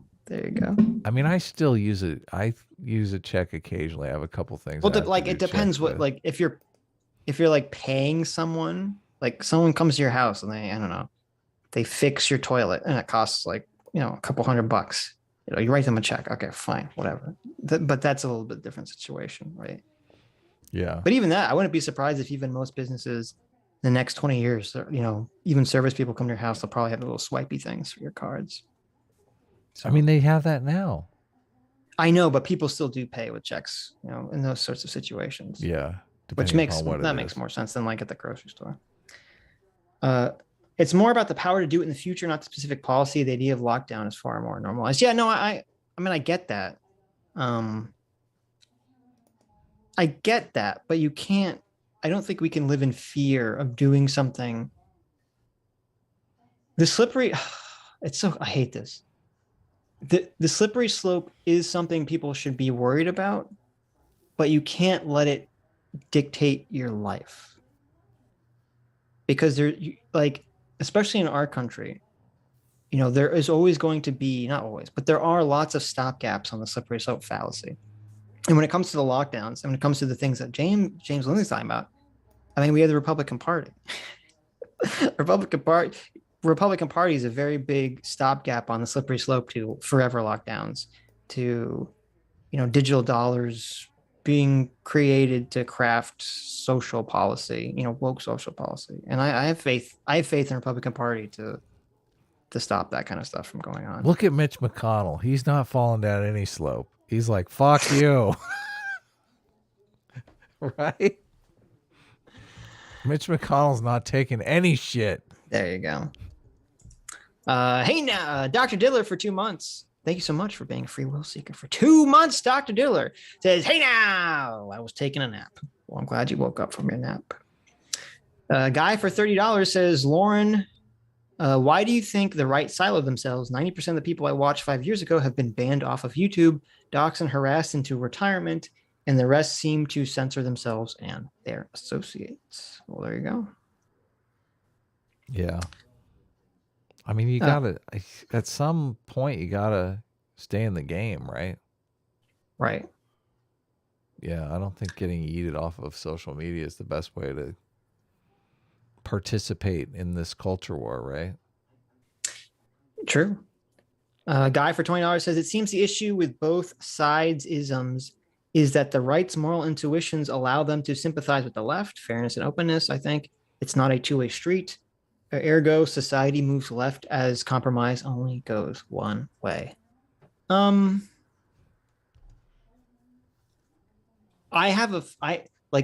heard that argument.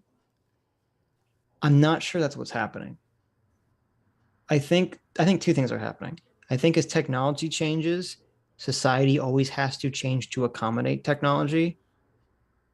And therefore it will always look like, quote unquote, we are moving towards change, which is generally thought of as left-wing movement.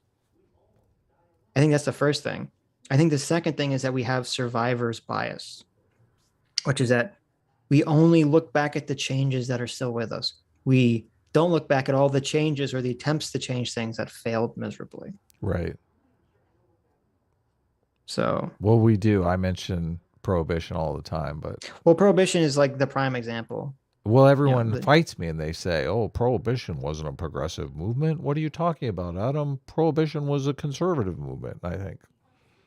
What a fucking moron. Well, there you go. So, JMac for $200. Thank you so much, Jay. Jesus. Says my bank closed my account without telling me because they accused me of using my account to do business in Russia. What? Oh, shit. It was my primary account, so I couldn't access my funds until the check they sent came in. It really made me sour my perspective on electronic-only cash systems. Well, that's crazy. Well, they did work it out, though.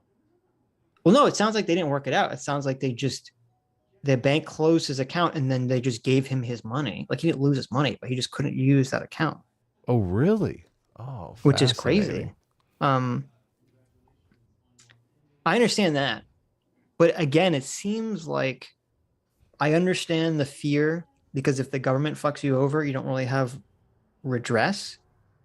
But under our legal system, people should have more protection from the government than they do from private businesses. I mean, that's kind of the framework of our Constitution, always. So I don't necessarily know. I mean, the protections that you have with a credit card are pretty handy because that's what they're getting paid there Yeah, but any protection you get as a customer of a private bank, you are going to have more protection if like the government had some sort of like digital wallet that they gave you money and you'd have way more protection from the government.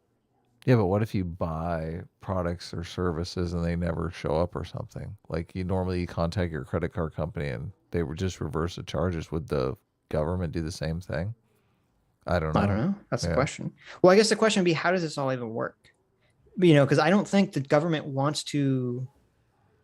I mean, I think the real issue would be, you know, does the government want to?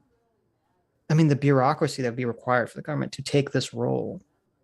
Yeah, the banks are huge, serving right. The banks are serving a real purpose.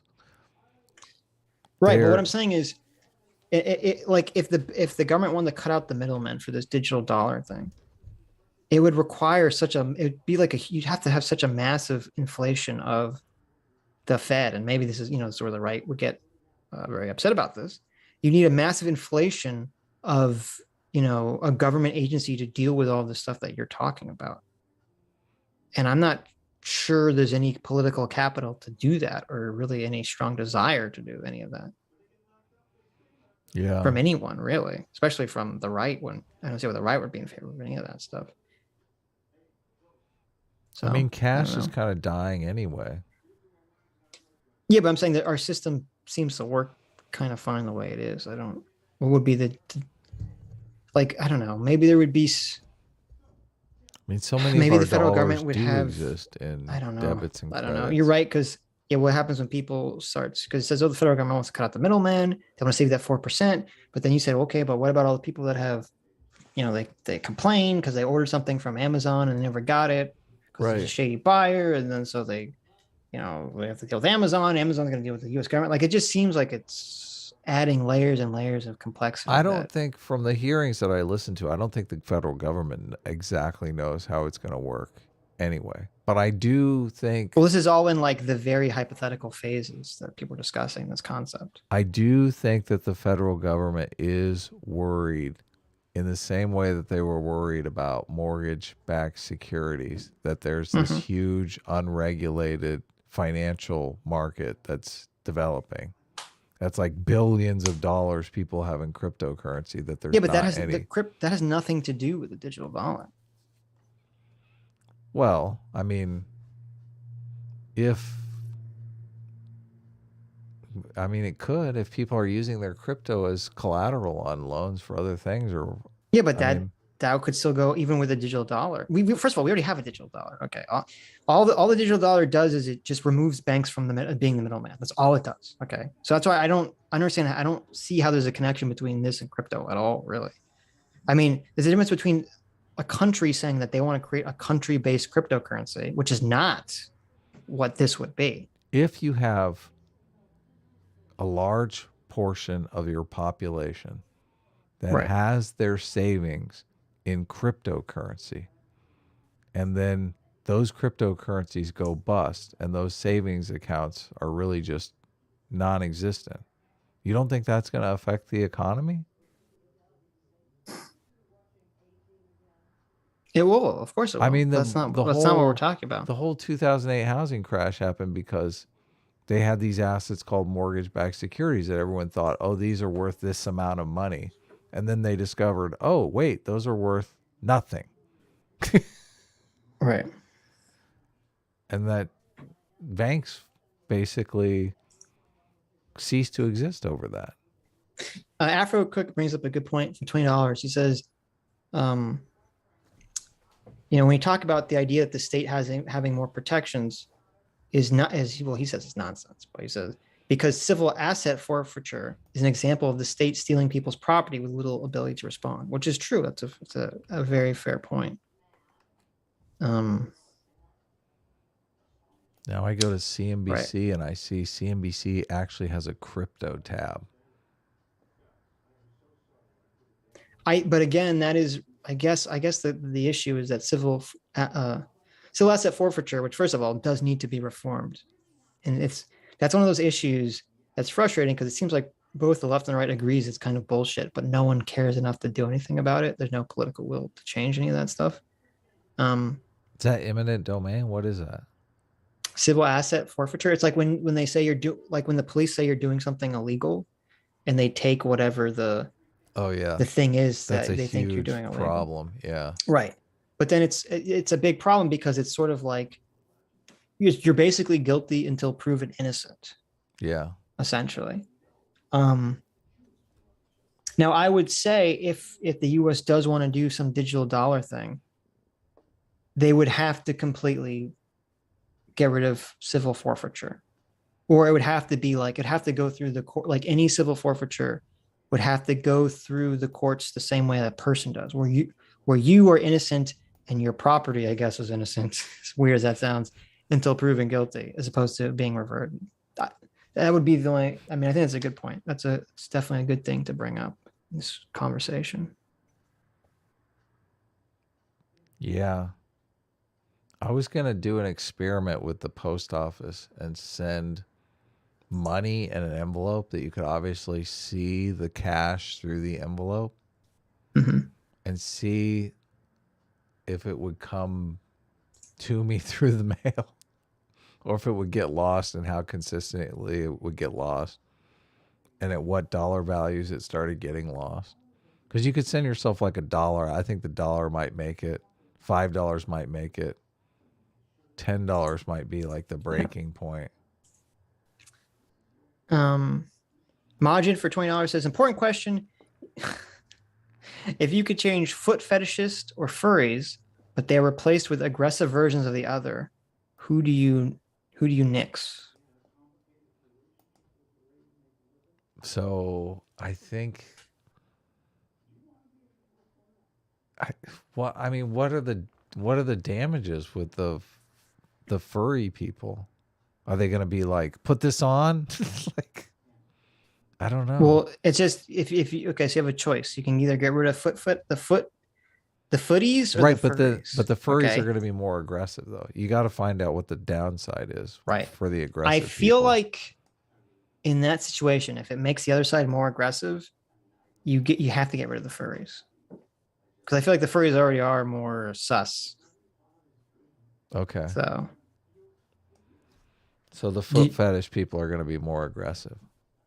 Yeah, but less problematic, I think. Like if you have to choose between aggressive foot fetishists and aggressive furries, I think most people choose aggressive foot fetishists. Yeah, I don't know how that aggression plays out. So sure, I'll go with the foot fetish people. Guy for $20 says the quote 60s environmentalist equality type people were just post-Marxists smuggling the foundations of wokeness into everything. Do you agree? I mean, because you were sort of saying that they were different regarding the Klaus Schwab stuff you're reading. The 60s. I mean, there's two ways to look at this stuff. I mean, I think of wokeness as being authoritarian, and I think of 60s civil rights people as, I don't really see them as being authoritarian. They wanted the same rights that were extended to everyone. They just wanted everyone to be extended the same rights. How is that? That's anti-authoritarian, right? Yeah, I mean, I think there was both. I think there were people in the 60s that were, anti-authoritarian, who were working within, the frameworks of liberalism. And then there were people in the 60s, obviously, the new left stuff, who were Marxists, who were trying to smuggle in, proto-wokeism into everything. So I think that's really the distinction you were making. But with Klaus, I mean, I forget the guy's name. Klaus was protéged under this other guy. I have the tab open somewhere in my million tabs. Klaus is protéged under this guy named Helder Camera, who was, I think, a big time socialist.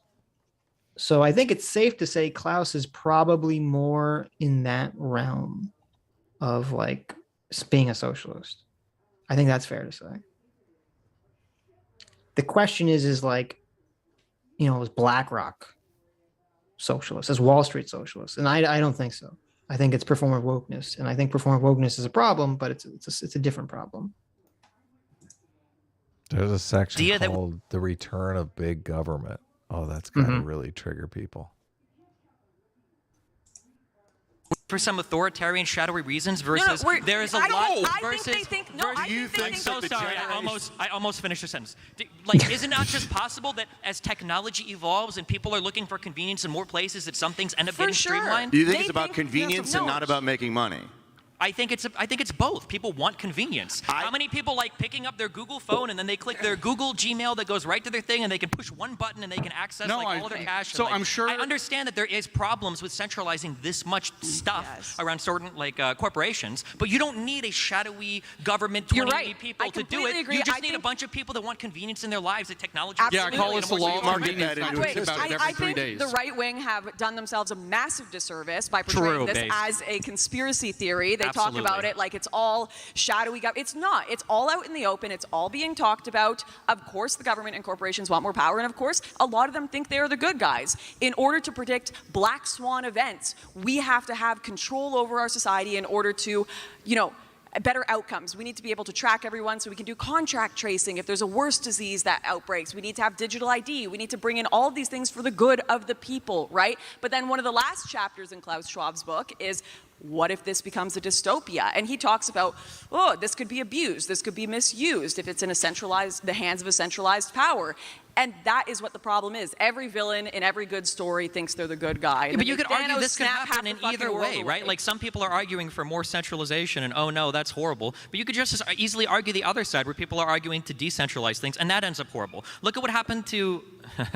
I just realized where I am. Look at what happened with Texas's power grid, right? During the last huge snowstorm shit. They have a unique independent market where you have like these different buyers and sellers of energy, and because they're incentivized to only function in like a short-term window, their energy market totally fell apart. People were paying like $1,000 to heat their home for one night. Now, I'm not saying that I'm not saying this. Their ESG scores are fucking great because they have windmills. I'm not saying this. They're probably not. Pros. But I'm not saying this to. I'm not saying this to say that like free markets are bad or centralized power is good. I'm just saying that like you can go too far in either way. We can't just say like unilaterally all forms of centralizing anything are always going to be bad, when free market stuff can be bad as well. Like, we need to be a little bit more intelligent. But free market stuff is harder to abuse.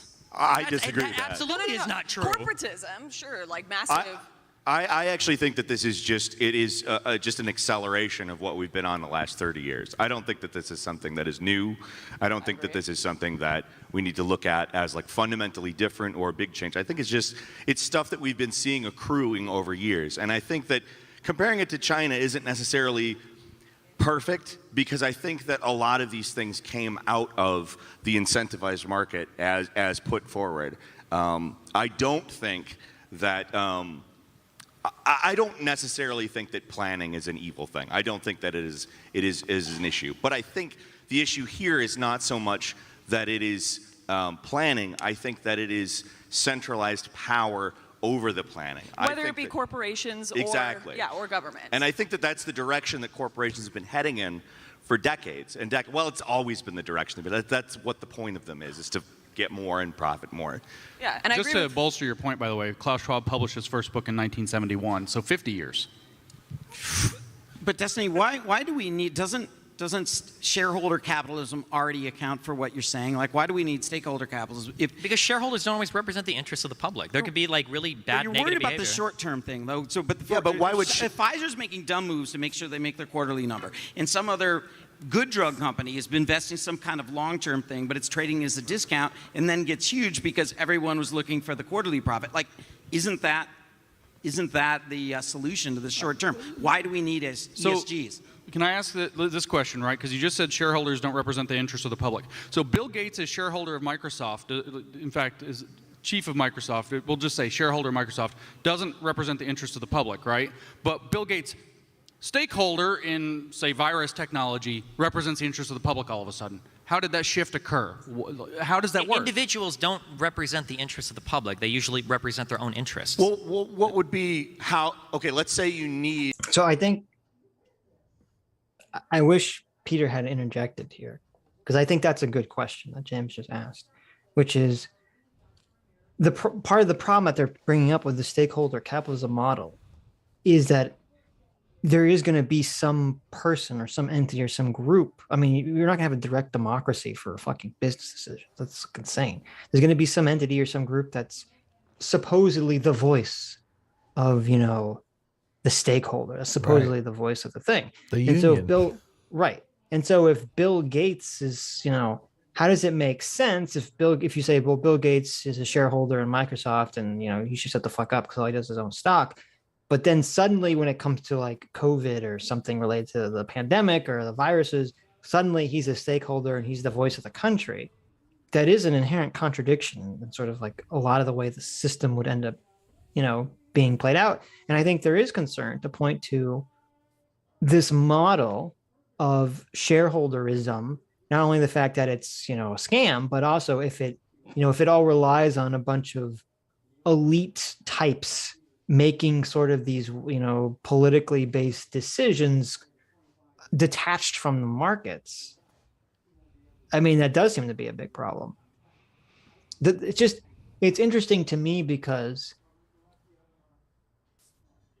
like 10 years ago, 20 years ago, it feels like this was what everyone wanted. It feels like everyone was saying, oh, businesses are too greedy. They're too controlled by profits. I wish they were more moral. And now that they're quote unquote more moral, we're like, no, go back to being driven by profit. Right. Yeah. The shift has happened and everyone's unhappy. Right. It's sort of like well, be careful what you wish for. Because it's like, well, wait a minute. What exactly is the morals that we're talking about? Because we were sort of like 10, 20 years ago operating under this delusion of like, well, when we say we want companies to be more moral, what we mean is according to like a general moral principle that, everyone kind of agrees with, not be greedy, not be shitty. Maybe it's kind of hard to create an exact framework in writing, but it's kind of like, the sort of common sense morals that people like to attribute to that everyone kind of understands or everyone agrees with on a general basis. But then that's not what happens. What happens is now the morals are this kind of like weirdo, far left, wokest garbage. And so now everyone's like, please just go back to being driven by profit. Yeah, I don't know. I don't know what the solution to any of this is. I mean, at some level you have to make decisions, and a lot of decisions are made via, expert feedback. Even congressional hearings, they are constantly bringing in people who have experience in certain areas. They want their expert opinion. I don't know how you get around the appeal to experts for information. I mean, a lot of these came into being because they were so successful in providing public policy that worked. Yeah, but you don't want businesses to be driven by political aims based on quote unquote experts. No, I completely agree, but that's the businesses issue. Are driven by experts. Yeah, but this giving feedback like, based on some financial incentive or market incentive. It's not based on like, whatever. James seems to be categorically against experts giving feedback. Well, because he keeps arguing against it like it's the end of the world. Yeah, we've all lost faith in our experts in our institutions. Right. Yes. And we need to get that all back, and we're not going to get that all back until we can just exercise this neo-Marxist garbage from our experts and from our institutions and from our culture. Really, that's all I'm saying is that the system of getting good information from experts and making decisions based on that information, I don't think that's not a bad system. Yeah, I don't think it's a system you can just do away with because it's been corrupted by these nefarious forces. Really, I just think most of it is political polarization is the problem. Like people are they're incapable of giving expert testimony because they see Trump and they have TDS so bad that they're completely, this narrative is animating them more than the reality of the situation, so the expert testimony becomes bad. I think you're completely correct. But that's only in situations that there's like a moral component to it. It's not all situations. Right. But part of the issue here with the ESG scores and the wokeness is the moral component. You're exactly right. Well, yeah. Right. But it is this sort of like, this is why I fucking have a conniption every time I hear some leftist or far right person, but generally, more of the leftist saying everything is political. There's no such thing. Oh, as I hate that. political. Yeah. That's right. Such And a terrible way.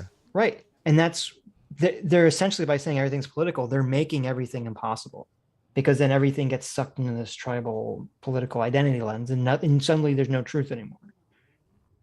Yeah, it's fucked up. Cyborg, thank you so much for joining 2 months. The Free Will Seeker. Cyborg says, does Lauren Southern believe that Australia is real? It's not real, and it can't hurt you, Sitch. Well, there you go. Australia is a fake country. It's imaginary.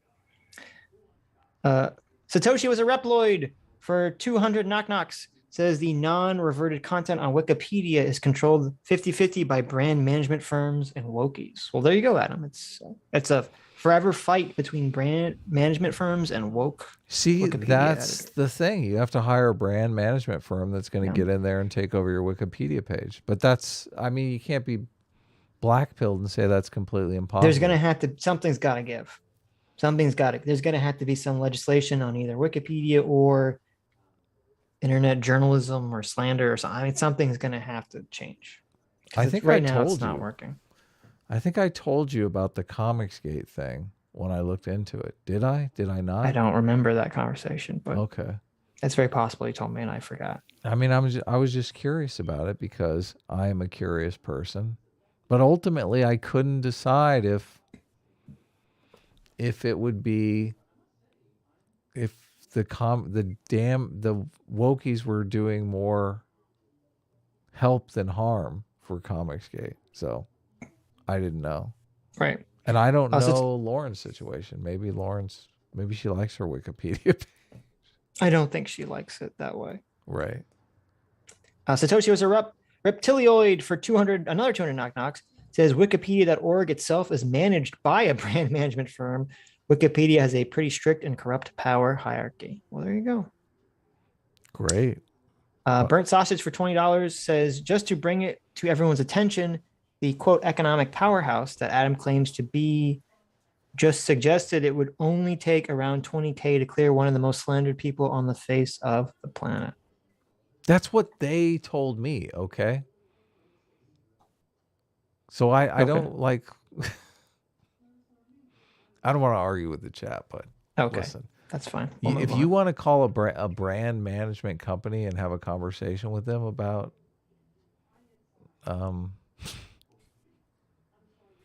what they would charge you to do it, I don't know. Mm-hmm. I think if you do you disagree that if you talk to a defamation attorney, they're just going to say, like, this is impossible? Yeah, of course. No, I agree completely. You're not going to win a defamation case. Right. Yeah, you're right that it would require this other vehicle, but I'm just somewhat skeptical of that working either.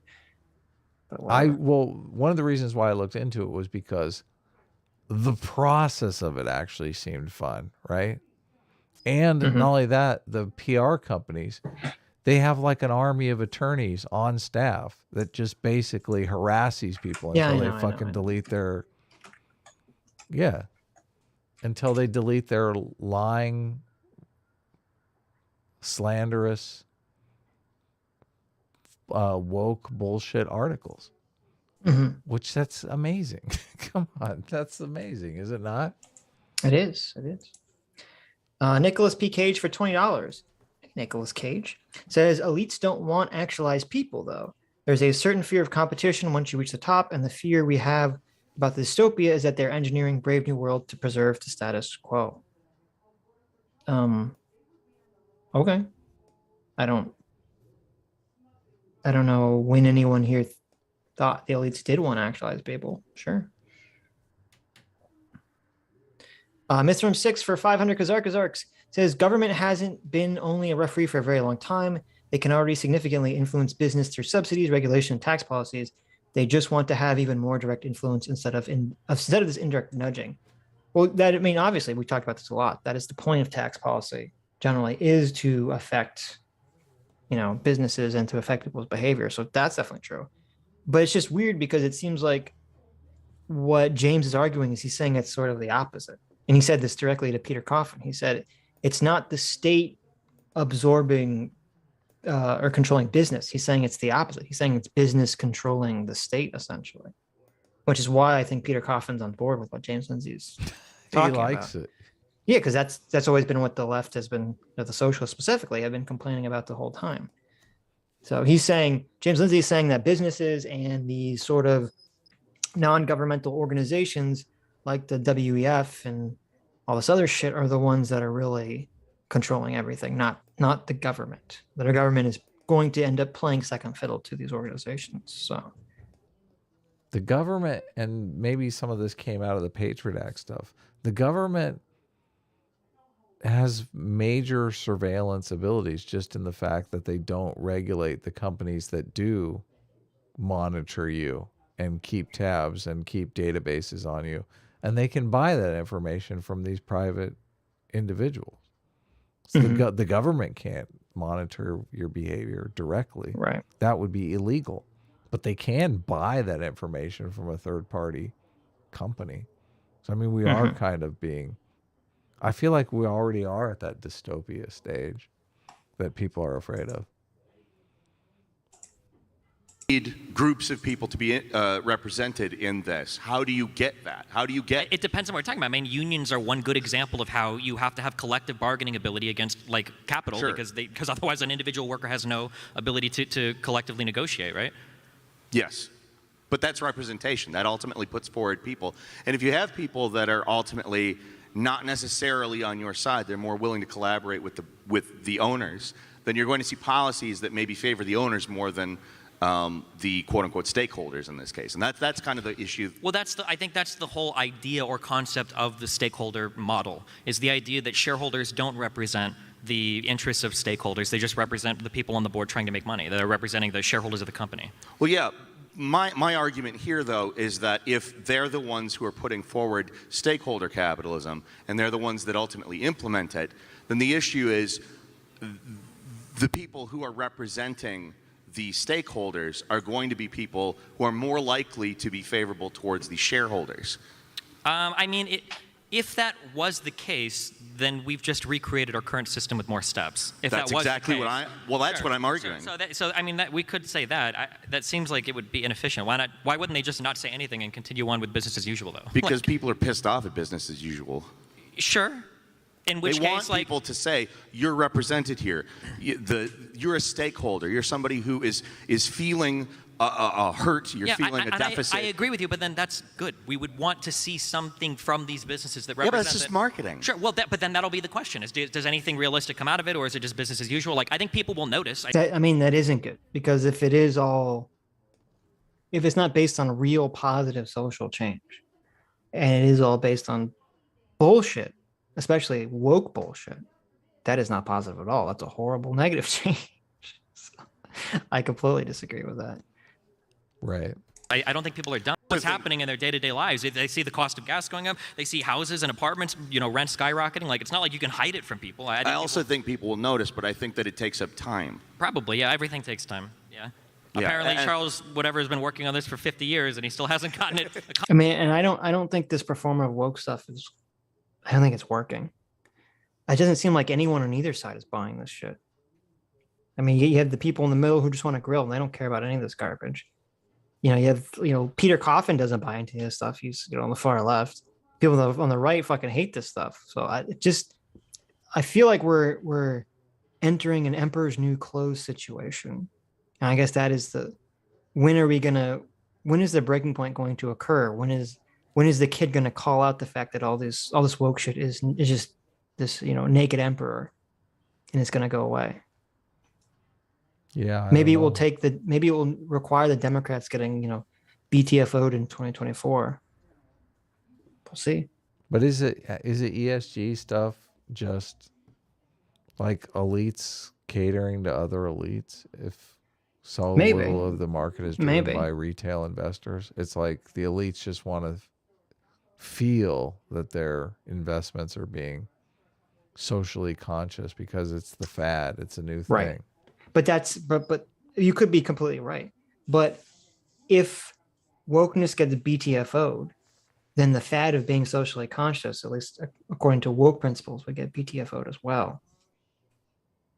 Why don't?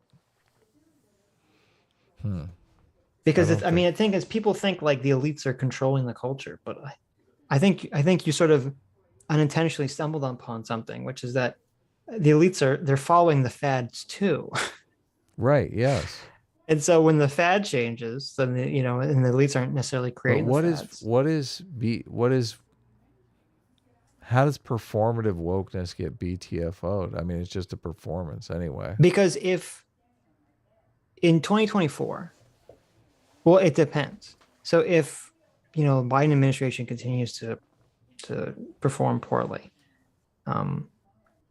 if in 2024 the Republicans are able to win a decisive victory purely on culture war issues, that's going to completely the Democrats are going to have to reevaluate their. I don't think they will. Their strategy. They might. What do you mean? They completely did after Obama. Did they? Yeah, that's what, because of Obama's victory and because of the demographics that he pulled, that's why they kind of switched to this, we need to appeal to minority voters mentality. But wouldn't they have the come to Jesus moment after Hillary lost though, and that never happened? No, they had. Well, no, because Hillary didn't run on wokeness. Yeah, but there was this guy Trump that completely annihilated them, and they instead of. Well, first of all, he didn't completely annihilate them. Trump, it was like a super fucking close race, if you remember. Yeah. Yes. But Hillary won the popular vote, and then Trump eked out a electoral victory. But she was supposed to win by like 20 points. Yes. Instead of having a come to Jesus moment and kind of break down why this guy actually performed as well as he did, better than expected. Mm-hmm. They came up with a false narrative that just completely blamed it all on racism. But that's because no one understood why Trump won. I mean, it wasn't exactly clear. The wokeness was kind of created as a cope.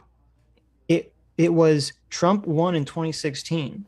Wokeness, and people, I guess, forget this. Wokeness obviously was around in 2016. Wokeness? well, hold on. This as social justice, political correctness. Obviously, it started the move. I mean, obviously existed before 2014, but started the move in 2014. It was definitely around 2016, but it wasn't. I mean, I think people are kind of conflating. Wokeness really became mainstream once Trump was president, when it really took off. Right. And part of it was because the media wanted to use the cudgel of calling Donald Trump a racist to attack him. Right. But you're correct. At the same time, they believed it, though.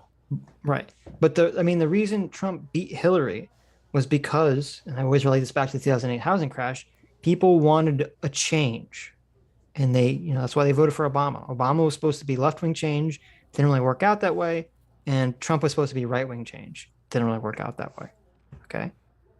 Correct. And so then what happened? Democrats put up Biden, and people kind of voted for Biden because a lot of people basically said anything but Trump, essentially.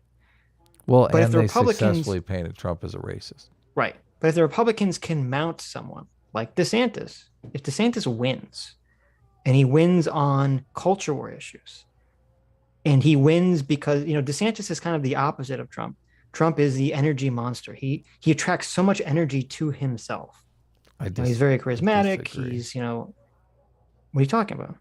Well, go ahead, but I'll let you finish. Well, Trump. But I do disagree. Okay, Trump is very charismatic. He draws a lot of attention and energy to himself. He's a central figure in a lot of this stuff. Mm-hmm. DeSantis is kind of the opposite. He's sort of like an energy vacuum. He kind of sucks all the energy out of anything, really. I think that's part of why he's an effective politician, because people will get too bored to focus on him. And if you have DeSantis or someone like that who wins the election, not on inflation, not on, COVID, but on the culture war, it's going to spell something to the Democrats to say, this culture war stuff isn't working for you. No, I completely disagree.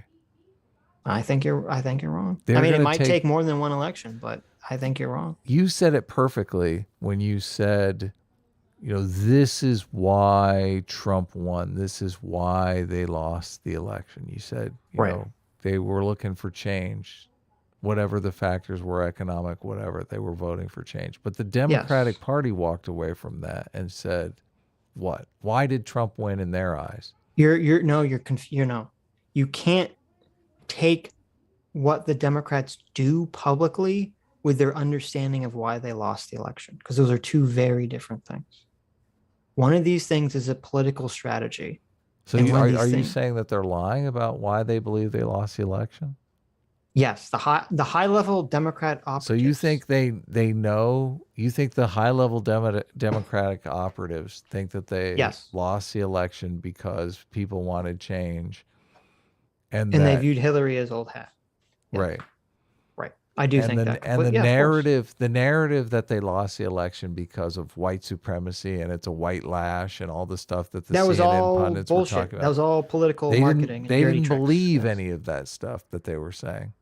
Not the high level people. Who was the guy that went on CNN and said it was a white lash? The black guy, Van Jones. You're saying Van Jones? Well, Van Jones is a pundit. He's not a high level Democratic operative. Okay, he's not in the know about why they really lost the election. So he's just delusional. He thinks it's white supremacy and white supremacy is everywhere. Yes. But so. How much of the Democratic Party is in the Van Jones camp, and how much is the person that knows the real reason why? Oh, lots of. I mean, don't get me wrong. Lots of people in the Democratic Party are not. They are in the Van Jones camp. They believe the Kool-Aid that is shipped down from and if Mount Zion here. And if DeSantis wins with a decidedly anti-CRT, don't say the gay. Yeah, they're going to say they're not going to come out and say, "Listen, the reason why DeSantis won was because we live in a white supremacist, homophobic." They're going to do all that. They're going to say all those same things. Right. Okay. But it's not my question though is, are they going to believe it? I think they're going to believe it less if DeSantis wins, and more importantly, they're going to all say that. They have to say that. They can't say. They can't come out and say, "Okay, guys, I don't think we gambled on complex." I don't think they are. This is incredibly simple, Adam. Okay, this isn't just for politics. This is for any sort of organization. If you're the guy that fucks up, are you going to go out and say, "Oh, I fucked up," or are you going to blame someone else? Me personally, I don't fuck up, so I don't have to worry about this. Well, regardless, I've never thought. They're never going to admit it. If DeSantis wins, they're not going to say, "Oh, well, we lost because we went too woke." Like that will never. I know those words will never escape their lips. But at the same time, they do believe. Wait a minute. At first, they'll never admit that, and they'll say, "Oh, we live in a racist America." Blah, blah. Yeah, they'll they say all don't the same blame bullshit, themselves. right? Yeah, of course. But beneath the surface, they're going to know what's going on here. They're going to say, we're losing on these culture war issues, and we're going to have to readjust. This is exactly what happened. This is a history. This is why Bill Clinton was president. This is why we had neoliberal economic policies for the last 50 years, was because this shift already happened. Carter got blown the fuck out. They said, we can't win anymore on these, pro-labor Keynesian economic principles anymore. We need to change. And change they did. I think they believe this shit.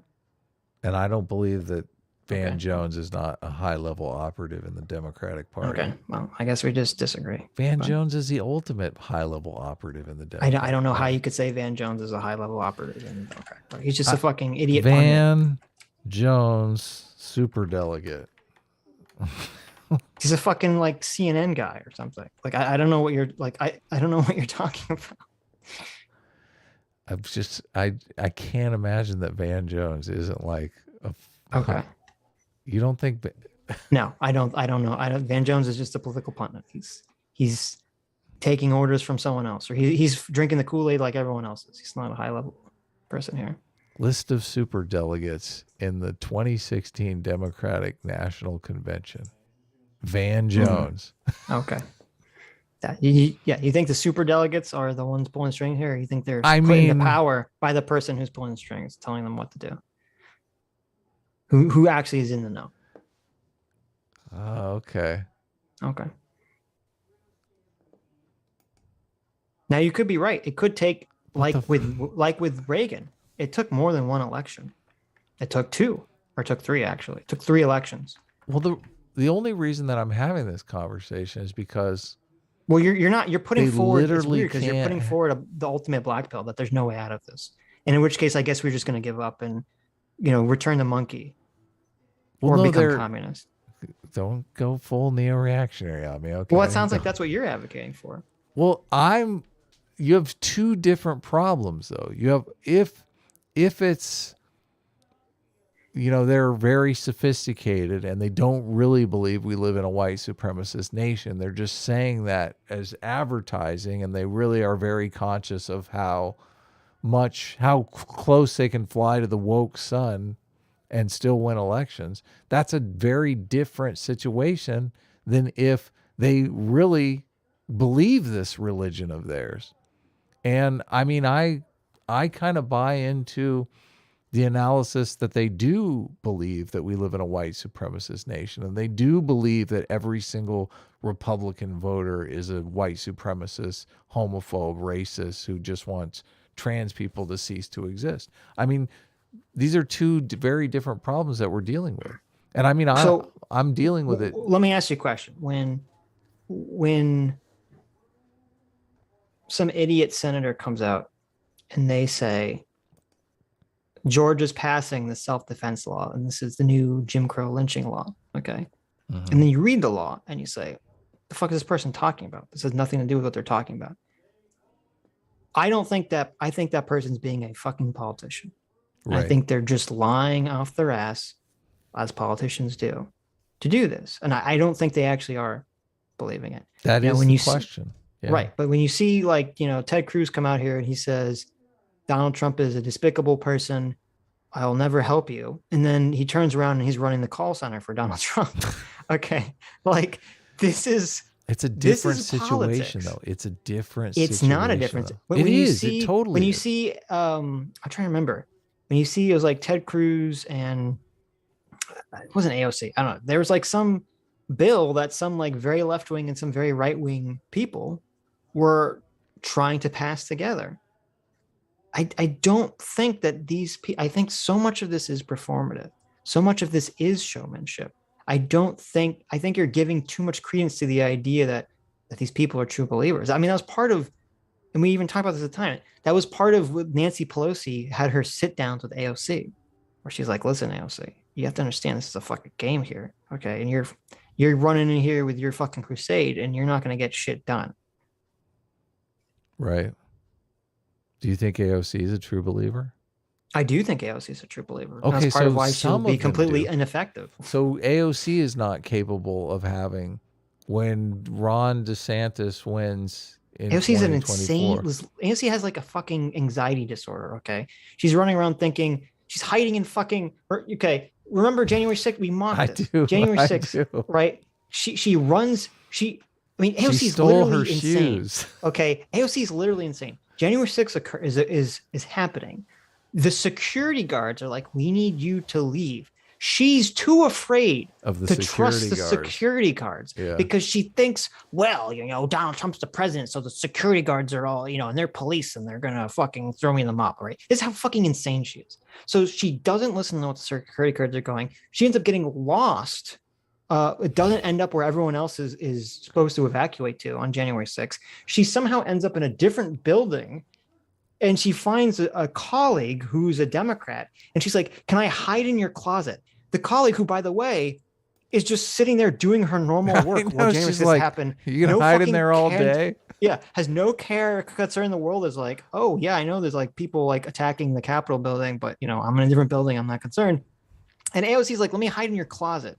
And then she's like, all right, go hide in the closet. And then she's like, oh, can you give me like running shoes in case I have to run away? Like AOC's having a complete fucking panic attack meltdown. So she's like, yeah, she's a true believer, but she's also insane. She's like, they're going to try to assassinate me. I need to get out of here quick. Right. Like it's like Marjorie Taylor Greene. She's a fucking crazy person. Okay. I'm not going to use her as an example of like, Ted Cruz. I think he's a liar, but he's like, he's an operative. Okay. He's a political operative like most of the other politicians in Washington. Well, this isn't a 1-for-1 Democrats and Republicans, because I think the Republicans the Republicans have a better view of reality right now. I think the Democrats do. There are a certain number of them, which sounds like you agree there are at least some that are true when believers. Nancy Pelosi puts on the dashiki colors and she kneels, okay, do you think that's real or do you think that's bullshit? Is Nancy Pelosi a true believer? I have no idea. I have no way of telling. That's bullshit. I think that's Van amazing Jones amounts seems of to bullshit. be seems to be a true believer. 100% bullshit. AOC's a true believer. Van Jones worked for President Obama as a special advisor on green jobs. How can you say he's not a high-level Democratic operative? Because he's not. What do you mean? Do you know how many people work for the president that says like, "Oh, I need you to go give me an advisor on some subject"? Okay. Yeah, this has nothing to do with what I'm talking about. They throw jobs at those people because they're high up in the political apparatus. You're way off. You're way off here, Van Jones. You're completely off of Van Jones. So you're operating under the premise that we fight wokeness by, how do you even fight wokeness if it's not a situation where you're just waking people up to realize that the world is not the way that they perceive it? This is why I said the way that wokeness will, I think, fall now. And I've changed my opinion on this. I've never actually explained why I changed my opinion, but it will be too long. Maybe we'll talk about it on Tuesday because I'm sure someone will ask.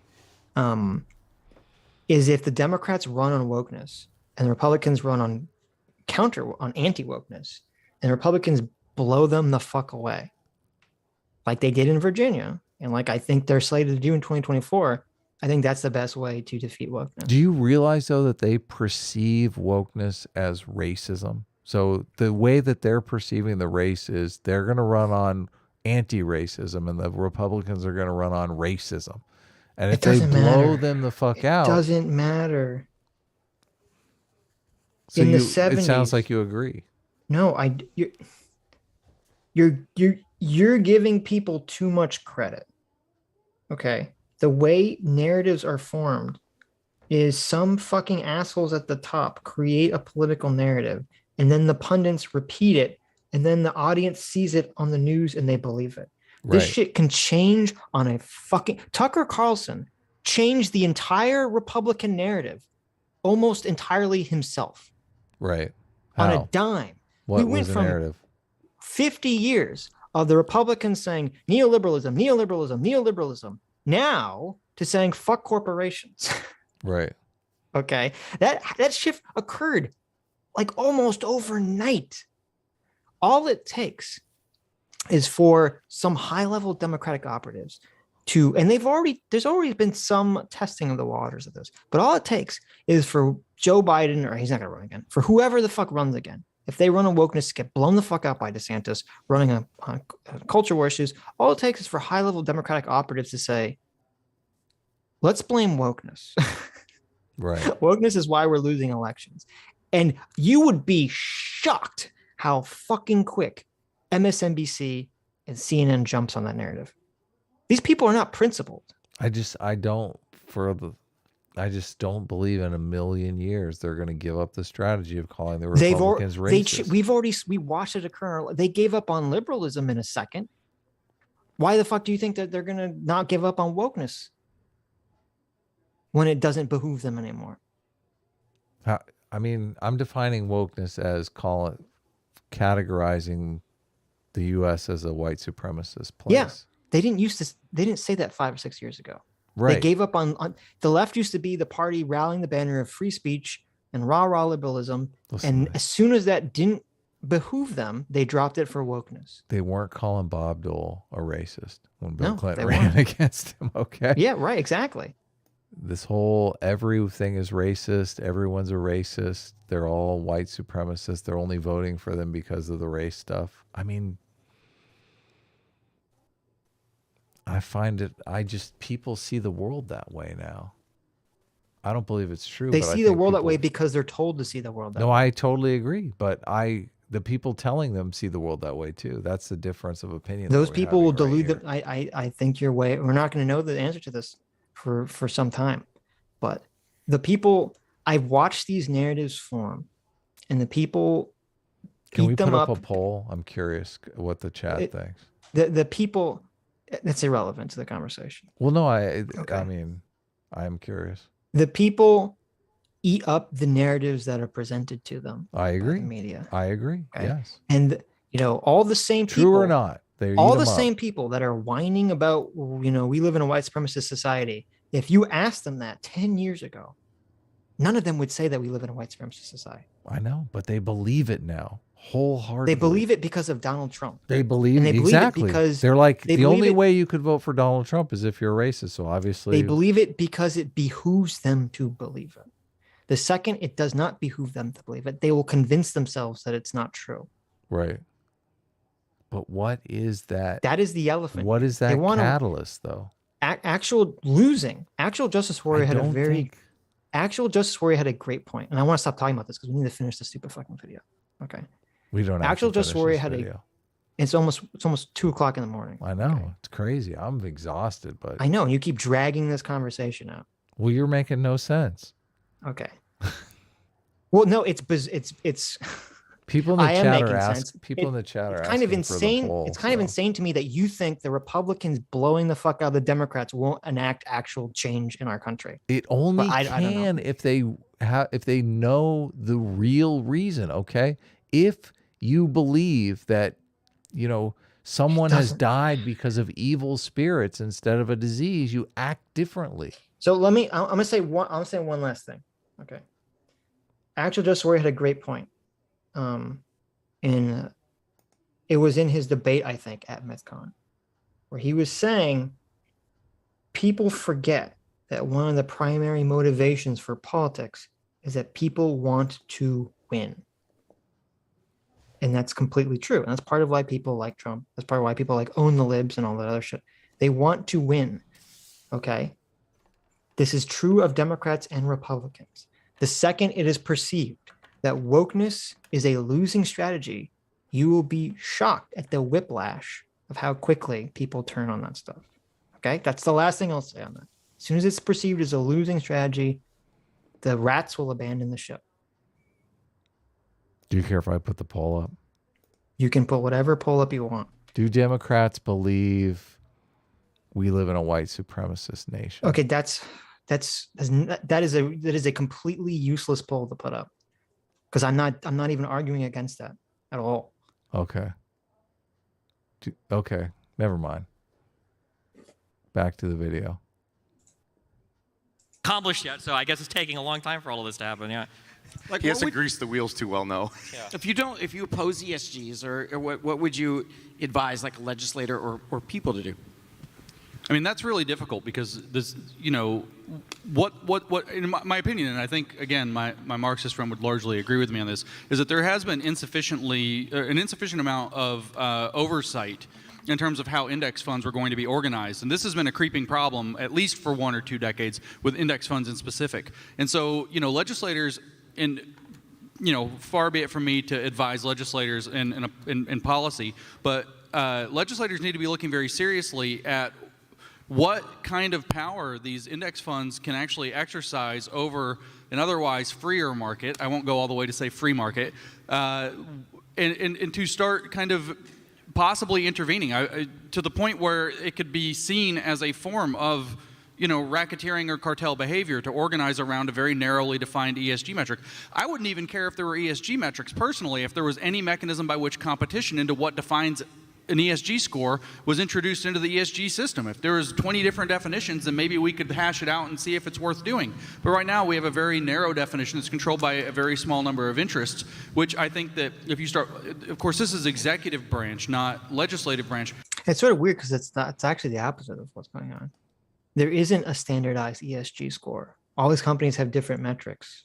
That's part of the problem. That's part of why it seems like a scam. It's not transparent. And I don't even know how you could, I don't even know how you could have a competition among ESG scores. That would make sense anyway.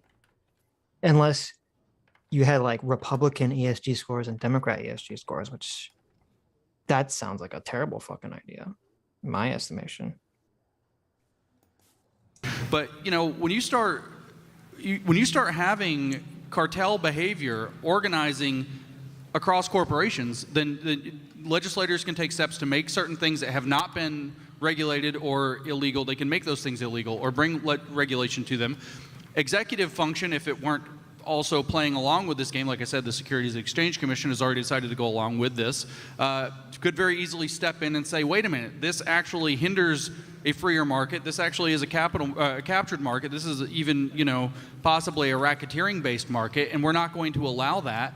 And we're going to start breaking up some of these big investment firms and spreading that back around, or we're going to get rid of proxy voting or change the rules around proxy voting so that it is the individual shareholders, that I could call up and say, BlackRock, you manage my assets, and here's my opinion, or whatever. Right now, I guarantee you cannot do that. They do not give a crap what you think. And you've actually given over your proxy voting power, which that could be returned. These are ideas that could possibly be brought to bear on this. Do you want to should we just get rid of institutional investors, or do people need to go back to buying stocks? Do we outlaw index funds? Because this type of behavior... I didn't say outlaw them. I said that we should be looking at the way that they can be misused to capture markets and to concentrate power and to regulate around them. Everything you're saying is still misused. If I have a fund and I'm allocating so much money across different sectors, I would expect these people to be making certain types of demands on behalf of these companies for the fund to perform well. I don't understand, is your suggestion just that index funds that operate in ways that increase the performance of the index funds by voting accordingly across different corporate boards should be outlawed? I don't understand what the solution is there. But as we're still going in this, go line up if you want to ask a question. So I started by saying, far be it from me to advise policy. What I'm saying is that what we have is a situation where people who are actually geared to study this policy should be stepping in and making certain behaviors illegal because they are capturing a market. What kind of behavior? What do you mean? What is a bad behavior? Well, here's a bad behavior. Telling people that if they want a satisfactory score to have their company represented by this gigantic program of ESGs, that they have to freaking hire a $1 million a year ESG officer that implements that and only that policy, because only that ESG officer is qualified to dictate what actual ESG policy looks like. Why wouldn't a fund have the ability to decide who they want to invest in and maybe set some qualifications for that? Different funds because they didn't have to bake the cake. What? They're a private business. They can do whatever they want. They didn't have to bake the cake. They can do whatever they want, but if they decide to jump through that hoop to gain that institutional investor, maybe they think that decision isn't something that would be negative for the company.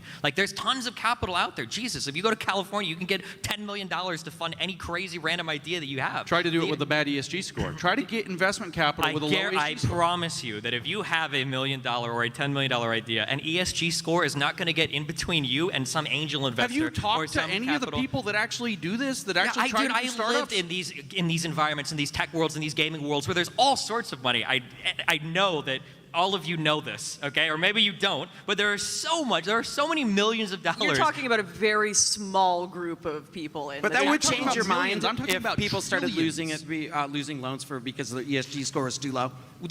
There's again, we don't get to have the intelligent conversation because it's some weird conspiratorial thing. Okay. We can have What's the conspiracy? Well, then let's ask. The conspiracy. Let's take the first question. There is some company that's forcing ESG scores onto people in order to have more black, trans, environmentally friendly employees or something, right? When the reality is that large institutional investors that have shares across lots of companies are probably going to be incentivizing those companies to act in ways that synergize with their funds. But this is what you would expect any institutional investor to do. If I own 2 companies and I have a 50% stake in both, I'm going to be making sure that these companies are synergizing well with each other. That would be the expectation. Now, if we want to be opposed to institutional investing, that's a separate conversation, but I don't think anybody wants to take the step to say that we shouldn't be able to buy index funds or ETFs anymore, because now you're talking about radically reshaping U.S. capital markets. You're a very dichotomous thinker.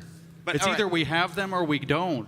No, I literally said... This is really weird because essentially Destiny is agreeing with what James is saying, but he's trying to frame it like he's not agreeing with what he's saying. And I think, again, this is what I said from the beginning. So much of this is because of this kind of conspiratorial framing that's kind of setting, I think, Destiny off from being able to have the conversation, I would hope, nuancedly. Now, obviously, James is partly responsible for this, or most responsible, because James is the one kind of framing it in this conspiratorial setting, but... Yeah. I was focused more on the poll. I don't know if I did a good poll question, but it feels like I just tried to capture the essence of the disagreement. I don't think you can vote in the poll. Maybe I didn't. Okay, what is the solution? Why are you not a monarchist? What's the solution here? Will the Democrats did I accurately assess the two positions? It's a very dumbed down. It's a very dumbed down version. Well, I tried to dumb it. Obviously, it's a poll. What is the solution here?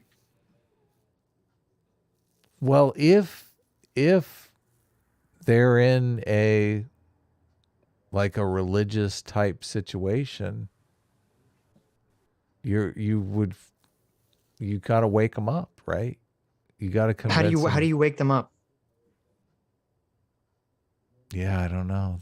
But it's a much more difficult problem than if it's just a political strategy. This is why Haidt is terrified, because Haidt believes that they're in this religious fervor. They honestly believe that everyone voting for Republicans now is the equivalent of the fucking KKK. They really believe that. That's a weird place to be politically. It really is. People thought voting Republican in the 1980s was, they were saying, "Oh, you're a," or in the 60s, saying you're a fascist. In the 60s, that was the strategy they ran on. Yeah. What do you mean? That is the strategy they ran on. You're a fascist. Are you voting for Reagan, or in the 80s? You're saying you're voting for Reagan. You're a fascist. They got blown the fuck out. They got blown the fuck out 3 times. Oh yeah, with Reagan, they did get blown the fuck out. Yeah, they got blown the fuck out 3 times. And they did change. That's a good counter argument, because they did change the strategy. I said that to you. I said Clinton had to come along and completely change the strategy of the Democratic Party, and that's why we have 50 years of neoliberal economic policy. Right. Yeah. Okay. That's why I'm not just pulling us off thin air. This is literally what happened to the Democratic Party in the 80s. But were they? Yeah, that's a tough one, because were they actually, was the Republican Party more racist back in the 60s? I mean, you can make an argument that they actually were. I mean, that was the strategy. But I'm not talking about the 60s. I'm talking about the 80s. Right, but the 80s is when Reagan came in, and Reagan completely, there was a giant blowout. So that fucking "you're a racist" obviously wasn't working, and they had to reconfigure their policy. Exactly. Right. That's what I'm saying. But at the same time, I think the Republican Party did become less racist in that process. Yeah. Right. I don't think the Republican Party is racist now. But when they were saying, you're a racist fascist, when people were voting for Republican candidates back in the 60s, don't you think the Republican Party was tangibly more racist back then? It was it was definitely more racist back then. So there was an argument to be made that was an accurate view of reality. Now we're in a situation where they're saying things that are just not even close to reality. Yes. Saying them and believing them. Right. Well, again, people believe the narrative they are fed. Right. And people want to win. Right. Okay. So you're saying that the Democratic Party will just change that narrative, and that narrative will go away, which you could be completely... You know who changed that narrative just recently? The Republicans. Republicans changed their entire narrative on a fucking dime to win the 2016 election, and nobody noticed. Right. They're like, no more nation building. We're populist now. Yeah. And guess what? Everyone just fucking went along with it. Because they want to win, yes. Because they want to win. Right. Okay. So this is what I'm talking about. Well, the Republicans changed it on a dime in 2016. The Democrats changed it in the 80s and 90s to win elections. This is how political parties function. They adhere to some philosophy. They get fucking blown the fuck out, and and all of a sudden they change their political philosophy. And guess what? Does the electorate change? No, it's all the same fucking people. Well, suddenly they're all on board with something defund the police different. Did vanish pretty fucking quickly. Nobody's talking about defund the police anymore. That's a great example. We're talking about defund the police because we're still laughing about it. Defund the police is a very good example. Right. You had not only was that wokeness losing the election, but there was nothing. We heard nonstop news stories about people who were Democrats who lost, or people that were Democrats, even that won when it was close. And they said, this defund the police stuff is killing us. This defund the police stuff is killing us. This Right. defund the police stuff is killing us. And you know what's going to be in 2024? This CRT stuff is killing us. CRT This stuff don't is say a gay bill is killing actually, us. Yeah, you know, actually, and this actually might have worked out perfectly for the Republicans, because I think far more powerful than the CRT stuff is the gender ideology stuff. Oh yeah, people are not gonna have this. They're like, you're fucking right, with because my they're kids. gonna say, Mama Bear's coming out to vote. Yeah, you're gonna trans my kids? Yeah, I don't think so. And that's far more powerful than the CRT stuff. And if we're kind of heading in the direction where, like, at first the states, Republican states, are pushing the anti-CRT stuff, and then the states start pushing the anti-gender stuff. And if 2024 is on this kind of anti-gender stuff being pushed in fucking schools, that's all the Democrats are going to say. I got blown the fuck out because everyone says I'm going to trans their kids. right. Okay. Everyone's calling. You're going to see a snapback on that. Groomers, and they're going to be like, and they call them groomers. This is not pretty. Yeah.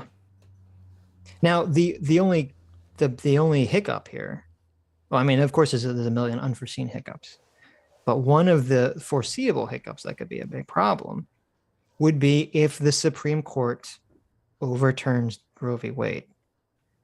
And that would be shit. Oh shit. You forgot about that. That's coming this summer. That's the fucking snatch the fucking defeat from the jaws of victory. Yes. Oh God, no, yes. Please. If we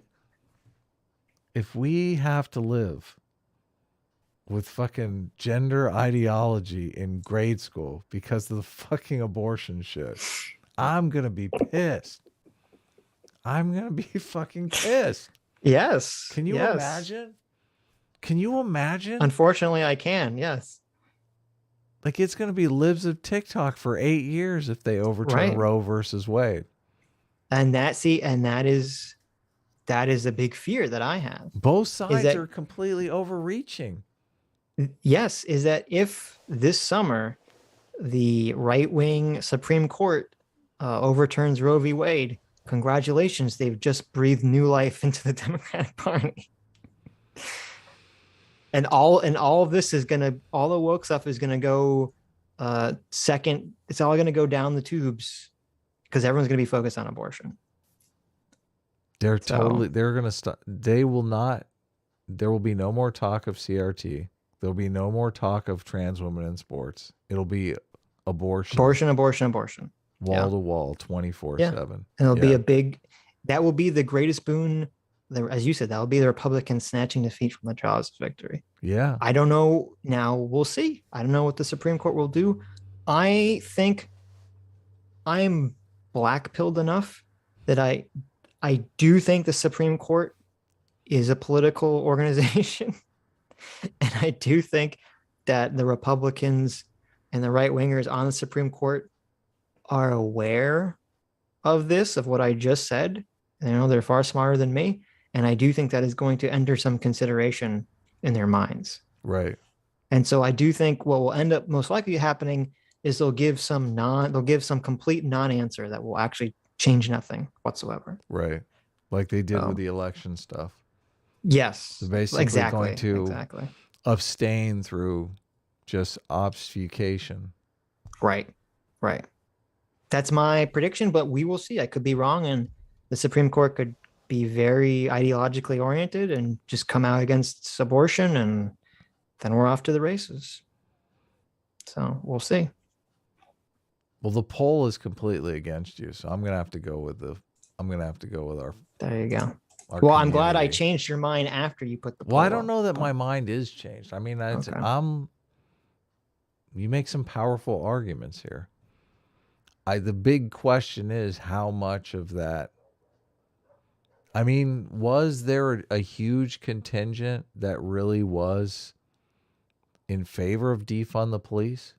Because I do think there is a huge contingent who do believe that we live in a white supremacist country, which is the difference. I don't think there is. The I really don't think there is. When they dropped the defund the police, it was easy for it to go away because such a tiny amount of people actually believe that. Defund the police and we live in a white supremacy society is the exact same issue. Okay. Because you could be both, right. it's both the left. You have extreme leftists make an extreme claim, like defund the police, or we live in a white supremacist society. And the average person says, what the fuck are you talking about? And then a bunch of water carriers have to run in and they have to say, no. It doesn't mean what you think it means. It doesn't mean what it says. It actually means this complicated, nuanced thing. The thing that makes me question this is just, I mean, I've talked, and this is completely anecdotal, but I've talked to people who just, I mean, they don't really even care about politics, who've just, they believe this, we live in a white supremacist nation, and that the only reason Trump was elected was because of white supremacy. People that they've completely bought into this narrative. And yeah, they believe that because that's what the media is telling them to believe. Right. I don't disagree with any of this. Okay. All right, cool. Let's finish this video. What's taking so long? Jeez. For the people that invested the problem in is because when you say we event, don't, we need to step in and change the behaviors. What is the behavior? These are our fuck, man. Maybe I can our stakeholders. Maybe I can rephrase this. First question. I see stakeholders. Maybe I can rephrase this a little differently. How are these ESG scores enforced without like a government or some people with force behind them? It sounds like you're saying that they would be leveraging their investments or their lending to do this, but why wouldn't that be subject to market forces, same as any other product on the market? Because they're the market.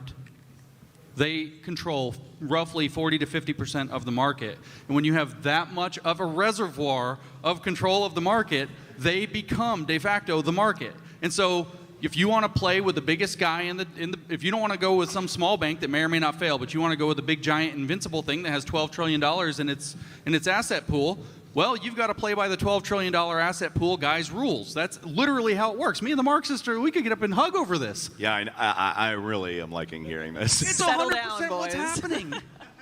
There is so much foreign capital. There's so much domestic capital. The idea that you think you would foreign be, capital has none of the aligning interests? Do you think there's everybody has interest. That's why it's called capital. Yeah, of course, there's always going to be interest in a loan that you take. They all but meet the in idea that Davos. one player, the idea like I pissed off the dude at BlackRock, my ESG score is an F, I'm so screwed. I have this multi-billion-dollar idea and now I can't pursue it because BlackRock hates me. It's just delusional. It shows a total misunderstanding of how all capital markets You ever work. been blacklisted from anything? I think the problem here is that James needs to bring out is that it is, as we talked about, a lot of this bougie ESG score is in these own companies, these private companies. They view that the score is in their interest too.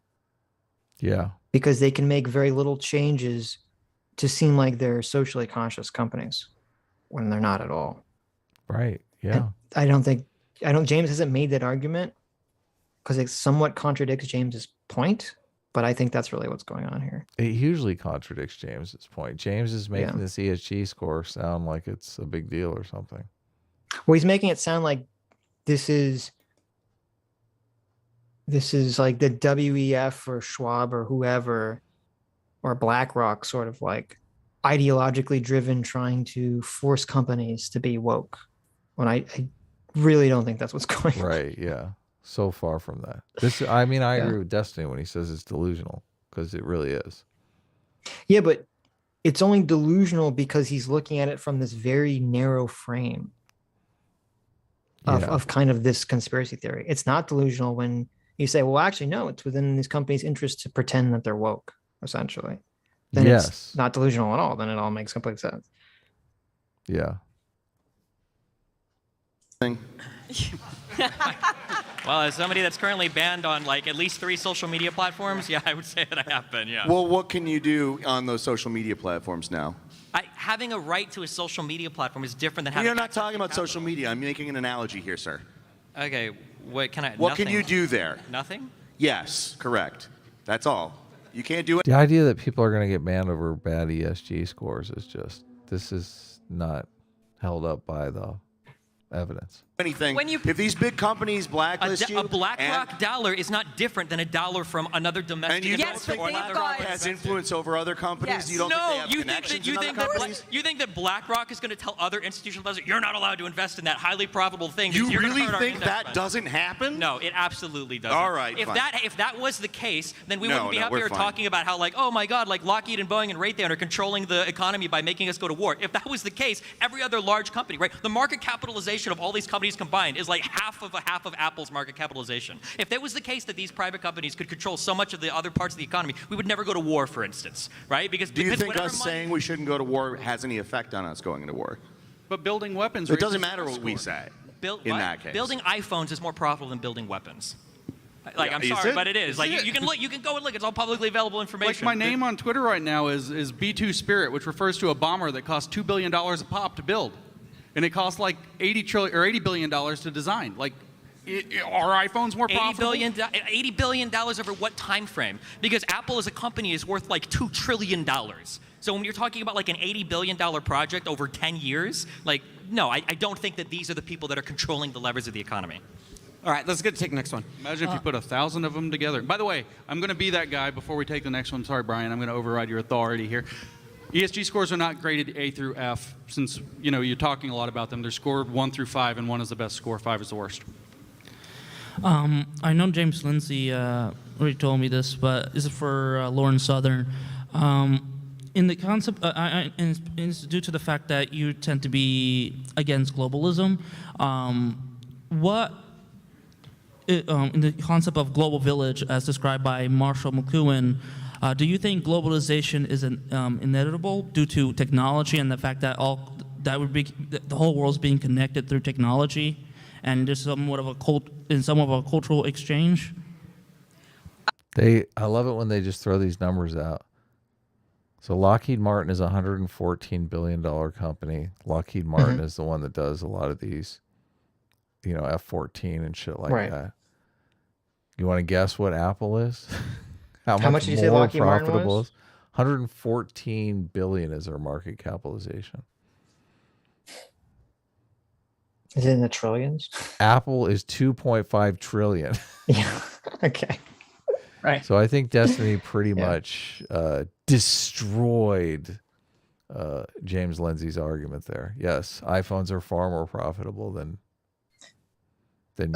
yeah. Well, that's what I mean. I think that's the danger here. Whenever you look at like, there's elites doing all these things in conjunction behind the scenes, because in reality, there's a bunch of elites who are all acting in their own interests, which very often does not align with other elites' interests. Yes. Entirely. Well, this is why you want to set up systems where you have the most people's interests aligned. This is one of the beautiful things about capitalism. It does align people's interests. Yeah. Right. Yeah, of course, I do think globalization is inevitable, but I also think it's being sped up by corporate interests. Thank you. Hi. So I was wondering how you see this this takeover happening. Thanks. Takeover happening in third world countries that are much more cash-based. I now live in Baja for this very reason, and I'm wondering how long I've got. Okay, I got to take this one. It's very. I don't think you should move to a third world country because you're afraid of the digital dollar. Of the ESG scores? Or because of the ESG score. I think that's a terrible decision. No, I'm moving. I'm out of here, baby. I think it's a terrible decision. But that's just my advice. I think that's a terrible thing to do. I'm moving to the Bahamas. I'm taking all my crypto. There you go. There you go. Funny to me. I see a lot of my friends who would be considered these like right-wing radicals against immigrants, against all these different countries, and they're like, nah, I love immigration. I'm headed to Mexico right now because they don't have vaccine passports, they don't have digital ID, I can pay cash with everything. You'll actually find, socialized healthcare too, they got that down there. Well, on a surface level, a lot of I guess we don't use the word third world country anymore. The but global south. The global south, a lot of developing countries, we may characterize them as less free than the Western world. In reality, because there's just not the same ability to enforce a lot of these policies, they tend to be more free on a day-to-day basis. So I find that to be an interesting... So I'll give you an example that's a little counterintuitive, but it's true, and a lot of people don't realize this, and it ties into the COOF. So one of the industries that probably got hit the hardest with like a COVID-19 cruise missile that you probably thought, yeah, good, because those things are petri dishes for diseases, not for canine rape culture. It's a different story, is the cruise industry. So you shut down the cruise industry, and it's massively shut down. It's kind of open now, but everybody's getting the virus. They all have to be vaccinated, but they get it anyway. It's really weird. But it's part of the cruise. Yeah, part of the it's part of the experience. Yeah, that's right. And so the cruise industry got shut down like harder than almost any other travel-based, tourism-based industry, period. And you think, okay, good, because those boats are dangerous in terms of disease transmission. But what that brought before it got shut down was about 5 Super Bowls worth of economic activity to poor third world, if we want, countries in the Caribbean that now have their entire economy, which was travel and tourism largely driven by cruise ships, completely shut down. But then, partnered with the World Economic Forum, you have this other entity called the International Monetary Fund, which controls at least $1.5 trillion in assets plus ties to these central banks. And they step in and they say, you know what, your economy has been destroyed by COVID-19. Let us help you build a new infrastructure for a new world and a new economy, and let us help you build a digital infrastructure to put you on a digital currency that will set you independently. You can be more involved in the world market, et cetera. And that's how they implement it in these smaller countries. That's a real world example of something that actually has happened.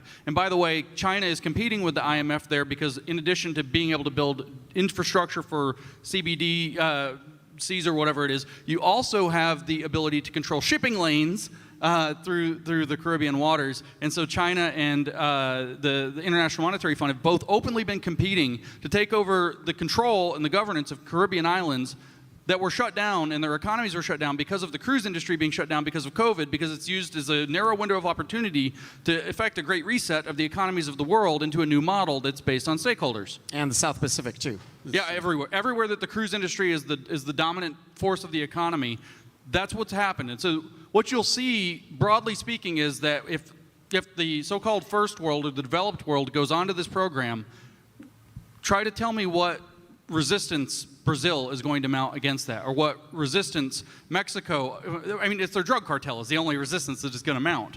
And the way is that you beat the big countries, and then the small countries are stuck and get dragged along. This is why So he's going on this really long thing. Yeah, I know. That I assume you disagree with.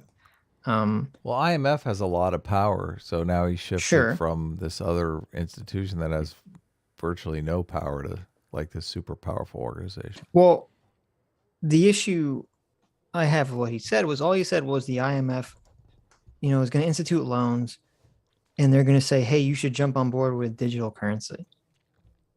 Okay. He has yet to make an argument to explain how digital currency is going to be the end-all thing that destroys everything. That is this thing that we should all be hyper afraid of. Right. He hasn't laid that argument out yet. All he said was, well, with digital currency, things could be a problem, which is like, okay, but they could also not be a problem. And I think if you're going to make these conflations, you got to lay the argument out. The IMF does use monetary policy to control developing nations for whatever they want them for. So Sure. That's a fact. I understand that. Whether or not those nations develop more is good for them or not, I mean, is an open question. I'm sure some nations should very much not be involved with the IMF, and some nations it's probably helpful for them. Okay. That doesn't really have to do what I said, but at all, but okay. Yeah. What did you say again? I said all he said was that the IMF is giving loans to these countries, right, to get on board with crypto. Not crypto, to get on board with digital currency. I fundamentally disagree that the IMF is even interested in loaning people money so they will adopt crypto. Like that makes absolutely no sense to me. We don't even we're not even talking about crypto. We don't even have a digital dollar set up. Right, but that's not how is the digital dollar is not the same as crypto. Okay. Right? How is it the same?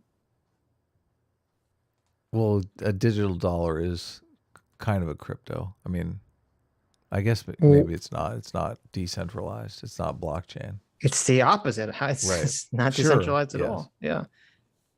So what is his argument for being against the digital dollar again? Well, his argument that he laid out earlier was just that the potential threat of removing the banking industry, because remember, again, government intrusion. He never defined what the fuck he's talking about when he said digital dollar. Right. Because my understanding is the digital dollar is all it would be doing would be removing the middleman of the banks from the equation. And the banks are already doing the shit that we don't like, with Stripe and the payment processors and all this other stuff. Okay. And now, as someone brought up with civil forfeitures, there is legitimate concerns here if you completely remove the banks from the equation and you just have the digital dollars, which I agree with. But you can't. Go ahead. He's saying that digital dollar is going to somehow lead to China's social credit score system in America. The dystopia. Dystopia, right. And that to me seems very far-fetched. Well, and didn't he say that the IMF is making loans to pressure people into adopting digital dollars? Well, not that the loans are to pressure people into accepting digital dollars, just that when they're going to give people loans, they're going to want to say, hey, do it in this modern, why did he efficient way. Bring up the IMF?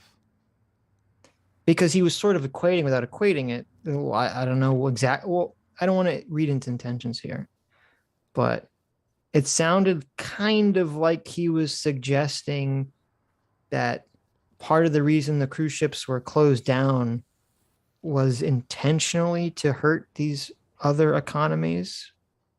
And that would then allow the IMF to weasel their way in with digital dollars.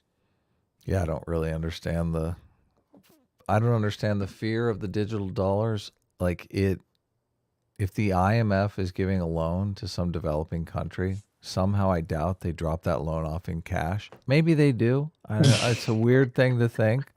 I think the IMF drops like pallets of cash on a third world country. Like somehow I think those nations have a bank account. Right. Probably. And that the money is transferred via wire transfer like everyone else. Yeah.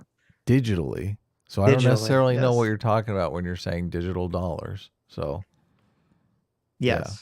Well, that was the problem with him not defining what the fuck the digital dollar was in the first place. Yeah. But I don't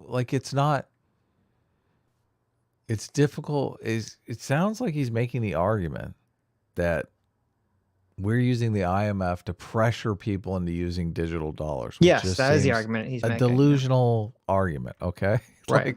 Right. I don't find it very persuasive. I know that you're desperate to use cash, but we're not going to give you this loan unless you use digital dollars. Okay. Well, I kind of didn't really want cash anyway. I thought it would be more convenient if you just put the fucking $10 billion in aid into my fucking bank account. Mm-hmm. If I need cash, $20 or $40, I'm going to see a movie, I'll just get money out of the ATM. Okay. You don't want the $2 trillion in foreign aid to be just the $2 trillion in cash? Well, this is the problem of the IMF. The IMF is giving money to the elites of some developing country, whether or not that money gets to the people who need it. Right. A lot of times it's another story. Yeah. Like the Chinese Communist Party is making a shitload of money off of cheap labor in their country because, the cheap labor is not making the money. The exporters are. Right. IMF loans. Gotcha. Digital dollars. Okay. I'm scared. I'm running. The Davos has openly said, if we don't get the UK and we don't get the United States, then this probably isn't going to work. Do you think that's rigging the system? Do you think this is like I think that the world is naturally progressing towards like a more technologically unified like entity, but that's like that's the natural consequence of how technology works. So let me state, by the way, that I agree with that. And I also agree that with what Lauren said a minute ago, that we are going to a more global community. We are going to get increasingly digital. I believe strongly in the law of convenience, which is that whatever's most convenient is what people will gravitate to. And I don't want that to be under the control of a small number of plutocrats. I want that to be as decentralized as possible. But how neutrality's just completely gone out the window now. These aren't Democrats, democratically elected politicians. Now they're plutocrats. But I guess he's talking about the corporate boards. Right. Does that happen the whole essence of my argument. There's only one. But the issue is, wouldn't this be counter what he was saying? Because if you're saying you want things to be decentralized, what's the solution here? Because if you want things to be decentralized, what you're saying, it's just, wouldn't that be just the corporations making the decentralized decisions, which is what they're doing right now? Right. Like, I guess part of the issue that you brought up is I don't know. James hasn't brought forth a clear picture what exactly he's advocating for. What is the alternative here? It's all just, this is really scary and we should all be scared. That's why I'm frustrated by this talk because of that. That is how it comes across to me, yes. I'm frustrated that Destiny is the voice of reason in this debate. That's just... Right, because he's not I mean, he's just dismissing a lot of this offhand, not taking any of it seriously because of the framing of the situation. So we're not really, the conversation isn't moving in any direction that's productive. I mean, I read the Schwab report. The Schwab report. I'm so tired right now. Is it Schwab? Oh, yeah, it's Klaus Schwab. Klaus! Fuck yous. You have to fuck yous. I have to focus on this video. Let's finish this bitch up. Come on. Do we really have to finish the video? One way to do that, though, and the only person that would have a solution to that up here would be Peter, which would be to have the government control all of it. Because any free market is naturally going to tend towards just one or two major players. That's just how it works. I mean, we beat monopolies kind of 100 years ago. We can using the government to split these companies up, but well, that's fine. I think the word regulations come out of my mouth like 7 times. Sure. There's a lot of decentralized technologies being floated, but they just aren't being floated by. Well, okay, so but if he's saying he wants the government to regulate everything, I mean, okay, I guess that's a solution. But it sounded like he was saying that the government was captured by all this stuff. So right. I know. It's a huge flip-flop. Yeah. I guess the question is, I mean, maybe the problem is like, you know, he could say, well, like the Democrats are captured all this stuff, which they're definitely more captured by all this stuff. But, you know, are the Republicans going to be the ones to enact, you know, regulations? Like, I know they're trying to push themselves as populists now, but I'm curious to see how far the Republicans are willing to pull the populist trigger. I think they're warming up to regulations. They really are. Maybe we will see. I'm still skeptical of that, but we will see. These entities like the World Economic Forum. Because nobody likes decentralized stuff. Somebody wants to certainly not powerful people. No, certainly not you people. Like, everybody is making this happen, right? People want to turn on their computer and see the photograph that they took on their phone, like, instantly pop up in their email address. Like, we're all a slave to convenience. You can model. I don't see how convenience and decentralization are linked. That in a decentralized way, that sort of technology. It's just not being widely adopted because it is certainly not the stuff being promoted by those in power right now. I don't agree. I think people like the centralization. Nobody likes to have to remember a different password for every device. If people want to be able to use one thing to log in to like all the things, like consumers have made these choices over and over and over again. These are like there's just like miscommunication going on here because they're completely talking past one another on this. Yeah. Basic principles of design. I gotta admire this guy's patience here. So we're going to take the next question. It's okay, I'm a very patient man. I just make a couple quick comments and then I'll ask for some commentary on my comments here. This was the most fascinating panel this evening simply because I never knew what to expect out of everyone's mouth. It's particularly, I did not expect the majority of Destiny's time to be defending capitalist investments in a free market perspective. Compared to the rest of the panel. So my takeaway from all of this, it seems to me that if we simply combined everyone's perspective together, we would kind of get an accurate picture of what's actually going on. It's kind of the blind men describing the elephant here. From a free market perspective, as an investment company, you have to provide profit or else you're going to fail. However, the people running these companies are human beings, and there's no such thing as an unbiased human. We all have our own agenda. So the more powerful you are, the more money you have, the more in which you're going to try to push your agenda forward. So, of course, you have your free market principle. So at the very end of the day, my question here, though, is that if we simply combine the ideas that we do have these free market principles, and the companies do have to form a profit, but they are run by individuals who do have their own biases. It's an interplay between the two of these, and I think if we kind of understand this as a full continuum, you think maybe we can kind of come to an agreement that it's not just a conspiracy and it's not just profitability, it's an entire interplay of all of these principles. I would agree 100% with that. I mean, there are going to be... What? You gotta unmute yourself when you... Otherwise, we can't hear you, Sitch. I'm sorry. I didn't unmute myself.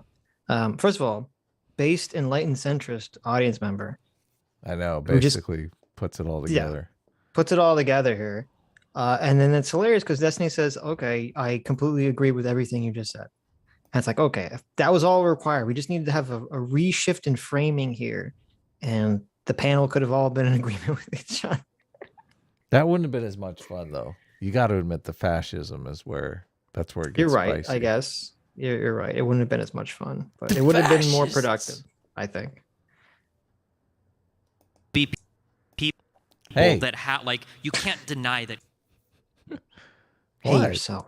Corporate culture exists. You can't deny that there's going to be some ideological bias on the part of a major institutional investor. That's absolutely possible. But they don't push alone. It's a push and pull constantly with where society is at, where the investors are at, where the government is at. And you mentioned earlier that I'm up here defending capitalism. I'm just trying to explain how it works. I am a big believer in government intervention in a lot of these cases. And I think now the Republicans, I guess, got banned enough from Facebook that they're believers in government intervention too in some of these private platforms. So yeah, I mean, I think it's important to recognize how are these institutions going to function in the world realistically. So we need to have real descriptions and we need to make real predictions, not saying crazy stuff like Disney is going to go bankrupt in 5 years, right? We need to have a good understanding. I didn't say and that. then once we have that understanding, we can design government policy to enact it in a way that it represents the interests of the people. Ironically, in a stakeholder sense, I guess. I fucking didn't say that. Go ahead. I'm going to switch gears a little bit, but James, how do you think that ESG affects the pillars of culture, for instance, education, and specifically free Aryan education, and how does that tie into sort of what it may look like 10 or 20 years from now? Did he say free Aryan education? That's what it sounded like, but I'm assuming he didn't say that. What the fuck? Doesn't really make any sense. James, I have to I'm ask assuming you. that's not what was asked. So is free air a guy like free Aryan? I don't know what the fuck he just said, but I'm a little delirious. And how will it promulgate? For instance, you have Amazon HQ2 opening, and they're actually funding a high school there. So what is that going to look like going forward? I mean, so the goal really, there's two sides to the question that you're asking. One is, how are they implementing kind of the ESG thing into education? And the goal is actually to implement ESG into education. It's to teach kids to buy into the ESG program so that the ESG metrics will maybe work. This is the sustainable and resilient future, an inclusive future that they openly say is the goal that they're trying to build. So there's that aspect. But the more interesting question is how and why is this happening? And the answer is because Is that Destiny in our chat for real? I feel like Destiny. I don't know. I don't have the chat open. Is someone talking shit in here? Talking all the shit. Talking all of the shit. I mean, we were talking a bit of shit. Not so much shit about Destiny, though. More shit about James. And yeah, we were kind of on Destiny. I believe that is Destiny, right? I mean, there's a check mark and stuff. Yeah. Well, there you go. Yes, we were basically on your side, so. The one thing we didn't actually mention specifically that these gigantic investment firms control are pension funds. In fact, they control all your pensions. That's in fact what they're using is your pension, especially if you're on in a public servant role. If you're a teacher, they're using your pensions in order to make decisions based on how they're going to reorder capitalism. That, in fact, is the gigantic pot of gold that they openly said that they were chasing 15 years ago. And so how are they pulling schools around? Well, besides the fact that, they do have a cult of fealty to this DEI stuff that's really spread, especially through the education sector, but they're also controlling education sectors. In what way? Are they donating through NGOs? Do you want your pension fund to be able to be listed within these these allegedly highly profitable portfolios, or do you want them tanked? It's that simple. Well, what are pension funds going to be a part of? Do you want them buying treasury bonds? Do you want a 1% to 2% return on your pension fund that doesn't even outpace inflation? No, I just don't want a small group of plutocrats deciding what the shape of the market is going to be as they structure the market for themselves. That's literally the only thing that I want, or don't want, I suppose. I don't know what your understanding is for how these markets function. Do you think that pension funds should only be like you buy individual stocks then? You just don't invest in ETFs or index or what? No, I said 11 times before. You said nothing. You keep saying nothing is the problem. Lawmakers should do something to get rid of bad behavior. Okay. When I say, for example... I mean, he's not wrong. James really hasn't said much of anything. I mean, that's... Well, it's what the problem is. And I don't see Destiny in chat, so I don't know who you're talking about. But if Destiny is in the chat and Destiny wants to come on, I'd love to have him come on. He can't come on now. What are you, insane? He can come on for 10 minutes before you pass out. No, Destiny's going to argue with us and we're going to lose because I'm exhausted. Destiny can come on another time. Okay, there you go. Destiny can come on another time. But no, I mean, I think it's exactly what the guy in the audience said, which is that this is all a question of framing. And it's just James wants this to be the magic bullet. He wants this to be the thing that links wokeness to corporations. He wants everything that kind of, he wants, as you said, he wants the Just So story where this kind of all links together neatly in a puzzle, where I don't think it does neatly link into a puzzle. I think you have different actors who all have kind of different incentives. Maybe Charles Schwab over here does have all these weirdo leftist views, but I don't think Larry Fink of BlackRock has this. I think he's motivated by his own monetary incentives. And I think he wants to corner the market the way he's doing on a lot of the ETF stuff. And he, in that the ESG scores are all these companies kind of want to paint sort of the organic sticker logo on themselves and say that they're socially conscious, socially aware, socially conscious companies without really changing anything beneficial whatsoever. Now, James, I think, could then make the argument that performative wokeness of the ESG scores will lead to downstream negative effects, but he's not really making that argument. He seems to think that this is all this intentional plotting and planning. And I think that's what's kind of throwing a lot of the conversation on. Yeah, he's turned it into a complete conspiracy theory, which is just kind of ridiculous. Oh, Destiny's in the chat. Hey, Destiny. Well, I offered to have Destiny on. Adam said no. So maybe you can come on if you want to talk about this debate in the future. But we're almost done. We got 5 minutes left. 7 minutes left. I know. You can almost taste the dinner. We have to do Destiny. We have like a million super chats commentary here where let's just let it play. Just let it play. Come on. There you go. We'll do Destiny. We'll throw some shade. Destiny style commentary. Well, I mean, you can bring up a video game. At this point, I don't think it's shade. I think it's like I respect for not being able to pause it. Ideas like that perhaps it should be considered racketeering, which is a fucking felony, to organize all investment under ESG. I am not saying nothing. So do you think that an institutional I'm sorry investor, you don't understand the words I'm using because you've read zero of the books. No, it's not about... Oh my God, and he goes back to the books thing. The books. Oh, it's so bad. It's so bad. You said you don't think that's persuasive. It's a website zero. No, I don't. I think it's not. I know people. I think it's I think it's persuasive or not persuasive, dependent entirely on the audience. Because people are clapping that because it's a more James aligned audience anyway.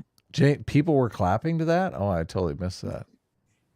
People were clapping about reading the books? No. I'm sorry you don't understand the words I'm using because you've read zero of the books. No, it's not about the books. It's just having a basic understanding of finance that everybody is painfully unaware of. Because they'll come on stage and they'll... Those people are down with the conspiracy, though. They're like, of course. James is talking my language. This is a total conspiracy here. You just don't understand the conspiracy because you didn't read the Klaus Schwab. They'll confidently say things like institutional investors are going to tank their entire portfolios because of something that some guy said in a book that I read. Like, that's just not how any of it works. That's why you can't point to any of these examples happening. That's why you're saying crazy. That's exactly what you're saying. So the question then becomes, and I know it's uncomfortable. I'm sorry, I don't mean to push on specifics because finance is hard. I understand. But my question... Oh, man, that's so good. Throwing total shade at James. I mean... I don't think James really has a firm grasp of this financial economic stuff. I mean, I'm willing to say that. I don't think that's fair.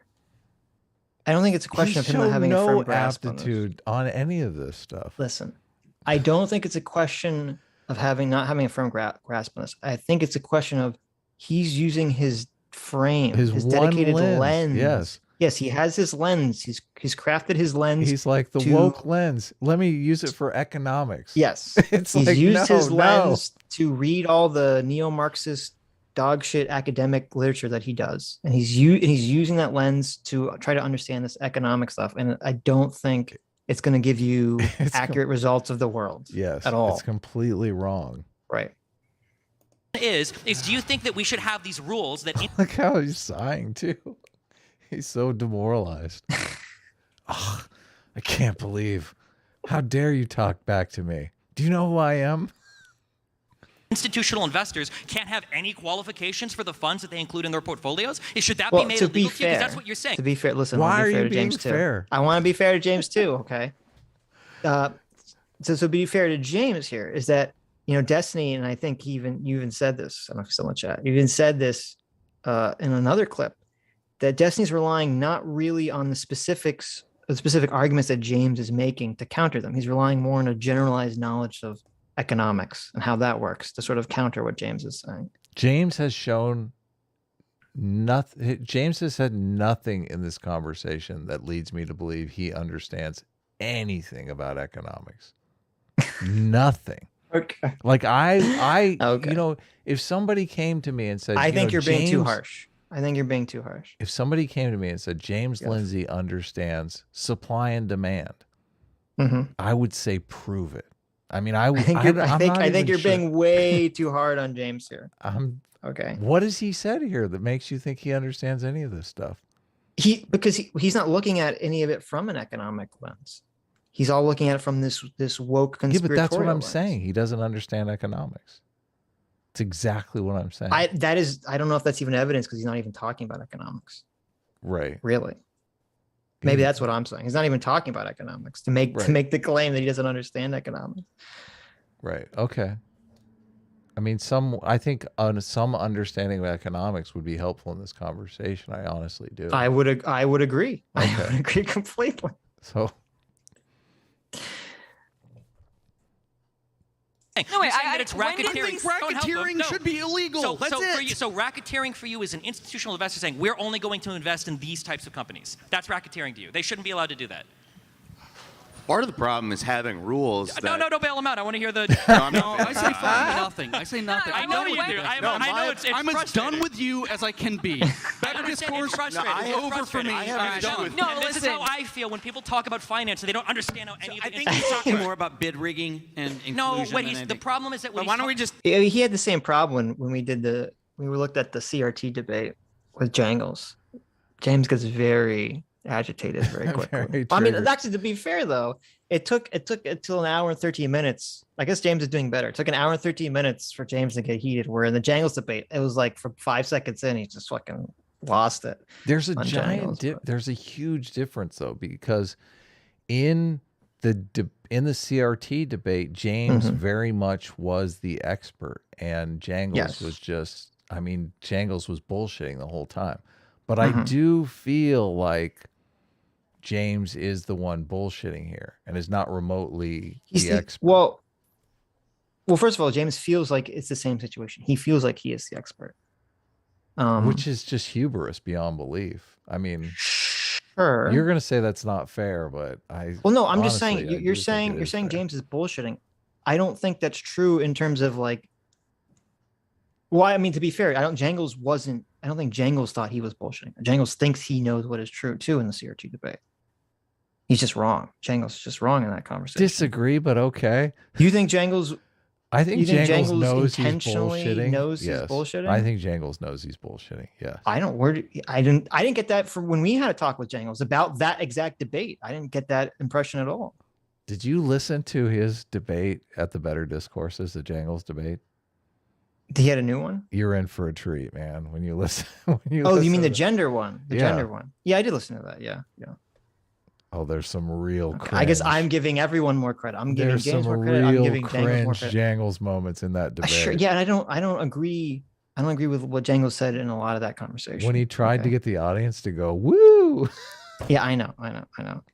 But again, okay, whatever. I feel like I'm beating the dead horse here, but what do you want me to say? Not that. This is a terrible showing for James Lindsay. You know that. It is. It's not a good showing. It's not a good showing.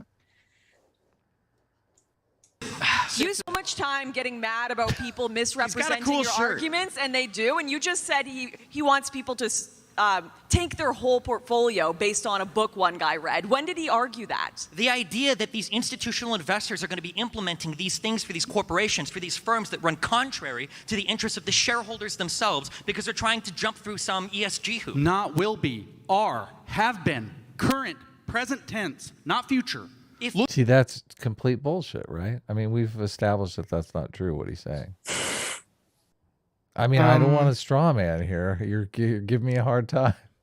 No, well, I think where James is completely off on this is what we talked about. If when you look into the ESG score things, it's a scam. It seems to be total bullshit. Right. So the idea that, at least it seems to me on the offset, and James hasn't really made this argument effectively, is that it doesn't seem like companies are changing. If Shell Oil can get the same environmental score on an ESG report as Tesla, the electric car company, okay, I don't know what behavior any corporation is going through to really affect, to really change the score. Except the only argument he did, which I agree with, is like, oh, if a company, does all the diversity initiatives, right, to sort of counterbalance the fact that they're polluting the atmosphere or dropping sludge into lakes or whatever. Now that's occurring, but James is making a much broader argument in terms of social engineering, which I don't think is happening. Destiny's still in the chat talking about coming on for 5 minutes, and everyone's like, get him on, please. Destiny can come on for 5 minutes. Let him go on. Let Destiny come on for 5 minutes, Adam. I will, but whenever I've communicated with Destiny, it's been on Discord. Okay. So I'm looking. So go turn on your Discord. How I send him. Okay, here it is. Boom. All right, I'm sending him a link. We'll try to finish this up while it comes. Yeah, you work. If it was the case that was happening, then other capital would come in and would start. Do you just not believe in capital markets? Like with Elon's bid in Twitter, other capital came in, and then what happened? They started filing SEC violations against them out of the woodwork. Poison pilled. Welcome to corporate finance. This stuff happens all the time. Like, there are all sorts of schemes like this. There are huge short squeezes have happened historically where companies have owned a large amount of the portfolio of another company through subsidiaries and stuff. This is Capital 101. It's not a new thing that's happening now because of ESG. That's just how capital markets are. They're rough. They're dirty. Well, that's some agreement that there's going to be some bad shit going on. Next question. Howdy, y'all. Yes.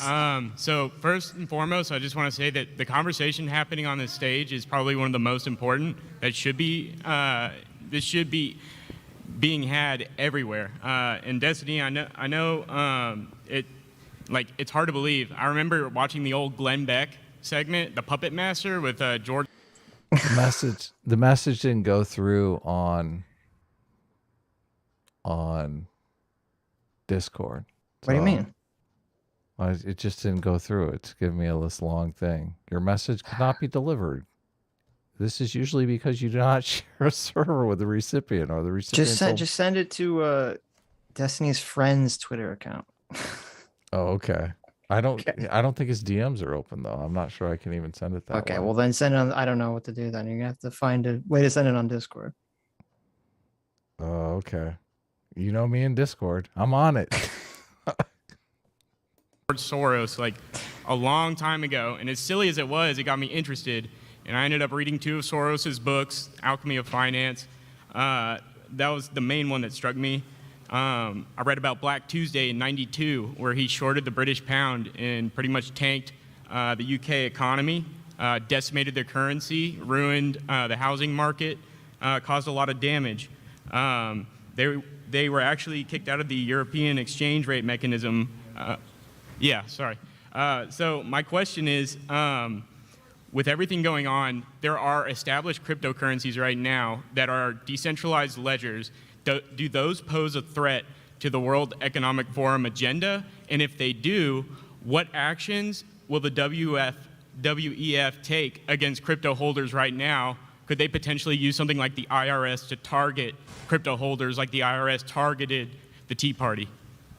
The last thing any crypto holder needs to worry about is the IRS, because they're only going to tax you on your gains, and 95% of people that mess with crypto lose all their money. So I don't think they have to worry about the IRS. Number one, I don't think crypto represents any threat to any type of like central banking or currency right now. That might change in the future, but I don't see that being the case right now. A lot would have to change.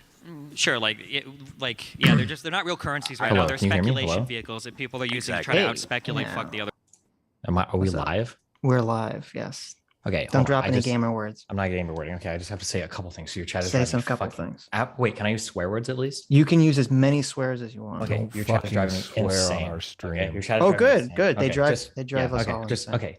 Capital markets are so efficient. I can buy and sell any security anywhere in the fucking world in like 2 minutes, okay? Capital markets are insane. The liquidity, because of all the market makers and everybody involved, is unbelievable. The access to every retailer is unbelievable. All of the institutions like bidding against each other is unbelievable. This idea that 20 people decide like what stocks to buy and sell for your entire fund, like it doesn't make any sense. People in the chat are saying things like, but Destiny, don't you know that you don't actually vote on what the fund manages? You do vote, motherfucker. You vote when you buy the fucking fund, okay? When you click in your little Fidelity account, when you click in your Vanguard account and you look at that YOY thing, the year over year, all the index fund performance and everything, that's what you're buying. You're buying the performance of the fund. That's what you buy on. Like, so when you say like, well, you don't vote. Yeah, you do vote, because if I look at my fucking VOO and I see that I'm getting like a 3% return year over year, you know what I'm going to do? I'm going to fucking sell it. I'm selling that ETF. I'm not going to hold on to that shit. I'm going to go buy something that outperforms it. Of course you vote. You vote with your wallet, literally, in the most highly liquid way possible. So anybody in chat that's like,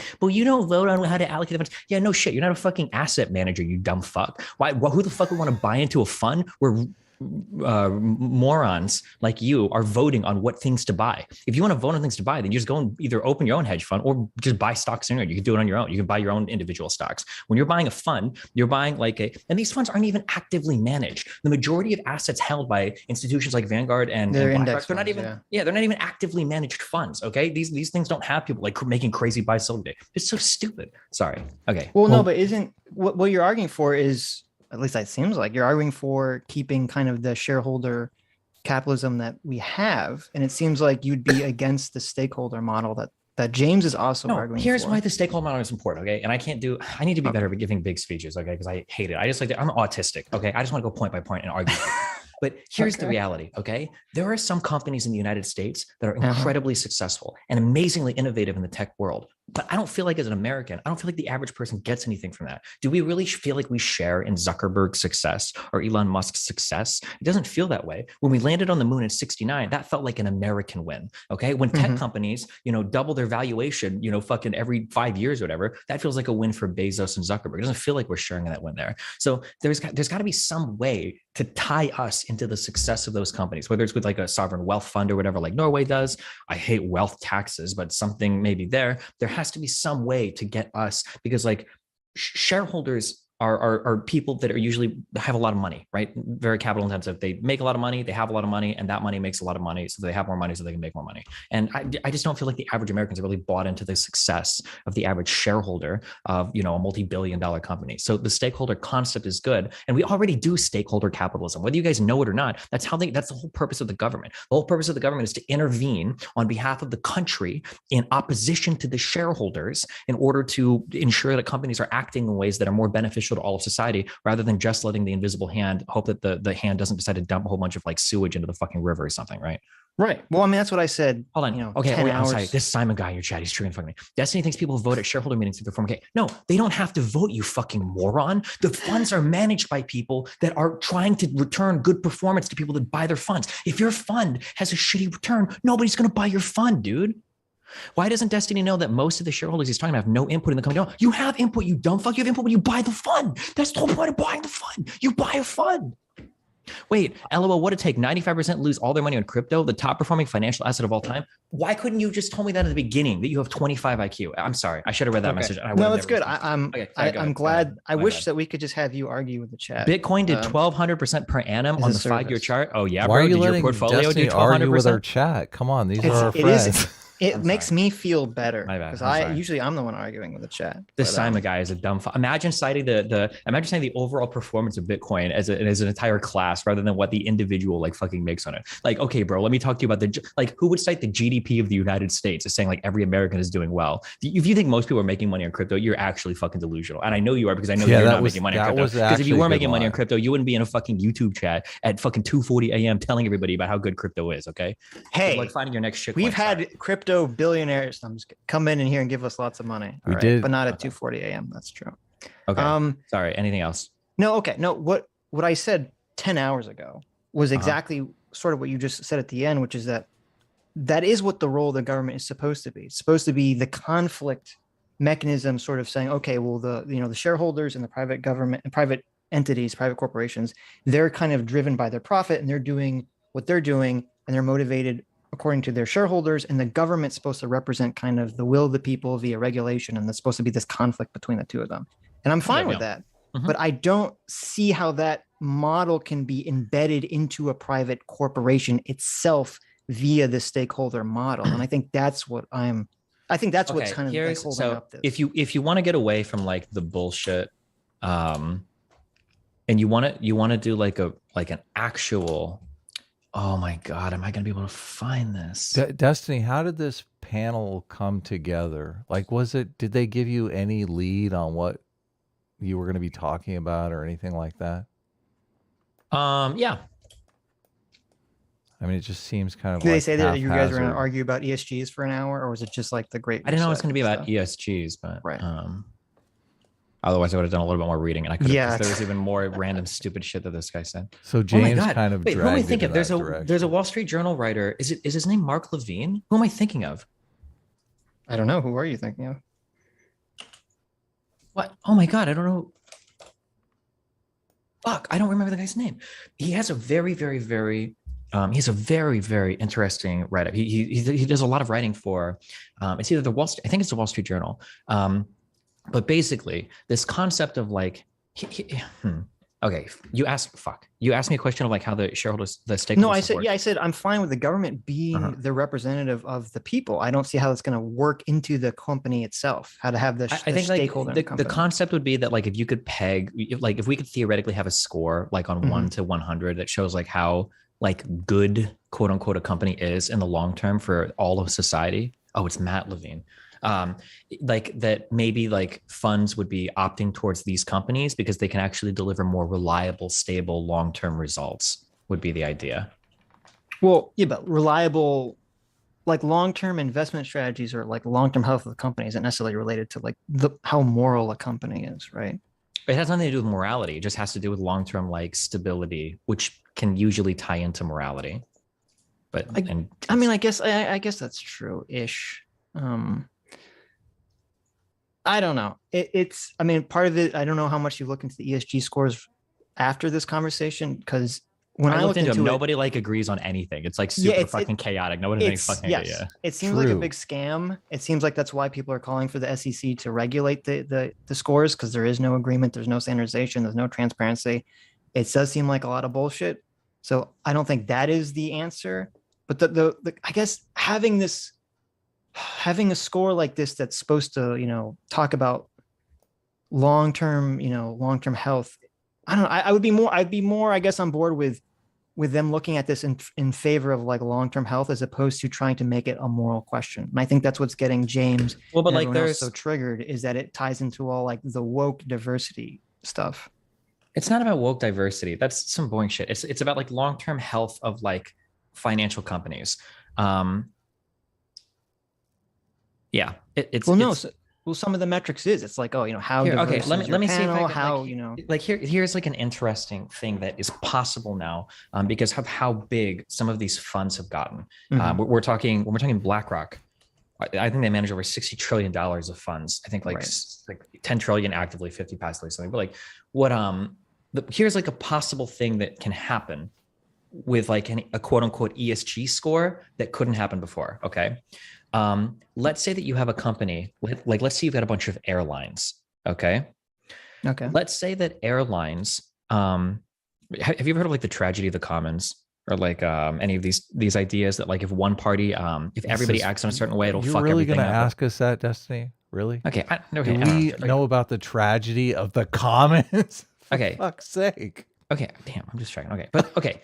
We're not the guy in the chat. Okay. Sure. Let's say that you have a company like an airline. Okay. If this airline were to like either heavily restrict passengers, like do every other seat, or were to enact like really strict like masking shit or whatever, let's say theoretically that this creates a better society, but it creates an undue financial burden on the airline. Now, in our current system, nobody is going to invest in that airline because your profits are going to be shit. Because the company is taking these huge losses for what? Social responsibility? Like, who cares? But if we had a theoretical world where people could grade companies like this, a company like BlackRock, maybe they're managing assets on all of these other companies across the United States, to where if the airlines would take a hit on their profits and be a little bit less efficient and space people out, there'd be less people getting sick that would fuck up other companies in their portfolio.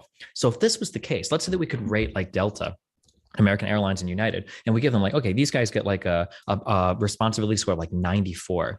Even though the profit return isn't ideal, even though we probably wouldn't invest in a company like this, we're going to continue to invest in a company like this, because if we invest in a company with a score that high, the fact that they're taking a hit on their profits to make sure that they're operating in a responsible way actually like buoys the rest of your portfolio. It actually helps the other companies in your portfolio perform well. And that's like the concept when you have these like mega asset managers, of how historically you're never going to have an individual company take a hit to help society, because you've got a fiduciary responsibility to your shareholders. But now when you've got massive asset managers that have their interests are broader than that, right? They've got interests in all these companies across society. Maybe we can have like a couple companies take hits in order to make sure that the rest of the economy does well. Does that make sense? Yeah, it makes sense theoretically, but I mean, I assume you're saying that's not the way it's working now, because I don't think that is how they're working. How ESG have you ever heard the saying? It's like, if you have like 6 standards that are a nightmare, if you create one cable, we can make everything better. And then now you have 7 standards. It's like that, right? Like, yeah, everybody wants to do something like this, but it's really hard to implement it because you have to get people to agree on shit, and probably not, you know. Yeah, but it seems like the current system, and the thing that's triggering James and a lot of other people about this, is that when you have, first of all, when you combine, you know, a lot of different sectors like environment, social, and governments, and all this stuff together to try to create one magical average with a bunch of different competing interests, you're going to have problems. And it seems like you can have situations where, you know, Shell oil can be pumping 800 megatons of, you know, emissions into the atmosphere, and yet they can have a positive ESG score because they say that, you know, we have they do all this diversity, equity training stuff. And it seems like a lot of these corporations under the current ESG rating system, they can do a lot of performative wokeness stuff to counteract real environmental harms or real actual harms or, you know, inflicting upon society. Yeah, and if that was the case, then I think that that's like something worth talking about. But right now, I don't think the implementation of that is anything like that.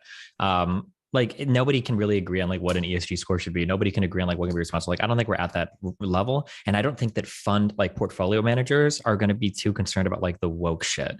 I think that you bring up like there is an interesting conversation to be had about this stuff. James is not the guy that's capable of having that conversation because he doesn't understand financial markets. That's true. If you don't have any concept of how capital markets work, then you have no business talking about this. If you're going to pretend that like diversity training is why Disney's fucking stock dropped, like you're off in another world. That's a fun conversation to go and have like with some culture war loser. But I think there is an interesting conversation of like, you know, how can people assign these scores? What should the score even measure? How can we come together to agree on it? Is it even possible? It might not be, you know, which I think is a fair point for sure. Yeah, I mean, if they're going to do these scores, I think they'd all have to be.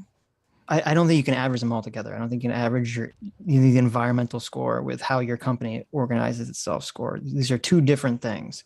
But to be a little okay, I got like one more minute. So okay, we'll be just a little bit fair to James before you go. With the Disney stuff, I mean, I don't agree with James, but he was saying that it was, you know, Disney getting hit by DeSantis and the Republicans in Florida is what caused. Yeah, he's an idiot. He's wrong. He doesn't know. You don't think that has anything to do with the stock? No, of course not. What happened was every single streaming platform took a huge fucking loss last quarter. Netflix is like in the fucking shitter. They're talking about totally changing their model. CNN Plus got literally fucking canceled. Disney Plus, like I think lost subscribers or reported bad profits. Like every single online streaming platform took a huge fucking hit last quarter. And this is probably why Disney. But the idea that like Disney is losing money because of their fucking woke attempts or whatever, like that's ridiculous. Like, get the fuck out of here.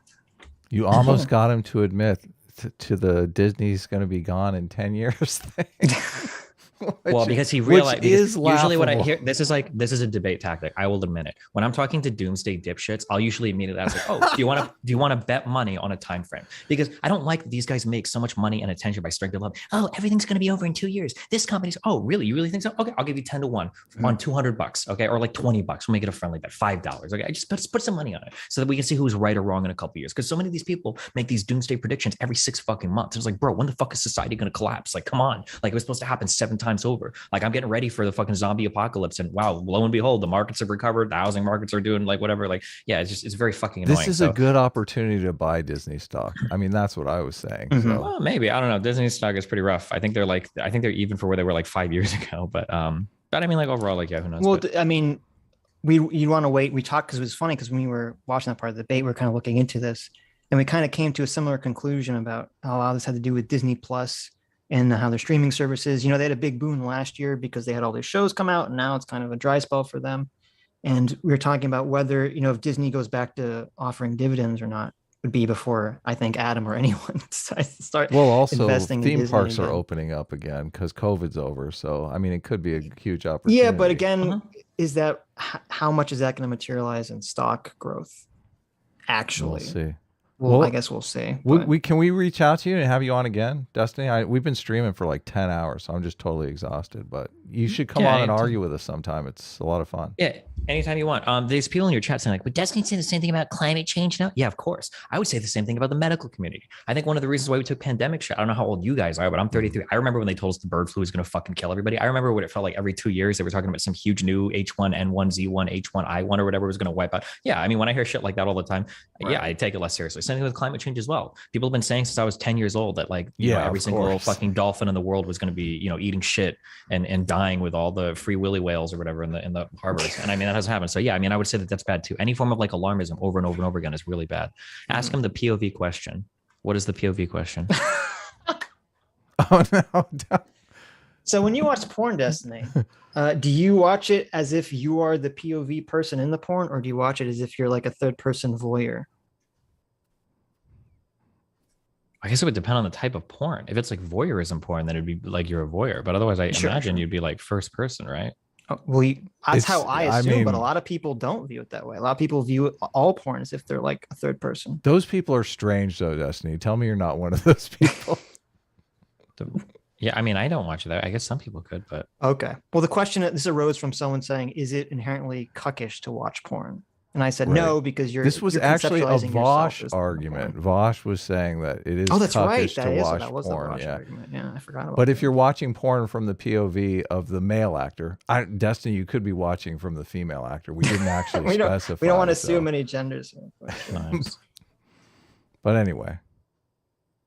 Are you taking off and we're gonna get back to the video, or are you gonna stick around? Yeah, I'm about to. Hold on, I'm just making sure it's fucking more. He wants to make sure there's no one else in chat. Are you really that? I get super triggered when people say just random fucking this Simon W guy is like fucking 25 IQ, but I'm ignoring that guy now.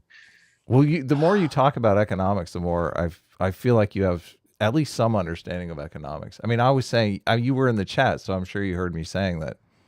I felt like this. I have an okay high school understanding of economics, which puts me ahead of like 99%. Well, you understand of supply and demand. You understand tragedy of the commons. I mean, I mean, I'm not sure. Like I was saying, I don't know that James does understand supply and demand, but no, because nobody cares. Because economics and finance is for fucking losers. Just look at the whole GME scandal shit.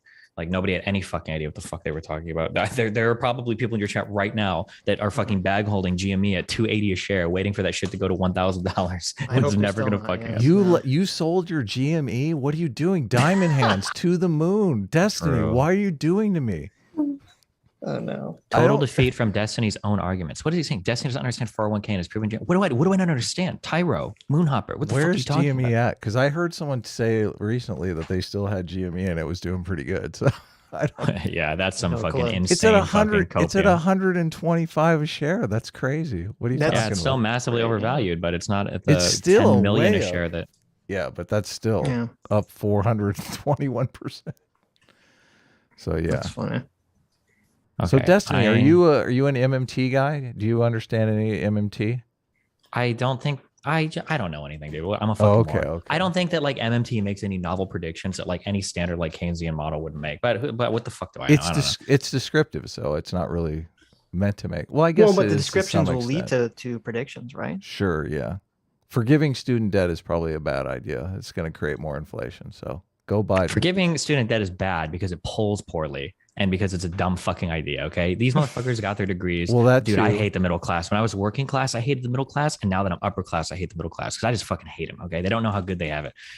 People that get fucking huge degrees, they spend $40,000 in debt and they've got like a degree. They're going on to be the biggest earners in all of society. They want their fucking debt to be forgiven. Why? So they can fucking buy another car, so they can buy a house. Fuck you. Get the fuck out of here. You got yours. You got your degree. You're fine. You're like, college degrees are literally the #1 contributor to the growing wealth inequality in the United States because people that get degrees have like a $20,000 wage premium conferred on them instantaneously after graduating. And these are the motherfuckers that want to bail out. Fuck you. Why don't you give money to the guy that like can't buy a car, or the guy that can't fucking afford gas, or the guy that has his fucking power shut off all day? Get the fuck out of here. It's giving money to the rich. Yeah, it's terrible. It's absolutely totally terrible. Fuck these. But at the same time, it's also going to make inflation worse because you should be probably a little shrinking bit, the money supply. Yeah.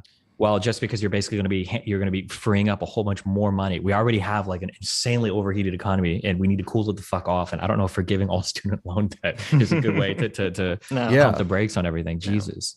Yeah, exactly. Exactly. Well, it seems like a desperate bid to raise, approval ratings for Biden, which it won't even raise approval. I don't think it's popular unless you I don't like most people. It doesn't even poll well. That's the acknowledgement is talking about. Don't care. Please. Okay. All right. Are we good? Anybody else? Am I good? Thanks for jumping in. Thanks for jumping in. I love you guys. Be careful. Stay safe. Be careful. Bye. Thank you. No, drive fast. Take chances. True. There you go. All right. We have 2 minutes left. We finish this. 2 minutes left for what? Oh wait, how much do we have? What's the 12-hour mark on our stream? Wait. We're at 11. We have time. We have too much time. I'm like so exhausted. We have an hour and 20 minutes to make it through 2 minutes and the rest of super chats. That was not as bad as I thought it was going to be but I was like, oh, Destiny's going to come on. He's going to want to argue. Oh, but thankfully, everything he wanted to argue about, I'm on his side of the argument. I was going to say, I mean, you agree with 90% of what he's saying. So. I don't have to worry about any of that. Yeah. Okay. Well, we'll try to set up a longer talk at some point about something other than this topic. We can, yeah. Other person is essentially what all cryptocurrency is right now. The thing that would be a threat would be people all actually organizing around a specific means to like hold up labor, to hold up. This is so tired. This whole fucking labor argument. I can't when the Democrats talk about going back to labor unions. It's a lost cause. It's a different time now. It's so ridiculous. The actual markets to actually interrupt these processes. That would be the threat. The problem is when people actually want to use their crypto, for the most part, they have to take it out into cash, and the government controls, certainly in Canada anyways, all the trades, and you have to put your ID in, get taxed on it, so it doesn't really, yeah. Bunch of fees too. Now you can finally trade stocks for 0 fees, and everyone's trading crypto with all these high fees. It's so totally insane to me. Like, you can trade stocks for literally nothing. Like, fuck. When I was day trading, like, I would be paying $10 a trade. Oof. Yeah, exactly. Now, if you could day trade with no fees, fuck.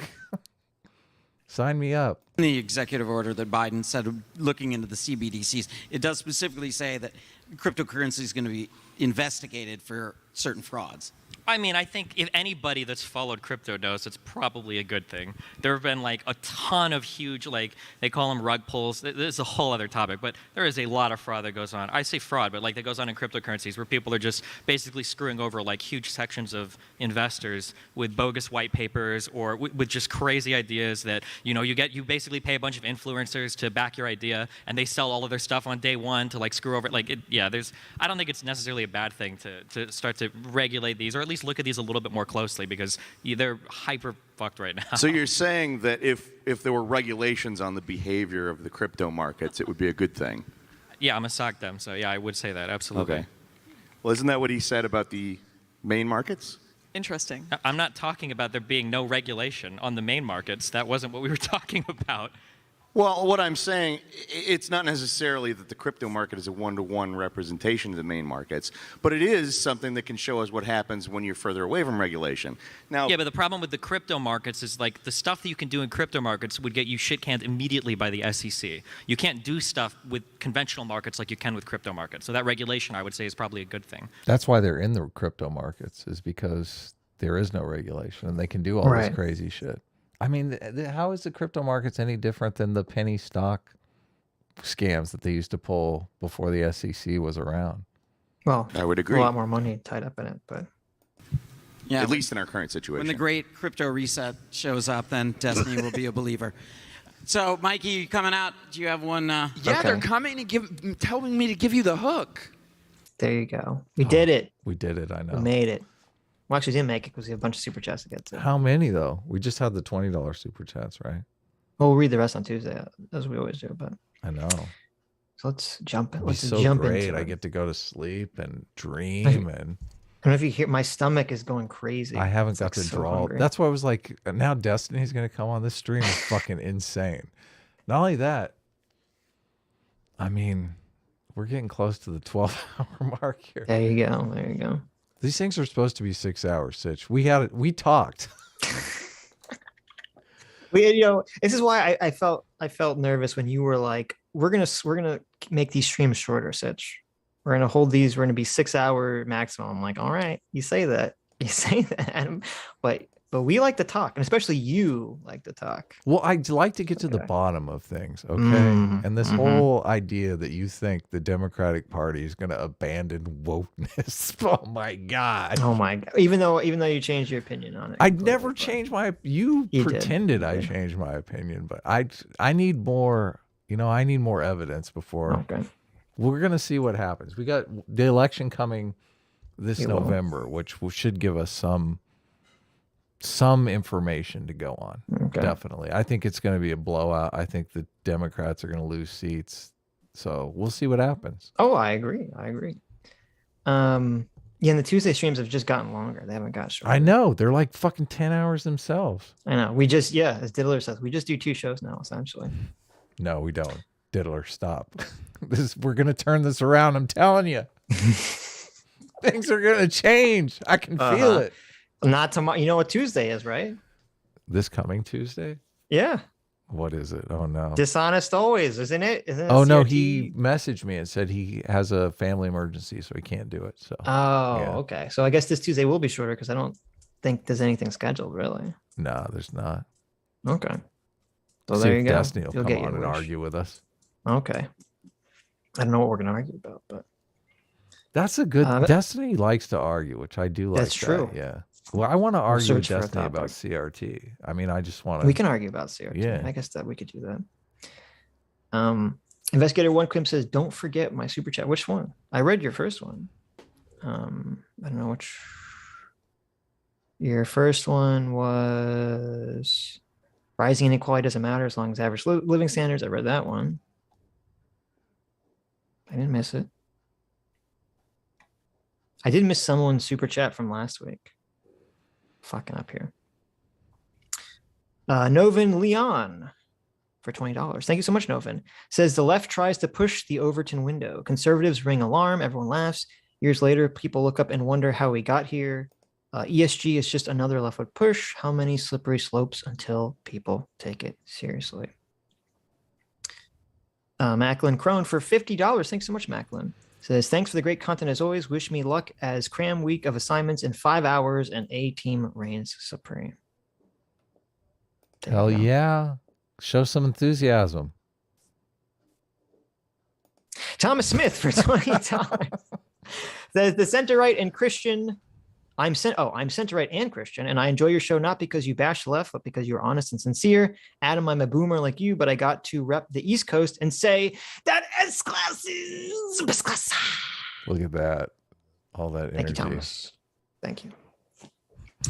Investigator One Quim for $20. Thank you, Investigator One Quim. Says corporatism is where corporations and unions would work together while the state would guide/order them in social harmony. The reason fascism sounds so similar to socialism is because they come from similar fields of thought. Yeah, that is what Dev was saying, and that is what corporatism is under the Italian fascist model. So that's where I said I didn't understand exactly what James was trying to get at when he says this is fascism, because it sounds like what he's describing is the inverse of fascism or the opposite of fascism. So I don't know. Maybe we'll talk to Destiny. And then we'll talk to James. We'll talk to both of them separately. James, I don't know if we're going to talk to James. James is like, maybe we can.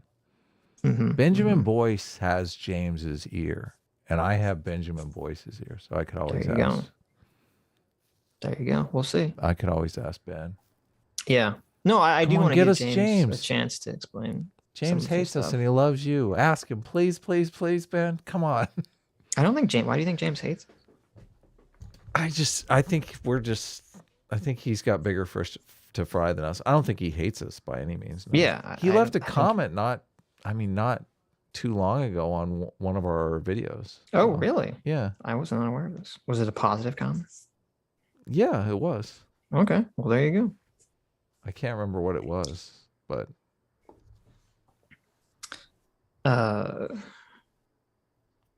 yeah, though if we do talk to James, I would like to talk to about something better than this. So I don't know. Yeah, what do we? I am somewhat conflicted. You and I, yes, like to talk about economics because it interests us. Everyone else fucking hates it. They do. So, I'm fascinated by economics now. I can't believe I thought quackademic agent knew what he was talking about economics. I can't believe I fell for that. That insanity. Yeah, I know. Counterpoints for $20. Thank you, Counterpoints. Even though you're not here anymore.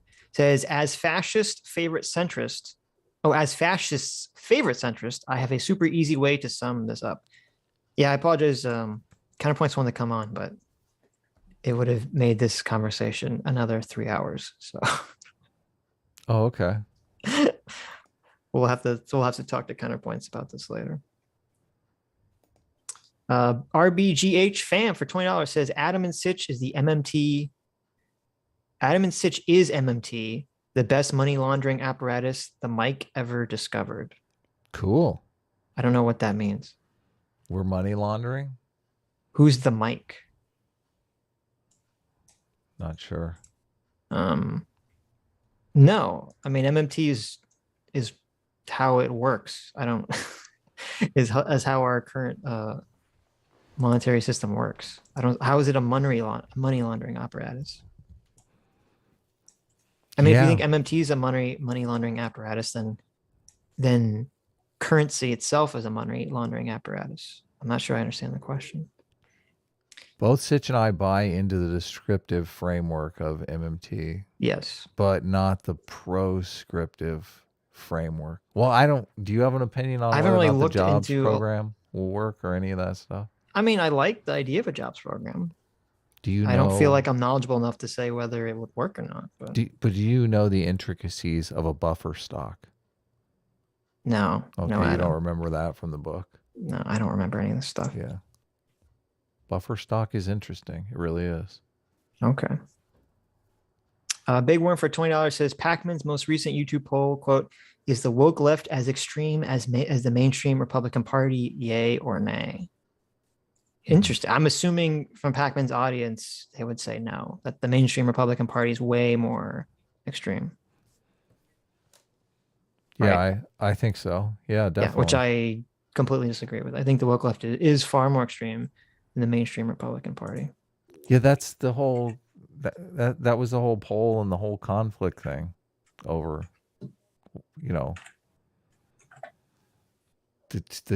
who can see the truth better. I mean, I do think at this very moment, I do think Republicans have an electoral advantage because they can see the landscape more clearly than the Democrats. Let's see what the poll results are so far. It's not a poll, it's just the follow me on Twitter thing. You lied to me. What? Is there a Twitter poll for this? No, there isn't a poll that we did earlier that we already on the election changing wokeness. That's the poll I was talking about. No. They said David Pac-Man's most recent YouTube poll. Oh, okay. You're talking about something I don't see then. I'm curious. I mean, I know what the results are, but I'm sort of curious to see what the exact breakdown was, but I don't see it. What did David Pac-Man ask? He just said, is the woke left as extreme as the mainstream Republican Party? Follow me on Twitter for more. There's no poll attached to it. But whatever. Unless it's in a different area, which maybe it is. David Pac-Man, of all people, should know that the mainstream left is far more extreme. Because he's dealing with that extremity, like extremeness in his life every day. He could, even if he thought that, I don't think he could ever admit that to his audience. He has to keep it a secret so he can sleep at night, like the ultimate cope mechanism. I mean, not so he can sleep at night, but just, we talked, I mean, when we had Lauren on, we were talking about audience capture. Yeah. I mean, you don't think Dave is definitely a part of that audience capture. Yeah, I would never ask David that question because right. A, he would lie to me. And B, we already know the answer. He would ask you if you're autistic first, and then I can't. You did that. Never go full David Pac-Man. I told you. Listen. I'm pretty sure the person I asked that to is autistic. Okay. Chances are good, yes, but you still don't need to ask it. Here we go. This is what we need to do. We need to match up David Pac-Man asking Destiny if he's autistic, and Destiny on our stream just said that he was autistic. We got to the bottom of it. I guess you're right. There you go. David. Somehow I think he was just saying, metaphorically as a meme. I'm autistic. He's metaphorically autistic. Well, I don't think he's legitimately we got to the bottom autistic. of it. David Pac-Man asked the question months ago, and now we finally got the answer. The answer is yes. I mean, we should have never mocked David Pac-Man for asking Destiny if he was autistic. I mean, Destiny's got to know we've covered like half a dozen of his videos. I don't think we've ever. Oh, I'm sure. I don't think we've ever covered one of him where he's in a bad light, or he's usually the voice of reason in all these. Have we? No, there was one. It was his. I don't know if we covered it. It was one of his debates with Nuance Bro. I felt that he was being just contrarian to be contrarian. We had Nuance Bro on. You're right. I do remember that. Yeah, you're right. Yeah. Good memory. The circle is complete. I think it's the only one, though. We've done a bunch of testing debates. Cyborg for $20 says, you guys need to watch Actual Justice Warriors on video on BlackRock buying the houses. You're getting it all wrong.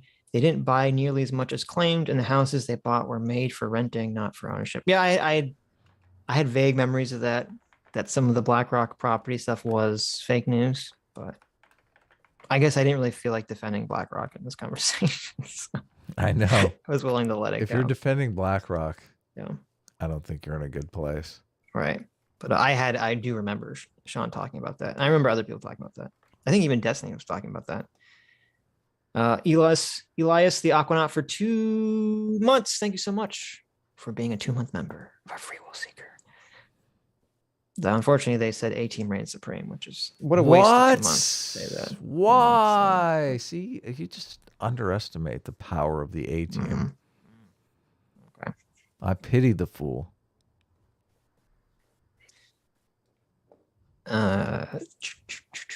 Oh, we're done? No, we're not done. Well, this is interesting. This is not $20 one. HTE Mojo for 10 Canadian says, I DM'd Adam on ESG this week. Huge coincidence. That the list of ESG companies is very telling. The top 100 companies are all the biggest. Also tough finding S in ESG outside of corporate training. There you go. There you go. S is socially conscious or something? Yes. Dork Knight for $20 says, I'm glad you guys are covering this. Destiny to debate with Lauren in Savannah as well about COVID, which was very interesting. Oh, I didn't watch that one because I don't care about the topic. But I'll take your word for it. Also, A-Team reigns supreme because Sitch doesn't respond to my comments, only Adam does. Well, that's true. I don't read the comments, Jenna. You are correct. Every once in a while, I send one to Sitch though to let him know. He does. Most he sends of the time, me all the Adam sends me all the A-Team. I know. Most Supreme of the time, comments. it's usually one that makes me look good. Right, and then I'll go and I'll open the video and see that there's like 20 other comments that don't make Adam look good, or that are on my side. I'll say, just demoralizing. I knew it. JMac for $50. Thank you so much, Daddy JMac. Says every sex doll owner just did a double take. I don't remember what that was in relationship to. I hope it wasn't in relationship to Peter Coffin's girlfriend, but do you remember that whole saga? Peter Coffin's fake girlfriend. I do remember the fake girlfriend saga, but I thought he kind of made up for it with the real girlfriend that was super hot. He did. That was true. But they're not together anymore, so I guess we can make fun of it. Okay. Perfect. There you go. How sad. Oh, that is sad. That is $1 million question. How did he get a hot lady like that? I'm gonna go with a hypnotism class. You took the Scott Adams approach? Because I mean, something was going on there, right? There was something. Yeah, there was something. Though I think she was really she was a socialist too, wasn't she? Because she used to be in the videos. So maybe that was it. Fire Everything for $20 says, wait, so let me get this straight. We'll be printing organs, but we can't print the meats. You know, that's a great point. And I thought the exact same thing when I watched the video. I was like, this is why part of why you knew so ideologically driven. Okay, why would you think that we're going to be printing organs wholesale? So much so that you wouldn't need organ transplants anymore, but you can't print meat out. We just can't eat meat anymore. Like what's happening there? Are they printing it out in meat, or are they printing it out in like plastic? Printing what out? The heart, the organ. It's in I forget what it's called. They have like this. It's not in plastic. It's like this. It's like this weird bio mass thing that they can print the organs out of. So actually, have they done one successfully yet, or is it just still being talked about? Do you mind if I get a pillow? I do actually. I want to put my head down. Oh my God! Cool this fucking guy. Is it cool if I just take a little nap during the super chat? Yeah, they haven't done the 3D organs thing. Is still like in the future. It's not a thing yet, but I'm pretty sure haven't they already done 3D printed meat? So is the 3D printed meat ahead of the 3D organs? Yeah, scientists create first 3D printed Wagyu beef. There you go. Really? That's interesting. Yeah. Is it the good Wagyu beef that tastes amazing? I don't know. I don't know what it tastes like. But see, that shows the ideological capture there. If they're going, if the meat's already ahead of the organs, and that they're going with the organs but not with the meat. It's interesting. Yeah, why would they do such a thing? Yep. Listen, you're gonna be nothing and be happy. Rich Jammer for 2 months. Thank you so much for 2 months. Free Will Seeker says, woo, 2 months. Do I own this free will or am I just renting it? Well, listen, we're not the dirty WEF here. Here at the Sitch and Adam Show, everyone owns their free will completely. So you get 62 free units of free will, Rich. But don't they own it until they spend it? Well, yeah, but that's true of everything, isn't it? Isn't it? It's like MMT, right? It's deleted from existence. Why are you holding a $20 bill to the camera? What's happening? I'm doing a magic trick. Do you like it? Okay. What's the magic? Just a normal, regular $20 bill, right? You see that? Mm-hmm. No. I don't, because I see everything 30 seconds behind of whatever you're doing. But just a normal, regular $20 bill right here, right? Yeah. Now watch this. You're good. What am I watching? I just set it on Wormy. I set my $20 bill on Wormy. Okay. That doesn't seem odd to you? And mate, that's an amazing trick. I'm so glad I stopped reading super chats for this. Do you think this fucking thing, this trick? It's just Wormy's just a tiny little kitty. Look. Oh, I see. I understand. You have so you have a perspective. That's your magic trick. Do you have a giant fake $20 bill? There you go. Yeah, Wormy's like Adam. This is super lame. Like Adam, here's a real $20 bill. This is so lame. Please stop doing it, Adam. Please. There we go. Wormy's cringing at the camera right now. Dr. Nerdle says, we literally saw you pull the bigger one out from behind you. Apparently you didn't do a very good job hiding it. What are you talking about? You have to... Apparently you got to turn off your camera because you're not very good at... It was the same. It's the same 20. This is the same $20 bill.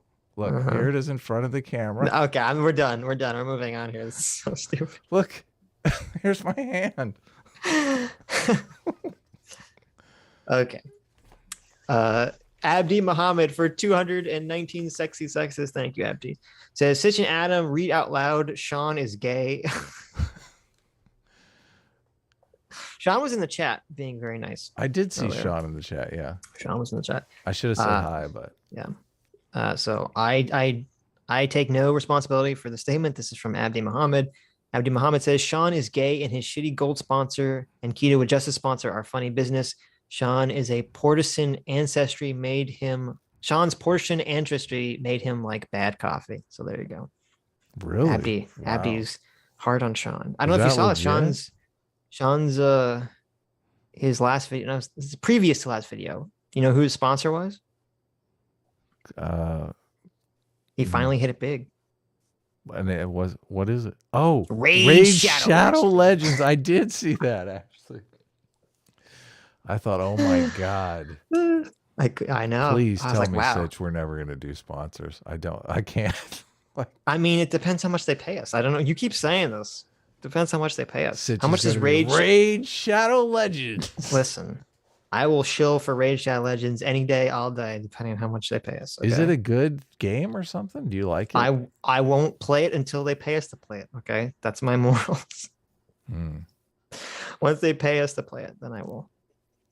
Yeah, I don't know. Hermie looks so ridiculous. He's not having this. He likes it. I don't think he likes it. Havin Becklin for $20 says, it's annoying that you all didn't call Dylan out for his misinformation on Preem K's when he was on. What was his... I didn't remember that. And a lot of people did bring that up in what the was comments. His misinformation on Preem totally K's? Brought it up. Or Prime K's. So there was some internet drama that I guess Dylan was involved in. And Dylan ended up saying things that people believed were untrue. I'm just wording it like that because I don't know the veracity of these claims. So I totally forgot about that. That was the girlfriend drama, right? Yeah. So I don't know the drama. I totally forgot about So what's that. the drama? Tell us. I don't know. There was something about Prime K's had a girlfriend and then she dumped Prime K's and started dating Dylan, right? And then she made a bunch of claims. Didn't she try to Me Too?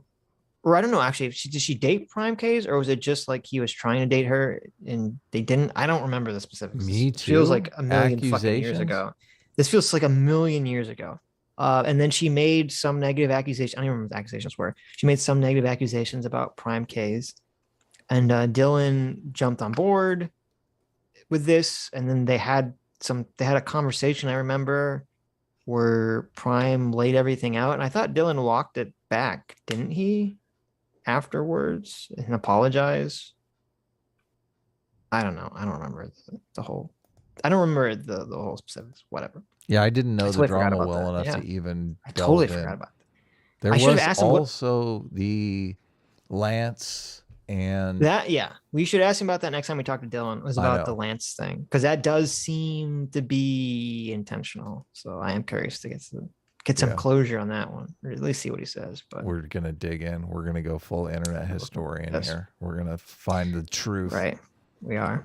We're gonna say, listen, do you know Lauren Southern's Wikipedia page mentions this interchange now? Huh? That's not true, but you mean the one that we had today? No, the one with Dylan. Dylan. Oh. What you did got listed on her Wikipedia page now. Also, Sitch, are you ready to admit Biden wasn't the solution to the SJW problem, or will we have to wait another 2 years? So that's what I alluded to. Oh, so Adam is being a cuck here. But, what? I mean, I am listed as the official cuck of EFAP, so that's true. That's true. So I will say I think I was completely wrong on the Biden SJW thing. Biden solving the SJW problem, because SJWs attacked Biden. Because there's a couple of things that happen but there's one main thing. Let me start with the minor things. The minor things are, this is what you get for listening. Why are you doing this now when I'm totally exhausted and I can't fucking That's why. Dance on your grave. It's all part of the plan. Okay. This is unfair. This is definitely unfair. I know. Suck it. So the minor things, let me start with the minor things first. The minor things are inflation, the end of COVID, and now the Ukraine-Russian situation has completely captured like most of the political conversation from the left, from the Biden perspective. So that's kind of drawn a lot of the energy away. But the main issue here, and my main mistake here in thinking, is I didn't anticipate Ron DeSantis. I didn't anticipate the success of Christopher Rufo going around the country and basically getting all these state legislatures, Republican state legislatures, to ban CRT and now to start banning gender ideology stuff. Because essentially what, first of all, and I'm not saying that's bad, I think that stuff is good, but what happened by doing that is that has become the focal point of the conversation regarding the culture war right now. You look on MSNBC, CNN's more focused on Ukraine, Russia, but if you look on MSNBC or other kind of more left-leaning sources, it's all, they don't want Republicans in all these states are making it so you can't talk about racism. They're making it so you can't say gay. Like that is all the focus. And basically all Biden has to do, and all the Democrats have to do, is say, that's racist, that's sexist, that's homophobic, that's transphobic, and then do nothing, essentially. And the woke people are completely satisfied, I guess, with them just complaining about this. So of course the woke people aren't going to attack Biden now, because now they have the Republicans to attack on these specific issues. And I hadn't anticipated. I thought that basically we were going to have what we had under Trump, under Biden, where basically the Republicans did fucking nothing to fight back against woke issues or to further the culture war stuff whatsoever. So Biden is not going to attack them because they're useful for him attacking DeSantis. Well, no, the SJWs or the woke crowd is not going to attack Biden because they're completely fixated on attacking the anti-CRT, anti-gender ideology. Yeah, that's what I said. Laws. Biden. No, you said Biden is not going to attack Biden, but you said that the Biden would actually attack the woke people. No. I said woke would attack Biden. I said woke people would attack Biden first for not doing it enough, not doing anything. That was the strategy. And then the media would attack woke people to defend Biden. Correct. Right. But the woke people aren't going to attack Biden because now they're completely fixated on and Biden the is CRT bills. Yeah, Biden is using them to So now Biden can use them effectively. Right. So I do think I was wrong because I didn't anticipate the Republicans actually mounting a counter to the woke stuff, which is why I had the long argument with you, where I think almost the exact opposite of what I said, which is that if the Republicans are going to start mounting a counterattack to wokeness, which I think they should, then the only thing that will change to get rid of wokeness will be the Democrats running on wokeness and then losing hard and getting crushed. And I have not changed my position. I think the jury is still out. Or here's an alternative. We could have a Trump situation, but on the Democrat side. All you have to have is some compelling, charismatic candidate come out and be anti-woke to some extent. They're not going to say fuck the woke, but to be like, we need to unite people. We need to, blah, blah, blah, blah, blah. Kind of like, I don't know if you listened to, it was very interesting. What's his name? What's the Cory Booker? I don't know did you listen to Cory Booker talking to Jon Stewart? I don't think so.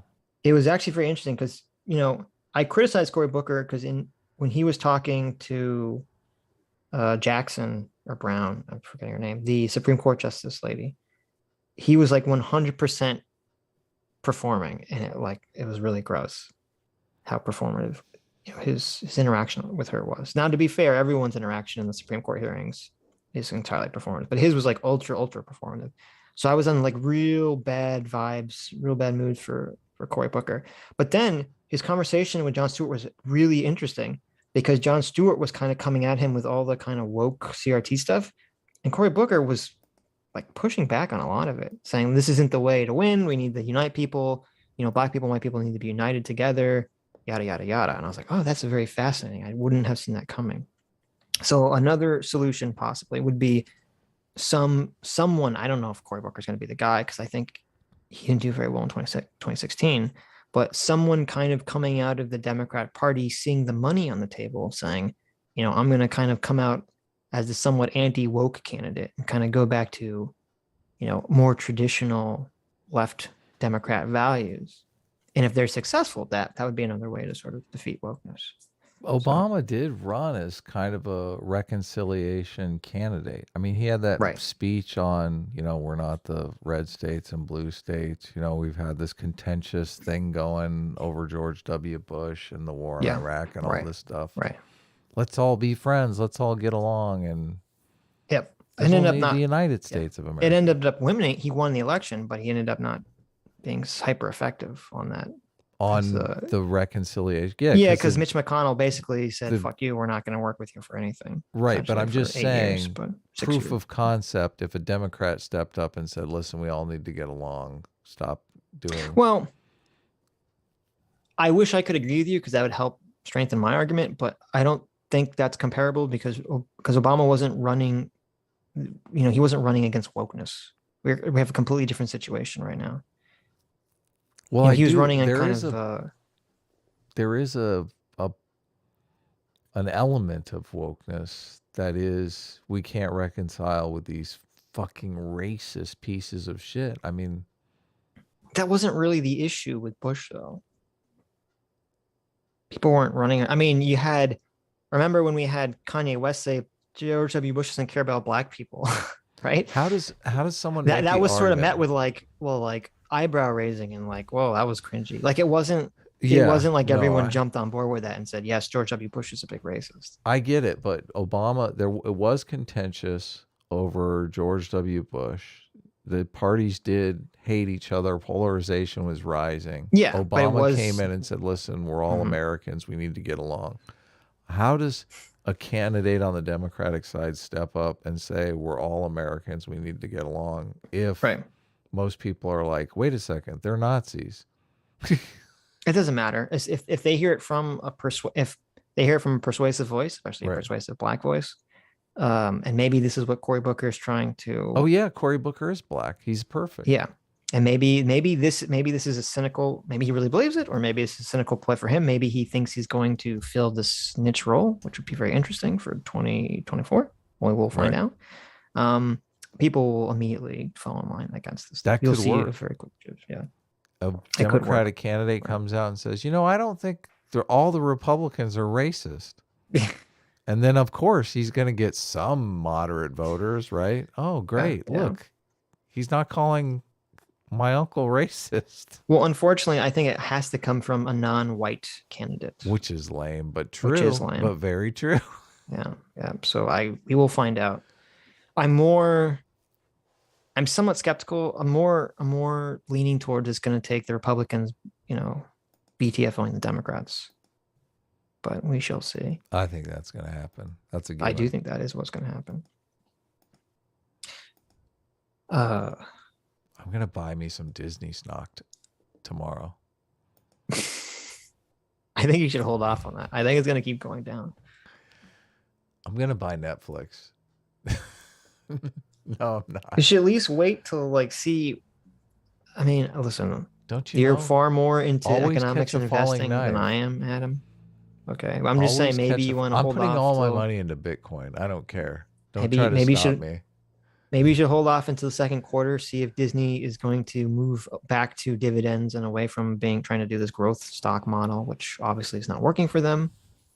Unless you're banking on the amusement parks opening, which again, I'm a little skeptical that that's going to raise their stock price that much. Like it's going to raise it, maybe it'll stabilize it, but I don't think it's going to, go anywhere from amusement parks being open again.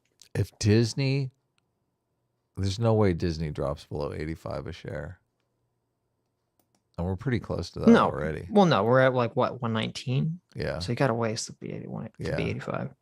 At 119, at 85, I'm very interested. Well, and you know what else is probably hurting Disney too, besides the streaming thing? I think they're taking a lot of publicity hits from their Star Wars park, aren't they? Oh yeah, that was a piece of shit. Yeah, they're getting a lot of negative comments from their Star Wars park. So we talked about that on Friday Night Tights. When I was on Friday Night Tights, the Star Wars stuff came up, and I mean it's ridiculous. Yeah.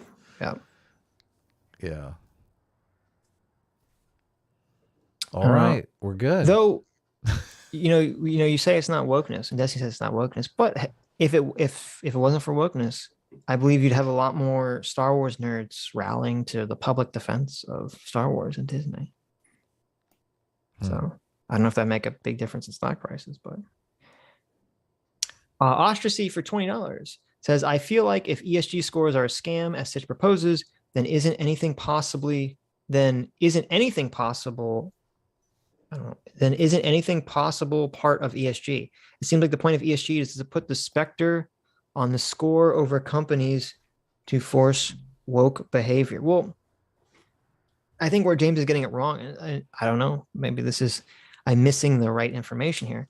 It seemed like all these companies adapted ESG scores over the last 5 years willingly.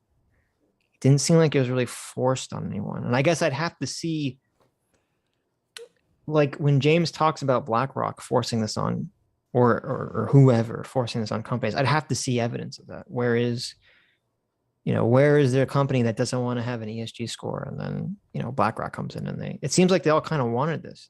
Yeah. And I think they all kind of want this because, again, as I said, it's the organic label that they can slap on their company. That's a perfect example because they're like, listen, we're a factory farm. We break every rule in the book. We just need you to make us look good. Right.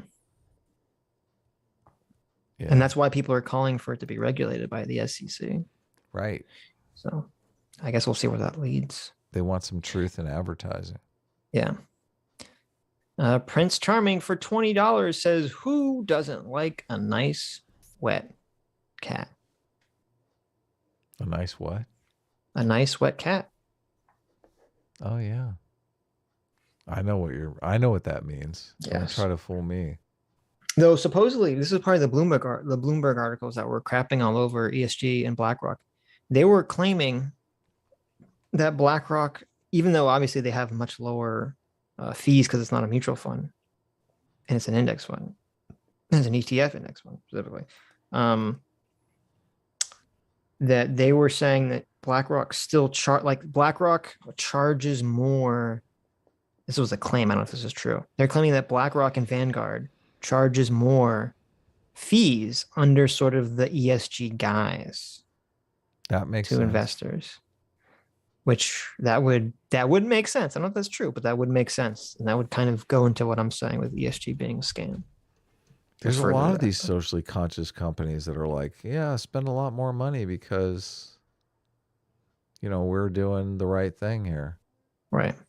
I mean, people spend a lot more money on organic food, right? Whether or not it's organic, I think, is a different question. Right. Yeah. Gingermus Prime for 31 Aussies. Thank you, Gingermus. Says, Sitch, your take on fascism being solve the social problems and the economic ones will follow is correct. Now ask yourself, what is the current CRT SJW left closer to, the fascist or the OG Marxist worldview? Well, that's a very interesting question, and you're right. And I think does that mean that neo-Marxism or cultural Marxism is closer to fascism, or does it just mean that Marxism and fascism are almost identical from its offset anyway? That's my number 2. That's the one I picked. I think it's number 2. They're both authoritarian. Hey, we're at 11 hours and 30 minutes. We've had the stream cut off like 10 minutes early. We're almost done. Yeah. We're almost done. I read that one. Mystery Guest 01 for $20 says, found you guys a month ago, so you're quickly become my favorite political opinionators. Oh, well, thank you. Welcome. But I got to say, I'm shocked. Oh, well, here you go. I'm shocked at how far off the mark you are in digital currencies. Twitter censorship, but for groceries. Well, first of all, this would rely on James's argument. He didn't make the argument about how these digital currencies are going to lead down this path. Because I said, when I looked up this digital dollar thing, it doesn't seem to be talking about any of the things that James was talking about. So is he just saying this is just the potential for it? Is that the only argument? And I don't know. That's not, anything can be potentially corrupted, right? Anything can be potentially bad. And I'm skeptical that the government would even want to do any of this stuff anyway. Or if they did do it, it would be in a very limited capacity. Because as you brought forward, Adam, this would add so much extra bureaucracy to whoever is going to manage this. And I don't think the Republicans are definitely not going to want to do that.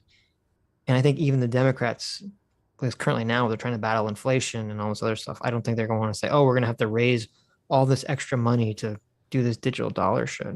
I could be wrong. They could fucking advocate. Biden could advocate for that tomorrow, but I'm skeptical. I'm very skeptical.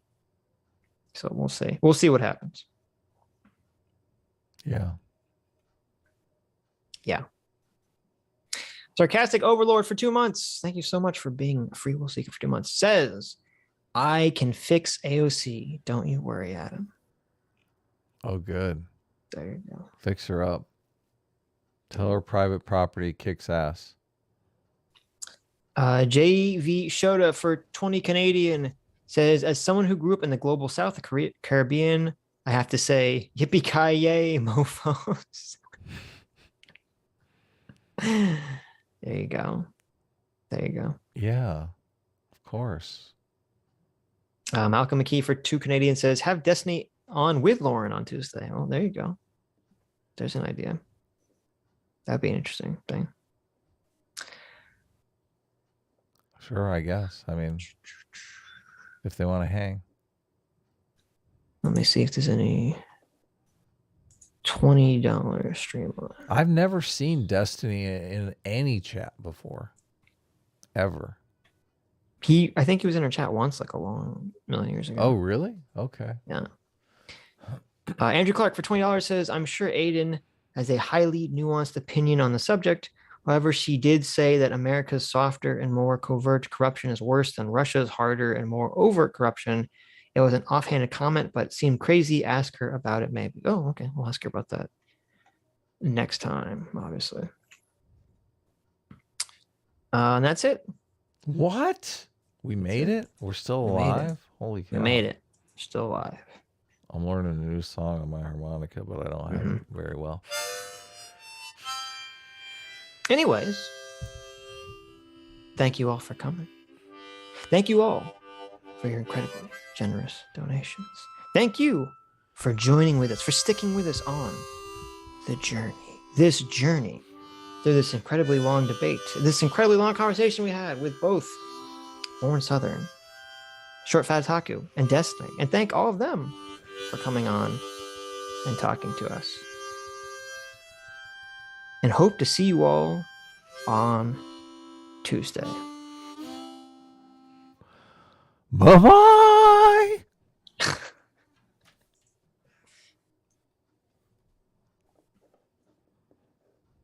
There you go. Look at that.